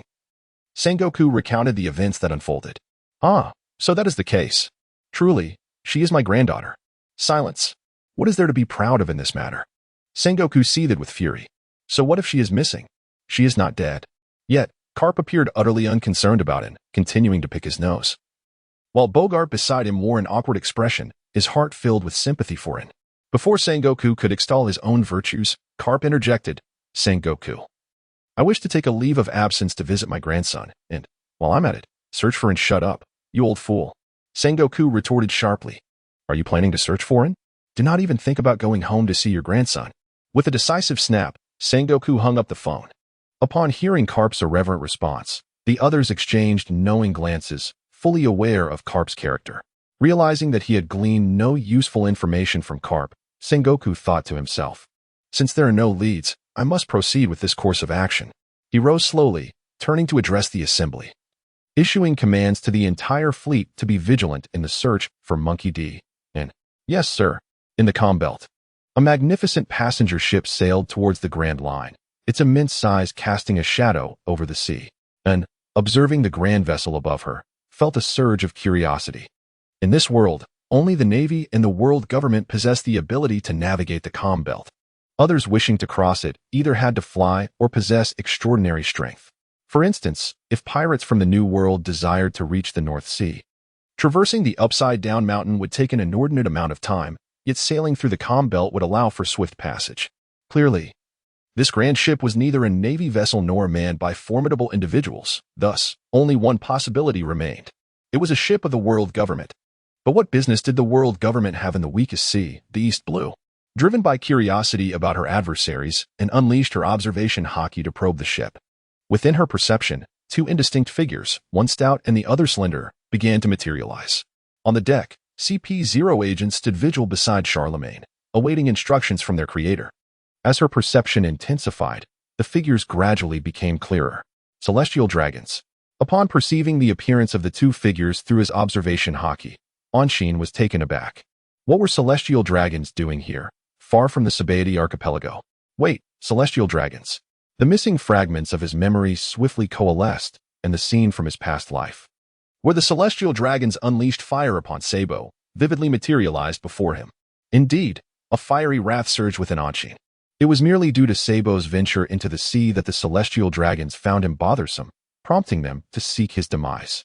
Had it not been for the fortunate presence of dragon nearby, Sabo would surely have met his end. Having unraveled the circumstances, she set aside her concerns for the three individuals, casting a gaze filled with animosity towards the sightseeing vessel, merely because it was an eyesore. It had nearly cost her beloved brother his life. With this thought, and resolved not to allow this swine to escape, surveying her surroundings, She noted that the calm zone was indeed an opportune location for nefarious deeds, even though she understood that slaying a celestial dragon might engender numerous complications. Including the pursuit by Marine admirals and CP agents, she remained steadfast in her decision to act, while she was unafraid of the world government's bounty. She chose to feign innocence for the sake of garb. Producing a clothing voucher, an exclusive apparel shop materialized before her eyes, visible only to it. She rummaged through the selection and ultimately exchanged it for a deep green cloak. Not wishing to exploit her grandfather, she opted instead to take advantage of her cheap father. After consuming a mystical bean to restore her stamina, and don the emerald cloak and surge forth from the depths of the sea. The commotion beneath the water caught the attention of the CP agents aboard the ship, tasked with safeguarding St. Charlemagne. The sole CP0 operative on the vessel swiftly issued commands. True divine bird, freeze, and had no intention of delaying. She unleashed her flames upon emerging. A torrent of profound blue fire surged towards the ship, unlike her previous battle against Zephyr, and poured forth her full might this time. Sensing the chill emanating from the flames, CP0 hastily employed their hockey to withstand her onslaught. As the flames dissipated, the entire vessel transformed into a crystalline sculpture of ice, while the celestial dragon retained a foolish expression frozen upon his visage, encased in frost. Witnessing the transformation of St. Charlemagne into an ice sculpture, CP0 gasped, "You dare to attack even the ship of a celestial dragon? Do you wish for your own demise?" Adhering to the adage that villains often perish due to excessive chatter, and refrained from verbosity and struck once more, her fist enveloped in fiery crimson blossoms. Fist of Iron strikes. As a member of CP0, one naturally recognizes the fluidity of the advanced armament hockey, a hallmark of the powerful. Witnessing the fierce gust of wind from a punch lock onto him, there was no escape. CP0's muscles contracted as he shouted, "Iron block," with a resounding crash. The iron block shattered, his abdomen caving in, and he was sent flying. CP0 thought to himself, "How bold you are to use iron block. Do you consider yourself carp?" Regaining his composure, he coughed up blood and, staunchly stanching the flow, glanced at Charlemagne. Realizing he was incapable of protecting the celestial dragons, he pulled a transponder snail from his pocket and dialed for internal assistance. "Hello, are you ignoring me?" came the cold voice of Anson. The iron fist meteor struck. Once again, the fiery crimson flowing iron fist appeared, unleashing a barrage of powerful punches upon CP0. His body trembled incessantly, his abdomen caved in, and with a thunderous impact, CP0 crashed through the frozen ship's hold, landing amidst the rubble. At that moment, the transponder snail was answered, and a voice inquired about the situation, struggling against his injuries. CP0 rose and shouted, "The celestial dragons are under attack. The assailant is clad in a dark green cloak, and our location is in the East Sea." Upon hearing CP0's message, Anson abruptly crushed the transponder snail's receiver. Futile. Even if you destroy the transponder snail, the message has already been sent. With the world government's technology, a Marine admiral will arrive shortly. As for you, who dare to assault the Creator's celestial dragons, you shall certainly perish. CP0's expression twisted in rage. Take care of yourself first. The iron fist swung again, forcing CP0 to engage in battle. In that moment, on the icy ship, the two clashed repeatedly, yet each time Anson inflicted substantial damage upon CP0.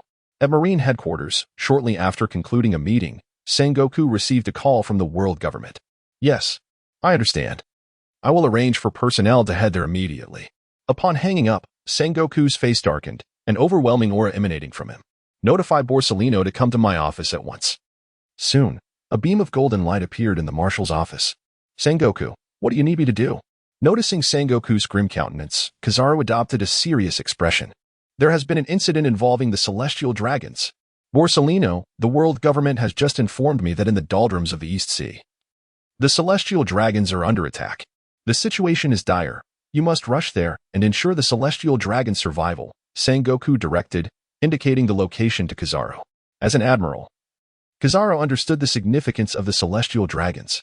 Without hesitation, he transformed into light and departed from Marine headquarters. Watching Kizaru leave, Sengoku cursed, "Damn those foolish pirates. What madness drives them to attack the celestial dragons?" Although the Warring States period harbored a disdain for the celestial dragons, the position of commander often left one powerless against the tides of circumstance. The battle between An and CP0 aboard the celestial dragon's sightseeing ship raged on, and inwardly lamented the resilience of the denizens of the Pirate King's world. For despite having unleashed countless blows upon the CP0 agent before him, whose form seemed nearly contorted, he continued to rise and fight. This could not persist. The Navy Admiral would soon arrive, and I must afford myself the opportunity to escape and contemplate it. With a decisive strike, he sent the CP0 agent crashing to the bottom of the cabin, immediately following this with a powerful punch that shattered the ice encasing St. Charles, liberating him from the icy vessel as he soared into the air. "How dare you, filthy commoner, lay your dirty hands upon me?" The unshackled St. Charles seethed with indignation. From seemingly nowhere, he produced a handgun and began firing incessantly at him, the bullets passing through his form. Sensing the shift in his body, the icy, piercing gaze from beneath his cloak fixed upon St. Charles, the flames engulfed the handgun, and with a swift motion, and delivered several resounding slaps, rendering the swine unconscious. "You dare to strike the esteemed St. Charles? I shall end you," roared the enraged CP0 agent as he emerged from the cabin. Truly, a born slave, and taunted, delivering a crushing blow to the advancing CP0. "Haha, how could wretches like you ever comprehend the greatness of the celestial dragons?" CP0's eyes shimmered with adoration for the celestial dragons. The celestial dragons are the sovereigns of this world, the creators. We must all heed their commands. For such a CP0 agent, and felt no anger, only a profound sorrow. "What a pitiful soul you are. Allow me to grant you liberation," he whispered. True divine bird binding. Deep blue flames coalesced around him, forming chains that subsequently shot forth to ensnare CP0. "Let this mark the end of your lamentable existence." True divine bird starfall. Employing the technique he had previously used against Shanks, and unleashed it once more, but this time with even greater potency. 3 types of phoenix flames materialized behind him, the flame of life splitting into 2, merging with the blazing sun and the icy chill, gradually revealing an unprecedented might within the flames. Flame fusion, and commanded the flames to converge as the 2 liberated flames transformed into a divine phoenix, soaring above him in a celestial dance, ultimately coalescing into a black sun of devouring radiance above him. Go. The black sun descended towards CP0, once again encasing Charlemagne in ice, prompting him to hastily retreat into the sea, in a bid to obliterate all traces, and spared no expense this time. The black sun plummeted from the heavens, merging with the ocean below. Its inky radiance shimmered upon the water's surface, akin to a dark meteor crashing to the earth. A searing mushroom cloud erupted, as seawater evaporated, creating immense voids, with the ocean surging back, slowly forming a colossal vortex. Flames intertwined with scorching waves relentlessly assaulted the sea, while white crests coalesced into a tsunami that obscured the sky, surging violently in all directions. Meanwhile, CP0 and the ice ship had long vanished from sight. "What was that sound just now?" wondered Ivankov, his expression one of perplexity aboard the Bint Grama. It must have been a fierce battle between powerful adversaries. "Ivankov, you and Kuma must safeguard the Bint Grama," commanded Dragon, a gentle breeze swirling as he prepared to investigate further. "Captain, a tsunami. A massive tsunami is approaching," cried a voice from the lookout, filled with utter panic. Gazing into the distance, Ivankov beheld the towering white waves on the horizon. Damn it. How could there be such a colossal tsunami in the calm belt? His face paled at the sight of the towering waves blotting out the sky. "We can't possibly evade such a monstrous tsunami. Dragon, think of something quickly, or we shall perish," Ivankov urged anxiously. Such a magnificent tsunami was a sight Dragon had never witnessed before. "Hold on tight," Dragon reminded everyone while activating his fruit ability. A howling gale erupted as the ship began to sway violently. The Bint Grama soared skyward. The turbulent waves loomed closer, and Dragon's expression darkened as he once again utilized his power to ascend. The ferocious waves grazed the underside of the Bint Grama, and the revolutionaries breathed a sigh of relief, grateful to have escaped disaster. Flying towards the approaching tsunami, distant voices echoed, "Ivankov, you are still following the plan to head towards the Grand Line." What a terrifying sight. A tsunami in the calm belt, and of such magnitude. The yellow monkey ascended into the sky, incredulously gazing at the scene below, confirming that the direction pointed to a calamity involving the celestial dragons. As he transformed into his bright golden form, a frown crossed his face. It seemed that he could not clock out today. Once more employing the powers of the Pika Pika no Mi, he rushed towards the location of the celestial dragons. The celestial dragons lay lifeless. The relentless downpour continued, and a massive swirling vortex roared beneath. Dragon's face bore a contemplative expression. Who had engaged in battle here? How fearsome. So it was you who attacked the celestial dragons, Dragon noted as light began to gather not far from him. The yellow monkey appeared, his visage somewhat grim.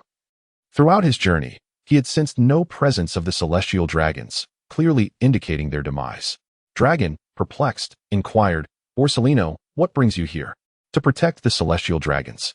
Of course, but it seems they have perished. It appears I must bring you back to report, he replied. A sort of clouds formed above, and amidst the downpour. The yellow monkey charged towards Dragon. Having consumed 2 senza beans to replenish his stamina, and embarked with the Charlemagne Saint, riding the tsunami towards the east blue. 3 days later, in the waters where the celestial dragons perished, Dragon was engaged in battle with the yellow monkey and 3 arriving CP0 agents.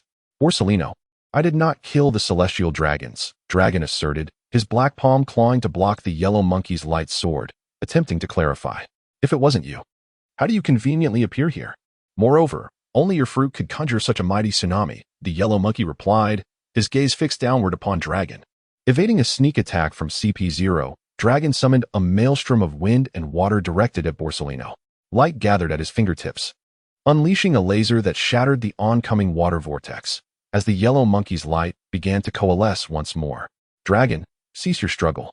Our CP0 received word before their demise that a formidable figure cloaked in green attacked the celestial dragons, as their fists clashed amidst the torrential downpour. CP0 glared at Dragon with sinister expressions, declaring, a dark green cloak, and you still deny your involvement?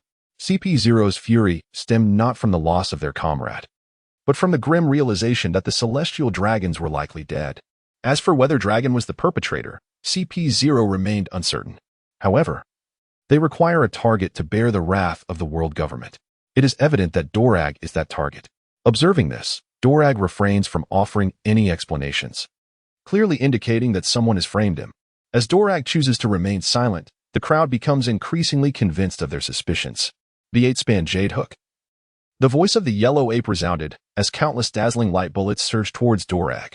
Frenzied Dragon, tsunami, the hurricane stirred the waves to counter the onslaught of Kazara. Meanwhile, Dracul Mihawk repelled several CP0 assailants, contemplating how to extricate himself from the fray. As the battle between Mihawk and the Navy's CP0 raged on, an individual named and arrived at a secluded isle in the East Sea, discarding his cloak, and felt no remorse for impersonating Mihawk. After all, given Mihawk's prowess, it was merely a trivial endeavor. Flames surged forth, evaporating the seawater from his garments as he shattered the ice encasing Charlemagne. Achoo! Upon regaining consciousness, Charlemagne trembled from the cold, casting a glance at him. You wretched peasant, do remove your clothing and present it to the illustrious celestial dragon, he commanded.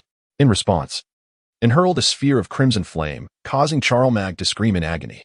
The phoenix flames could sear a person's very soul, inflicting greater torment upon those with a history of misdeeds. For the celestial dragons, its abilities were a source of profound dread. With icy chains binding Charlemagne, and retrieved sustenance from another realm to replenish his strength, beef jerky, instant noodles, small bread, and chocolate. The hurricane whipped up an immense volume of seawater, forming a towering water dragon that writhed in the sky. Mihawk directed the water dragon towards Kizaru and his companions. How terrifying. Mihawk. It is indeed your fruit's power that can conjure such a tsunami, Kizaru mused, his gaze fixed upon the water dragon. A concentrated brilliance coalesced before him as he and 3 fellow CP0 members prepared to confront the water dragon. A colossal beam of light illuminated the heavens, clashing with the 100-foot water dragon in a standoff, neither side yielding. Borsellino, I assure you, it was not I who killed the celestial dragon, believe it or not, Mihawk declared before decisively detonating the water dragon. A torrent of seawater surged toward Kizaru and his companions while Mihawk seized the opportunity to depart. As the deluge cascaded down, Kizaru had no intention of pursuing Mihawk. With the 3 CP0 agents in tow, it was futile to attempt capturing him. Could it truly be that Mihawk was not responsible? Kizaru pondered silently. The 8 Shaka KG Yaku shattered the attack of Drago as CP0 approached Admiral Kizaru. Kizaru squinted and remarked, how terrifying indeed. You go ahead and pursue. My mission has been accomplished. The remainder is your responsibility. After glancing at his watch, Kizaru transformed into a beam of light and returned to the Navy headquarters. As Kizaru departed, the 3 members of CP0 understood well, without the support of the Marine Admiral, they stood no chance against Drago.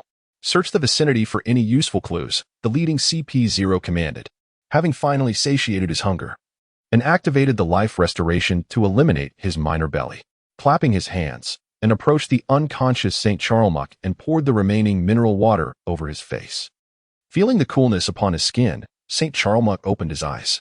Upon seeing it, a look of terror washed over his face. "Monster, do not come any closer." The frightened St. Charlemagne retreated in fear. "Do you know why I have captured you?" and asked, his calm demeanor laced with fury. Charles Marx wore a bewildered expression, utterly unable to comprehend the situation, and could only question, "Indeed, why have you captured me? You dare to inquire why I have seized you? Very well. Allow me to elucidate the reason." With that, and withdrew a gleaming blade, from the confines of the system space and continued. "Do you recall the boy you bombarded over the seas of the Guaya kingdom?" The celestial dragon's gaze turned vacant, observing his foolish demeanor, and realized he had forgotten. He unsheathed its pristine blade shimmering with a cold light. "What do you intend to do?" Noticing In's movements, Charles Marx grew anxious, stammering, "I remember now. It was my fault. Please, do not kill me. If you return me to Mariewa, I can offer you 10, no, 100 such children in compensation." Listening to Charles Marx's proposition, and found it laughable and then erupted in furious indignation. "Swine. That child you nearly killed was Sabo. He is my beloved brother. How could a swine like you possibly fathom my feelings?" N's eyes glowed a fierce crimson as he fixed his stare upon Charles Marx. The murderous intent radiating from and pierced through Charles Marx, instilling a sense of dread within him. "You cannot kill me. I am a world noble, a celestial dragon." Before Charles Marx could finish, a flash of cold light ensued, and his head was severed, the crimson blood cascading down the smooth blade of Jiua. And what of the celestial dragons? They too must meet their end. A conflagration consumed Charles Marx's body, reducing it to ashes, and then retrieved a map of the East Sea and set his course for Windmill Village. Mariewa, Panga City, CP0 knelt, bowing their heads to report the findings of their investigation. No one could have anticipated that the typically fearsome CP0, the highest echelon of CP9, would now present themselves so humbly before the 5 Elder Stars. Upon hearing CP0's report, the 5 Elder Stars, wielding their blades, seethed with rage. How dare he slay a celestial dragon? Dracula's audacity knows no bounds. Furthermore, the recent actions of Dracula's revolutionary army had toppled numerous kingdoms, leaving the allied nations of the world government in considerable disquiet, as noted by the Elder Star with a goat beard. "Indeed, we cannot allow Dracula to continue unchecked," proclaimed the Elder Star with the curly staff, tapping it against the ground. "Even without this incident involving the celestial dragon, we must mobilize the world government to hunt down Dracula. However, I still harbor doubts regarding the death of the celestial dragon." The Elder Star with the mustache turned to CP0 and inquired, "Are you suggesting that upon your arrival at the scene of the celestial dragon's incident, Borisellino was already engaged in battle with Dracula, yet you found neither the body of Charles Marx nor that of his entourage, nor any remnants of the vessel?" "That is correct. Esteemed Elder Stars." Upon confirming the information, the mustachioed Elder Star analyzed, "Do you truly believe that at this juncture, Dracula had any reason to attack Charles Marx?" The remaining 4 pondered in silence, and after a moment, the golden-haired Elder Star, seemingly deep in thought, remarked, "Are you implying that this incident was not orchestrated by Dragon?" "It remains uncertain. Summon Borisellino to Panga City." "Proceed," commanded the Elder Star with the mustache.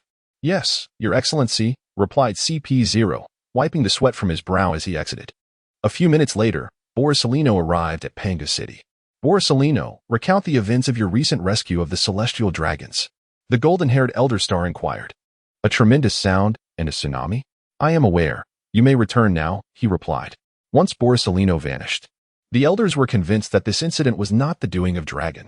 "Given this, we shall issue a bounty for Dragon while urging the CP department to expedite the search for the true perpetrator," declared the golden-haired Elder Star. "Agreed," echoed the others. The following day, the world was shaken by a bounty notice issued through Morgans, targeting the most notorious criminal in the world, Monkey D. Dragon. Simultaneously, the Navy headquarters dispatched in order to locate Monkey D. Ace. Within a day, the nominal father and son appeared in the public eye through different means. After a day's journey through the Grand Line, Dragon finally caught up with Ivankov and the others. Noticing Dragon's disheveled state, Ivankov inquired what transpired. Upon hearing the tale, Ivankov and Kuma were taken aback, astonished by Dragon's misfortune. A seagull landed on the Binagram ship, regularly mocking Dragon. After Ivankov purchased 3 newspapers, He left with a friendly smile. Dragon, look, Ivankov exclaimed, revealing the world government's bounty notice, prominently displaying the visage of the dragon, the world's most notorious criminal. It seems the world government has pinned the death of the celestial dragons on me. In that case, let this decaying world awaken. 2 days later, Windmill Village and Mount Kolbo appeared within Ace's view. At last, we have returned. I wonder how Ace and Luffy are faring. Gliding past the village and the mountain bandits' abode, Ace flew towards the quaint villa. Luffy, get up, Ace urged, as Luffy, rising from the ground and wiping the sweat from his forehead, replied, let us continue today. Ace, reluctant to take action, countered, no, Luffy, we should stop. I can still go on, Ace. Luffy insisted. Do not overexert yourself, Luffy. Ace admonished, observing Luffy's trembling legs. It's fine, Ace, let's push forward, Luffy declared, activating his gum-gum fruit, launching an attack at Ace. His fist pierced through the flames, but Luffy fell forward. Luffy, just as Ace was about to catch him, a figure appeared and embraced Luffy in their arms. Sister, Ace beamed with a gentle smile. After months of rigorous training and had grown significantly taller than before. It's been a while, Ace. The emerald flames enveloped Luffy, steadily alleviating his fatigue. He carefully laid Luffy on the bed in the room, tenderly covering him with a blanket. Although the sun blazed brightly outside, and remained concerned that Luffy might catch a chill, stepping out of the room. And Ace made their way to the living room. Sunlight streamed through the windows, bathing the room in a golden hue.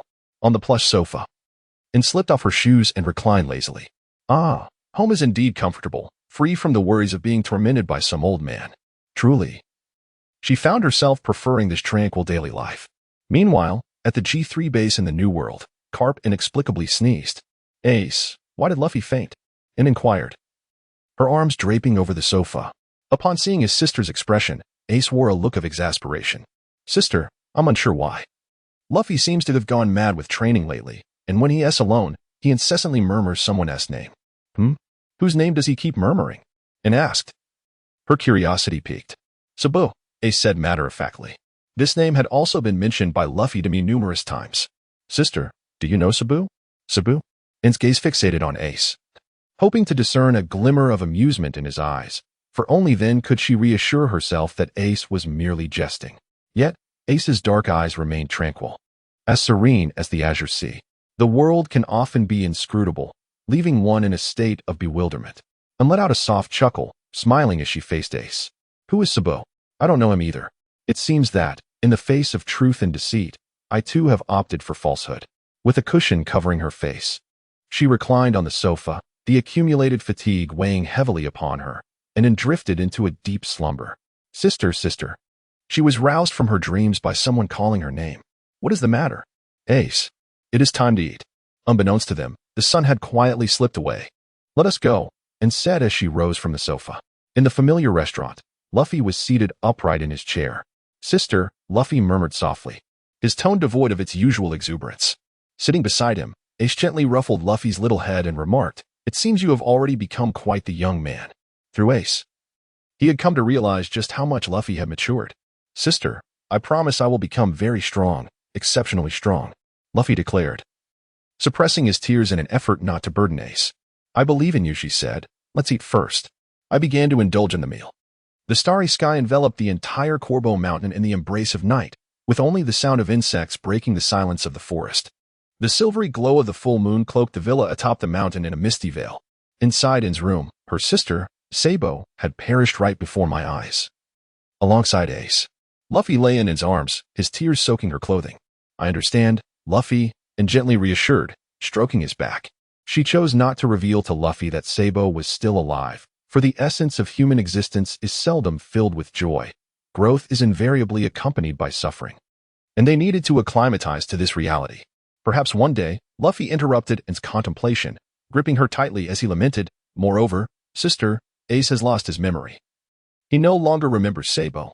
Dayton told me it was because Ace could not bear Sabo's death, which led to his amnesia. What should I do, sister? I'm frightened. I fear that one day Ace might forget me too. He sniffled softly, trembling as he spoke, listening to Luffy's heartfelt words, and rhythmically patted his back, softly responding, Luffy, let Ace remain as he is. Do not mention Sabo again. Allow him to forget Sabo. All right, Luffy replied, attempting to stifle his sobs. Who exactly was Sabo? Ace. In the adjacent room, buried his head in the pillow, pondering. The night lingered on, and the moon seemed to share an aversion to the vast sea. Retreating to its homeland. Bathed in sunlight, migratory birds soared outside the window. As in pried Luffy's arms apart from around her, she gazed at his adorable sleeping posture. A smile gracing her face as she leaned down to kiss his cherubic cheek. Sensing something on his face, Luffy rubbed his cheek, turned over, and continued to sleep. Witnessing this, and who had just risen, felt a wave of frustration wash over her, her fists clenched tightly. She then consoled herself, reminding herself that today was the first day back home, and she must exercise restraint. She changed out of her pajamas into casual attire and made her way to the kitchen downstairs. Sister. Ace, why are you up so early? You should sleep a little longer. I've gotten used to waking up early since I prepare breakfast for Luffy every day, Ace replied with a smile. I see. Then today, let me savor your culinary skills. In the living room, leaning against the sofa, and was listening to the sounds of Ace bustling about in the kitchen. And a peculiar thought crossed her mind. Should she train Ace to be her personal chef? Considering his flame fruit abilities, it seemed quite fitting for cooking, didn't it? Without further ado, and grabbed the cookbook she had won from a lottery and hurried to the kitchen. Ace, look at this, she exclaimed, rushing in and handing him the recipe book. What is going on, sister? Ace wiped his hands and took the book from her, flipping through it. A sudden sense of foreboding washing over him. His lips twitched as he asked, Sister, why are you giving me this? You don't intend for me to cook all the time, do you? Of course not. I just thought you could use it as a reference since you're cooking. And replied, Really? Ace questioned, puzzled, and nodded vigorously like a chick pecking at grains. Absolutely. I wouldn't deceive you. Hurry, I want to eat this, she said, pointing to 2 dishes in the cookbook. Are you sure there's no other intention behind this? Ace asked skeptically. Such a chatterbox. Do you think I could possibly deceive you? Just get started. Reluctantly, Ace complied and began preparing the meal, unaware that this act would ultimately transform the legendary Fire Fist into the culinary fire chef Ace. In East Blue, at Lobetown, Colonel Smoker, something's wrong. Tashigi rushed in with news of Anne's disappearance. I've told you many times not to panic. Just explain everything calmly, Smoker reminded her, catching her breath. Tashigi stood straight and nodded. I understand, Colonel Smoker. Also, please take a look at this, she said, extending a document with both hands. What is this? Smoker inquired. Curiosity piqued as he accepted the file. Looking at it from the bottom up, Smoker was surprised to find it was a missing person notice. Biting his cigar, he pondered who could necessitate the entire Navy's search efforts. His gaze moved upward, and when he saw the photograph of the missing person, the cigar fell from his mouth. His eyes nearly popping out in disbelief, his jaw agape, and unable to close for a long while. Damn it, how could it be her? Smoker thought. Staring at its picture, a wave of unsettling memories flooding back. At the Port of Frost Moon Village, a girl muttered to herself, Colonel Smoker, keep your distance next time. Otherwise, we'll fight every time we meet. Rubbing his phantom pain on his face, Smoker's expression darkened significantly. Colonel Smoker, what's wrong? Tashigi called out, pulling him from his reverie. It's nothing, Smoker replied, regaining his composure. Tashigi, I'll leave the search to you. Moreover, during this period, I must intensify my training. Unless there is something of great importance, do not disturb me. For trivial matters, handle them yourself. Having said that, I transformed into a wisp of smoke and soared towards the training grounds of the base.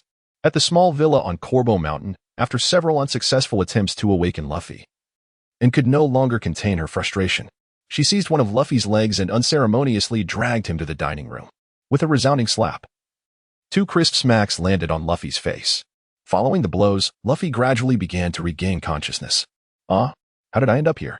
Ouch, my mouth hurts, Luffy exclaimed, as he touched his cheek, bewildered and gazing around in confusion. And an Ace chuckled at Luffy's expression. Hey, what are you laughing at? Oh, it's nothing. We simply recalled some amusing moments. Is that so? Luffy replied, absent-mindedly nodding while touching his cheek. Both and Ace burst into laughter. Hey, sister, what exactly are you laughing about? Luffy asked. Oh, Luffy, I simply thought about our outing today, which brings me great joy, and replied. Upon hearing the word play, Luffy disregarded Anne's laughter. Ace stifled her giggles behind her hand. Hey, Ace, what are you laughing at? Luffy questioned, his expression darkening. It's nothing, Luffy. I'm just really happy thinking about spending the day out with my sister, Ace responded. Luffy, annoyed, turned his face away. Really? You both are going out to have fun without me? With a more serious tone, and interjected, "Let's eat first, Luffy. Ace has prepared a delightful feast today. And once we finish, we can all go out and enjoy ourselves." Delicious.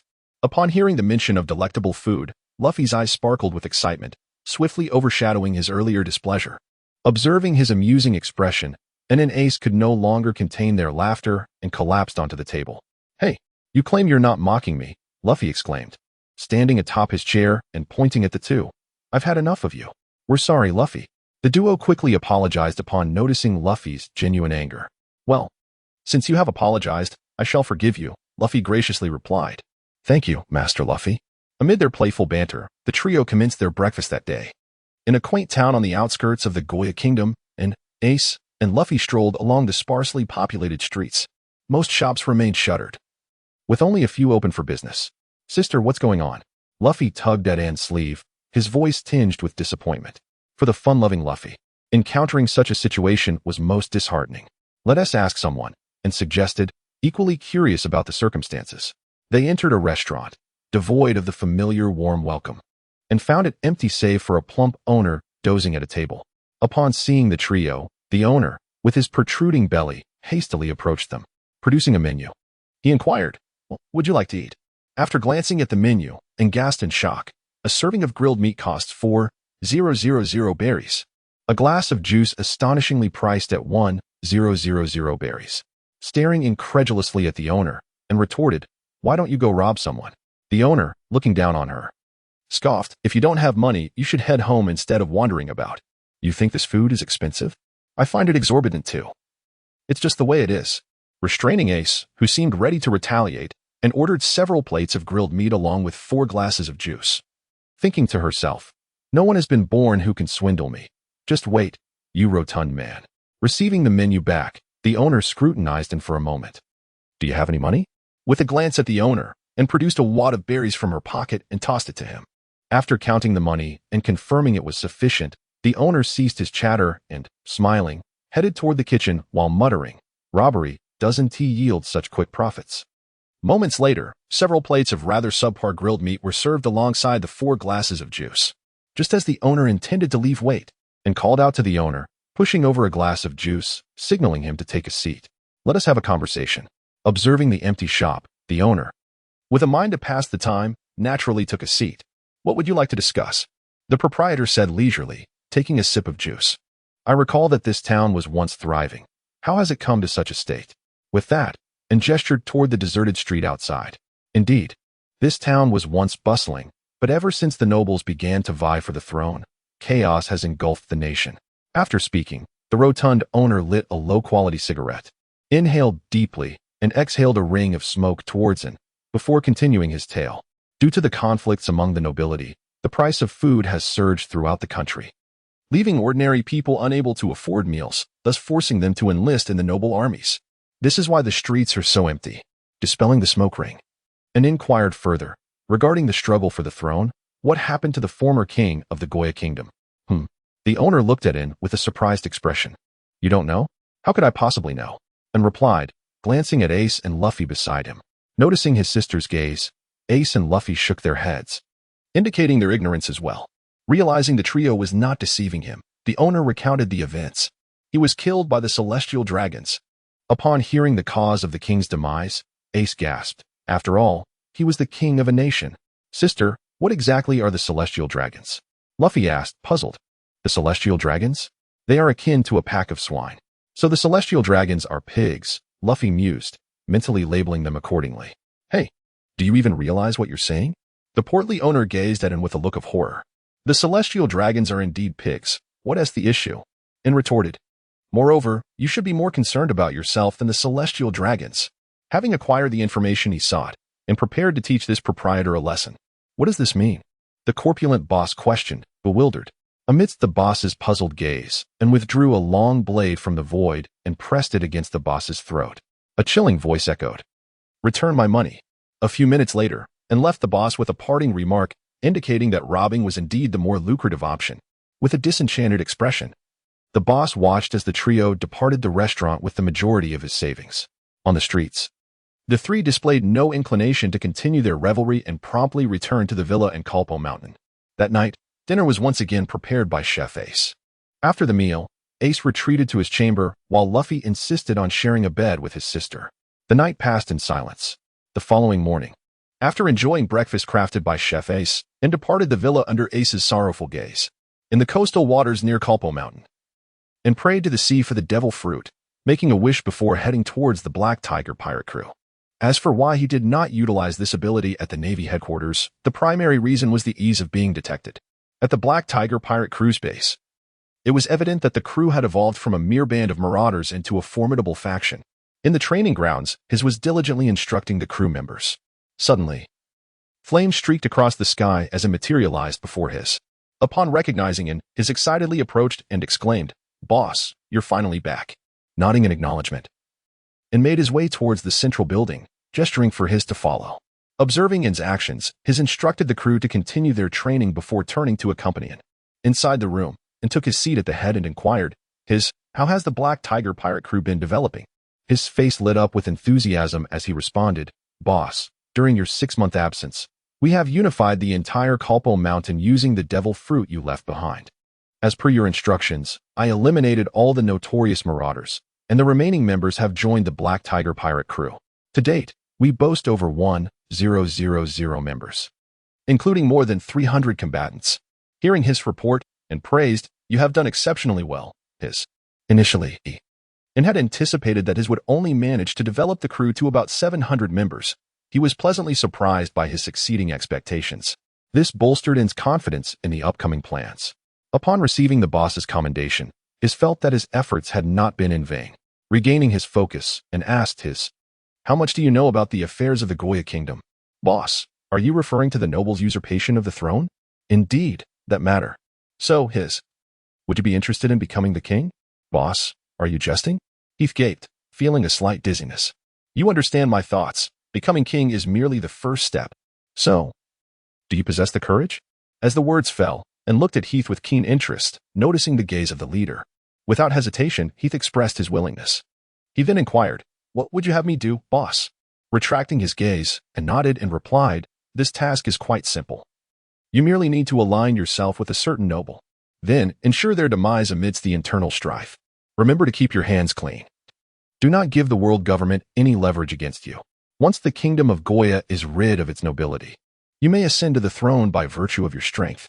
As for the specifics, that is up to you." After offering this counsel and headed towards the training ground. As the leader departed, Heath pondered over his suggestions and stepped outside. Night fell, and the stars sparkled over a grand estate. Under the bright moonlight, the buildings within the estate appeared exceptionally beautiful and elegant. Inside a lavish structure, the corpulent and imposing noble, Gears, embraced a striking young woman in her early 20s. His hands roaming freely as a look of indulgence spread across his plump face. "My Lord Gears, I have brought the person you desired." Pausing his caress, Gears opened his eyes to the world, releasing the young woman and gesturing for her to depart. After her exit, a dozen mysterious figures clad in black cloaks entered the room. "Remove your cloaks. There is no one else here," Gears instructed the cloaked individuals. As they unveiled themselves, the leading man displayed a mocking smile. "My Lord Gears, it has been a long time. Since we last dealt with your father, there has been little communication. Cal, mind your tongue." Gears shot a cold glare at the leading man, unyielding in his noble authority. The pirate Cal felt no trepidation in the face of Gears' aristocratic demeanor, but refrained from provoking further conflict. "Speak. What is it that you wish from me this time?" Recalling the throne, Gears suppressed his anger and slowly began, "I want you to assist me in seizing the throne." Cal scrutinized Gears, surprised that this was a significant venture. "What will you offer me in return?" 500 million. Upon success, I shall grant you 500 million berries, Gears proposed, and upon voicing this condition, he felt a pang of regret, as it represented a considerable portion of his wealth. 500 million for a throne? Gears, you are overly ambitious. 500 million is insufficient. Remember, it only took 100 million berries to eliminate my father. Gears gripped the armrest of his chair in displeasure. At this moment, Gears' father seemed merely a commodity for measuring value. Fingers tracing the hilt of his sword, Cal contemplated for a moment before breaking into a smile. "Since you are so generous, I shall accept this deal." Upon hearing Cal's agreement, Gears felt a wave of relief.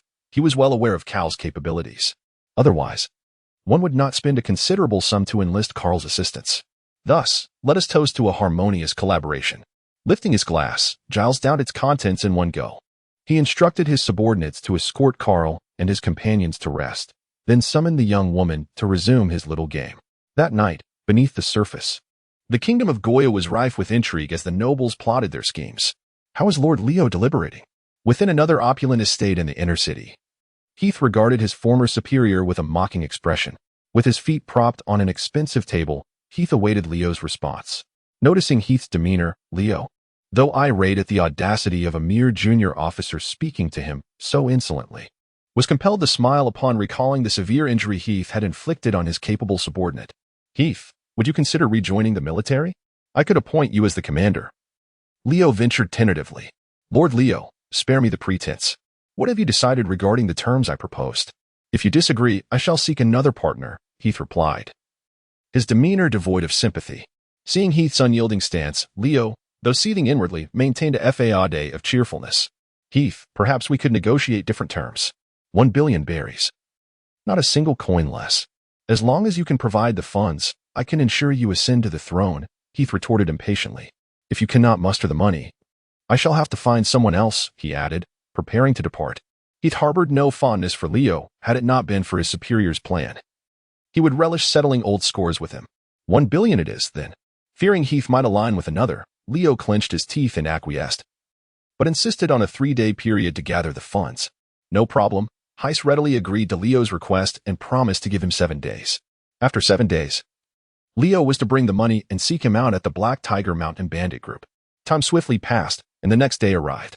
Early in the morning, after consuming a tearful breakfast prepared by Ace, and made his way to the Black Tiger Mountain Bandit Group, as it was his own faction, and intended to cultivate the Dag brothers diligently on the training grounds and faced off against Heiss and the other two, their bodies emanating an almost imperceptible aura.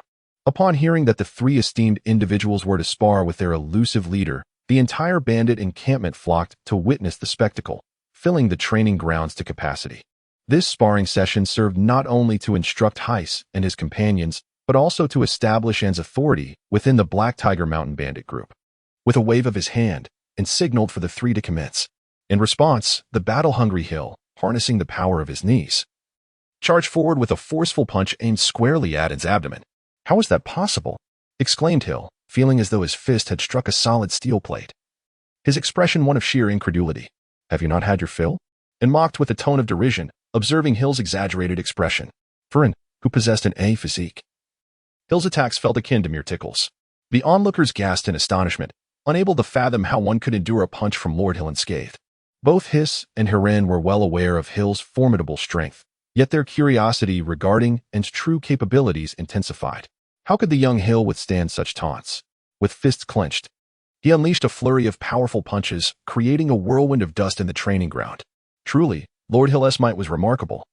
Such a potent assault could surely injure even the strongest. The spectators murmured amongst themselves, cheering, "Go, Lord Hill," though they recognized Anne's prowess. Their belief in Hill's potential for victory remained unwavering. Just as the crowd rallied behind Hill, and effortlessly seized the incoming fist, mocking, "What is this? Did you only have a bowl of rice for breakfast? How could you possibly be this strong?" Hill could hardly fathom that this girl, only slightly older than himself, possessed such extraordinary strength. "You are simply too feeble," and declared, seizing Hill and leaping into the sky, effortlessly casting Hill downwards. Thud. The earth cracked open, creating a deep pit, within which Hill felt an excruciating pain radiating through his very core. A profound silence enveloped the arena. All present were left in stunned disbelief, unable to fathom that the formidable Lord Hill had succumbed so swiftly. "Aren't you two going to join?" And fixed his gaze upon Hiss and Hiren, following Hill's probing. The two resolved to unleash their full potential. Activating the steel fruit of the superhuman category, his body shimmered with a metallic sheen, the sound of clanging resonating as his arms collided. The metal reflected the sunlight as his, filled with unwavering confidence, charged directly at Anne. Since consuming the steel fruit, his had never known defeat. Quite impressive, and complimented, but then remarked, "Yet such strength is insufficient." Raising his arm, he unleashed a straight punch, and upon contact, it felt as though he had been struck by a battleship, causing Zeiss to clutch his shoulder in pain and be sent flying. Witnessing his elder brother's defeat, Shiluan immediately activated the ability of the Island fruit, transforming the ground into a colossal hand that caught Zeiss. After gently placing Zeiss down, Shiluan plunged his hands into the earth, causing it to collapse in an attempt to bury him alive. In response, and executed the moon step, soaring into the skies to evade Shiluan's assault. A fleeting moment of precognition allowed him to pivot and block an attack from behind. Unbeknownst to him, Sierra had transformed into a wolf-headed human, adorned in a coat of white fur, with a snow-white tail trailing behind. This was the animal-type mythical beast form of the moonwolf. Realizing the ambush had failed, Sierra swung his wolf tail in a sweeping attack, and sidestepped the assault, grasped the tail, and hurled Sierra towards Zeiss. "Come at me together, the three of you," and commanded, surveying Zeiss and his companions from above. Seizing the moment, the trio launched themselves into the air to confront him. In the vastness of the sky, the four engaged in a fierce struggle, each utilizing their fruit abilities to entangle one another, leading to an intense battle that seemed evenly matched. The onlookers below, witnessing the aerial conflict, had grown numb to the spectacle, fully aware of the formidable prowess of this newly emerged leader. As the sun gradually shifted, the time transitioned from morning to noon. The battle among the four approached its climax, and remained unblemished in his snow-white attire, while Zeiss and his companions were left panting, battered and bruised. Notably, Sierra, often lost in the heat of battle, bore the brunt of Anne's relentless onslaught. His once pristine moonwolf fur was now matted with dirt, and his once fluffy tail had lost much of its luster. The thinning fur was a result of Anne's habitual tendency to stroke it during combat, leading to its gradual thinning over time. Realizing the hour was late, and ceased holding back, channeling his armament hockey to envelop his iron fists. He executed a meteor barrage of punches, appearing instantaneously before the trio, unleashing a rapid succession of strikes that left them all incapacitated on the ground. Rubbing his wrists, and beckoned a few mountain bandits to carry Zeiss and his companions back for treatment. Responding swiftly to their leader's call, the bandits efficiently lifted the trio away, with fiery wings unfurling and soared into the sky, leaving behind a trail of respect from the onlookers. As he admired the breathtaking scenery of Colbo Mountain, a quaint villa gradually came into view. "I have returned," and exclaimed as she pushed open the door, only to find Ace sitting at the table with a melancholic gaze, surrounded by an array of delectable dishes, and feigned ignorance of Ace's expression and hurried into the training room to fetch Luffy for dinner.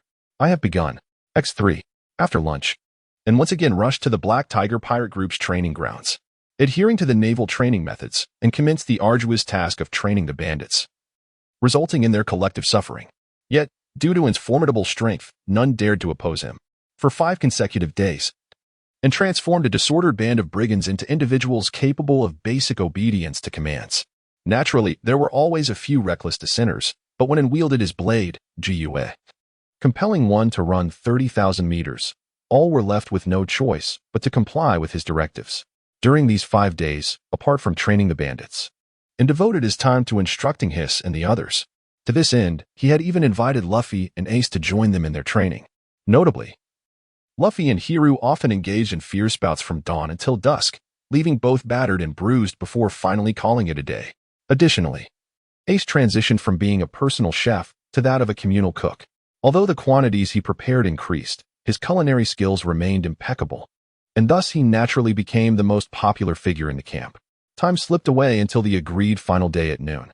Leo's confidant arrived at the Black Tiger Pirate Group bearing 1 billion berries. Observing the orderly bandits in the training grounds, the confidant cast a perplexed glance, sensing that these brigands were even more formidable than Leo's regular troops. In the central chamber of the camp, Hiss accepted the 1 billion berries and began to listen to the news brought by the confidant. It turned out that on the second night after Hiss departed from Leo's estate, the aristocrat Jar subordinates commenced the purging of the nobles in the Goa kingdom. To date, only Leo remained as the sole noble in the entire kingdom. If all went as anticipated, Jars would strike against Leo within the next few days. After an engaging conversation, Hiss assured that he would arrive in the Goa kingdom that very night. As the confidant prepared to leave the camp, and Hiru were returning, dragging a 20-meter-long sea king creature. Sensing the presence of an outsider, and, along with Ace and Luffy, concealed themselves. While the confidant might have accepted the sight of well-trained bandits, witnessing Hiru dragging the massive sea king creature left him utterly astonished. In the center of the camp, Hiss handed the 1 billion berries to him, however, and declined to accept it, stating that it should be reserved for Hiss to further develop the Black Tiger Pirate Group. At noon in the Black Tiger pirate group, the lunch was exceedingly sumptuous, and every bandit feasted contentedly. Since joining the Black Tiger pirate group, they had never experienced hunger or endured bullying. Moreover, the Black Tiger band not only sheltered them, but also embraced their families. In this tumultuous era of piracy, leading such a life represents the greatest happiness for these ordinary individuals. It is precisely for these reasons that they are willing to pledge their loyalty to his and after lunch, taking advantage of the sun being obscured by clouds, he summoned all the brigands to the training ground. Upon the elevated platform, his gaze down at the solemn faces of the bandits. After a moment of reflection, he slowly began to speak. Brothers of the Black Tiger band, are you content with your current lives? The bandits, somewhat bewildered, responded in unison. Content. Is nodded and continued. I too find satisfaction in our present existence.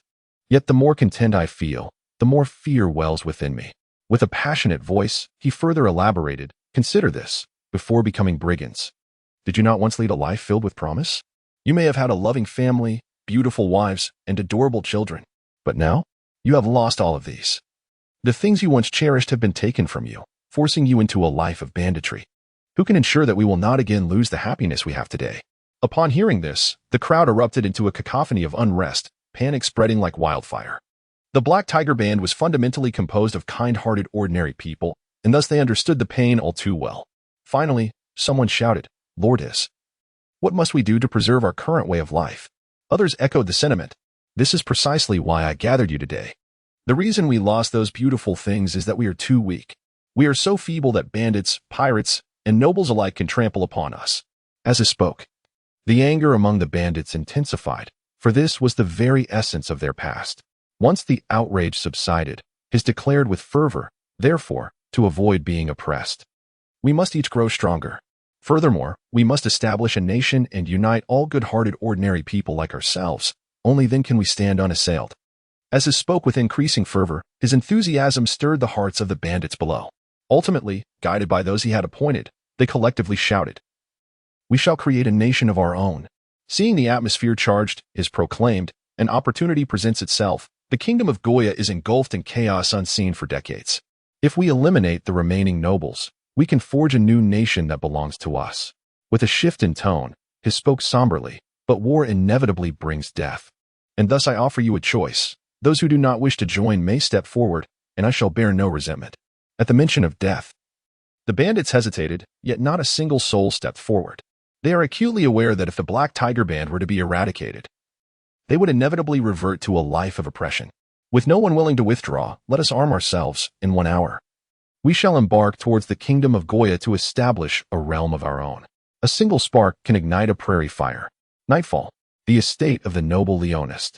Once a tranquil manor, it now brims with an atmosphere of foreboding, teeming with soldiers stationed throughout its grounds, and 2 newly erected watchtowers stand sentinel in the courtyard.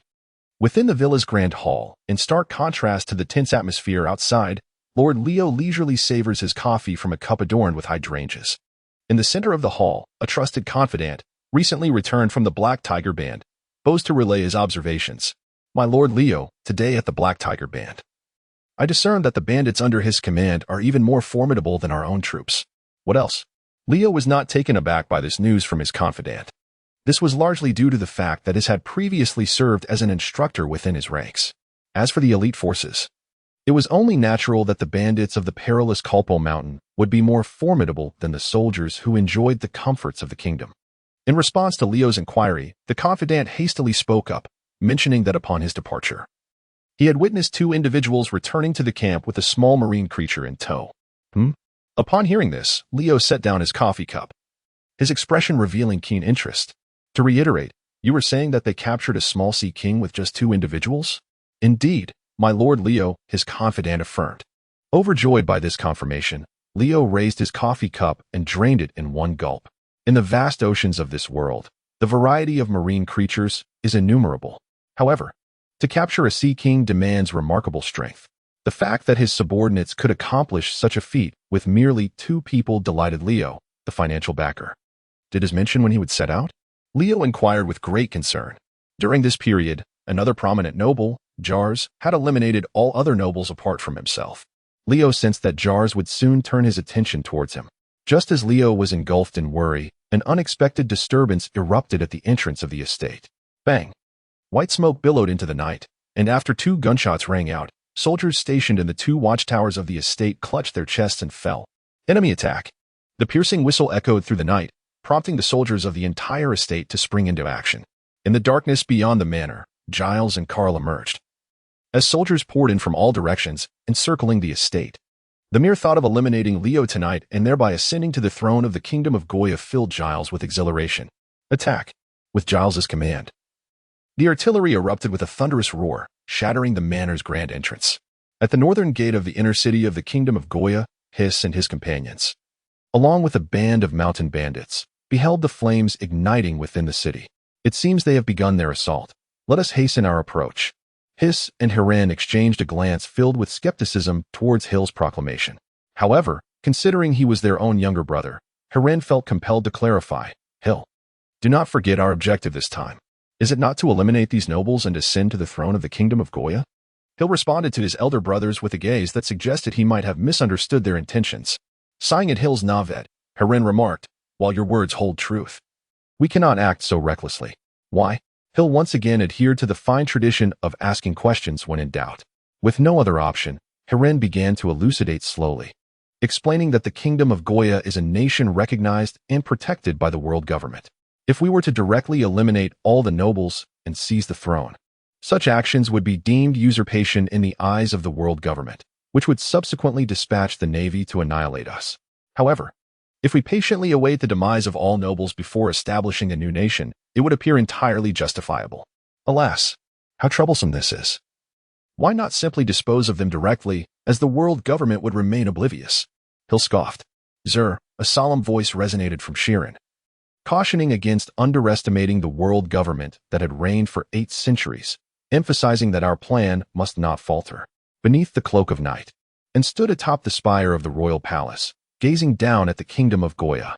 Within the confines of Leo's estate, the battle had reached a fevered pitch, as a multitude of soldiers clashed fiercely in the inner city. The sounds of gunfire, cannon blasts, and the flickering of flames symbolized the decay of nobility and the desolation of the kingdom. On the battlefield, despite Leo's forces not being particularly strong, they managed to suppress the ragtag army of Jars.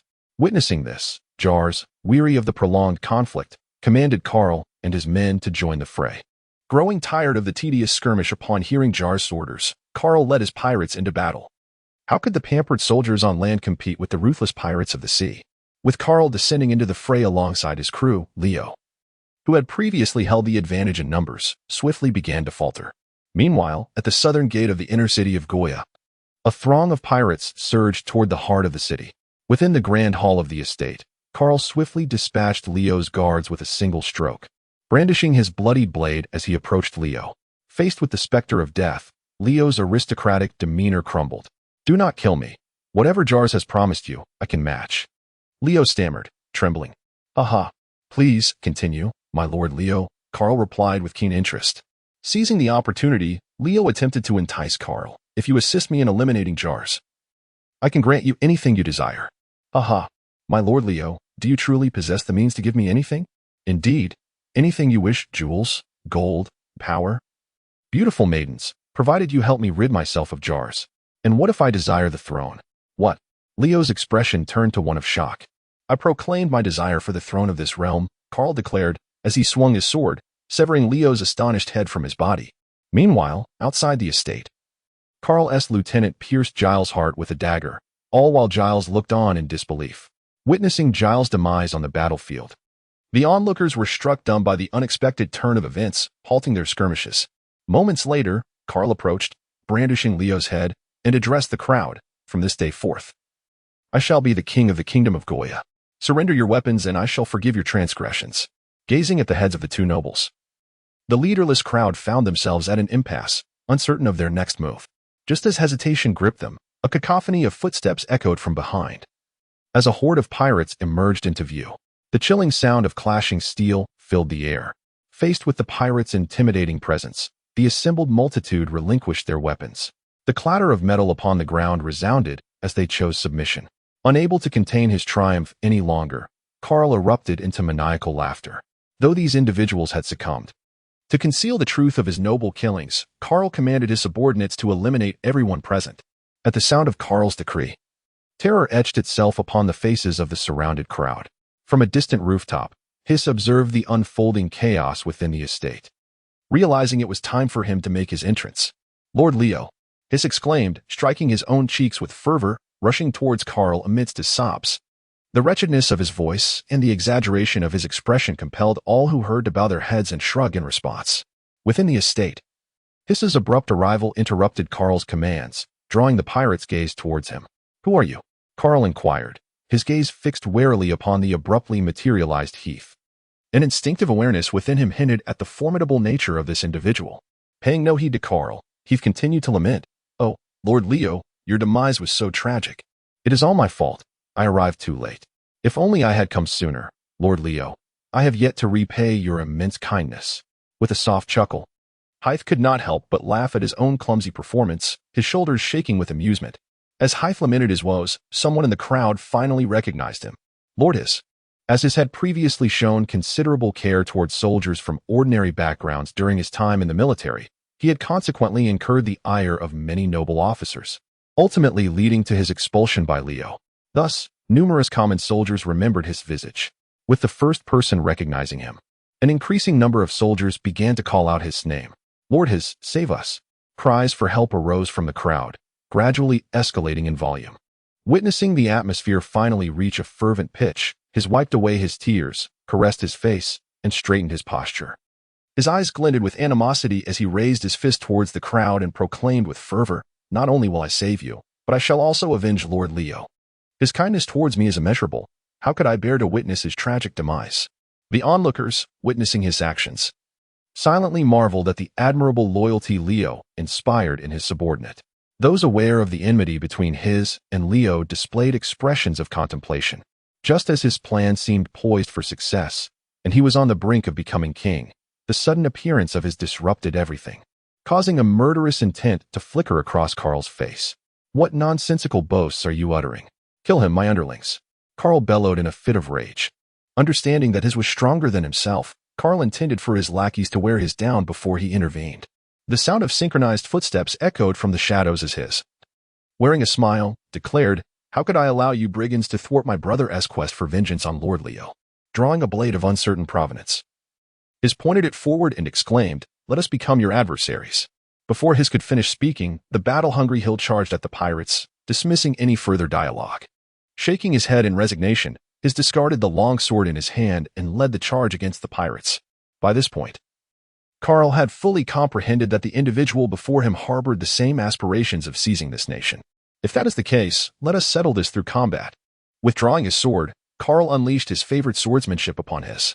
Bang! The most significant battles often require the simplest of combat methods. With just a single punch, Karl was rendered unconscious, his blood staining Hiss's fist. On the cracked ground, Karl lay with his head tilted in the pit. "Run for your lives!" The pirates exclaimed in terror upon witnessing their leader being vanquished in a single blow. Yet, confronted by the ferocity of Hill and the prowess of the mountain bandits, the pirates found no refuge. The clash commenced swiftly and concluded just as rapidly. This fierce contest for the throne, spanning a fortnight, culminated in the demise of all nobles, heralding a new dawn for the kingdom of Goya. Unsurprisingly, amidst the jubilant cheers of the populace, Hiss ascended as the new monarch of the kingdom of Goya. He ordered the capture of all pirates and commanded the bandits and army to cleanse the inner city, as he, accompanied by Herin and Hill, made his way towards the royal palace. In the grand hall of the palace, the opulent crimson and gold throne adorned with jewels stood at the far end, bathed in a silvery glow. Under the resplendent moonlight, and, garbed in a flowing gown, stood gracefully beside the throne with her hands crossed. The night breeze fluttered through the open window, tousling Anne's hair, rendering her beauty ethereal and divine. Under the soft moonlight, Hiss and his companions lowered their gazes, unable to meet Anne's eyes. Her ruby lips parted, and a melodious voice resonated through the chamber. "Come here, Hiss." Upon hearing Anne's call, Hiss hastened forward without hesitation, before the throne, and gestured for Hiss to take a seat, and, with a gentle smile, remarked, "From this day forth, you shall be the king of the Goya kingdom. I shall not remain here forever. The nation's progress relies on you. My only hope is that you remain true to your original aspirations." Seated upon the throne, Hiss nodded. affirming, "I shall not forget." The following morning, the residents of the Goya kingdom were astonished to discover that their country had a new king. However, the populace was indifferent, for the identity of the king changed little in the fabric of their daily lives. A month later, during this time, the navy continued its search for him. Yet no leads emerged. In a small town of the Goya kingdom, and gathered with the citizens to witness his coronation ceremony. In the former noble district, the courtyards and inner city walls had been leveled by Herin using the powers of the island fruit. This area was now transformed into the Square of Freedom, a symbol of liberty and equality. The entire populace of the Goya kingdom assembled in the square to witness the coronation of their benevolent king. Over the course of the month, His had enacted numerous beneficial policies, leading to an improvement in the lives of the citizens and earning their respect. At the palace balcony, Oleta only placed the golden crown upon His's head. At that moment, His officially declared that the Goya kingdom would henceforth be known as the Windmill Kingdom. Consequently, whenever the Windmill Kingdom was mentioned, many believed His was expressing gratitude towards Vice Admiral Karp. Only Herin and Hirin understood that this name was indeed a tribute to a particular individual, though that individual was not Karp. Within the palace, His's secretary only inquired, "King His, why change the name to the Windmill Kingdom?" To this lively girl, born into a humble family, His smiled, yet refrained from revealing the answer. The significance of the Windmill Kingdom was not to honor Vice Admiral Karp, but rather to commemorate the true master of this land. In the month following His's coronation, an endeavor to impart as much knowledge from his past life as possible to His and Herin. In the year 1512 of the Sea Circle calendar, in March, and finished a breakfast prepared by the chef and soared towards Frost Moon Village. Simultaneously, Karp commenced his first day of absence from work this year, heading towards Windmill Village. In Frost Moon Village, after concluding his 2050th match against Zaro the previous night, Guena emerged victorious once more with ease. "Curse you, Guena. One day, I shall defeat you," Zaro exclaimed in a fit of frustration. Guena, with a hint of resignation, replied, "I shall await that day." "What kind of tone is that, Guena?" Ignoring the foolish Zaro, she made her way to the backyard. In the dojo's backyard, beneath the trees, Guena wielded Wado Ikamanji, practicing her strikes repeatedly. Twice. 1999 times. 2000 times. Wiping the beads of perspiration from her brow, Guena transitioned from slashing to thrusting as she continued her training. The sky was a deep azure, reminiscent of the sea, while white clouds drifted leisurely with the breeze. Beneath the cherry blossom tree, her garments were dampened by sweat, and her arms moved gracefully, wielding the sword with precision. With a flourish, she sheathed her blade and cupped her hands to wash her face in the pool. The water mirrored her delicate features, and as Guena gazed at her reflection, she pondered, "I wonder wherein is now." Droplets from her palms created ripples upon the surface of the pool. "Long time no see." The greeting interrupted Guena's thoughts, prompting her to grasp her sword and turn toward the source of the voice. Perched upon the thick branch of a cherry blossom tree, and wore a smile, her legs swinging playfully in the air. Upon seeing the newcomer, Guena abandoned her conversation with Wado Ikamanji and rushed towards him. Beneath the towering cherry blossom tree, the two embraced after a long separation. The emotions of youth often find their expression in poetry. After sharing their feelings of longing, Guena took In's hand and led her towards the dojo. It was a holiday, and the dojo was deserted. Sitting side by side were In, Jinchuru, Guena, and Zaro in the Ichiniki dojo, and recounted the events that transpired after her departure. Her experience is evidently more captivating than the monotonous training within the dojo. Zaro, reluctant to lower his pride and join the gathering, tilted his head and eavesdropped. Jinchuru quietly listened while sipping his hot tea. At some point, In abruptly halted her tale and produced Jiyuetsu from thin air. No matter how many times they witnessed it, both Guena and Zoro were perpetually astonished by In's ability to conjure items from nowhere. Yet, everyone harbors their own secrets, and they refrained from probing further. Holding Jiyuetsu, In addressed Guena, "I found this sword aboard a pirate ship, but I do not wield a sword, so I present it to you." Guena accepted In's kindness without hesitation. For true friends do not require formalities. Drawing Jiyuetsu from its sheath, the intricately engraved white blade was revealed, prompting Guena, unfamiliar with renowned swords, to glance towards Jinchuru for clarification. "This is the great sword, Jiyuetsu, of the 21 craftsmanship," Jinchuru explained to Guena. "Thank you," and Guena exclaimed, her expression brimming with excitement as she examined Jiyuetsu. "Let me see, Guena." Zoro's eyes sparkled with desire as he reached for the sword. As Jinchuru's disciple, Zoro was well acquainted with the classifications of famous swords: the supreme great sword of 12 craftsmanship, the great sword of 21 craftsmanship, the good sword of 50 craftsmanship, alongside the mediocre and ordinary swords, especially the first two, coveted by all swordsmen. Swatting away Zoro's outstretched hand, Guena tossed Wado Ikamanji to him. "Guena, what is this?" Zoro exclaimed, astonished as he caught Wado Ikamanji. Turning her head, Guena's cheeks flushed as she said, "I am a one-sword style swordsman. I prefer Jiuetsu over Wado Ikamanji. As for Wado Ikamanji, it is now yours. I hope you do it justice." Feeling the warmth of Wado Ikamanji in his hands, Zoro's gaze shifted to Jinchurou. "Accepted, Zoro," Jinchurou said with a smile, harboring great expectations for his student. "Thank you, master." "Thank you, Guena." Overwhelmed with emotion, Zoro, amidst En's astonished expression and Jinchuru's murderous glare, suddenly embraced Guena. Feeling Zoro's presence, Guena's face turned crimson, and she stood still, bewildered by the embrace, unaware of Guena's change. Zoro continued to express his gratitude while holding her. "You little brat, let go of me." Gung Silang's expression darkened with fury as he stomped his wooden clogs, sending Zoro flying with a single kick. "Guena, are you all right?" Ignoring Zoro, Gung Silang's eyes filled with concern as he turned to Guena. Coming to her senses, Guena, visibly anxious, dashed out. A sharp crack resonated through the air, as if something had shattered. "Master, why did you kick me?" Zoro shouted. The marks of wooden sandals etched upon his face. Observing Guena sprinting away, Gungshiro retrieved the sword, Wadakamanji, from the ground, his expression darkening as he unsheathed his blade, transforming into a figure of menace.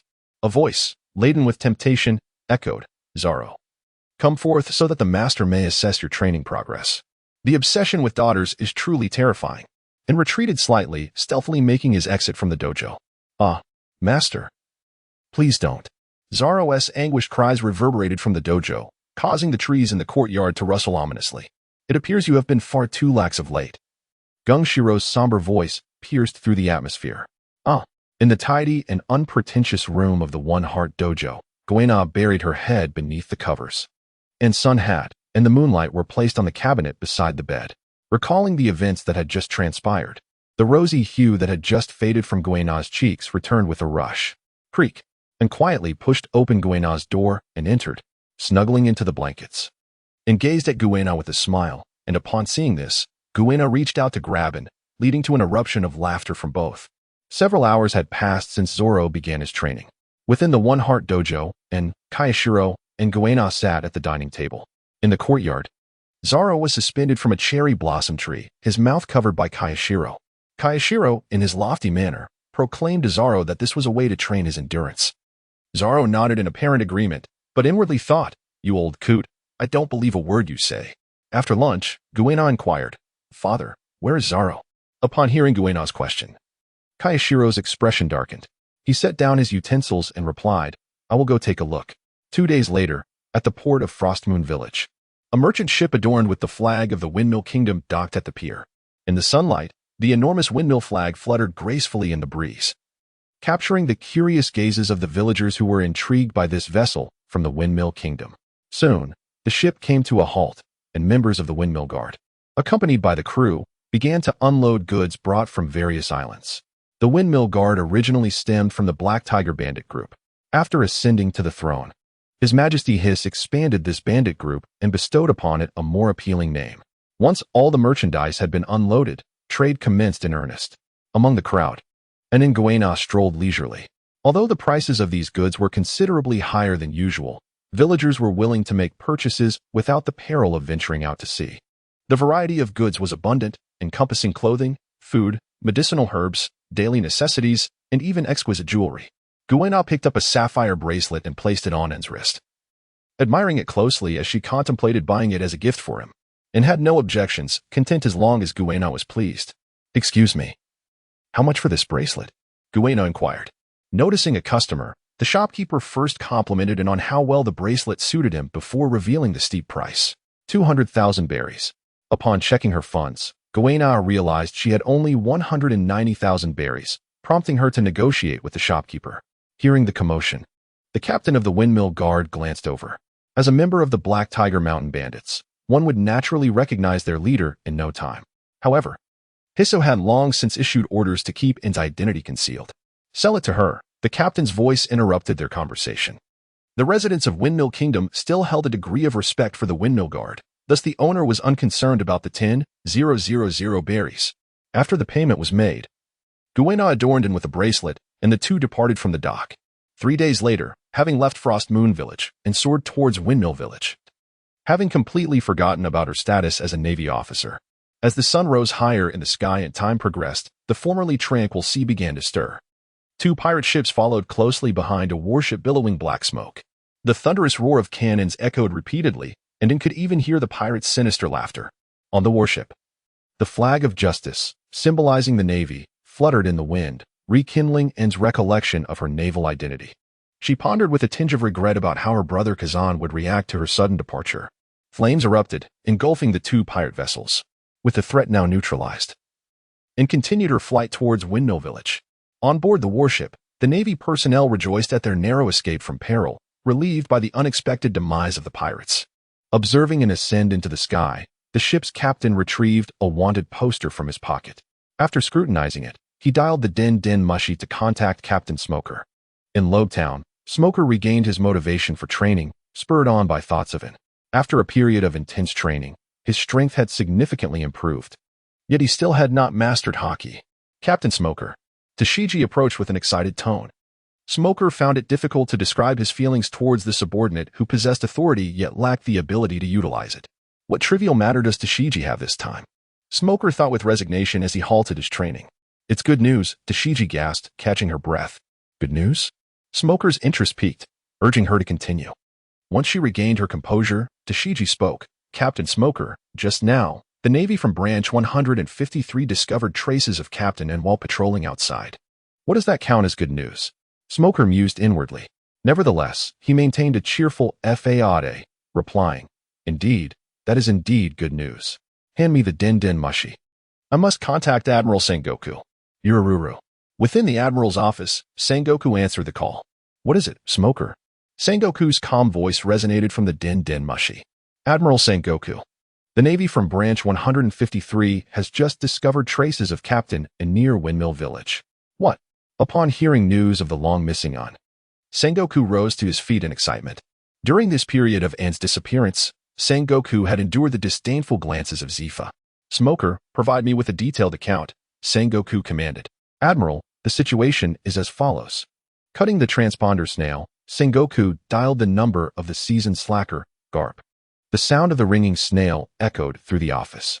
Aboard the dog-headed warship, Garp noticed it was Sengoku calling, yet his expression remained unchanged. Isn't Vice Admiral Garp going to answer? Bogart inquired. Not a chance. He lost my beloved granddaughter and now expects me to answer his call? Absolutely not. If you want to pick it up, feel free, Garp replied defiantly. As he stared at the incessantly ringing transponder snail, Bogart internally scoffed. Recalling how Garp had not been so obstinate before, it was only after Sengoku reprimanded him for his absence that he became this way. With no other option, Bogart answered the transponder snail. Admiral Sengoku, this is Bogart. Ignoring Bogart, Garp interjected. I know you're there. Listen carefully. The Navy has discovered traces of it in the waters near Windmill Village. Hurry back to Windmill Village and investigate. I understand. Garp readily accepted Sengoku's terms, realizing that the remarks were not directed at himself. Damn it. Garp, you were indeed nearby. Why did you not answer my call? What followed was a series of eloquent exchanges. After Sengoku's voice faded, Garp gazed contemplatively at the sea, pondering whether it was time to seek an opportunity to eliminate Sengoku.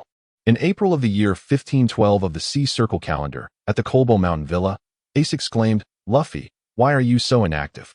What on earth are you doing? Goodness, you're utterly pathetic. Perhaps you should return home and tend to pigs instead. Ace, wielding a spatula and a kitchen knife, ranted furiously behind Luffy. Before the television, Luffy held the game controller, his expression vacant, as if pondering his very identity, listening to Ace's critiques, and felt as if she had been transported to the realm of Zon. On the screen, Game Luffy was engaged in a fierce battle against the Yonko, Whitebeard. The outcome was disheartening, and Whitebeard remained at full health, while Luffy's character lay defeated on the ground. KO. The television emitted a mocking sound, deriding Luffy. This is unfair. I cannot possibly be this incompetent. Luffy shouted defiantly, gripping the controller. Suddenly, he set it down, leaning over the television. his face contorted in rage as if he wished to leap into the screen and duel Whitebeard. Observing this, an ace hurried to console him, assuring, "Luffy, it's merely a game. It does not reflect your true abilities. I believe you are far superior to that, Whitebeard. Is that true?" Upon hearing her sister's affirmation, Luffy's fierce expression began to soften. Indeed, Ace continued to encourage him. "Luffy, you will surely defeat Whitebeard in the future. You are destined to be the Pirate King." It seemed that the title of Pirate King imbued Luffy with newfound strength, as his demeanor transformed into one of confidence. "Once I set sail, I'll take down every Whitebeard I encounter." Meanwhile, on the Moby Dick in the New World, Whitebeard, who was indulging in drink, shivered slightly. Yes, Luffy. You are the strongest, so hurry up and get off the television." Ultimately, after an Ace's persuasion, Luffy finally stepped away from the screen. With a loud crack, the television suddenly went black. Observing this, Ace returned to the kitchen to continue cooking, while Luffy took the television outside into the sunlight. As his sister had advised him, it needed to charge. As for the television's origin, it was a prize and had won previously, which also came with 2 game controllers. The television housed many games from a previous life, yet Luffy's favorite was the Pirate Brawl. Each time he played, Luffy would choose himself as the character, while Ace favored his own in-game counterpart. The television was perfect except for its durability. It often required 5 hours of charging for just 1 hour of gameplay. Reclining on the sofa, and watched Luffy carry the television outside, contemplating, when will we go to Skypiea to defeat Enel and obtain the Rumble fruit to charge the television? After lunch, and opened the system panel. Deep blue points accumulated. Ding. This month's bond points have been credited. Noticing he had 42 bond points, and resolved to enhance his most elusive attribute, willpower. Attribute enhancement. En's thoughts touched the plus sign. Ding. Upgrade B-level attribute, requiring 20 bond points each time. Would you like to proceed? Yes. Ding. Willpower attribute enhancement completed. Consumed 40 bond points to elevate willpower to A-. The system then provided a new notification. Ding. Congratulations, host.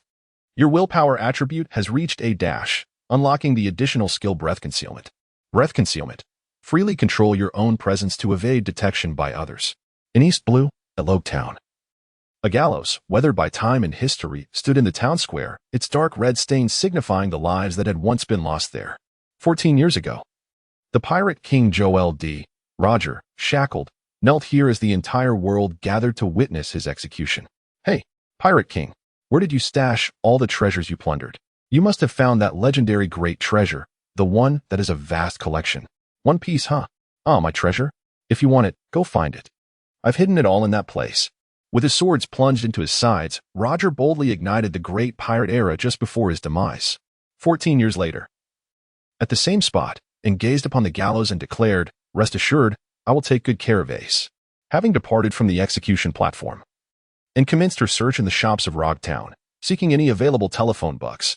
As the morning waned, she had nearly explored all the establishments in Rogue Town, amassing an array of useless items, yet the elusive telephone bug remained unseen. With no other recourse, and set her course toward the naval base situated in Rogue Town. Within the high-ranking offices of the base, Smoker stood by the window, indulging in a cigar. He inhaled deeply and exhaled a cloud of smoke, gazing out at the expanse beyond the base. Through the haze, it appeared that someone was approaching the base, and squinting through the smoke, Smoker focused intently on the figure. How could it be her? Smoker exclaimed in shock, causing the cigar in his mouth to tumble to the ground. Upon noticing someone gazing at him, he raised his head to look towards the higher-ups of the base. Piercing through the haze of smoke, he discerned that it was indeed Smoker, to which she responded with a smile radiating warmth.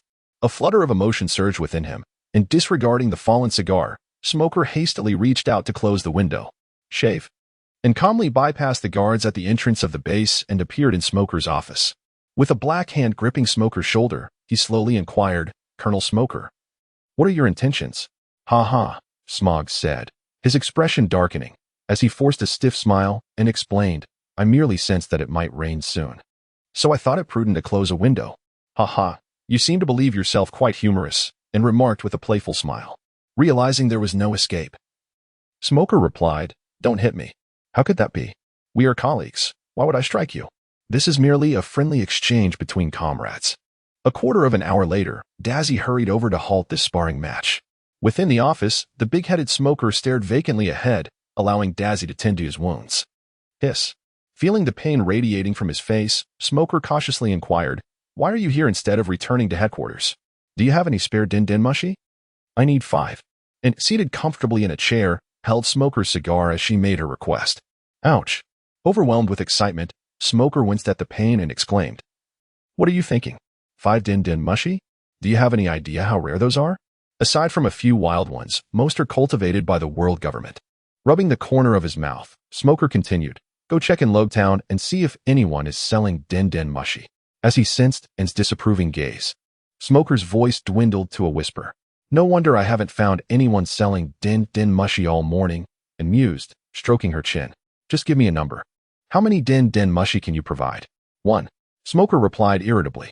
This is far too few. At least 3 are necessary, he thought to himself. Ensuring that both Luffy and Ace each have 1, so they can contact him should anything arise during their next outing. Under the imposing aura of it, Smoker averted his gaze while explaining that every din mushi in the Navy is numbered and cannot be casually given to others. Of course, there is another way.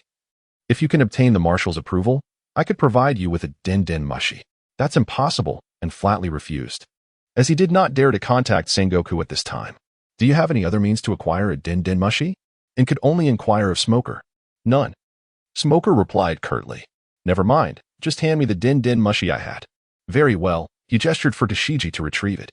Soon, Tashigi returned, holding a pink din mushi equipped with communication devices. After handing the din mushi to him, Smoker took out a catalog of din mushi numbers and passed it to him, receiving both items, and carefully examined the din mushi before flipping through the catalog to find Kazan's number. Bururu. In the Grand Line. Kazan was aboard a naval ship with the 74th Division, searching for Anne's whereabouts. Reclining on a beach chair, Kazan retrieved the din mushi from his chest and lazily spoke. Moshi, this is Kazan. The din mushi transformed into Anne's adorable form. Moshi, this is Kazan, and mimicked Kazan's manner of speaking from his office.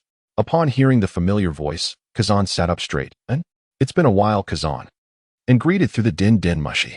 Oh, where are you now? Kazan asked with a serious expression. I'm at the Navy base in Logtown. I will return to headquarters in a couple of days. Return to headquarters early, Kazan remarked, noticing that Anne had encountered no danger. Without further inquiry, he reclined once more on the beach chair, casually offering the reminder. Very well. The phone bug gestured an OK sign before being disconnected. On the deck. After hanging up the phone bug, Mars eagerly inquired, Admiral Akiji, was that a call from Colonel N just now? Yes, replied Kazan, donning an eye patch. Long live. With the general's affirmation, Mars and the others displayed joyful expressions and began to cheer. After hanging up the phone, Anne inquired Smoker about certain knowledge pertaining to the transponder snails, preparing to depart from Roguetown. Farewell, Dasky. And Smoker, you are rather weak. Upon hearing Anne's farewell, Dasky waved, while Smoker thought to himself that it was Anne who was exceptionally formidable. At the port of Windmill Village, Carp's vessel, the dog-headed warship, slowly came to a halt. On the dock, Carp looked up at Anne soaring through the sky, laughed heartily, and leapt directly behind her. In the air, sensing the presence of someone behind her, Anne was about to turn around when suddenly a voice thundered, "Anne, you truly are your grandfather's cherished granddaughter." Recognizing the familiar voice, Anne quickened her pace, attempting to escape. You think you can outsmart an old man? You're still young. Carp promptly seized the collar of Anne's garment, bringing her down from the sky, on board the warship, and looked up at Carp with a gaze that suggested he would have to reckon with her if he did not provide a satisfactory explanation.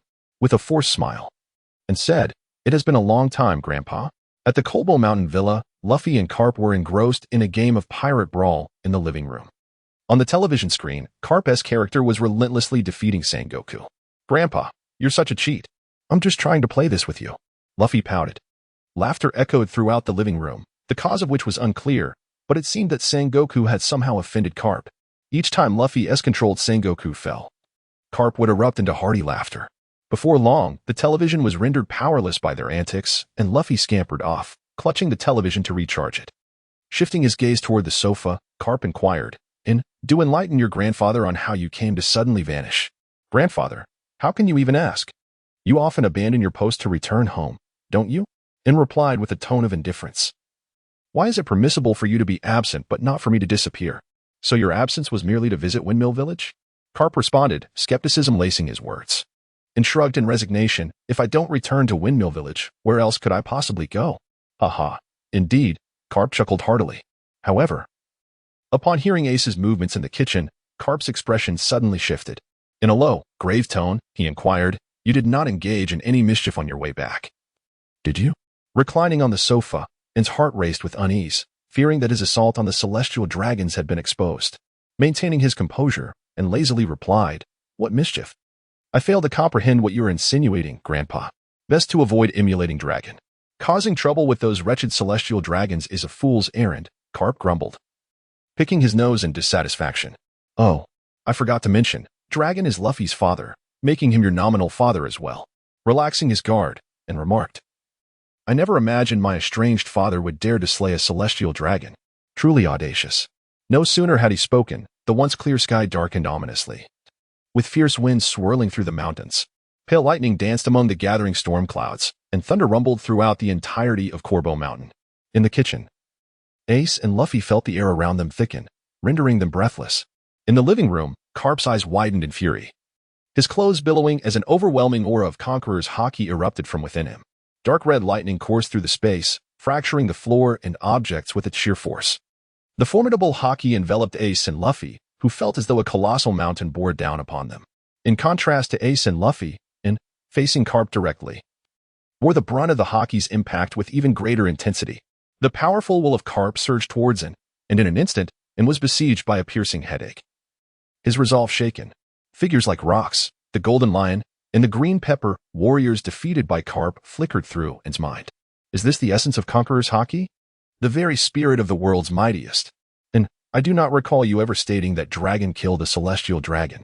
Even the world government keeps the death of celestial dragons a secret. How then do you know this? Carp's body crackled with red lightning, an air of menace surrounding him. Recollecting the near demise of Sabo, N's face paled as his eyes blazed crimson. Defying the excruciating pain in his head, he stood tall against Carp's haki. With a fierce expression, he bellowed, "So what if I killed a celestial dragon? He nearly took Sabo's life. Sabo is my brother." Remembering the agonizing heartache from Branch 74, N's visage contorted as he declared, "What of the celestial dragons? As long as they dare to harm my family, they too shall perish." As N expressed his stance, an overwhelming and formidable aura surged forth from his heart, instilling a sense of dread. This magnificent spirit soared towards the heavens, confronting the ominous clouds that churned violently above. Influenced by his sister's presence and attitude, the Conqueror's haki erupted from Ace and Luffy, ascending into the sky. The collision of these four formidable auras resulted in the dark clouds and lightning transforming into a torrential downpour. "Come forth, let me witness the might of the naval hero," and declared, his eyes ablaze with crimson fervor. The divine phoenix unleashed a torrent of deep blue flames, freezing the very void as it surged towards Garp. Realizing the gravity of the situation, Garp swiftly dispersed the flames with a punch, disregarding the ice fragments upon his fist as he shouted, "And cease this." Yet, at such a critical juncture, and could not relent, an even more potent blaze encased Garp in ice. Fist of iron and radiant thunder, boom. The fiery red cherry blossoms entwined around the iron fist unleashed a thunderous roar, and in a fit of rage, and hurled Carp out of the door. The icy flames froze the swaying villa, as amidst the ruins, and sat on the sole intact sofa, cradling Luffy and Ace. In Windmill Village, the skies above Boggett were turbulent, and he set down his wine glass with a grave expression. As Boggett arrived at the scene, he chanced upon Carp tumbling out of an ice-clad villa. "Vice Admiral Carp, are you unscathed?" Boggett inquired, his gaze fixated with concern on the imprint of a fist upon Carp's chest. "Ha, Boggett, I'm fine. But this time I've truly found myself in a predicament," Carp replied, scratching his head as he glanced back at the villa. "Alas, I never anticipated that my well-intentioned warning would backfire," Carp lamented, sitting on the ground with a sigh. He had merely intended to sound the alarm for Anne, to make her realize her insufficient strength to confront the celestial dragons. Yet it had culminated in this unforeseen debacle.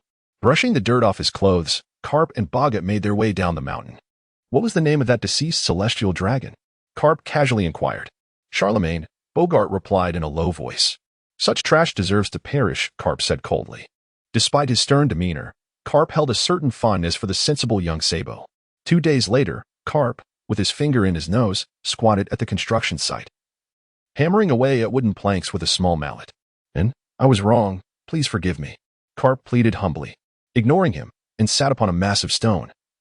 examining his attribute panel. Deep blue points allocated. Ding. Congratulations to the host for awakening the Conqueror's Haki. Please review it at your convenience. Conqueror's Haki. Intimidation. Enhanced. Note. Conqueror's Haki consists of intimidation, binding, and emission. The following day at the port of Windmill Village, and entrusted 2 wild telephone bugs to Luffy and Ace, reminding them to call him should anything arise. With a heavy heart, and bid farewell to the 2 and departed from Windmill Village. Non-text, bond system host, Monkey D. In age, 12 years. Character status, normal bond points, 2 points. Fruit, Phoenix Fruit. Blazing Sun Flame, click to switch. Strength, B. Enhanced, Agility, B. Enhanced, Constitution, A. Enhanced, Will, A. Evaluation, Elite Rear Admiral of the Navy Headquarters. Observation Haki, Proficient, Enhanced, Armament Haki, Flowing Sakura Conqueror's Haki, Intimidation Flame Liberation. Merging the flame of life with other flames significantly enhances their power. Breath Concealment, freely control one's presence to evade detection by others. Bond Lottery, 1 bond point. Next bond, Daughter of the Sea, Heir of Heroes, Fate Twinsen and Ace. Spark of Stars, Time-Space Twins Effect, Daughter of the Sea, Favor of the Sea, Fire Fiston and Ace, Gifted Children, Children of Destiny, Revolutionary Fire. Deep Sisterly Bonds. Note. Click to expand, System Space. Click to expand. What do you intend to do? In the dimly lit room, and, seated on a chair, spoke with a pale face and an air of panic. Surrounding him, several figures sat calmly within the room. How terrifying. I wonder, are we really that frightening? The slouching Kizaru exaggeratedly remarked. Under the dim light, Kizaru appeared increasingly unseemly, regaining his composure, and shrugged. All right. I thought you would appreciate such expressions. Kazan. Please draw back the curtains. A steady voice resonated. With a rustle, the curtains were drawn back, allowing bright sunlight to flood the room. Shielding his eyes from the blinding light, and stealthily surveyed the office of the Marine Admiral. A large desk, several pots of greenery, 2 rows of sofas for receiving guests, and the Declaration of Justice prominently displayed on the wall. The justice that reigned supreme, even seated in the center of the room, and could feel the profound aura emanating from the plaque. Truly, it is the justice of the Marine Admiral, and gazed in awe at the hanging plaque, eliciting a look of satisfaction on Zhangguo's face. Is she truly my granddaughter? He mused, observing Zhangguo's proud demeanor. Enough of this, Zhangguo. What do you mean your granddaughter? I hereby declare that from this day forth, and shall be my god-granddaughter. Zhangguo retorted, puffing his cheeks in indignation. Impossible.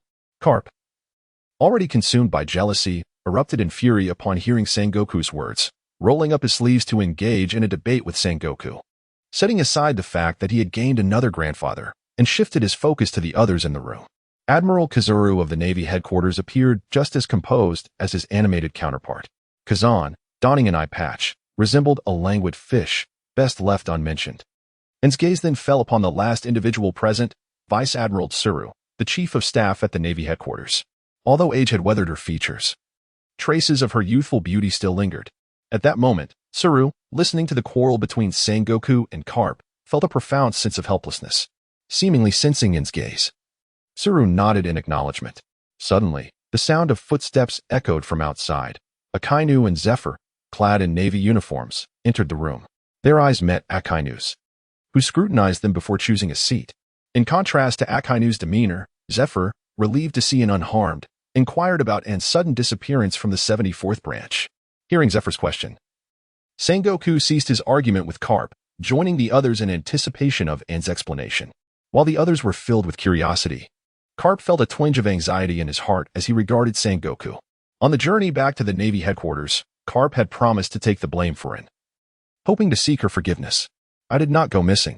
I merely returned home for a while. My grandfather told me that one could return home at any time while serving in the Navy, and replied candidly. What? Upon hearing this unreliable response, Sengoku's forehead was throbbing with veins as he roared at Garp. You wretched Garp, is this how you educate Ace? How terrifying. I had no idea the Navy offered such benefits. I must return to my hometown tomorrow to take a look. This truly aligns with Garp's style. Humph. Upon hearing such a response, Akainu snorted disdainfully, deeming it a disgrace to the discipline of the Navy.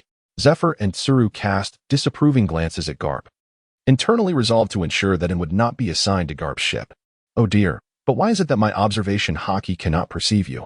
Kazan voiced the most crucial inquiry. Indeed, the warring states acknowledged Karp's reprimand, his piercing gaze fixed on it. How did you evade Kazan's perception? And why did you conceal your departure from him? Akainu, Kizaru, and others expressed their curiosity regarding N's ability to elude the observation of a marine admiral. While it is known that some can render observation haki ineffective with Conqueror's haki, such a power is undoubtedly beyond N's current capabilities. This is rather perplexing. Shouldn't one be more discreet when skipping work? And glanced at Sengoku with a look of utter bewilderment. As for how to evade the perception of Brother Kazan, N enveloped his body in ice flames and quietly activated breath concealment. You see, is it not quite simple? As On's aura shifted, Sengoku unleashed his observation haki. To his astonishment, he found that he could not perceive On at all. Is this your devil fruit ability? Sengoku exclaimed, his expression one of shock. The others quickly activated their own observation haki, only to find that they, too, were unable to sense On's presence. How terrifying. The powers of a devil fruit are truly remarkable, Kizaru remarked, gazing at On with envy. If only the Pika Pika no Mi possessed such abilities. I could laze around without anyone noticing. After understanding the reasons behind On's disappearance, everything seemed illogical at first glance, yet it became exceedingly reasonable when connected to Karp. Sengoku's fierce gaze was fixed intently on Karp. Feeling a chill run down his spine, Karp mechanically turned his head. Sengoku. After dealing with Karp, Sengoku retrieved a document from his drawer and stated, although you missed the training camp's assessment in light of your capabilities, I hereby appoint you as a Rear Admiral of the Navy Headquarters and the Base Commander of the South Sea 113 Branch. Sengoku felt a surge of frustration. It was unfair that a naval prodigy had to be dispatched to the South Sea merely for eliminating a few worthless pirates. Upon hearing about On's assignment to the Four Seas, everyone naturally understood the underlying reasons. In contrast to the others, On was exceptionally pleased with this appointment. Noticing On's silence, Sengoku assumed he was dissatisfied with the assignment and offered reassurance. On, you are still young. This is a perfect opportunity for you to gain experience at the branch. In a few years, I will bring you back to headquarters. Additionally, he mentioned, your subordinates are currently at headquarters. Let Kazan escort you there. Receiving the appointment, On expressed his gratitude to Sengoku and followed Kazan out. As they passed by Akainu, On heard him say, in due time, I will request the world government to transfer you back to headquarters. Thank you, and continued to walk outside with Kazan. In truth, and did not harbor any strong dislike for Akainu. As a dedicated soldier, Akainu unwaveringly upheld his own sense of justice, albeit through rather extreme measures. However, it was evident that their paths would never intersect, whether in terms of their respective ideals of justice or the tragic demise of Ace during the Marineford War. As they journeyed further away, and then Kazan gradually faded from Sengoku's line of sight. At Marineford, in the crescent-shaped harbor, a standard naval vessel stood where Mars, accompanied by a contingent of naval soldiers, was lined up to face the plaza of Marineford. They intended to present their finest appearance to welcome Rear Admiral N. On the ship's railing, Sally and Doran remained oblivious to Mars's actions. No matter how peculiar his behavior might be, they could always find a way to rationalize it. Sister, Sally exclaimed, waving at N, who was approaching from a distance. Sally, put your hand down. This is utterly embarrassing, Doreen chastised, blushing as she noticed the gazes of others. Wah! Sally's tone became frantic, her face gradually reddening. Let go of me, Doreen. You're suffocating me. Realizing Sally's distress, Doreen released her grip, an expression of remorse crossing her face.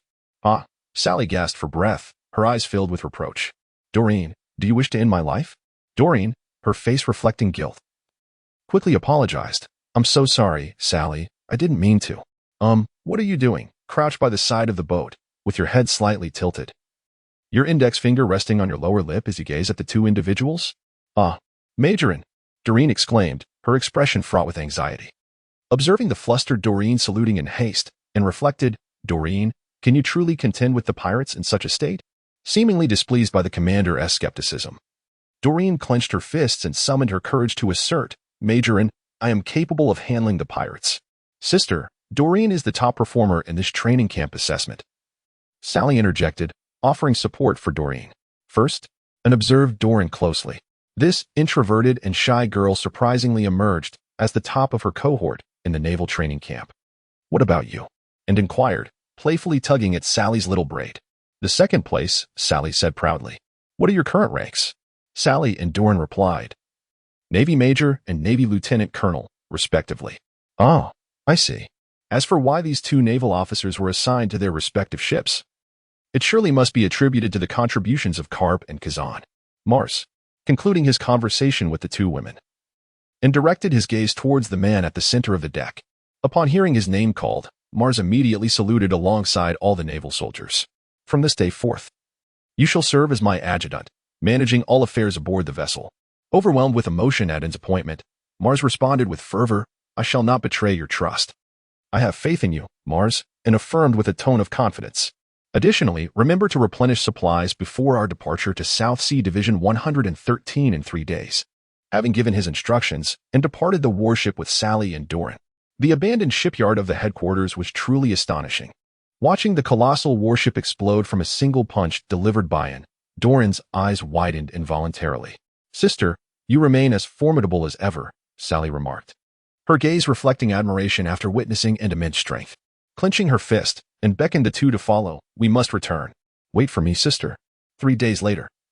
At the Marin Fandu port, a fully supplied standard warship prepared to set sail, clad in a naval uniform and draped in a cloak symbolizing justice. The word justice fluttered in the sea breeze as Anne boarded the vessel with the two women. Set sail. With Anne's command, the warship hoisted its anchor, unfurling its sails as the pure white seagulls danced in the breeze. The vessel glided away from Crescent Harbor, propelled by the refreshing morning sea wind. The 113th Division, located on White Bird Island near the inverted mountain in the South China Sea, is an obligatory passage for all pirates venturing into the treacherous waters. However, due to the formidable strength of the South China Sea pirates, the commander of the 113th Division fell victim to a pirate ambush 2 weeks prior, resulting in his demise and rendering the entire base temporarily incapacitated. This is the information that Mars has gathered regarding the 113th Division. Thus it is, thought Anne as he held the document, realizing that it was his duty to serve as the gatekeeper of the South China Sea. He handed the document to Mars and abandoned his initial plan to seek intel on Sky Island, saying to Mars, hasten our pace, let us head directly to Division 113.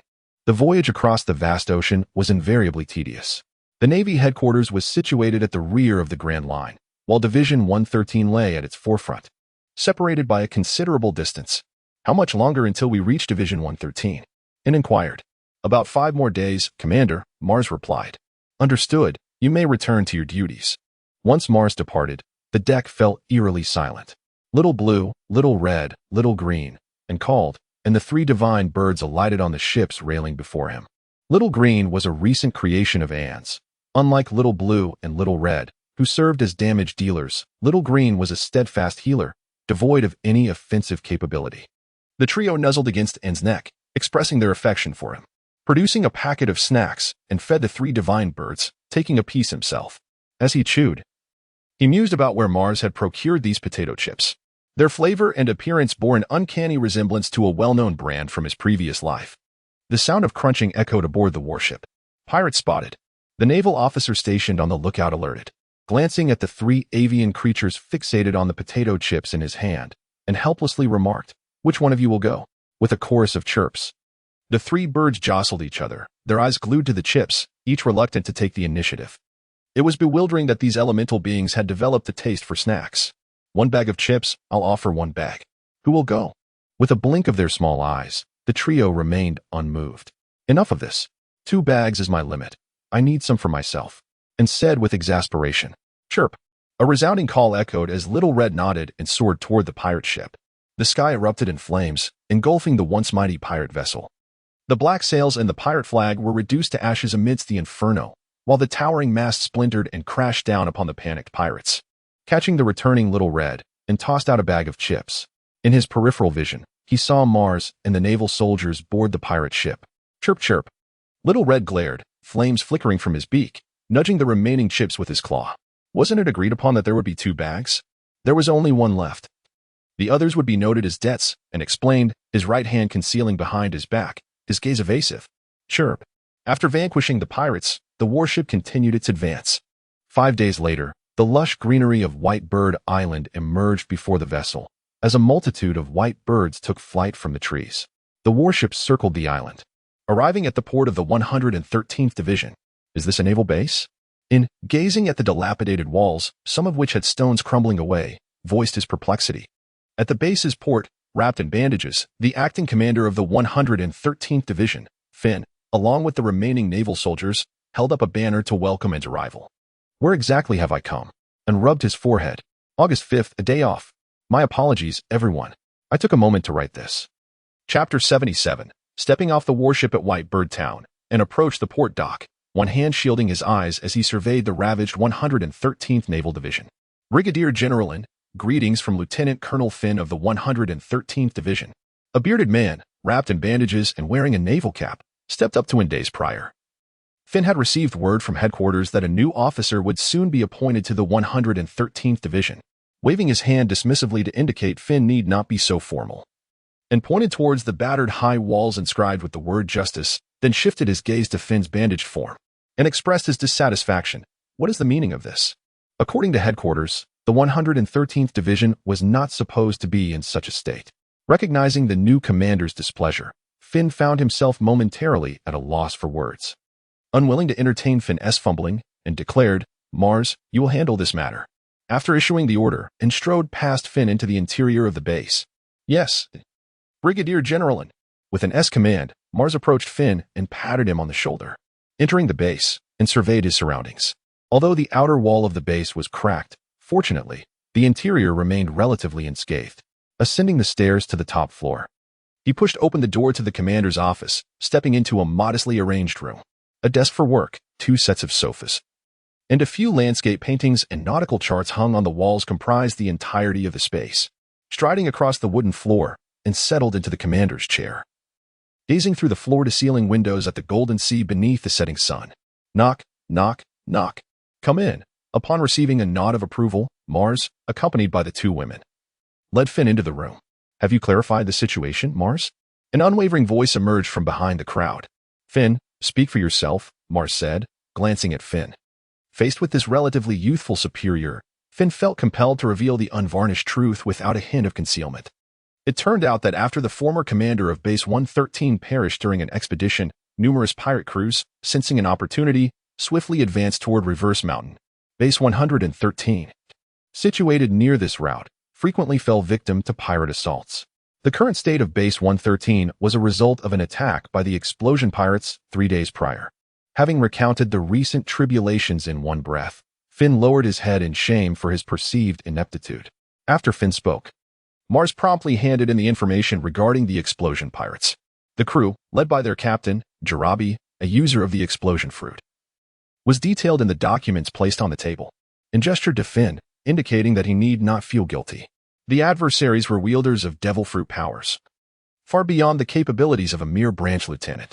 Naval ranks are divided into headquarters and branch ranks. The former are earned through merit, while the latter are designed for effective leadership within the Navy. This results in the notion that branch ranks are typically 2 levels lower than their headquarters counterparts. For instance, Finn's branch rank of lieutenant translates to a position of lieutenant junior grade at headquarters. "Do you know where the Explosion Pirates are now?"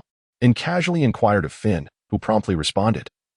After defeating the Navy at Base 113 and plundering White Bird Town, the Explosion Pirates did not head for the Grand Line, but instead ventured to the black market in the South Sea. "What is this black market?" and asked, intrigued by the mention of this place. Finn continued, "The black market is a mysterious underground organization in the South Sea, whose origins remain unknown. It is rumored to open once a month, where one can procure anything given sufficient funds." "Anything? That sounds exaggerated," and scoffed at the notion of the black market's allure. "Once we locate the Explosion Pirates, I shall take matters into my own hands," and declared, his gaze icy as he stared out the window at the ravaged naval base. "Commodore, please allow me to join Colonel Mars in the search for the Explosion Pirates. I implore you," Finn suddenly requested, certainly sensing the fury in Finn's tone, and acquiesced to his request. "Sally, Doreen, you 2 shall accompany me to Whitebird Town. The management of the 113th Division is entrusted to you, Mars." Having delegated his responsibilities, and departed the office with the 2 women, dressed in casual attire, the 3 ladies traversed the roads of Whitebird Town. In stark contrast to the lively scene of birds soaring through the distant mountains, the town, recently ravaged by pirates, had yet to recover. Blood-stained cobblestones lined with shuttered shops bore witness to the aftermath of the assault. Upon entering the tavern in Whitebird Town, and led the two women past the vacant tables to the bar. It wasn't long before a voluptuous woman with striking red hair approached them. "Ladies, may I offer you a drink?" she inquired. With choices of juice, milk, or beer, the three women opted for their respective preferences. A few minutes later, the charming proprietress remarked with a smile, "You three are not locals, are you?" How did you know?" Sally asked curiously, wiping the milk from the corner of her mouth. Observing Sally's gesture, the owner chuckled and gestured outside, saying, "These days, no one in Whitebird Town comes to the tavern for a drink." "Why?" Sally continued to inquire. Upon hearing her question, the proprietor's eyes reflected a hint of reluctance as he caressed the bar and replied, "Because everyone longs to leave this island for a safer haven. This town is fraught with peril. Being the closest island to the upside-down mountain, it is annually besieged by a multitude of pirates. Despite the presence of naval protection, Whitebird Town frequently endures pirate incursions. Given the recent tribulations, the townsfolk have collectively resolved to relocate to the nearby kingdom of Gelros." "I see," Sally remarked. "But now you need not move," and said softly as he sipped his juice. "Why?" The boss, perplexed, wiped the glass cup in his hand. The taste of leaving one's homeland is undoubtedly bitter, and sat up from his chair and walked outside. Of course, who would wish to lead a life of wandering if stability could be attained? The boss gingerly placed the glass cup back into the display case. "Alas, the pirates have returned. Run." Panic spread across the island. "Come and see. I will ensure you live in peace," and declared as he stepped toward the door. On the stone path, the residents of Whitebird Town were fleeing in all directions. At the naval base, Finn noticed the appearance of pirates and hastily prepared to organize the soldiers for battle. A hand clasped Finn's shoulder. Recognizing the owner of the hand, Finn quickly spoke. "Colonel Mars, pirates have appeared. We must prepare for combat." Hearing Finn's anxious tone, Mars burst into laughter. "Do not worry. Majorin will not allow these scoundrels to wreak havoc." Before the words had left his mouth, brilliant fire meteors began to gather beneath the rosy clouds, resembling exquisite flowers adorning the carpet of sunset. On the stone path, the residents of Whitebird Town and the tavern owners stood with slightly parted lips, their eyes wide with disbelief, gazing at the sky, bathed in the last rays of sunlight, and strode toward the naval base. Amidst the crisp sound of footsteps, a reassuring voice echoed from afar. "Let us live peacefully here. From this day forth, this island shall no longer suffer pirate attacks." As stars fell, the heavens responded to the vow. White waves surged, blossoming to engulf evil. Chapter 78. To the Island of Dependence. Boom, boom, boom. The thunderous roar of cannon fire resonated across the island, metallic shells soaring towards the sea. On the dock, Mars raised his telescope to survey the waters. In the distance, a pirate ship was struck by cannon fire, erupting into flames and slowly sinking beneath the waves. "Let us go, Finn," Mars said, lowering the telescope as he turned toward the base. Witnessing the demise of the pirates, Finn clenched his fists, feeling an immense sense of exhilaration. "Wait for me, Colonel Mars." In the tranquil office, before the floor-to-ceiling window, and was deeply engrossed in paperwork, his small hands moving deftly as he naturally reviewed the documents. Although referred to as official papers, most were merely routine matters concerning the base. After signing a maintenance request for the base, and set down his pen, facing the vast sea, and stretched out his body, finally completing today's tasks. He retrieved some potato chips and cola from the space, then nestled himself on the sofa. The sloth mode commenced. The crunching sound of chips echoed through the office. "Generalin." The door to the office swung open, and Mars strode in unceremoniously. Fixating on the peculiar behavior of his superior, their eyes locked, and poised on the sofa with his head tilted backward, blinked in confusion as he withdrew a chip that was on the verge of entering his mouth. "Is there something you need, Mars?" Noticing the odd demeanor of his superior, Mars could not suppress the mirth in his eyes as he replied, "I've discovered the location of the black market in the South China Sea." Sitting upright on the sofa, and rubbed his dizzy head and groggily inquired, "Where is it?" "Specially for Idao." Mars's finger rested upon a small dot on the maritime chart, bypassing his superior. 3 divine birds soared over the town of Baijian, alighting upon the hull of a departing warship. "You 3 still know how to return." Anna scolded the trio on the deck while clutching a bag of chips. "Chirp." Little Red fixated on the chips in Anne's hand, her eyes sparkling with desire. "Chirp, you silly bird. Not a chance for those chips." And, puffing her cheeks, swiftly grasped Little Red's head and admonished her sternly, "Every day? It's nothing but eating and playing. Can't you engage in something worthwhile?" Witnessing Little Red's plight, Little Blue and Little Green hurriedly fluttered to Anne's shoulder, affectionately nuzzling her fair face. After a heartfelt lecture filled with parental love, and ultimately relinquished the thought of punishing Little Red, leaning over the ship's railing, resignedly observing the three birds joyfully competing for the chips. The shimmering surface of the sea gradually receded, revealing a secluded island in the northern South China Sea, pushed to the surface by the waves. This island, known as Pirate Island, is also referred to as the place where the notorious warlord of the sea, Don Quixote da Flamingo, conducts his business in the South China Sea black market. From the deck of the warship, and gazed into the distance, spotting numerous pirate ships heading toward the island. Among them was the explosive pirate crew, proudly displaying their bomb skull flag. "Majorin, are we truly going to proceed with this?"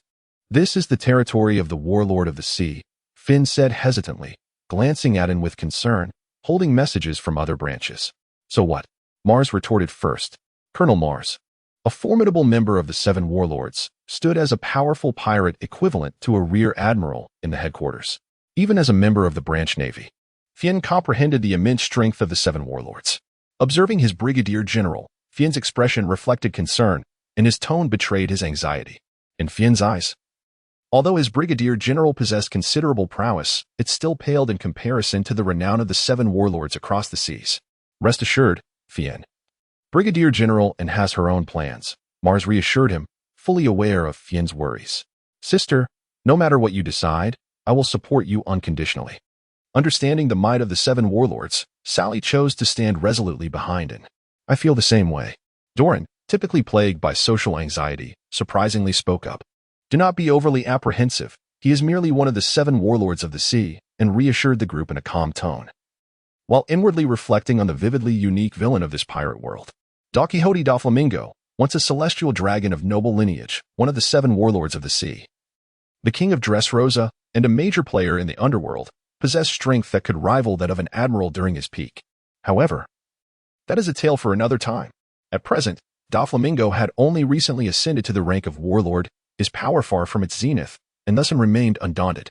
After tallying the number of pirate ships, and spoke once more, Mars summoned the remaining warships from the 113th Division for reinforcement, and simultaneously request support from the nearby divisions on adjacent islands. Indeed, upon receiving the command, Mars promptly retrieved his communication device to summon reinforcements. Buzzing sounds echoed. On Trelai Island, Jalabi, accompanied by his cadre, made his way toward the stone auction house at the center of the town. The usually boisterous pirates, who flaunted their dominance upon the seas, maintained an unusual calm when faced with the taunts of local shopkeepers.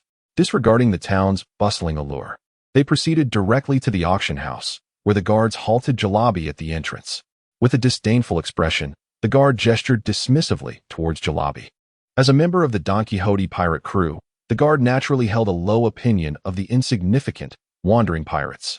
Presenting a bag of treasure with utmost respect to the guard, Jalabi felt no discontent towards this inferior sentinel. Unlike many ignorant pirates roaming the seas, Jalabi understood that the world of piracy was not solely about violence, but also about the intricacies of human relationships. Weighing the purse in his hand, he noted its substantial heft compared to previous occasions, prompting the guard to assign him a seat closer to the front. Approaching the auction house and taking his place near the bidding platform, Jalabi tapped 2 coins together, enchanted by the alluring sound of wealth. Meanwhile, at the entrance of the auction house, the guard obstructed an attempt to enter. Exuding a hint of conqueror's haki, an overwhelming aura surged toward the guard. The outstretched hand froze mid-air. Enveloped by the conqueror's haki, the guard felt as though he was being scrutinized by a mighty lion from above, his complexion turning pale as his body began to tremble uncontrollably. Withdrawing the conqueror's haki, and disregarded the guard and stepped into the auction house. As it entered the auction hall, the remnants of the conqueror's haki dissipated, leaving the guards sprawled on the ground, gasping for breath. "I must urgently inform my superior." Escaping from their fear, the guards dashed towards the backstage of the auction house. On the vast ocean, a red pirate ship adorned with a sunflower figurehead emitted the distinctive sound of a transponder snail. On the deck, a man sporting an ostentatious sunflower hat and a well-defined torso answered the call. Diamante, listening intently to the message transmitted through the transponder snail. The man's crimson cloak billowed behind him in the wind. With a swift motion, he transformed the flowing cloak into a sharp blade, striking at the approaching sea creature. A line of blood appeared across the creature's body, followed by a gushing spray of crimson. Intrigued by the information relayed by his subordinates regarding a potential powerful adversary, the man withdrew his cloak, converting it into a sturdy shield to fend off the ensuing blood rain, commanding his ship toward Dressrosa Island. Atop the mast, the pirate flag of the Don Quixote pirates, marked by a diagonal slash across a grinning face, seemed to emit an inaudible laughter in the air, perhaps reflecting the childhood experiences of Doflamingo himself. Chapter 79, Diamante. Why has the auction yet to commence? Within the auction hall, some impatient pirates struck their weapons against their seats, their voices rising in a cacophony of discontent. As the discontent among the pirates grew, the entire auction house began to resonate with a cacophony of noise. Amidst the jarring clamor, and surveyed the figure of Jeremy seated beside him, who remained serenely oblivious. His eyes closed as if the uproar of the pirates had faded into silence for him. Amidst the disgruntled murmurs of the pirates, a middle-aged man hastily ascended the auction platform, gently tapping his gavel against the auction table. His piercing gaze signaled the nearby guards to restore order. Responding to his command, the guards brandished their weapons and approached the unruly pirates. Noticing the guards' movements and the chilling aura they exuded, most of the pirates regained their composure, quieting down, though a handful of oblivious ruffians continued their frenzy. Observing the persistence of these insolent pirates, the man on the platform, seething with rage, commanded, "Drag them out and execute them." The guards, obeying the order, subdued the disruptive pirates. "What do you want? Let us go," the pirates protested. But their struggles were met with indifference as they were dragged away, accompanied by the wails of death echoing from outside. The middle-aged man fixed his sharp gaze on the crowd below, his icy voice resonating throughout the hall. "This is the territory of the Don Quixote family. We shall not allow chaos to reign. As for the commencement of the auction, it would begin upon the arrival of Lord Diamante." Addressing the audience, the middle-aged man disclosed a shocking revelation.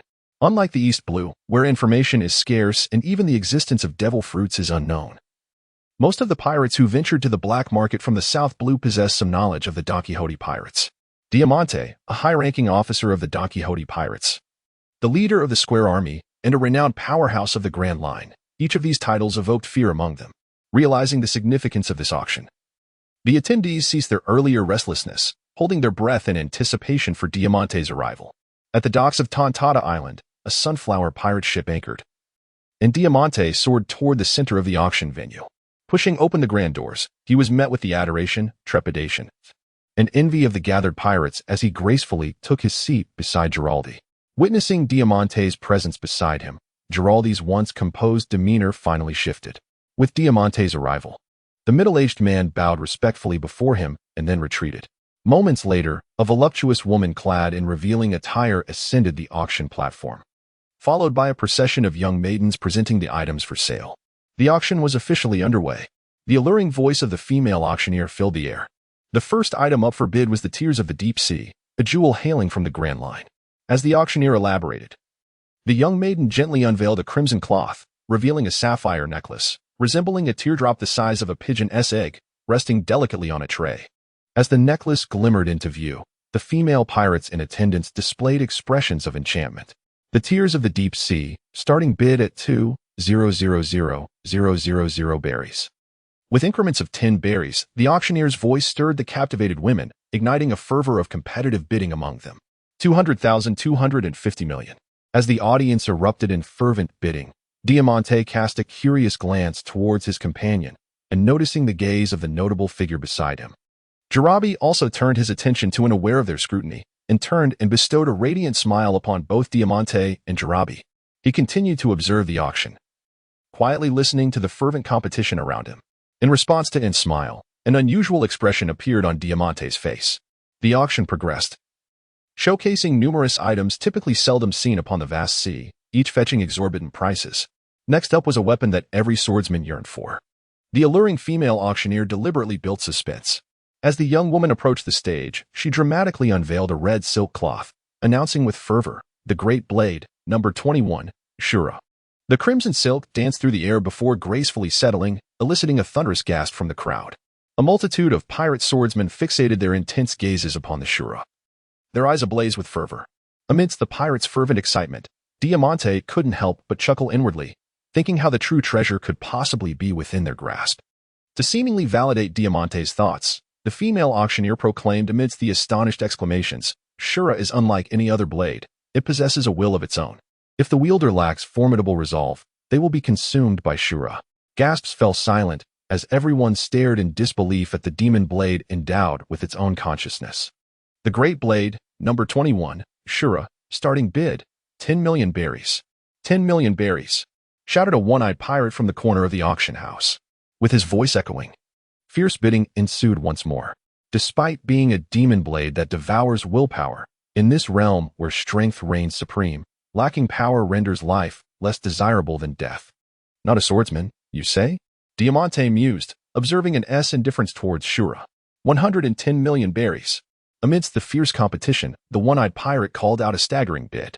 Is this a jest? For 110 million berries, one could acquire a devil fruit instead. Faced with such exorbitant prices, the other pirates relinquished their competition, ultimately allowing the one-eyed pirate to acquire the fabled demon blade Shura. After settling the payment, the one-eyed pirate hastily departed the auction house with Shura in hand. Within the auction hall, no one resorted to the violent acts of murder and theft as often depicted in novels. Instead, all eyes were riveted on two fruits concealed beneath a crimson silk cloth on the stage. Meeting the expectations of the crowd, the female auctioneer presented the two devil fruits, showcasing them to the eager audience. The peculiar patterns adorning the fruits, emblematic of power, captivated the attention of the pirates. Unlike the stringent conditions for wielding the demon blade Shura, the devil fruits promised miraculous abilities to anyone who consumed them. Should fortune favor one in devouring a potent fruit, they could ascend to become a formidable force upon the seas. Wealth, fame, power, and beauty would inevitably follow. Let the auction commence. The pirates clamored excitedly from the audience. Casting a glance beside him, Jarabi was no longer the epitome of tranquility. His face now radiated exhilaration. Having tasted the power of the devil fruits, Jarabi understood their might. If he could amass more of these fruits and establish a crew of devil fruit pirates, he would undoubtedly dominate the Grand Line. As the auctioneer announced the starting bid, the fervent and reckless Jarabi shouted an astronomical sum of 700 million berries. Amidst the envious and astonished gazes of fellow pirates, Jarabi secured the two devil fruits with his considerable wealth. As the auction hammer struck, he tossed several bags of treasure and berries to the auction staff, laughing heartily as he prepared to claim his rightful fruits. Yet, in the moment of his utmost triumph, misfortune loomed ominously nearby. Jarabi, do you remember the 113th naval branch? The gentle voice of Enchiling jolted Jarabi from his reverie. Even without turning to face the source of the voice, he could feel the chill emanating from its gaze. It was not a mere coldness. It was a disdain that pierced through to his very core, akin to a deity looking down upon insignificant insects scurrying across the earth. Awakened from his dream, Jarabi felt the icy glare upon his back and, with a grim expression, rushed toward the devil fruits.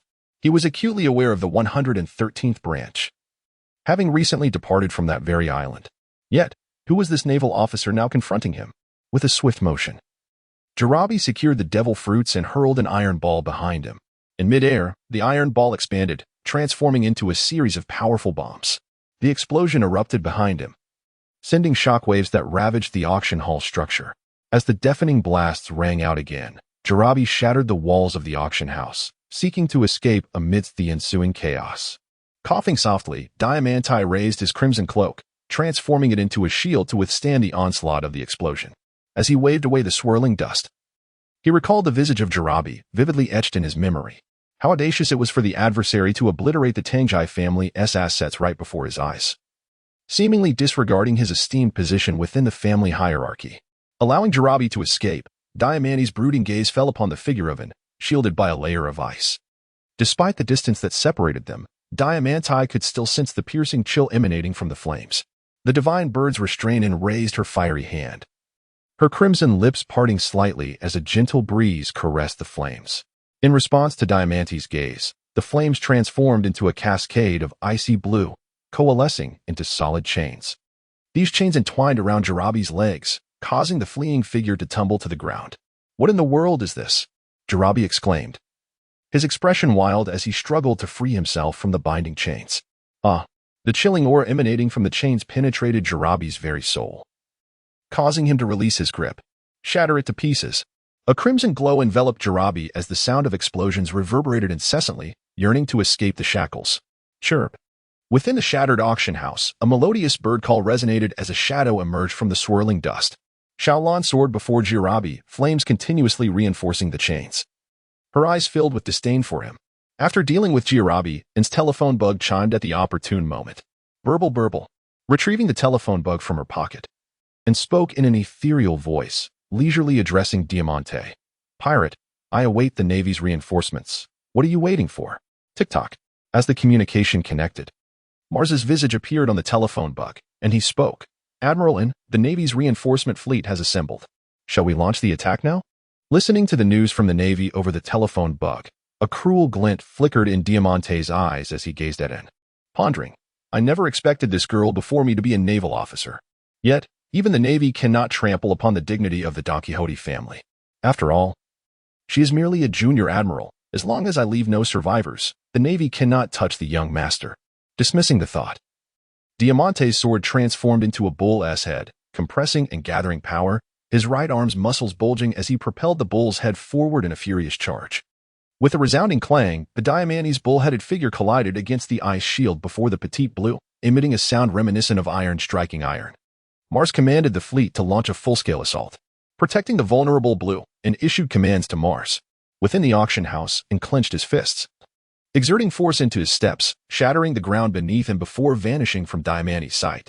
In the nearby waters of Terrae, heeding Anne's orders, Mars, accompanied by the naval fleet deceitfully gathered in the name of Capo, officially commenced the offensive.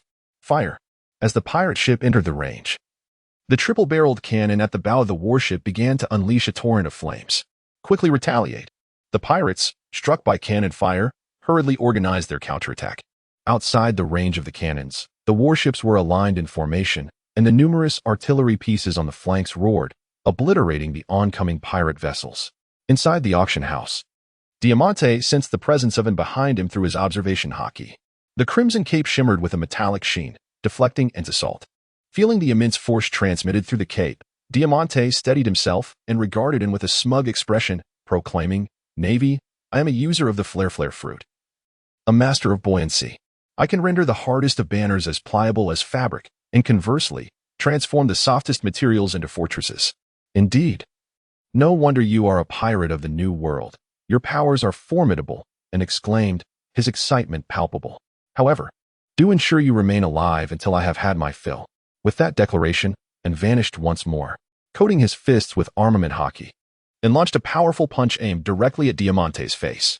Clad in hockey, Diamante swung his long sword to intercept Anne's iron fist. The tearing wind from the collision grazed his cheeks, leaving him with the sensation of being cut by a blade of air. The echoes of their clashes resonated throughout the auction house, each of Anne's strikes leaving indelible marks upon Diamante. Damn it, when did the Navy produce such a remarkable individual? Realizing that his sword strikes were consistently falling short, Diamante distinctly sensed that his opponent was not yet exerting his full strength. With a fierce determination, Zhao's petite form became a vessel of concentrated power. A low growl escaped her lips as an overwhelming force surged forth, erupting from her clenched fist. Unfortunate. Feeling an unexpected surge of force emanating from the blade, Diamante was abruptly sent flying. In midair, he utilized the abilities of the flap fruit to halt his backward momentum. Yet before he could regain his composure, Anne's assault swiftly followed. The divine bird assault. The temperature in the auction hall surged dramatically, as the little red transformed into a blazing sun, with a flock of fiery divine birds soaring directly towards Diamante. It was imperative to evade these flaming avians. Having narrowly escaped the first, Diamante felt the searing heat of the flames, raising his vigilance. With a blade driven into the ground, he activated the ability of the floating fruit, causing the earth to tremble and morph into waves that began to obstruct the fiery birds. Explosions reverberated continuously, creating craters on the surface, while the shockwaves relentlessly ravaged the interior of the auction house, reducing the once proud auction platform to mere ruins. The divine birds freeze at an unknown moment. Both Xiaolan and Anne appeared behind Diamante simultaneously. The icy blue flames began to consume Diamante's form, dulling his will, until ultimately he transformed into a statue of ice. With a crisp crack, the ice began to splinter from within after a few moments, and Diamante, trembling, started to seek out its presence. Stop searching. I am here. Allow me to warm you. Anne's fist, imbued with a fiery crimson hue and bearing the weight of 1,000 pounds, delivered an uppercut to Diamante's chin, momentarily incapacitating his mind. Bang! A spurt of blood erupted as the overwhelming force transformed into a sonic boom, propelling Diamante's body through the shattered roof of the auction house towards the heavens. At the port of Dressrosa, the pirates of the Don Quixote family were rallying the island's brigands in preparation for the impending assault by the navy. Lord Diamante. Upon noticing the silhouette that had breached the auction house's dome, the pirates of the Don Quixote family displayed expressions of dread, instantly descending into chaos. Inside the auction house, and relentlessly pursued, his legs slightly bent, muscles coiling with power as he propelled himself off the ground, causing cracks to spiderweb across the floor. He transformed into a meteor. Hot on Diamante's trail. In the sky, Diamante's flamboyant sunflower had long since vanished, and his red cape bore numerous tears. Realizing and was in close pursuit, Diamante, regaining his senses, uttered with a bloodied mouth, "The navy will not spare you. Our Don Quixote family is no mere rabble of weak pirates from the seas." Recognizing his imminent demise, Diamante spat forth his final words. "I shall await Doflamingo to avenge you. Until then, take care of yourself." With fists clenched, crimson sakura flames spiraled upwards, as he raised his arms above his head, his fingers cracking ominously. "Behold my technique." The iron fist of the abyss plummeted. The sakura-enveloped iron fist, imbued with the flames of the phoenix, descended like a comet striking the earth, crashing down onto Diamante's body with unrelenting force. The tremendous impact shattered Diamante's bones, sending his body hurtling from the sky into the abyss below. On the ground, the pirates of the Don Quixote family gazed up in panic at the rapidly descending Diamante, scrambling in all directions to flee. The thunderous roar reverberated throughout the vicinity of the Tirai Island dock, causing the earth to erupt in a massive cloud of dust. The ground cracked and crumbled like a spider's web, inch by inch, succumbing to the force of the shockwave. The pirates who had failed to escape the collapsing soil were buried beneath it, ultimately forming a vast pit. As the dust settled, Diamante lay at the bottom of the pit, his face contorted in agony as he fainted from the internal pain. On the surface of the sea, all the naval forces heard the thunderous explosion from the island, and witnessing the triumphant presence of, and in the sky, their spirits soared. "Charge forth. Annihilate these pirates. Justice shall prevail." How could such high-ranking members of the Don Quixote family be defeated so swiftly, with disbelief in their eyes? The pirates braced themselves against the new onslaught from the navy, desperately seeking an escape route. Truly, she was the granddaughter of Vice Admiral Garp. The commanders from other naval bases noted the billowing dust over the island and expressed their admiration. In the heavens above, having dealt with Diamante, the so-called Little Karami, and gaze fell upon the battlefield at sea. Observing the stalemate between the two sides, she soared towards her vessel. On board the naval ship, Commander Mars refrained from joining the fray, choosing instead to remain aboard and survey the battlefield. A competent leader must maintain composure at all times. Meanwhile, Sally, Dorian, and Finn engaged in skirmishes with the pirates attempting to breach the blockade. Chafe. On the pirate ship, Sally's face flushed crimson as her figure vanished in an instant. Subsequently, to the astonishment of the pirates, a finger gun pierced through one of their hearts. That marked the 37th, counting the pirates she had slain. A sense of worry for Doreen filled Sally's heart, prompting her to hastily employ her moonwalk to commence her search. Slash, slash, slash. The white garment was stained crimson with blood as Doreen gripped her bloodied longsword, cleaving the pirate captain's head from his shoulders. Kill, kill, kill. In a stark departure from her usual shyness and serenity, the once beautiful black eyes of Dolan transformed into a mesmerizing crimson. She appeared almost possessed, unleashing a ruthless slaughter upon the pirates that surrounded her. Upon witnessing their captain's severed head, the pirates, in a state of panic, scattered like frightened birds. Run for your lives. Stripping away the guise of a pirate, one discovers that beneath lies merely a common individual indulging in primal instincts. Confronted by a more menacing adversary, the inherent cowardice of humanity is laid bare. As the fleeing pirates are pursued, Doran, with a palm aglow in azure light, strikes the back of a pirate, instantly freezing all in their flight. With a swift flourish of her blade, she weaves through the throng of pirates, severing heads that soar into the heavens. Unleashing a flurry of slicing strikes, she lays waste to the pirate vessel and continues her pursuit towards another ship. "Doran, cease this madness," cried Sally, grasping her friend's shoulder in an urgent plea. Blinded by rage, Doran, upon sensing an obstruction, pivoted and lunged her sword towards Sally. At that moment, the retreat bells tolled across all naval ships.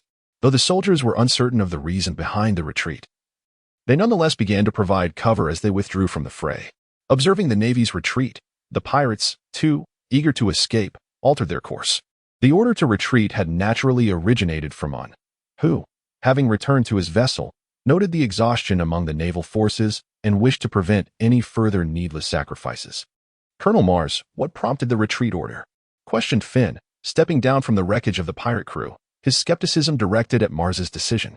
Mars, however, paid no heed to Finn's complaints, his gaze fixed upon In's receding silhouette. "General."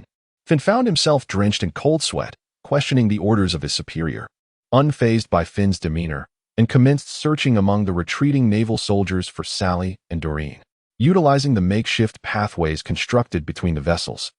All naval personnel returned to their respective ships. Yet, where were Sally and Doreen? A wave of uncertainty washed over him as it unleashed his observation hockey, enveloping all the ships in his perceptive grasp. "I found them."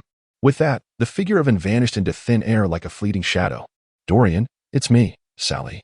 Sensing the murderous intent emanating from the bloodied sword, Sally swiftly evaded the attack, yet a slender crimson line appeared on her face, marking her with blood. "Dorian, please wake up." Dorian had completely lost consciousness, and the situation was far more dire than before. Sally felt a surge of anxiety within her, desperate to awaken her companion.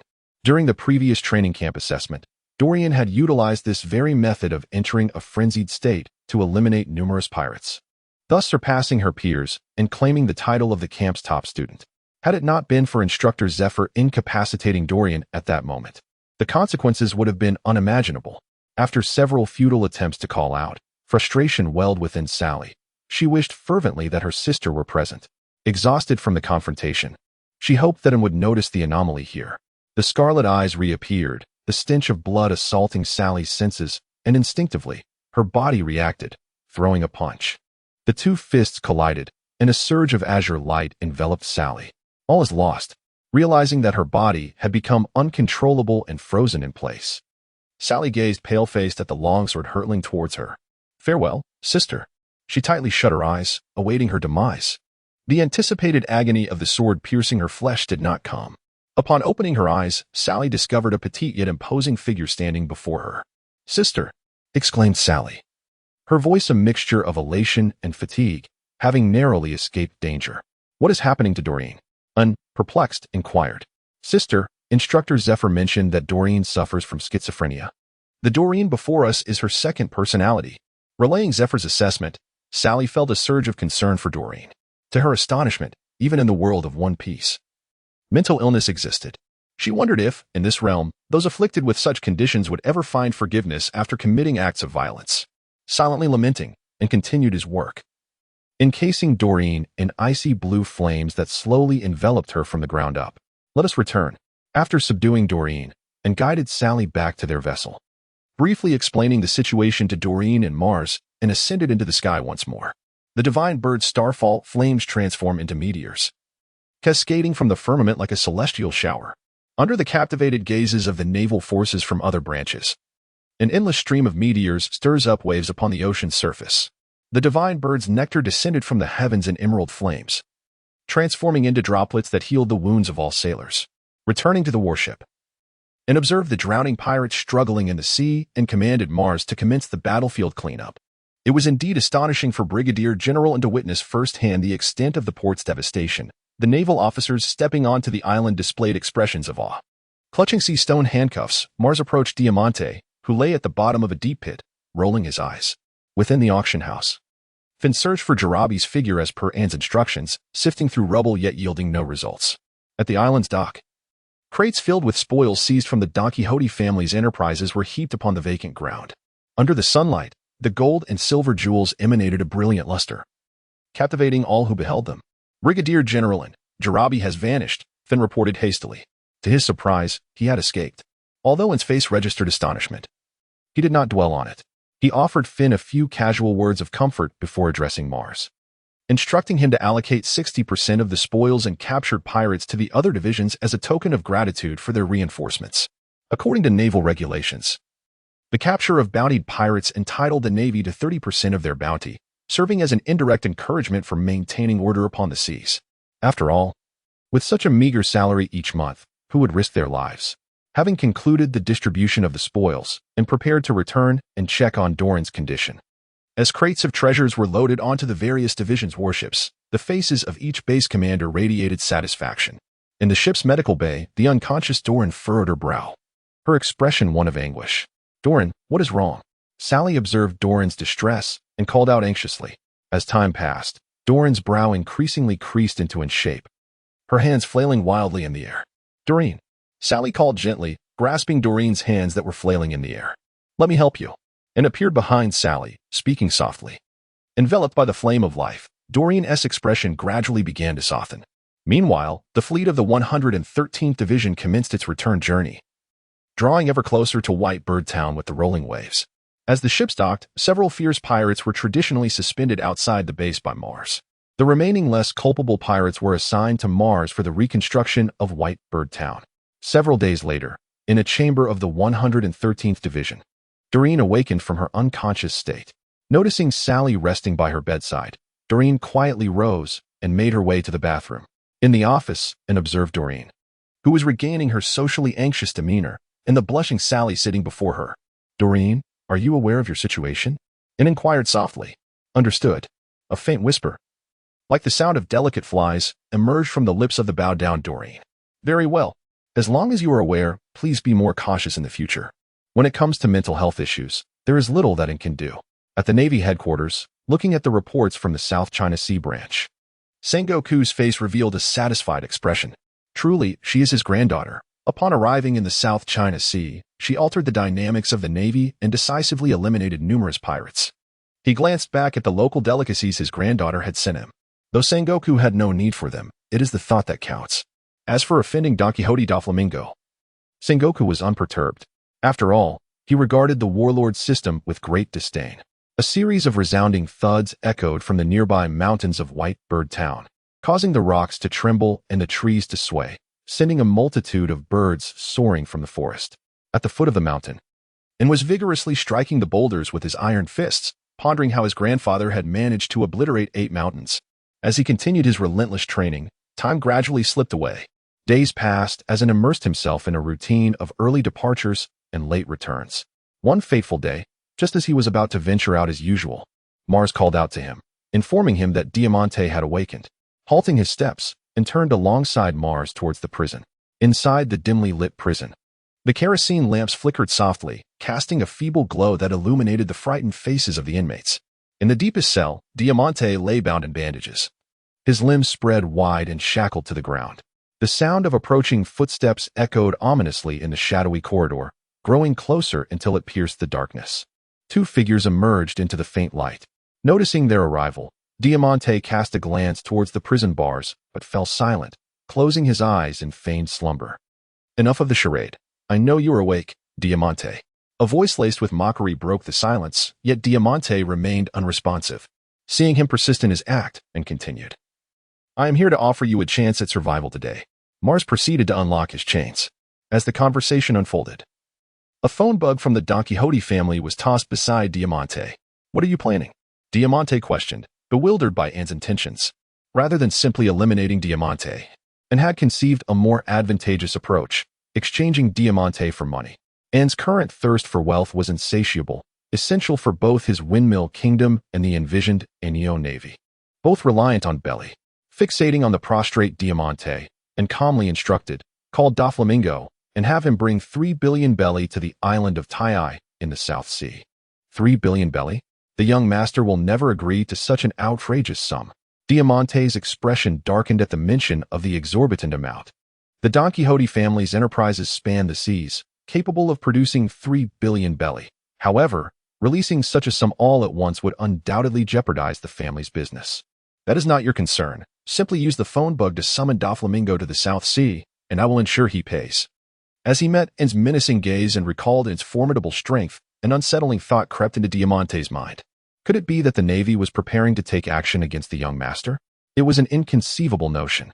Suddenly, Diamante abandoned this notion. Even if the Navy were to act, the world government would never consent. As his thoughts swirled, Diamante eliminated one possibility after another, ultimately arriving at a singular conclusion. The female naval officer before him intended to take action against the youth. Upon realizing this, Diamante gazed at and with an expression of incredulity. "Have you made up your mind?" Even if you choose not to contact Don Quixote da Flamingo, I possess my own means of reaching him, and remarked nonchalantly, Huh. Upon confirming that it was indeed in solitary thought, Diamante cast a mocking glance toward him and promptly dialed the phone buck. Diamante conceded that it was stronger than himself. However, he could not bring himself to believe that it could surpass the young master. The young master, after all, was a man imbued with the aura of a king. Soon, the phone bug transformed into the visage of Doflamingo, adorned with tinted sunglasses and draped in a flamboyant pink feather coat. Diamante, what is it that you seek? Young master. Diamante was about to explain his predicament when it abruptly seized the snail phone and declared, Doflamingo, if you wish to preserve Diamante's life, you must deliver 3 billion berries to the island of Dressrosa in the South Sea. He. Although puzzled by Diamante's plight, Doflamingo's mocking laughter echoed through the phone, accompanied by a query, and who are you? You need not concern yourself with my identity. Just remember to bring the 3 billion berries to Dressrosa in the South Sea, or prepare to collect Diamante's remains, and retorted, swiftly ending the call before Doflamingo could respond. Far away in the palace of Dressrosa, seated upon his throne, Doflamingo seethed with rage upon hearing N's threat, storming out of the palace. Outside, he employed the powers of the string fruit, using threads to pull the clouds as he soared toward the South Sea. Such trivial matters. Within the confines of Branch 113's prison, and cast a disdainful glance at Diamante. Upon leaving the prison, and resumed his training regimen. After a few days, realizing the time was ripe, he delivered a decisive blow that rendered Diamante unconscious and set off towards Dressrosa Island with him in tow. After several days of arduous travel, Doflamingo finally arrived at the designated location, his gaze falling upon the ravaged remnants of the island and the scars left by battle, lost in contemplation. The particularly deep pit at the harbor served as a stark reminder of the formidable strength of the individual who had vanquished Diamante. Shaking off his reverie, he lifted his eyes to the distant sky, where his observation hockey informed him that someone was approaching. Soon, the unconscious form of Diamante appeared on the island. Doflamingo chuckled in surprise, realizing it was the Navy. His expression darkened as he observed in carrying Diamante. Navy? Did your superior not inform you to steer clear of the Shichibukai?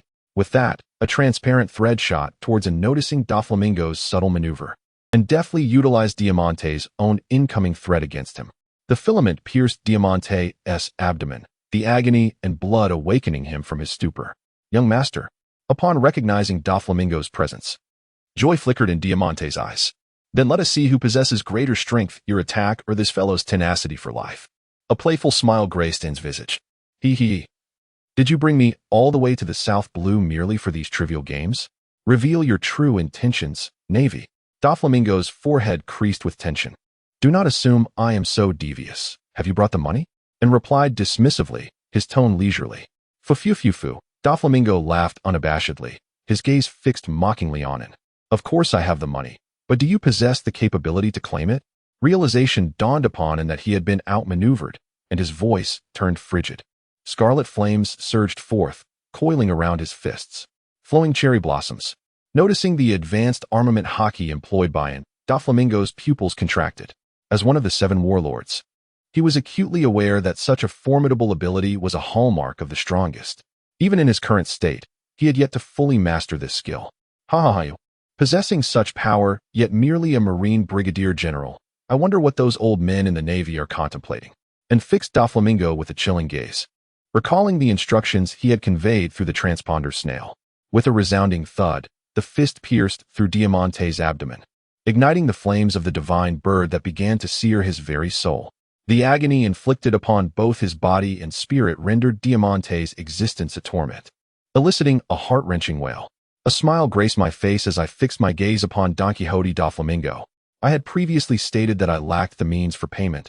Thus, you should prepare to collect his remains. Once this detritus is dealt with, it shall be your turn. Casting aside the half-dead Diamante, I turned my attention to Doflamingo. Witnessing Diamante's plight, Mingo, in a fit of rage, lost his composure and acted decisively. The flames of the fire fist, once liberated from the clenched fist, consumed the transparent threads and surged forth towards Don Quixote da Flamingo. How is that possible? Upon discovering that his thread had been incinerated, even with sunglasses on, one could still discern the astonishment in Ming Ji's gaze.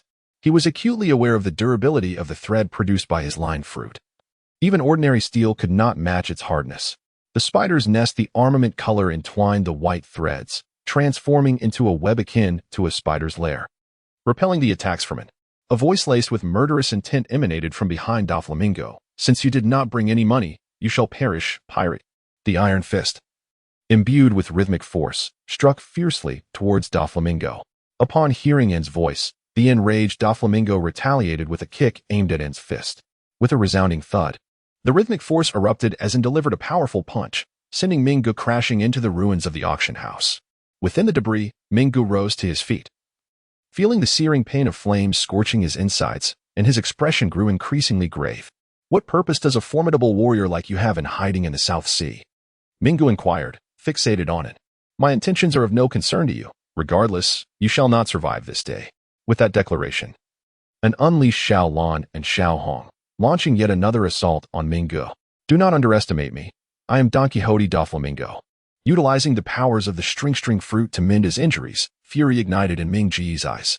With deft finger movements, he manipulated the strings, conjuring a multitude of threads that converged before him, slowly forming a new incarnation of Mingu. The five-colored thread, the whip, two individuals, each employing distinct techniques.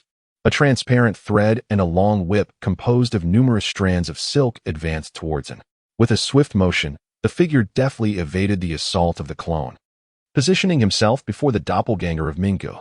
The Iron Fist meteor struck with relentless force, as he unleashed a barrage of blows imbued with the tempestuous essence of flowing cherry blossoms. His fists, enveloped in a fierce gale, relentlessly bombarded Mingu. Armed with razor-sharp black threads, Ming Ji's fists collided with N's, the clash of their darkened haki resonating with the sound of metal meeting metal. Just as the two stood in a moment of stalemate, the clone of Mingu materialized behind it. The descent of the scoundrel approached the island of Tlay in the South China Sea. A hand bore a sharp white line, emitting a sound that pierced the air as it lunged toward N's back. Chirp! The two divine birds emanated an aura of majesty. Fixated intently on the approaching clone of Doflamingo, the deep blue flames transformed into an ice shield, effectively thwarting the assault from the clone. Enraged by the enemy's audacity to ambush their master, the crimson flames morphed into fiery spears aimed at the foe. With a subtle movement of her fingers, a barrage of white threads erupted, forming a protective shield that blocked the incoming fiery spears. Witnessing the failure of the ambush, Doflamingo commanded his clone to evade the onslaught. The fiery spears pierced through the incinerated thread shield, igniting an unquenchable flame upon the ground. Observing the enemy's retreat, the azure bird shot a fierce glare at the ineffective red bird, suddenly engulfed in flames as her form swelled and soared into the sky. Blossoms of deep blue flames materialized before her, coalescing into chains adorned with icy blades at their tips. With her grand wings unfurled, she unleashed a barrage of chains upon the battlefield. Dodging N's iron fist, Doflamingo stared in disbelief at the ice-blue chains sealing off the ground. Damn! What kind of devil fruit is this? Why is it not documented in the Devil Fruit Compendium? As a former celestial dragon, Doflamingo had perused the compendium, yet remained utterly ignorant of its fruit. True divine bird's thousand chains. Accompanied by Doflamingo's astonishment, the ice-blue chains, imbued with a profound chill, plunged directly into the earth. In the realm of Kongdao, a powerful kick sent the incessantly shooting chains soaring into the air, while the frost enveloping the black toes and the lacerated body heightened Ming Ji's ascension towards the heavens. With no target, the chains plunged into the ground, unleashing a torrent of earth, followed by a chilling blue frost that began to encase the terrain. Within mere moments, half of the Tai Lai island transformed into a frozen hell. Suspended in midair, Mingu shattered the ice clinging to him with an imposing presence, gaining a renewed understanding of N's prowess. As he withdrew the exhausted flame from Xiaolan and remained indifferent to Ming Ji's thoughts, launching the iron fist entwined with Luing once more towards him. On the icy surface, Xiaohong unleashed the divine fire of the phoenix, pursuing the elusive avatar of Mingu as it dodged the icy chains. The divine fire melted the impenetrable frost, creating a mesmerizing tableau where fire and ice coexisted in harmony. Amidst the swirling smoke, a thick white hempen thread emerged, slicing through the mist and instantaneously cleaving Xiaohong's form in two, before severing a distant building with swift precision. With a resounding crash, the house slid down the smooth, angled surface, crashing onto the icy expanse below. Flames swirled, surging along the threads of the doppelganger, Mingu, realizing something was amiss. There was no time to sever the connection. The fiery figure, Xiao Hong, had already arrived before him. The flames entwined around the attacking right hand, and the forearm, crafted from delicate threads, was reduced to ashes in an instant as the fire continued to spread upwards. At that moment, a glimmer of cold light flashed by. Minggu had unexpectedly appeared near the doppelganger, delivering a decisive strike that severed the arm engulfed in flames. Immediately, his claw, shrouded in a dense coating of armament haki, lunged towards Xiao Hong. Faced with the formidable threat emanating from the potent haki, a flicker of fear crept into Xiao Hong's striking eyes. Xiao Hong, in a moment of urgency, and rushed towards Minggu upon witnessing his companion in peril, and was uncertain about the consequences if Xiao Hong were to be struck by the armed color. In this world, if one were to ponder who had accompanied him the longest, there would be no doubt that it was the creations of his own making, Xiao Lan and Xiao Hong. To this day, they had both become inseparable members of N's family. Thus, he dared not, nor wished to gamble on such a possibility. A chilling gust of wind from a fist surged from behind, and Minggu, with a fleeting glimpse of observation, noticed the panic etched across N's face. A smirk of triumph spreading across his own. Withdrawing his claw that was aimed at Xiao Hong, he countered N's punch, disregarding the penetrating pain inflicted by Lu Ying. Ming Ji's left palm turned, fingers splayed as he forcefully lifted upwards. A boastful laughter escaped his lips. Ha ha ha. Navy, you are still too young. Amidst his laughter, the ground lost its former heavy hue, transforming into several white, serpent-like spikes, the tips entwined with Ming Ji's unskilled Lu Ying. The spike shot forth, brutally piercing through N's back. Crimson blood trickled down the spikes as Lu Ying further ravaged N's body. A raucous laughter erupted from Ming's lips as he exerted force with his left hand, attempting to drive the sharp spike through N's heart. With a sharp exclamation, under the dual torment, N's expression contorted in agony, followed by a copious spurt of blood. Witnessing N's profuse bleeding, Ming grew increasingly triumphant, and with a swift motion, he sent N flying with a powerful kick. As he gazed at the fallen and on the ground, a look of perplexity crossed Doflamingo's face. Indeed, as a pirate, one is inherently treacherous and cunning. Wouldn't you agree, Doflamingo? N's voice rang out once more. This time, Doflamingo truly imparted a lesson to N. In the world of pirates, there are forthright warriors like Carp and Shanks, and there are also devious scoundrels like Doflamingo himself. Fufufu, what nonsense are you spouting? Do you still cling to your Navy's so-called justice? As his words fell, Doflamingo's laughter grew more pronounced, his arms outstretched, his pink coat billowing as the tempest stirred up dust, radiating his unique aura. Fufufu, your Navy's justice is outdated. In these waters, only the strong embody justice. Thus, this is the very reason you took the lives of your father and brother. Silence. Upon hearing N mention his foolish father, Doflamingo bellowed. Subsequently, his aura surged, and in a mere few breaths, a menacing presence emanated from him. Dark red lightning danced in the air. In that moment, Doflamingo finally revealed the regal spirit of a king. The howling winds swept the rubble and dust towards N, as Doflamingo's conqueror's haki bore down upon N's will. You know nothing. The voice of Doflamingo resonated with intense fury. If it were not for that fool, I would have been a celestial dragon, living the most comfortable life in this world. Yet, it is precisely due to that absurd and whimsical decision that my mother, Razanani, and I, who ought to exist as noble beings in the holy land of Mariehua, have been reduced to mere slaves, subject to the humiliation of these lowly commoners in the North Sea. The conqueror's haki surged within him, veins protruding from his forehead, as he recalled the moment the 5 elders had rejected him.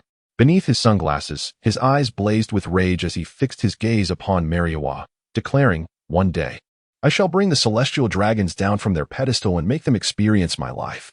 In contrast to Carp's conqueror's haki, Doflamingo's aura had no effect on Sand.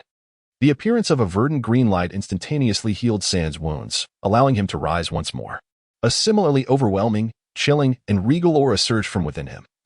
Colliding directly with Doflamingo, the two forces of Conqueror's haki clashed between them, the dark red lightning ravaging the already shattered ground beneath.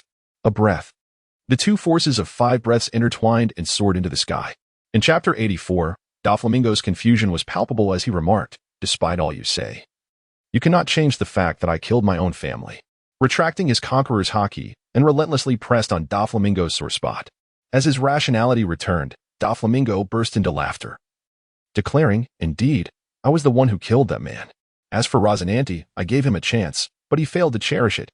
In an apparent attempt to console himself, he attributed reasons to Rosinante's demise. Marine, how did you uncover my identity? Doflamingo was more curious about how his status as a celestial dragon had been revealed than about his own past. He had always concealed his identity well, known only to a select few. My grandfather is Garp, once again using Garp as a shield, and raised his fist and charged towards Doflamingo. Cap. Initially, Doflamingo was taken aback, but soon his expression darkened. He had presumed that Ace was merely a formidable Navy officer devoid of any influential backing, believing that once he defeated her, he could do as he pleased. However, it became increasingly evident that he had been quite naive. As he evaded Ace's powerful iron fists, Doflamingo began to discern more clearly the resemblance to Carp. As the ability of the string fruit was unleashed, Doflamingo delivered a fierce kick to the abdomen of his opponent. And days passed as the sun set and rose anew. 2 days later, at the heart of Dressrosa, shrouded in a birdcage, the clash of crimson iron fists and slender black strings echoed as Zen, utilizing all his might, sent Doflamingo hurtling away, carving a trench into the ground, retracting his fist, and gasped for breath, his parched throat ablaze with pain. His tattered navy uniform was soaked in blood, with only half of his justice cloak billowing behind him. At the end of the gouged trench, beads of sweat cascaded down Doflamingo's forehead, the imprints of fists on his body and the rise and fall of his chest betraying his fatigue.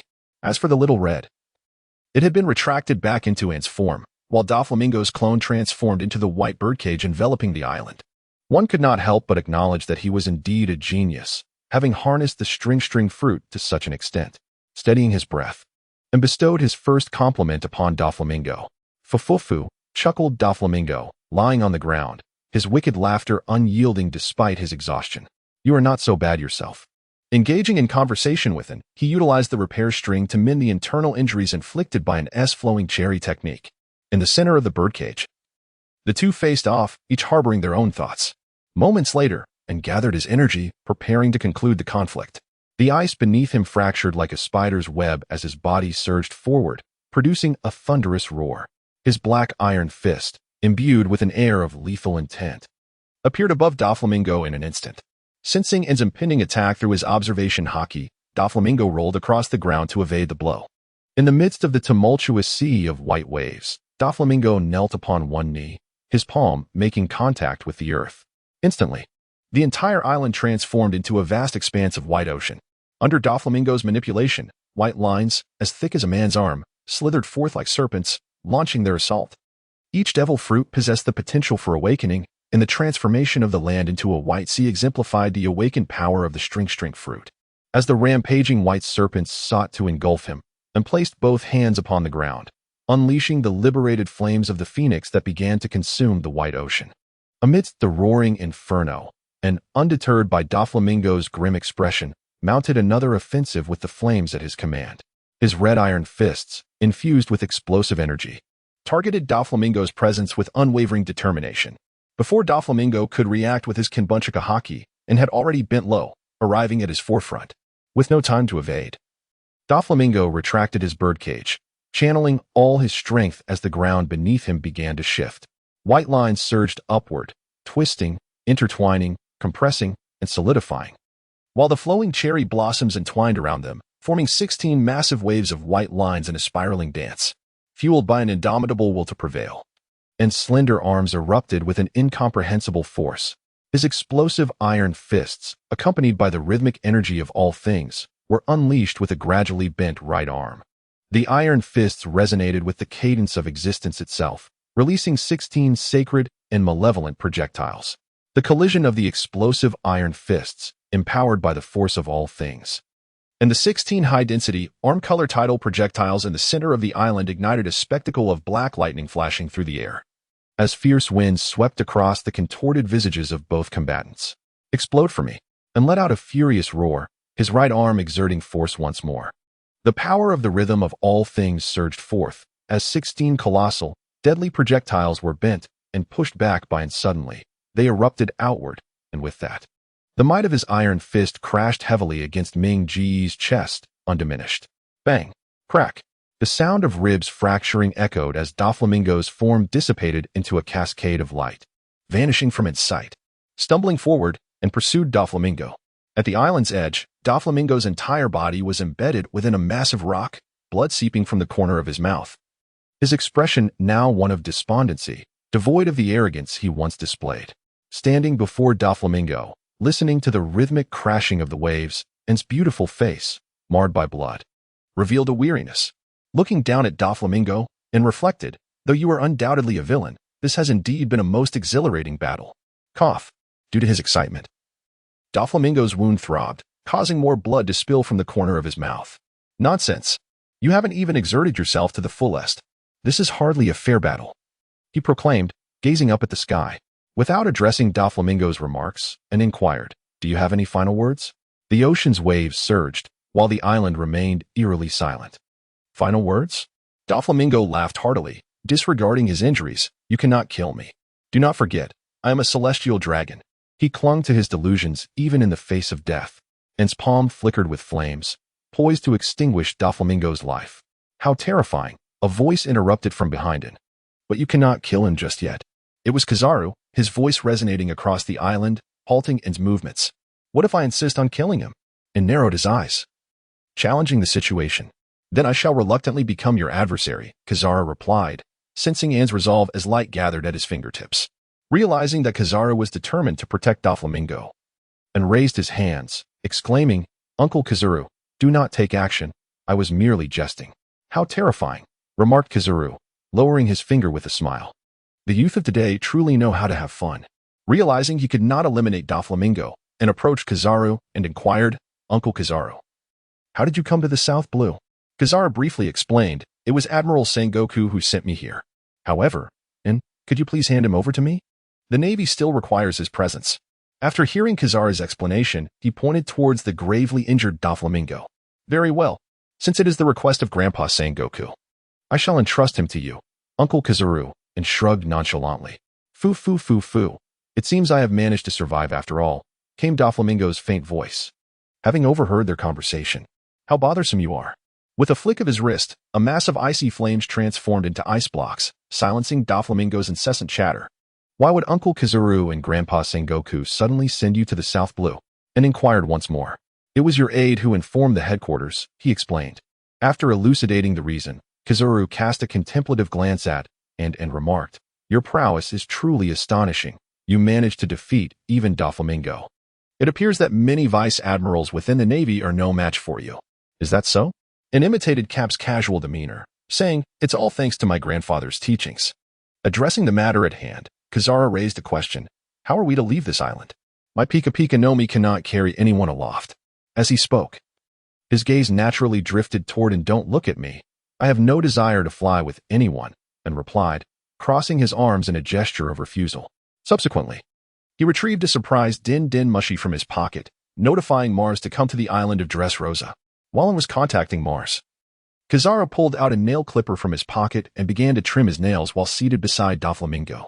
With nothing better to do and also settled next to Doflamingo, watching Kizaru meticulously groom his nails. Time passed slowly. Suddenly, Kizaru paused with the nail clipper in hand and attempted to call headquarters using the Din Din Mushi. Why can't I get through? He stared at the unresponsive creature, then turned his gaze to one. Did I dial the wrong number? Uncle Kizaru, why not try another number? Is that so? Huang Yuan changed his number and continued his attempts. Amidst the colossal stones, the severely injured Minggu observed the two fools, one large and one small, wielding a listening device while making calls. A perplexing thought crossed his mind.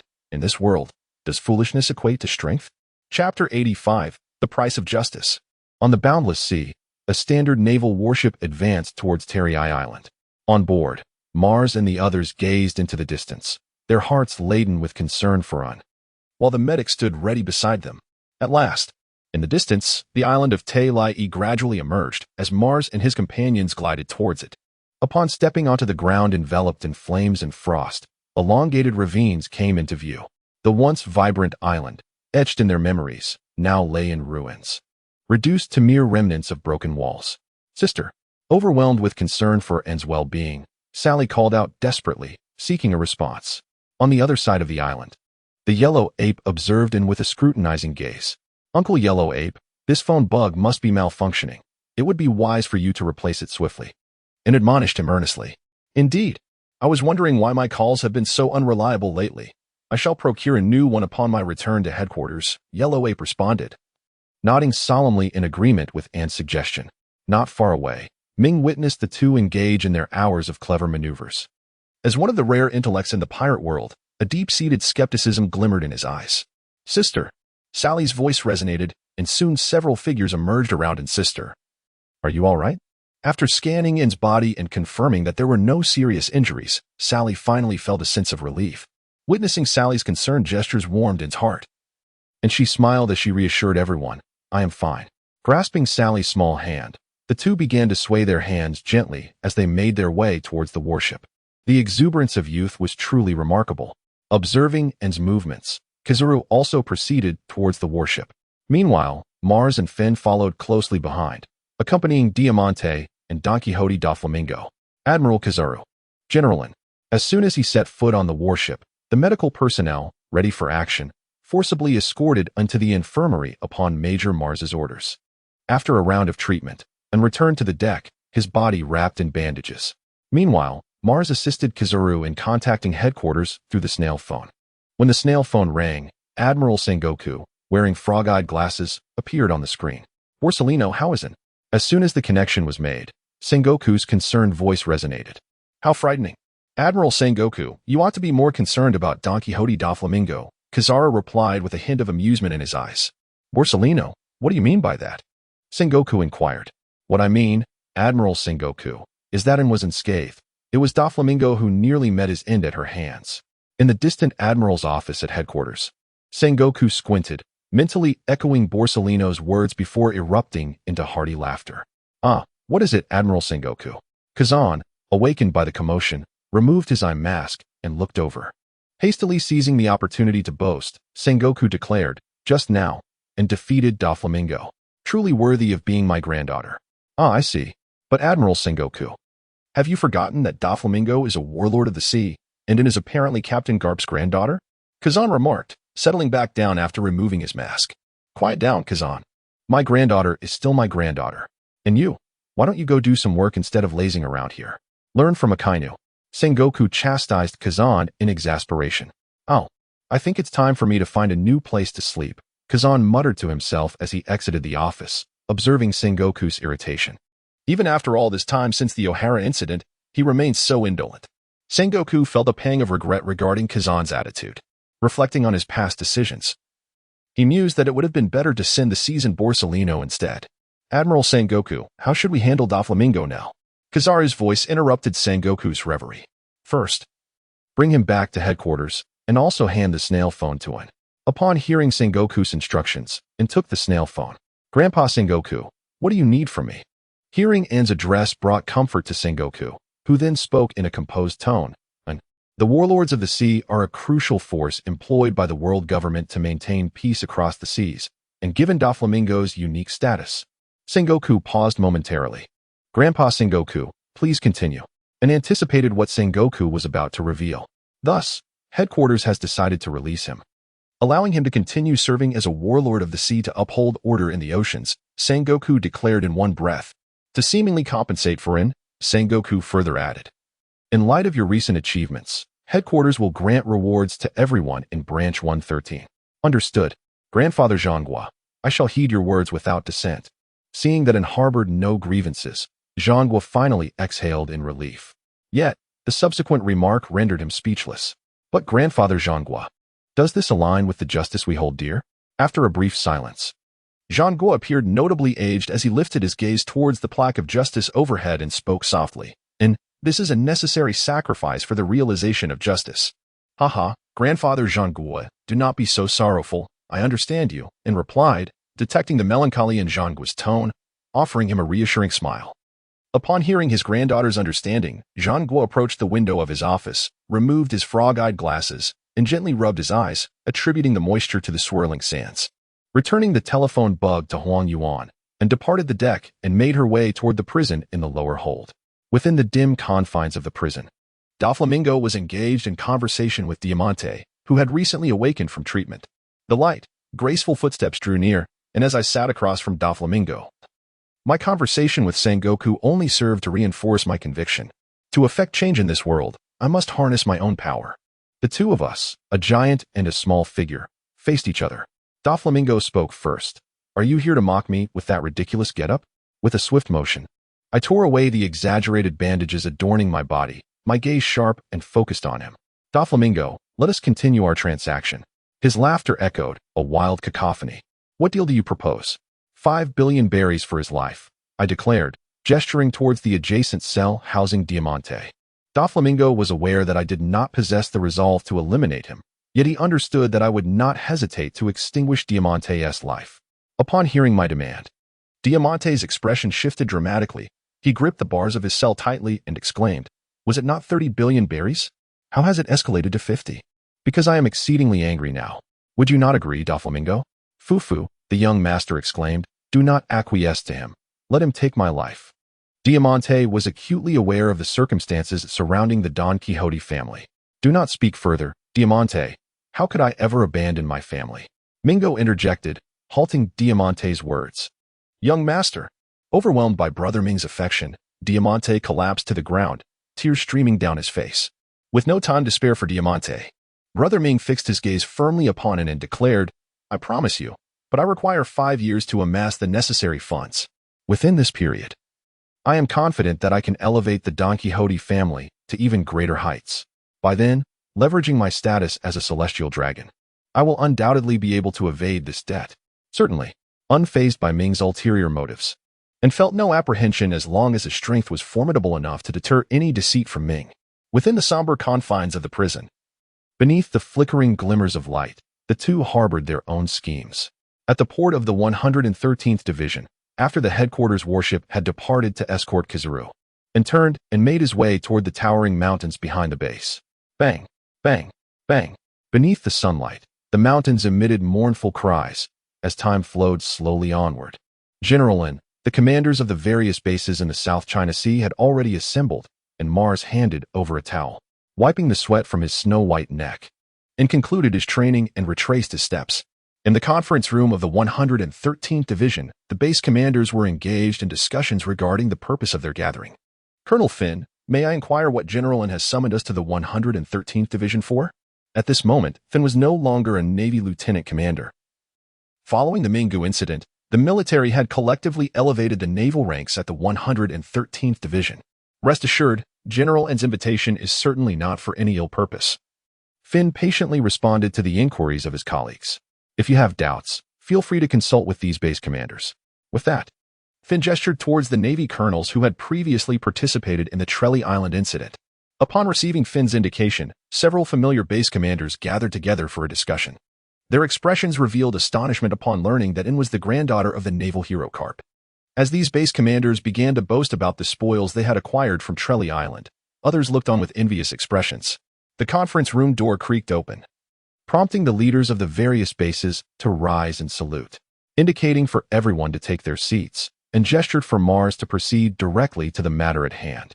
Unfurling the map of the South China Sea that hung on the wall, Mars circled several locations with a red pin.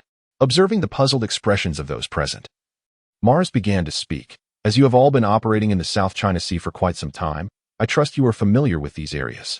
Major General N has decided to undertake a thorough cleansing of these black zones, and your assistance will undoubtedly be essential in this endeavor.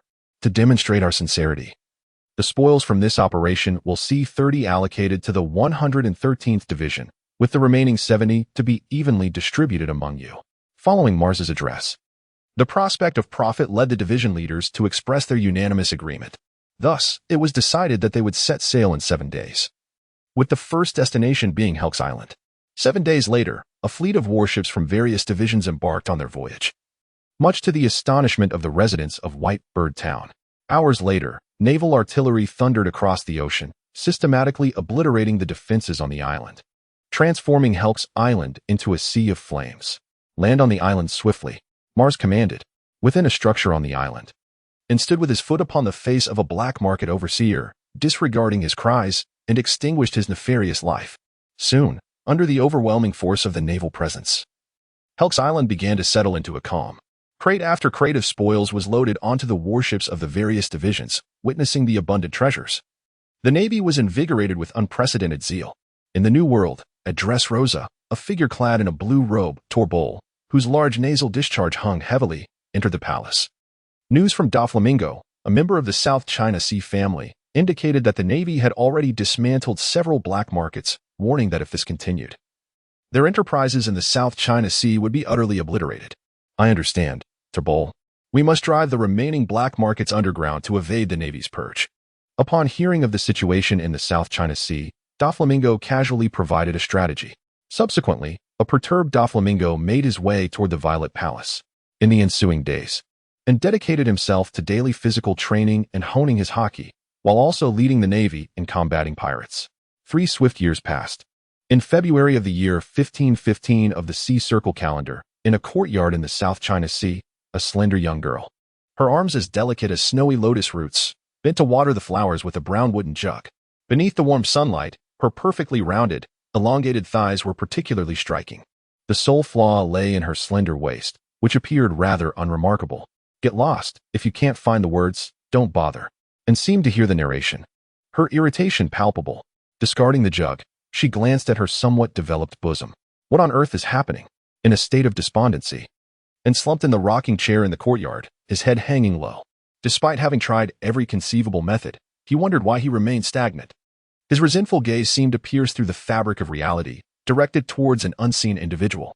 Suppressing his emotions, he entered the 2-story villa behind him and retrieved a newspaper. With a creaking sound, and unfolded the paper. The headline boldly proclaimed the conclusion of the New World War, with Whitebeard, Kaido, Big Mom, and Shanks emerging as the sovereigns of the latter half of the Grand Line, revered by numerous pirates as the emperors of the sea. After all these years, Shanks had finally ascended to the status of a Yonko, and sighed in reflection and continued to peruse the newspaper, setting the completed newspaper aside and summoned the gray system. Deep blue points. Ding. The host's attribute panel has changed. Please check it yourself. Bonding system. Bond points, 206. After 3 years of unwavering training, N's attributes had indeed seen improvement. His strength elevated from B to B, agility from B to B, and his observation haki advanced from proficient to master. His armament haki had also increased in quantity, while his conqueror's haki became more adept. Gazing at the 206 bond points, and initially intended to save until reaching 300 for the final awakening, yet the reality was that bond points were exceedingly difficult to acquire. To prepare for the vast and tumultuous sea, and resolved to utilize the bond points to enhance his attributes. Ding. Upgrading B-level strength requires 20 bond points. Ding. Ding. Upgrading A-level constitution requires 30 bond points. As the bond points steadily diminished and felt the shackles within him shatter, revealing a surge of newfound power coursing through his body. Dismissing the system, and clutched the newspaper and returned indoors.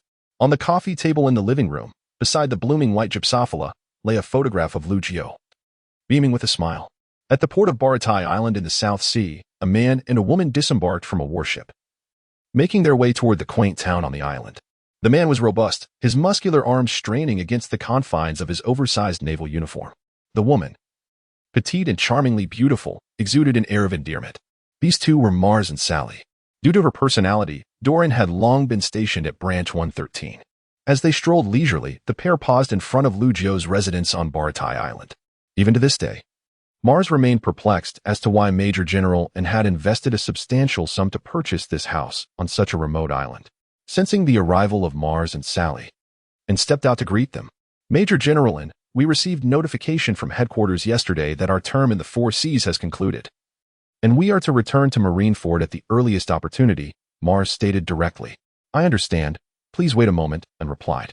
After a brief moment, and donned a pristine white women's suit, the red and blue cloak of justice draped elegantly behind her as she walked toward the harbor accompanied by 2 others. Non-textual constraint system host, Monkey D.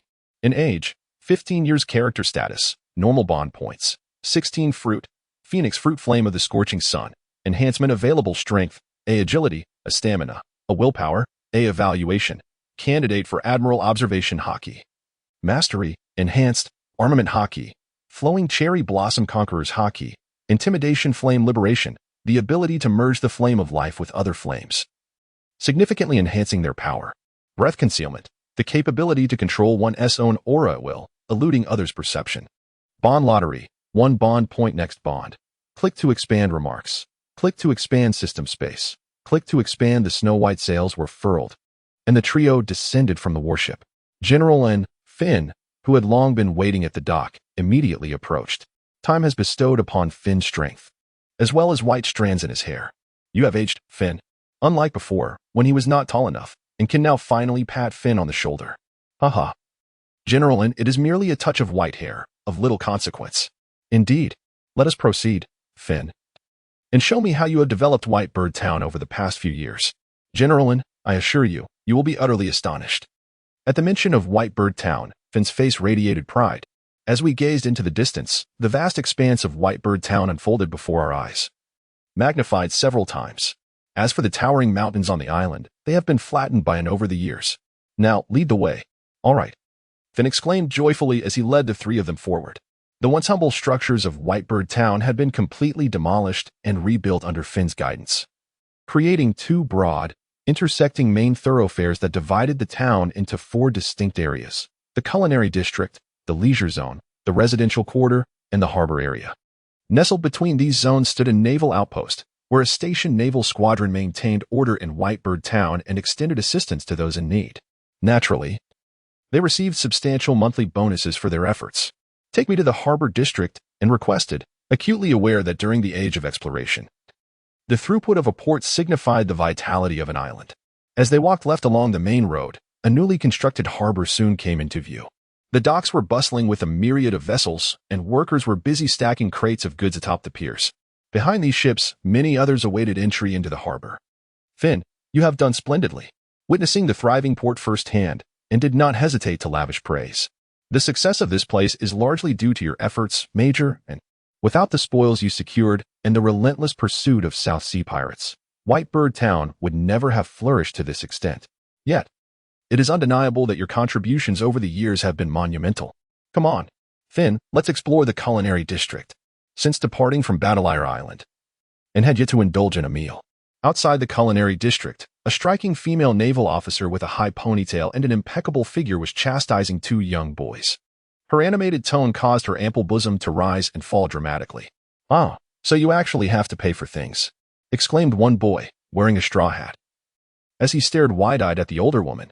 "Fool, who told you that you can buy things without paying? And you've already had 6 free meals this morning. Are you a pig?"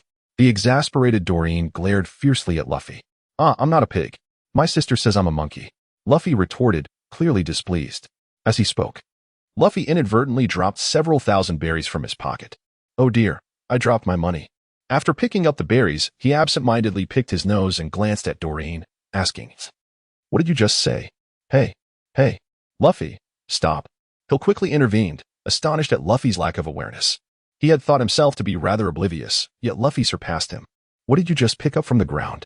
Doreen, slightly dazed, looked at Luffy. "Is this what you mean? You're so clueless. This is obviously 50,000 berries," Luffy said, with one hand picking his nose and the other holding the berries, disdainfully eyeing the female naval officer. "You're so clueless. This is obviously 50,000 berries." Luffy's words echoed repetitively in Doreen's mind. "If you have money, why are you still eating for free?" Doreen shouted angrily at Luffy. Hill, finally regaining his composure, chimed in, "Yes. Luffy, if you have so much money, why are you bringing me along to eat for free?" "Nanny, this is my money. Why should I give it to them?" Luffy exclaimed in frustration, pointing at the restaurant owner standing behind Doran, witnessing the entire event with the observation hockey, and covered his face with his hands, his expression one of utter helplessness. "It's nothing. Just wait for me here for a moment." Then, much to the confusion of the crowd, and pulled out branch number 2 from the void and vanished from sight. As Doran and the restaurant owner marveled at Luffy's peculiar thought process, a voice resonated from behind him. "Luffy, your words hold great wisdom." A red stick rested on Luffy's shoulder. Catching a whiff of a familiar scent, Luffy mechanically turned his head and stuttered, Sister, I apologize for my brother's behavior." After receiving a sound thrashing and led Luffy to apologize to the victims, the restaurant owners, upon realizing that Luffy was N's brother, adamantly refused to accept N's apologies. It wasn't until Finn arrived that they finally left with their payments. After bidding farewell to the departing individuals, and greeted Doran and introduced Luffy and Hill. "This is my brother, Monkey D. Luffy. And this is Hill, the brother of the king of the Windmill Kingdom." N's younger brother? That makes him the grandson of Vice Admiral Garp. The crowd gasped in astonishment at Luffy's lineage. However, they couldn't help but remark that the grandson of Vice Admiral Garp appeared somewhat dim-witted. Noticing their gazes, Luffy ceased his nose-picking and glared fiercely at them. The Windmill Kingdom. The one that unified half of the East Blue?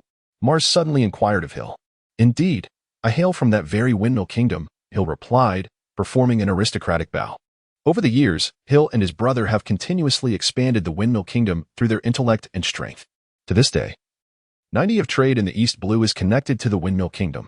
Furthermore, besides Hill, his brother also arrived in Whitebird Town today. Using the Flame of Life to heal Luffy, the group resumed their activities for the day.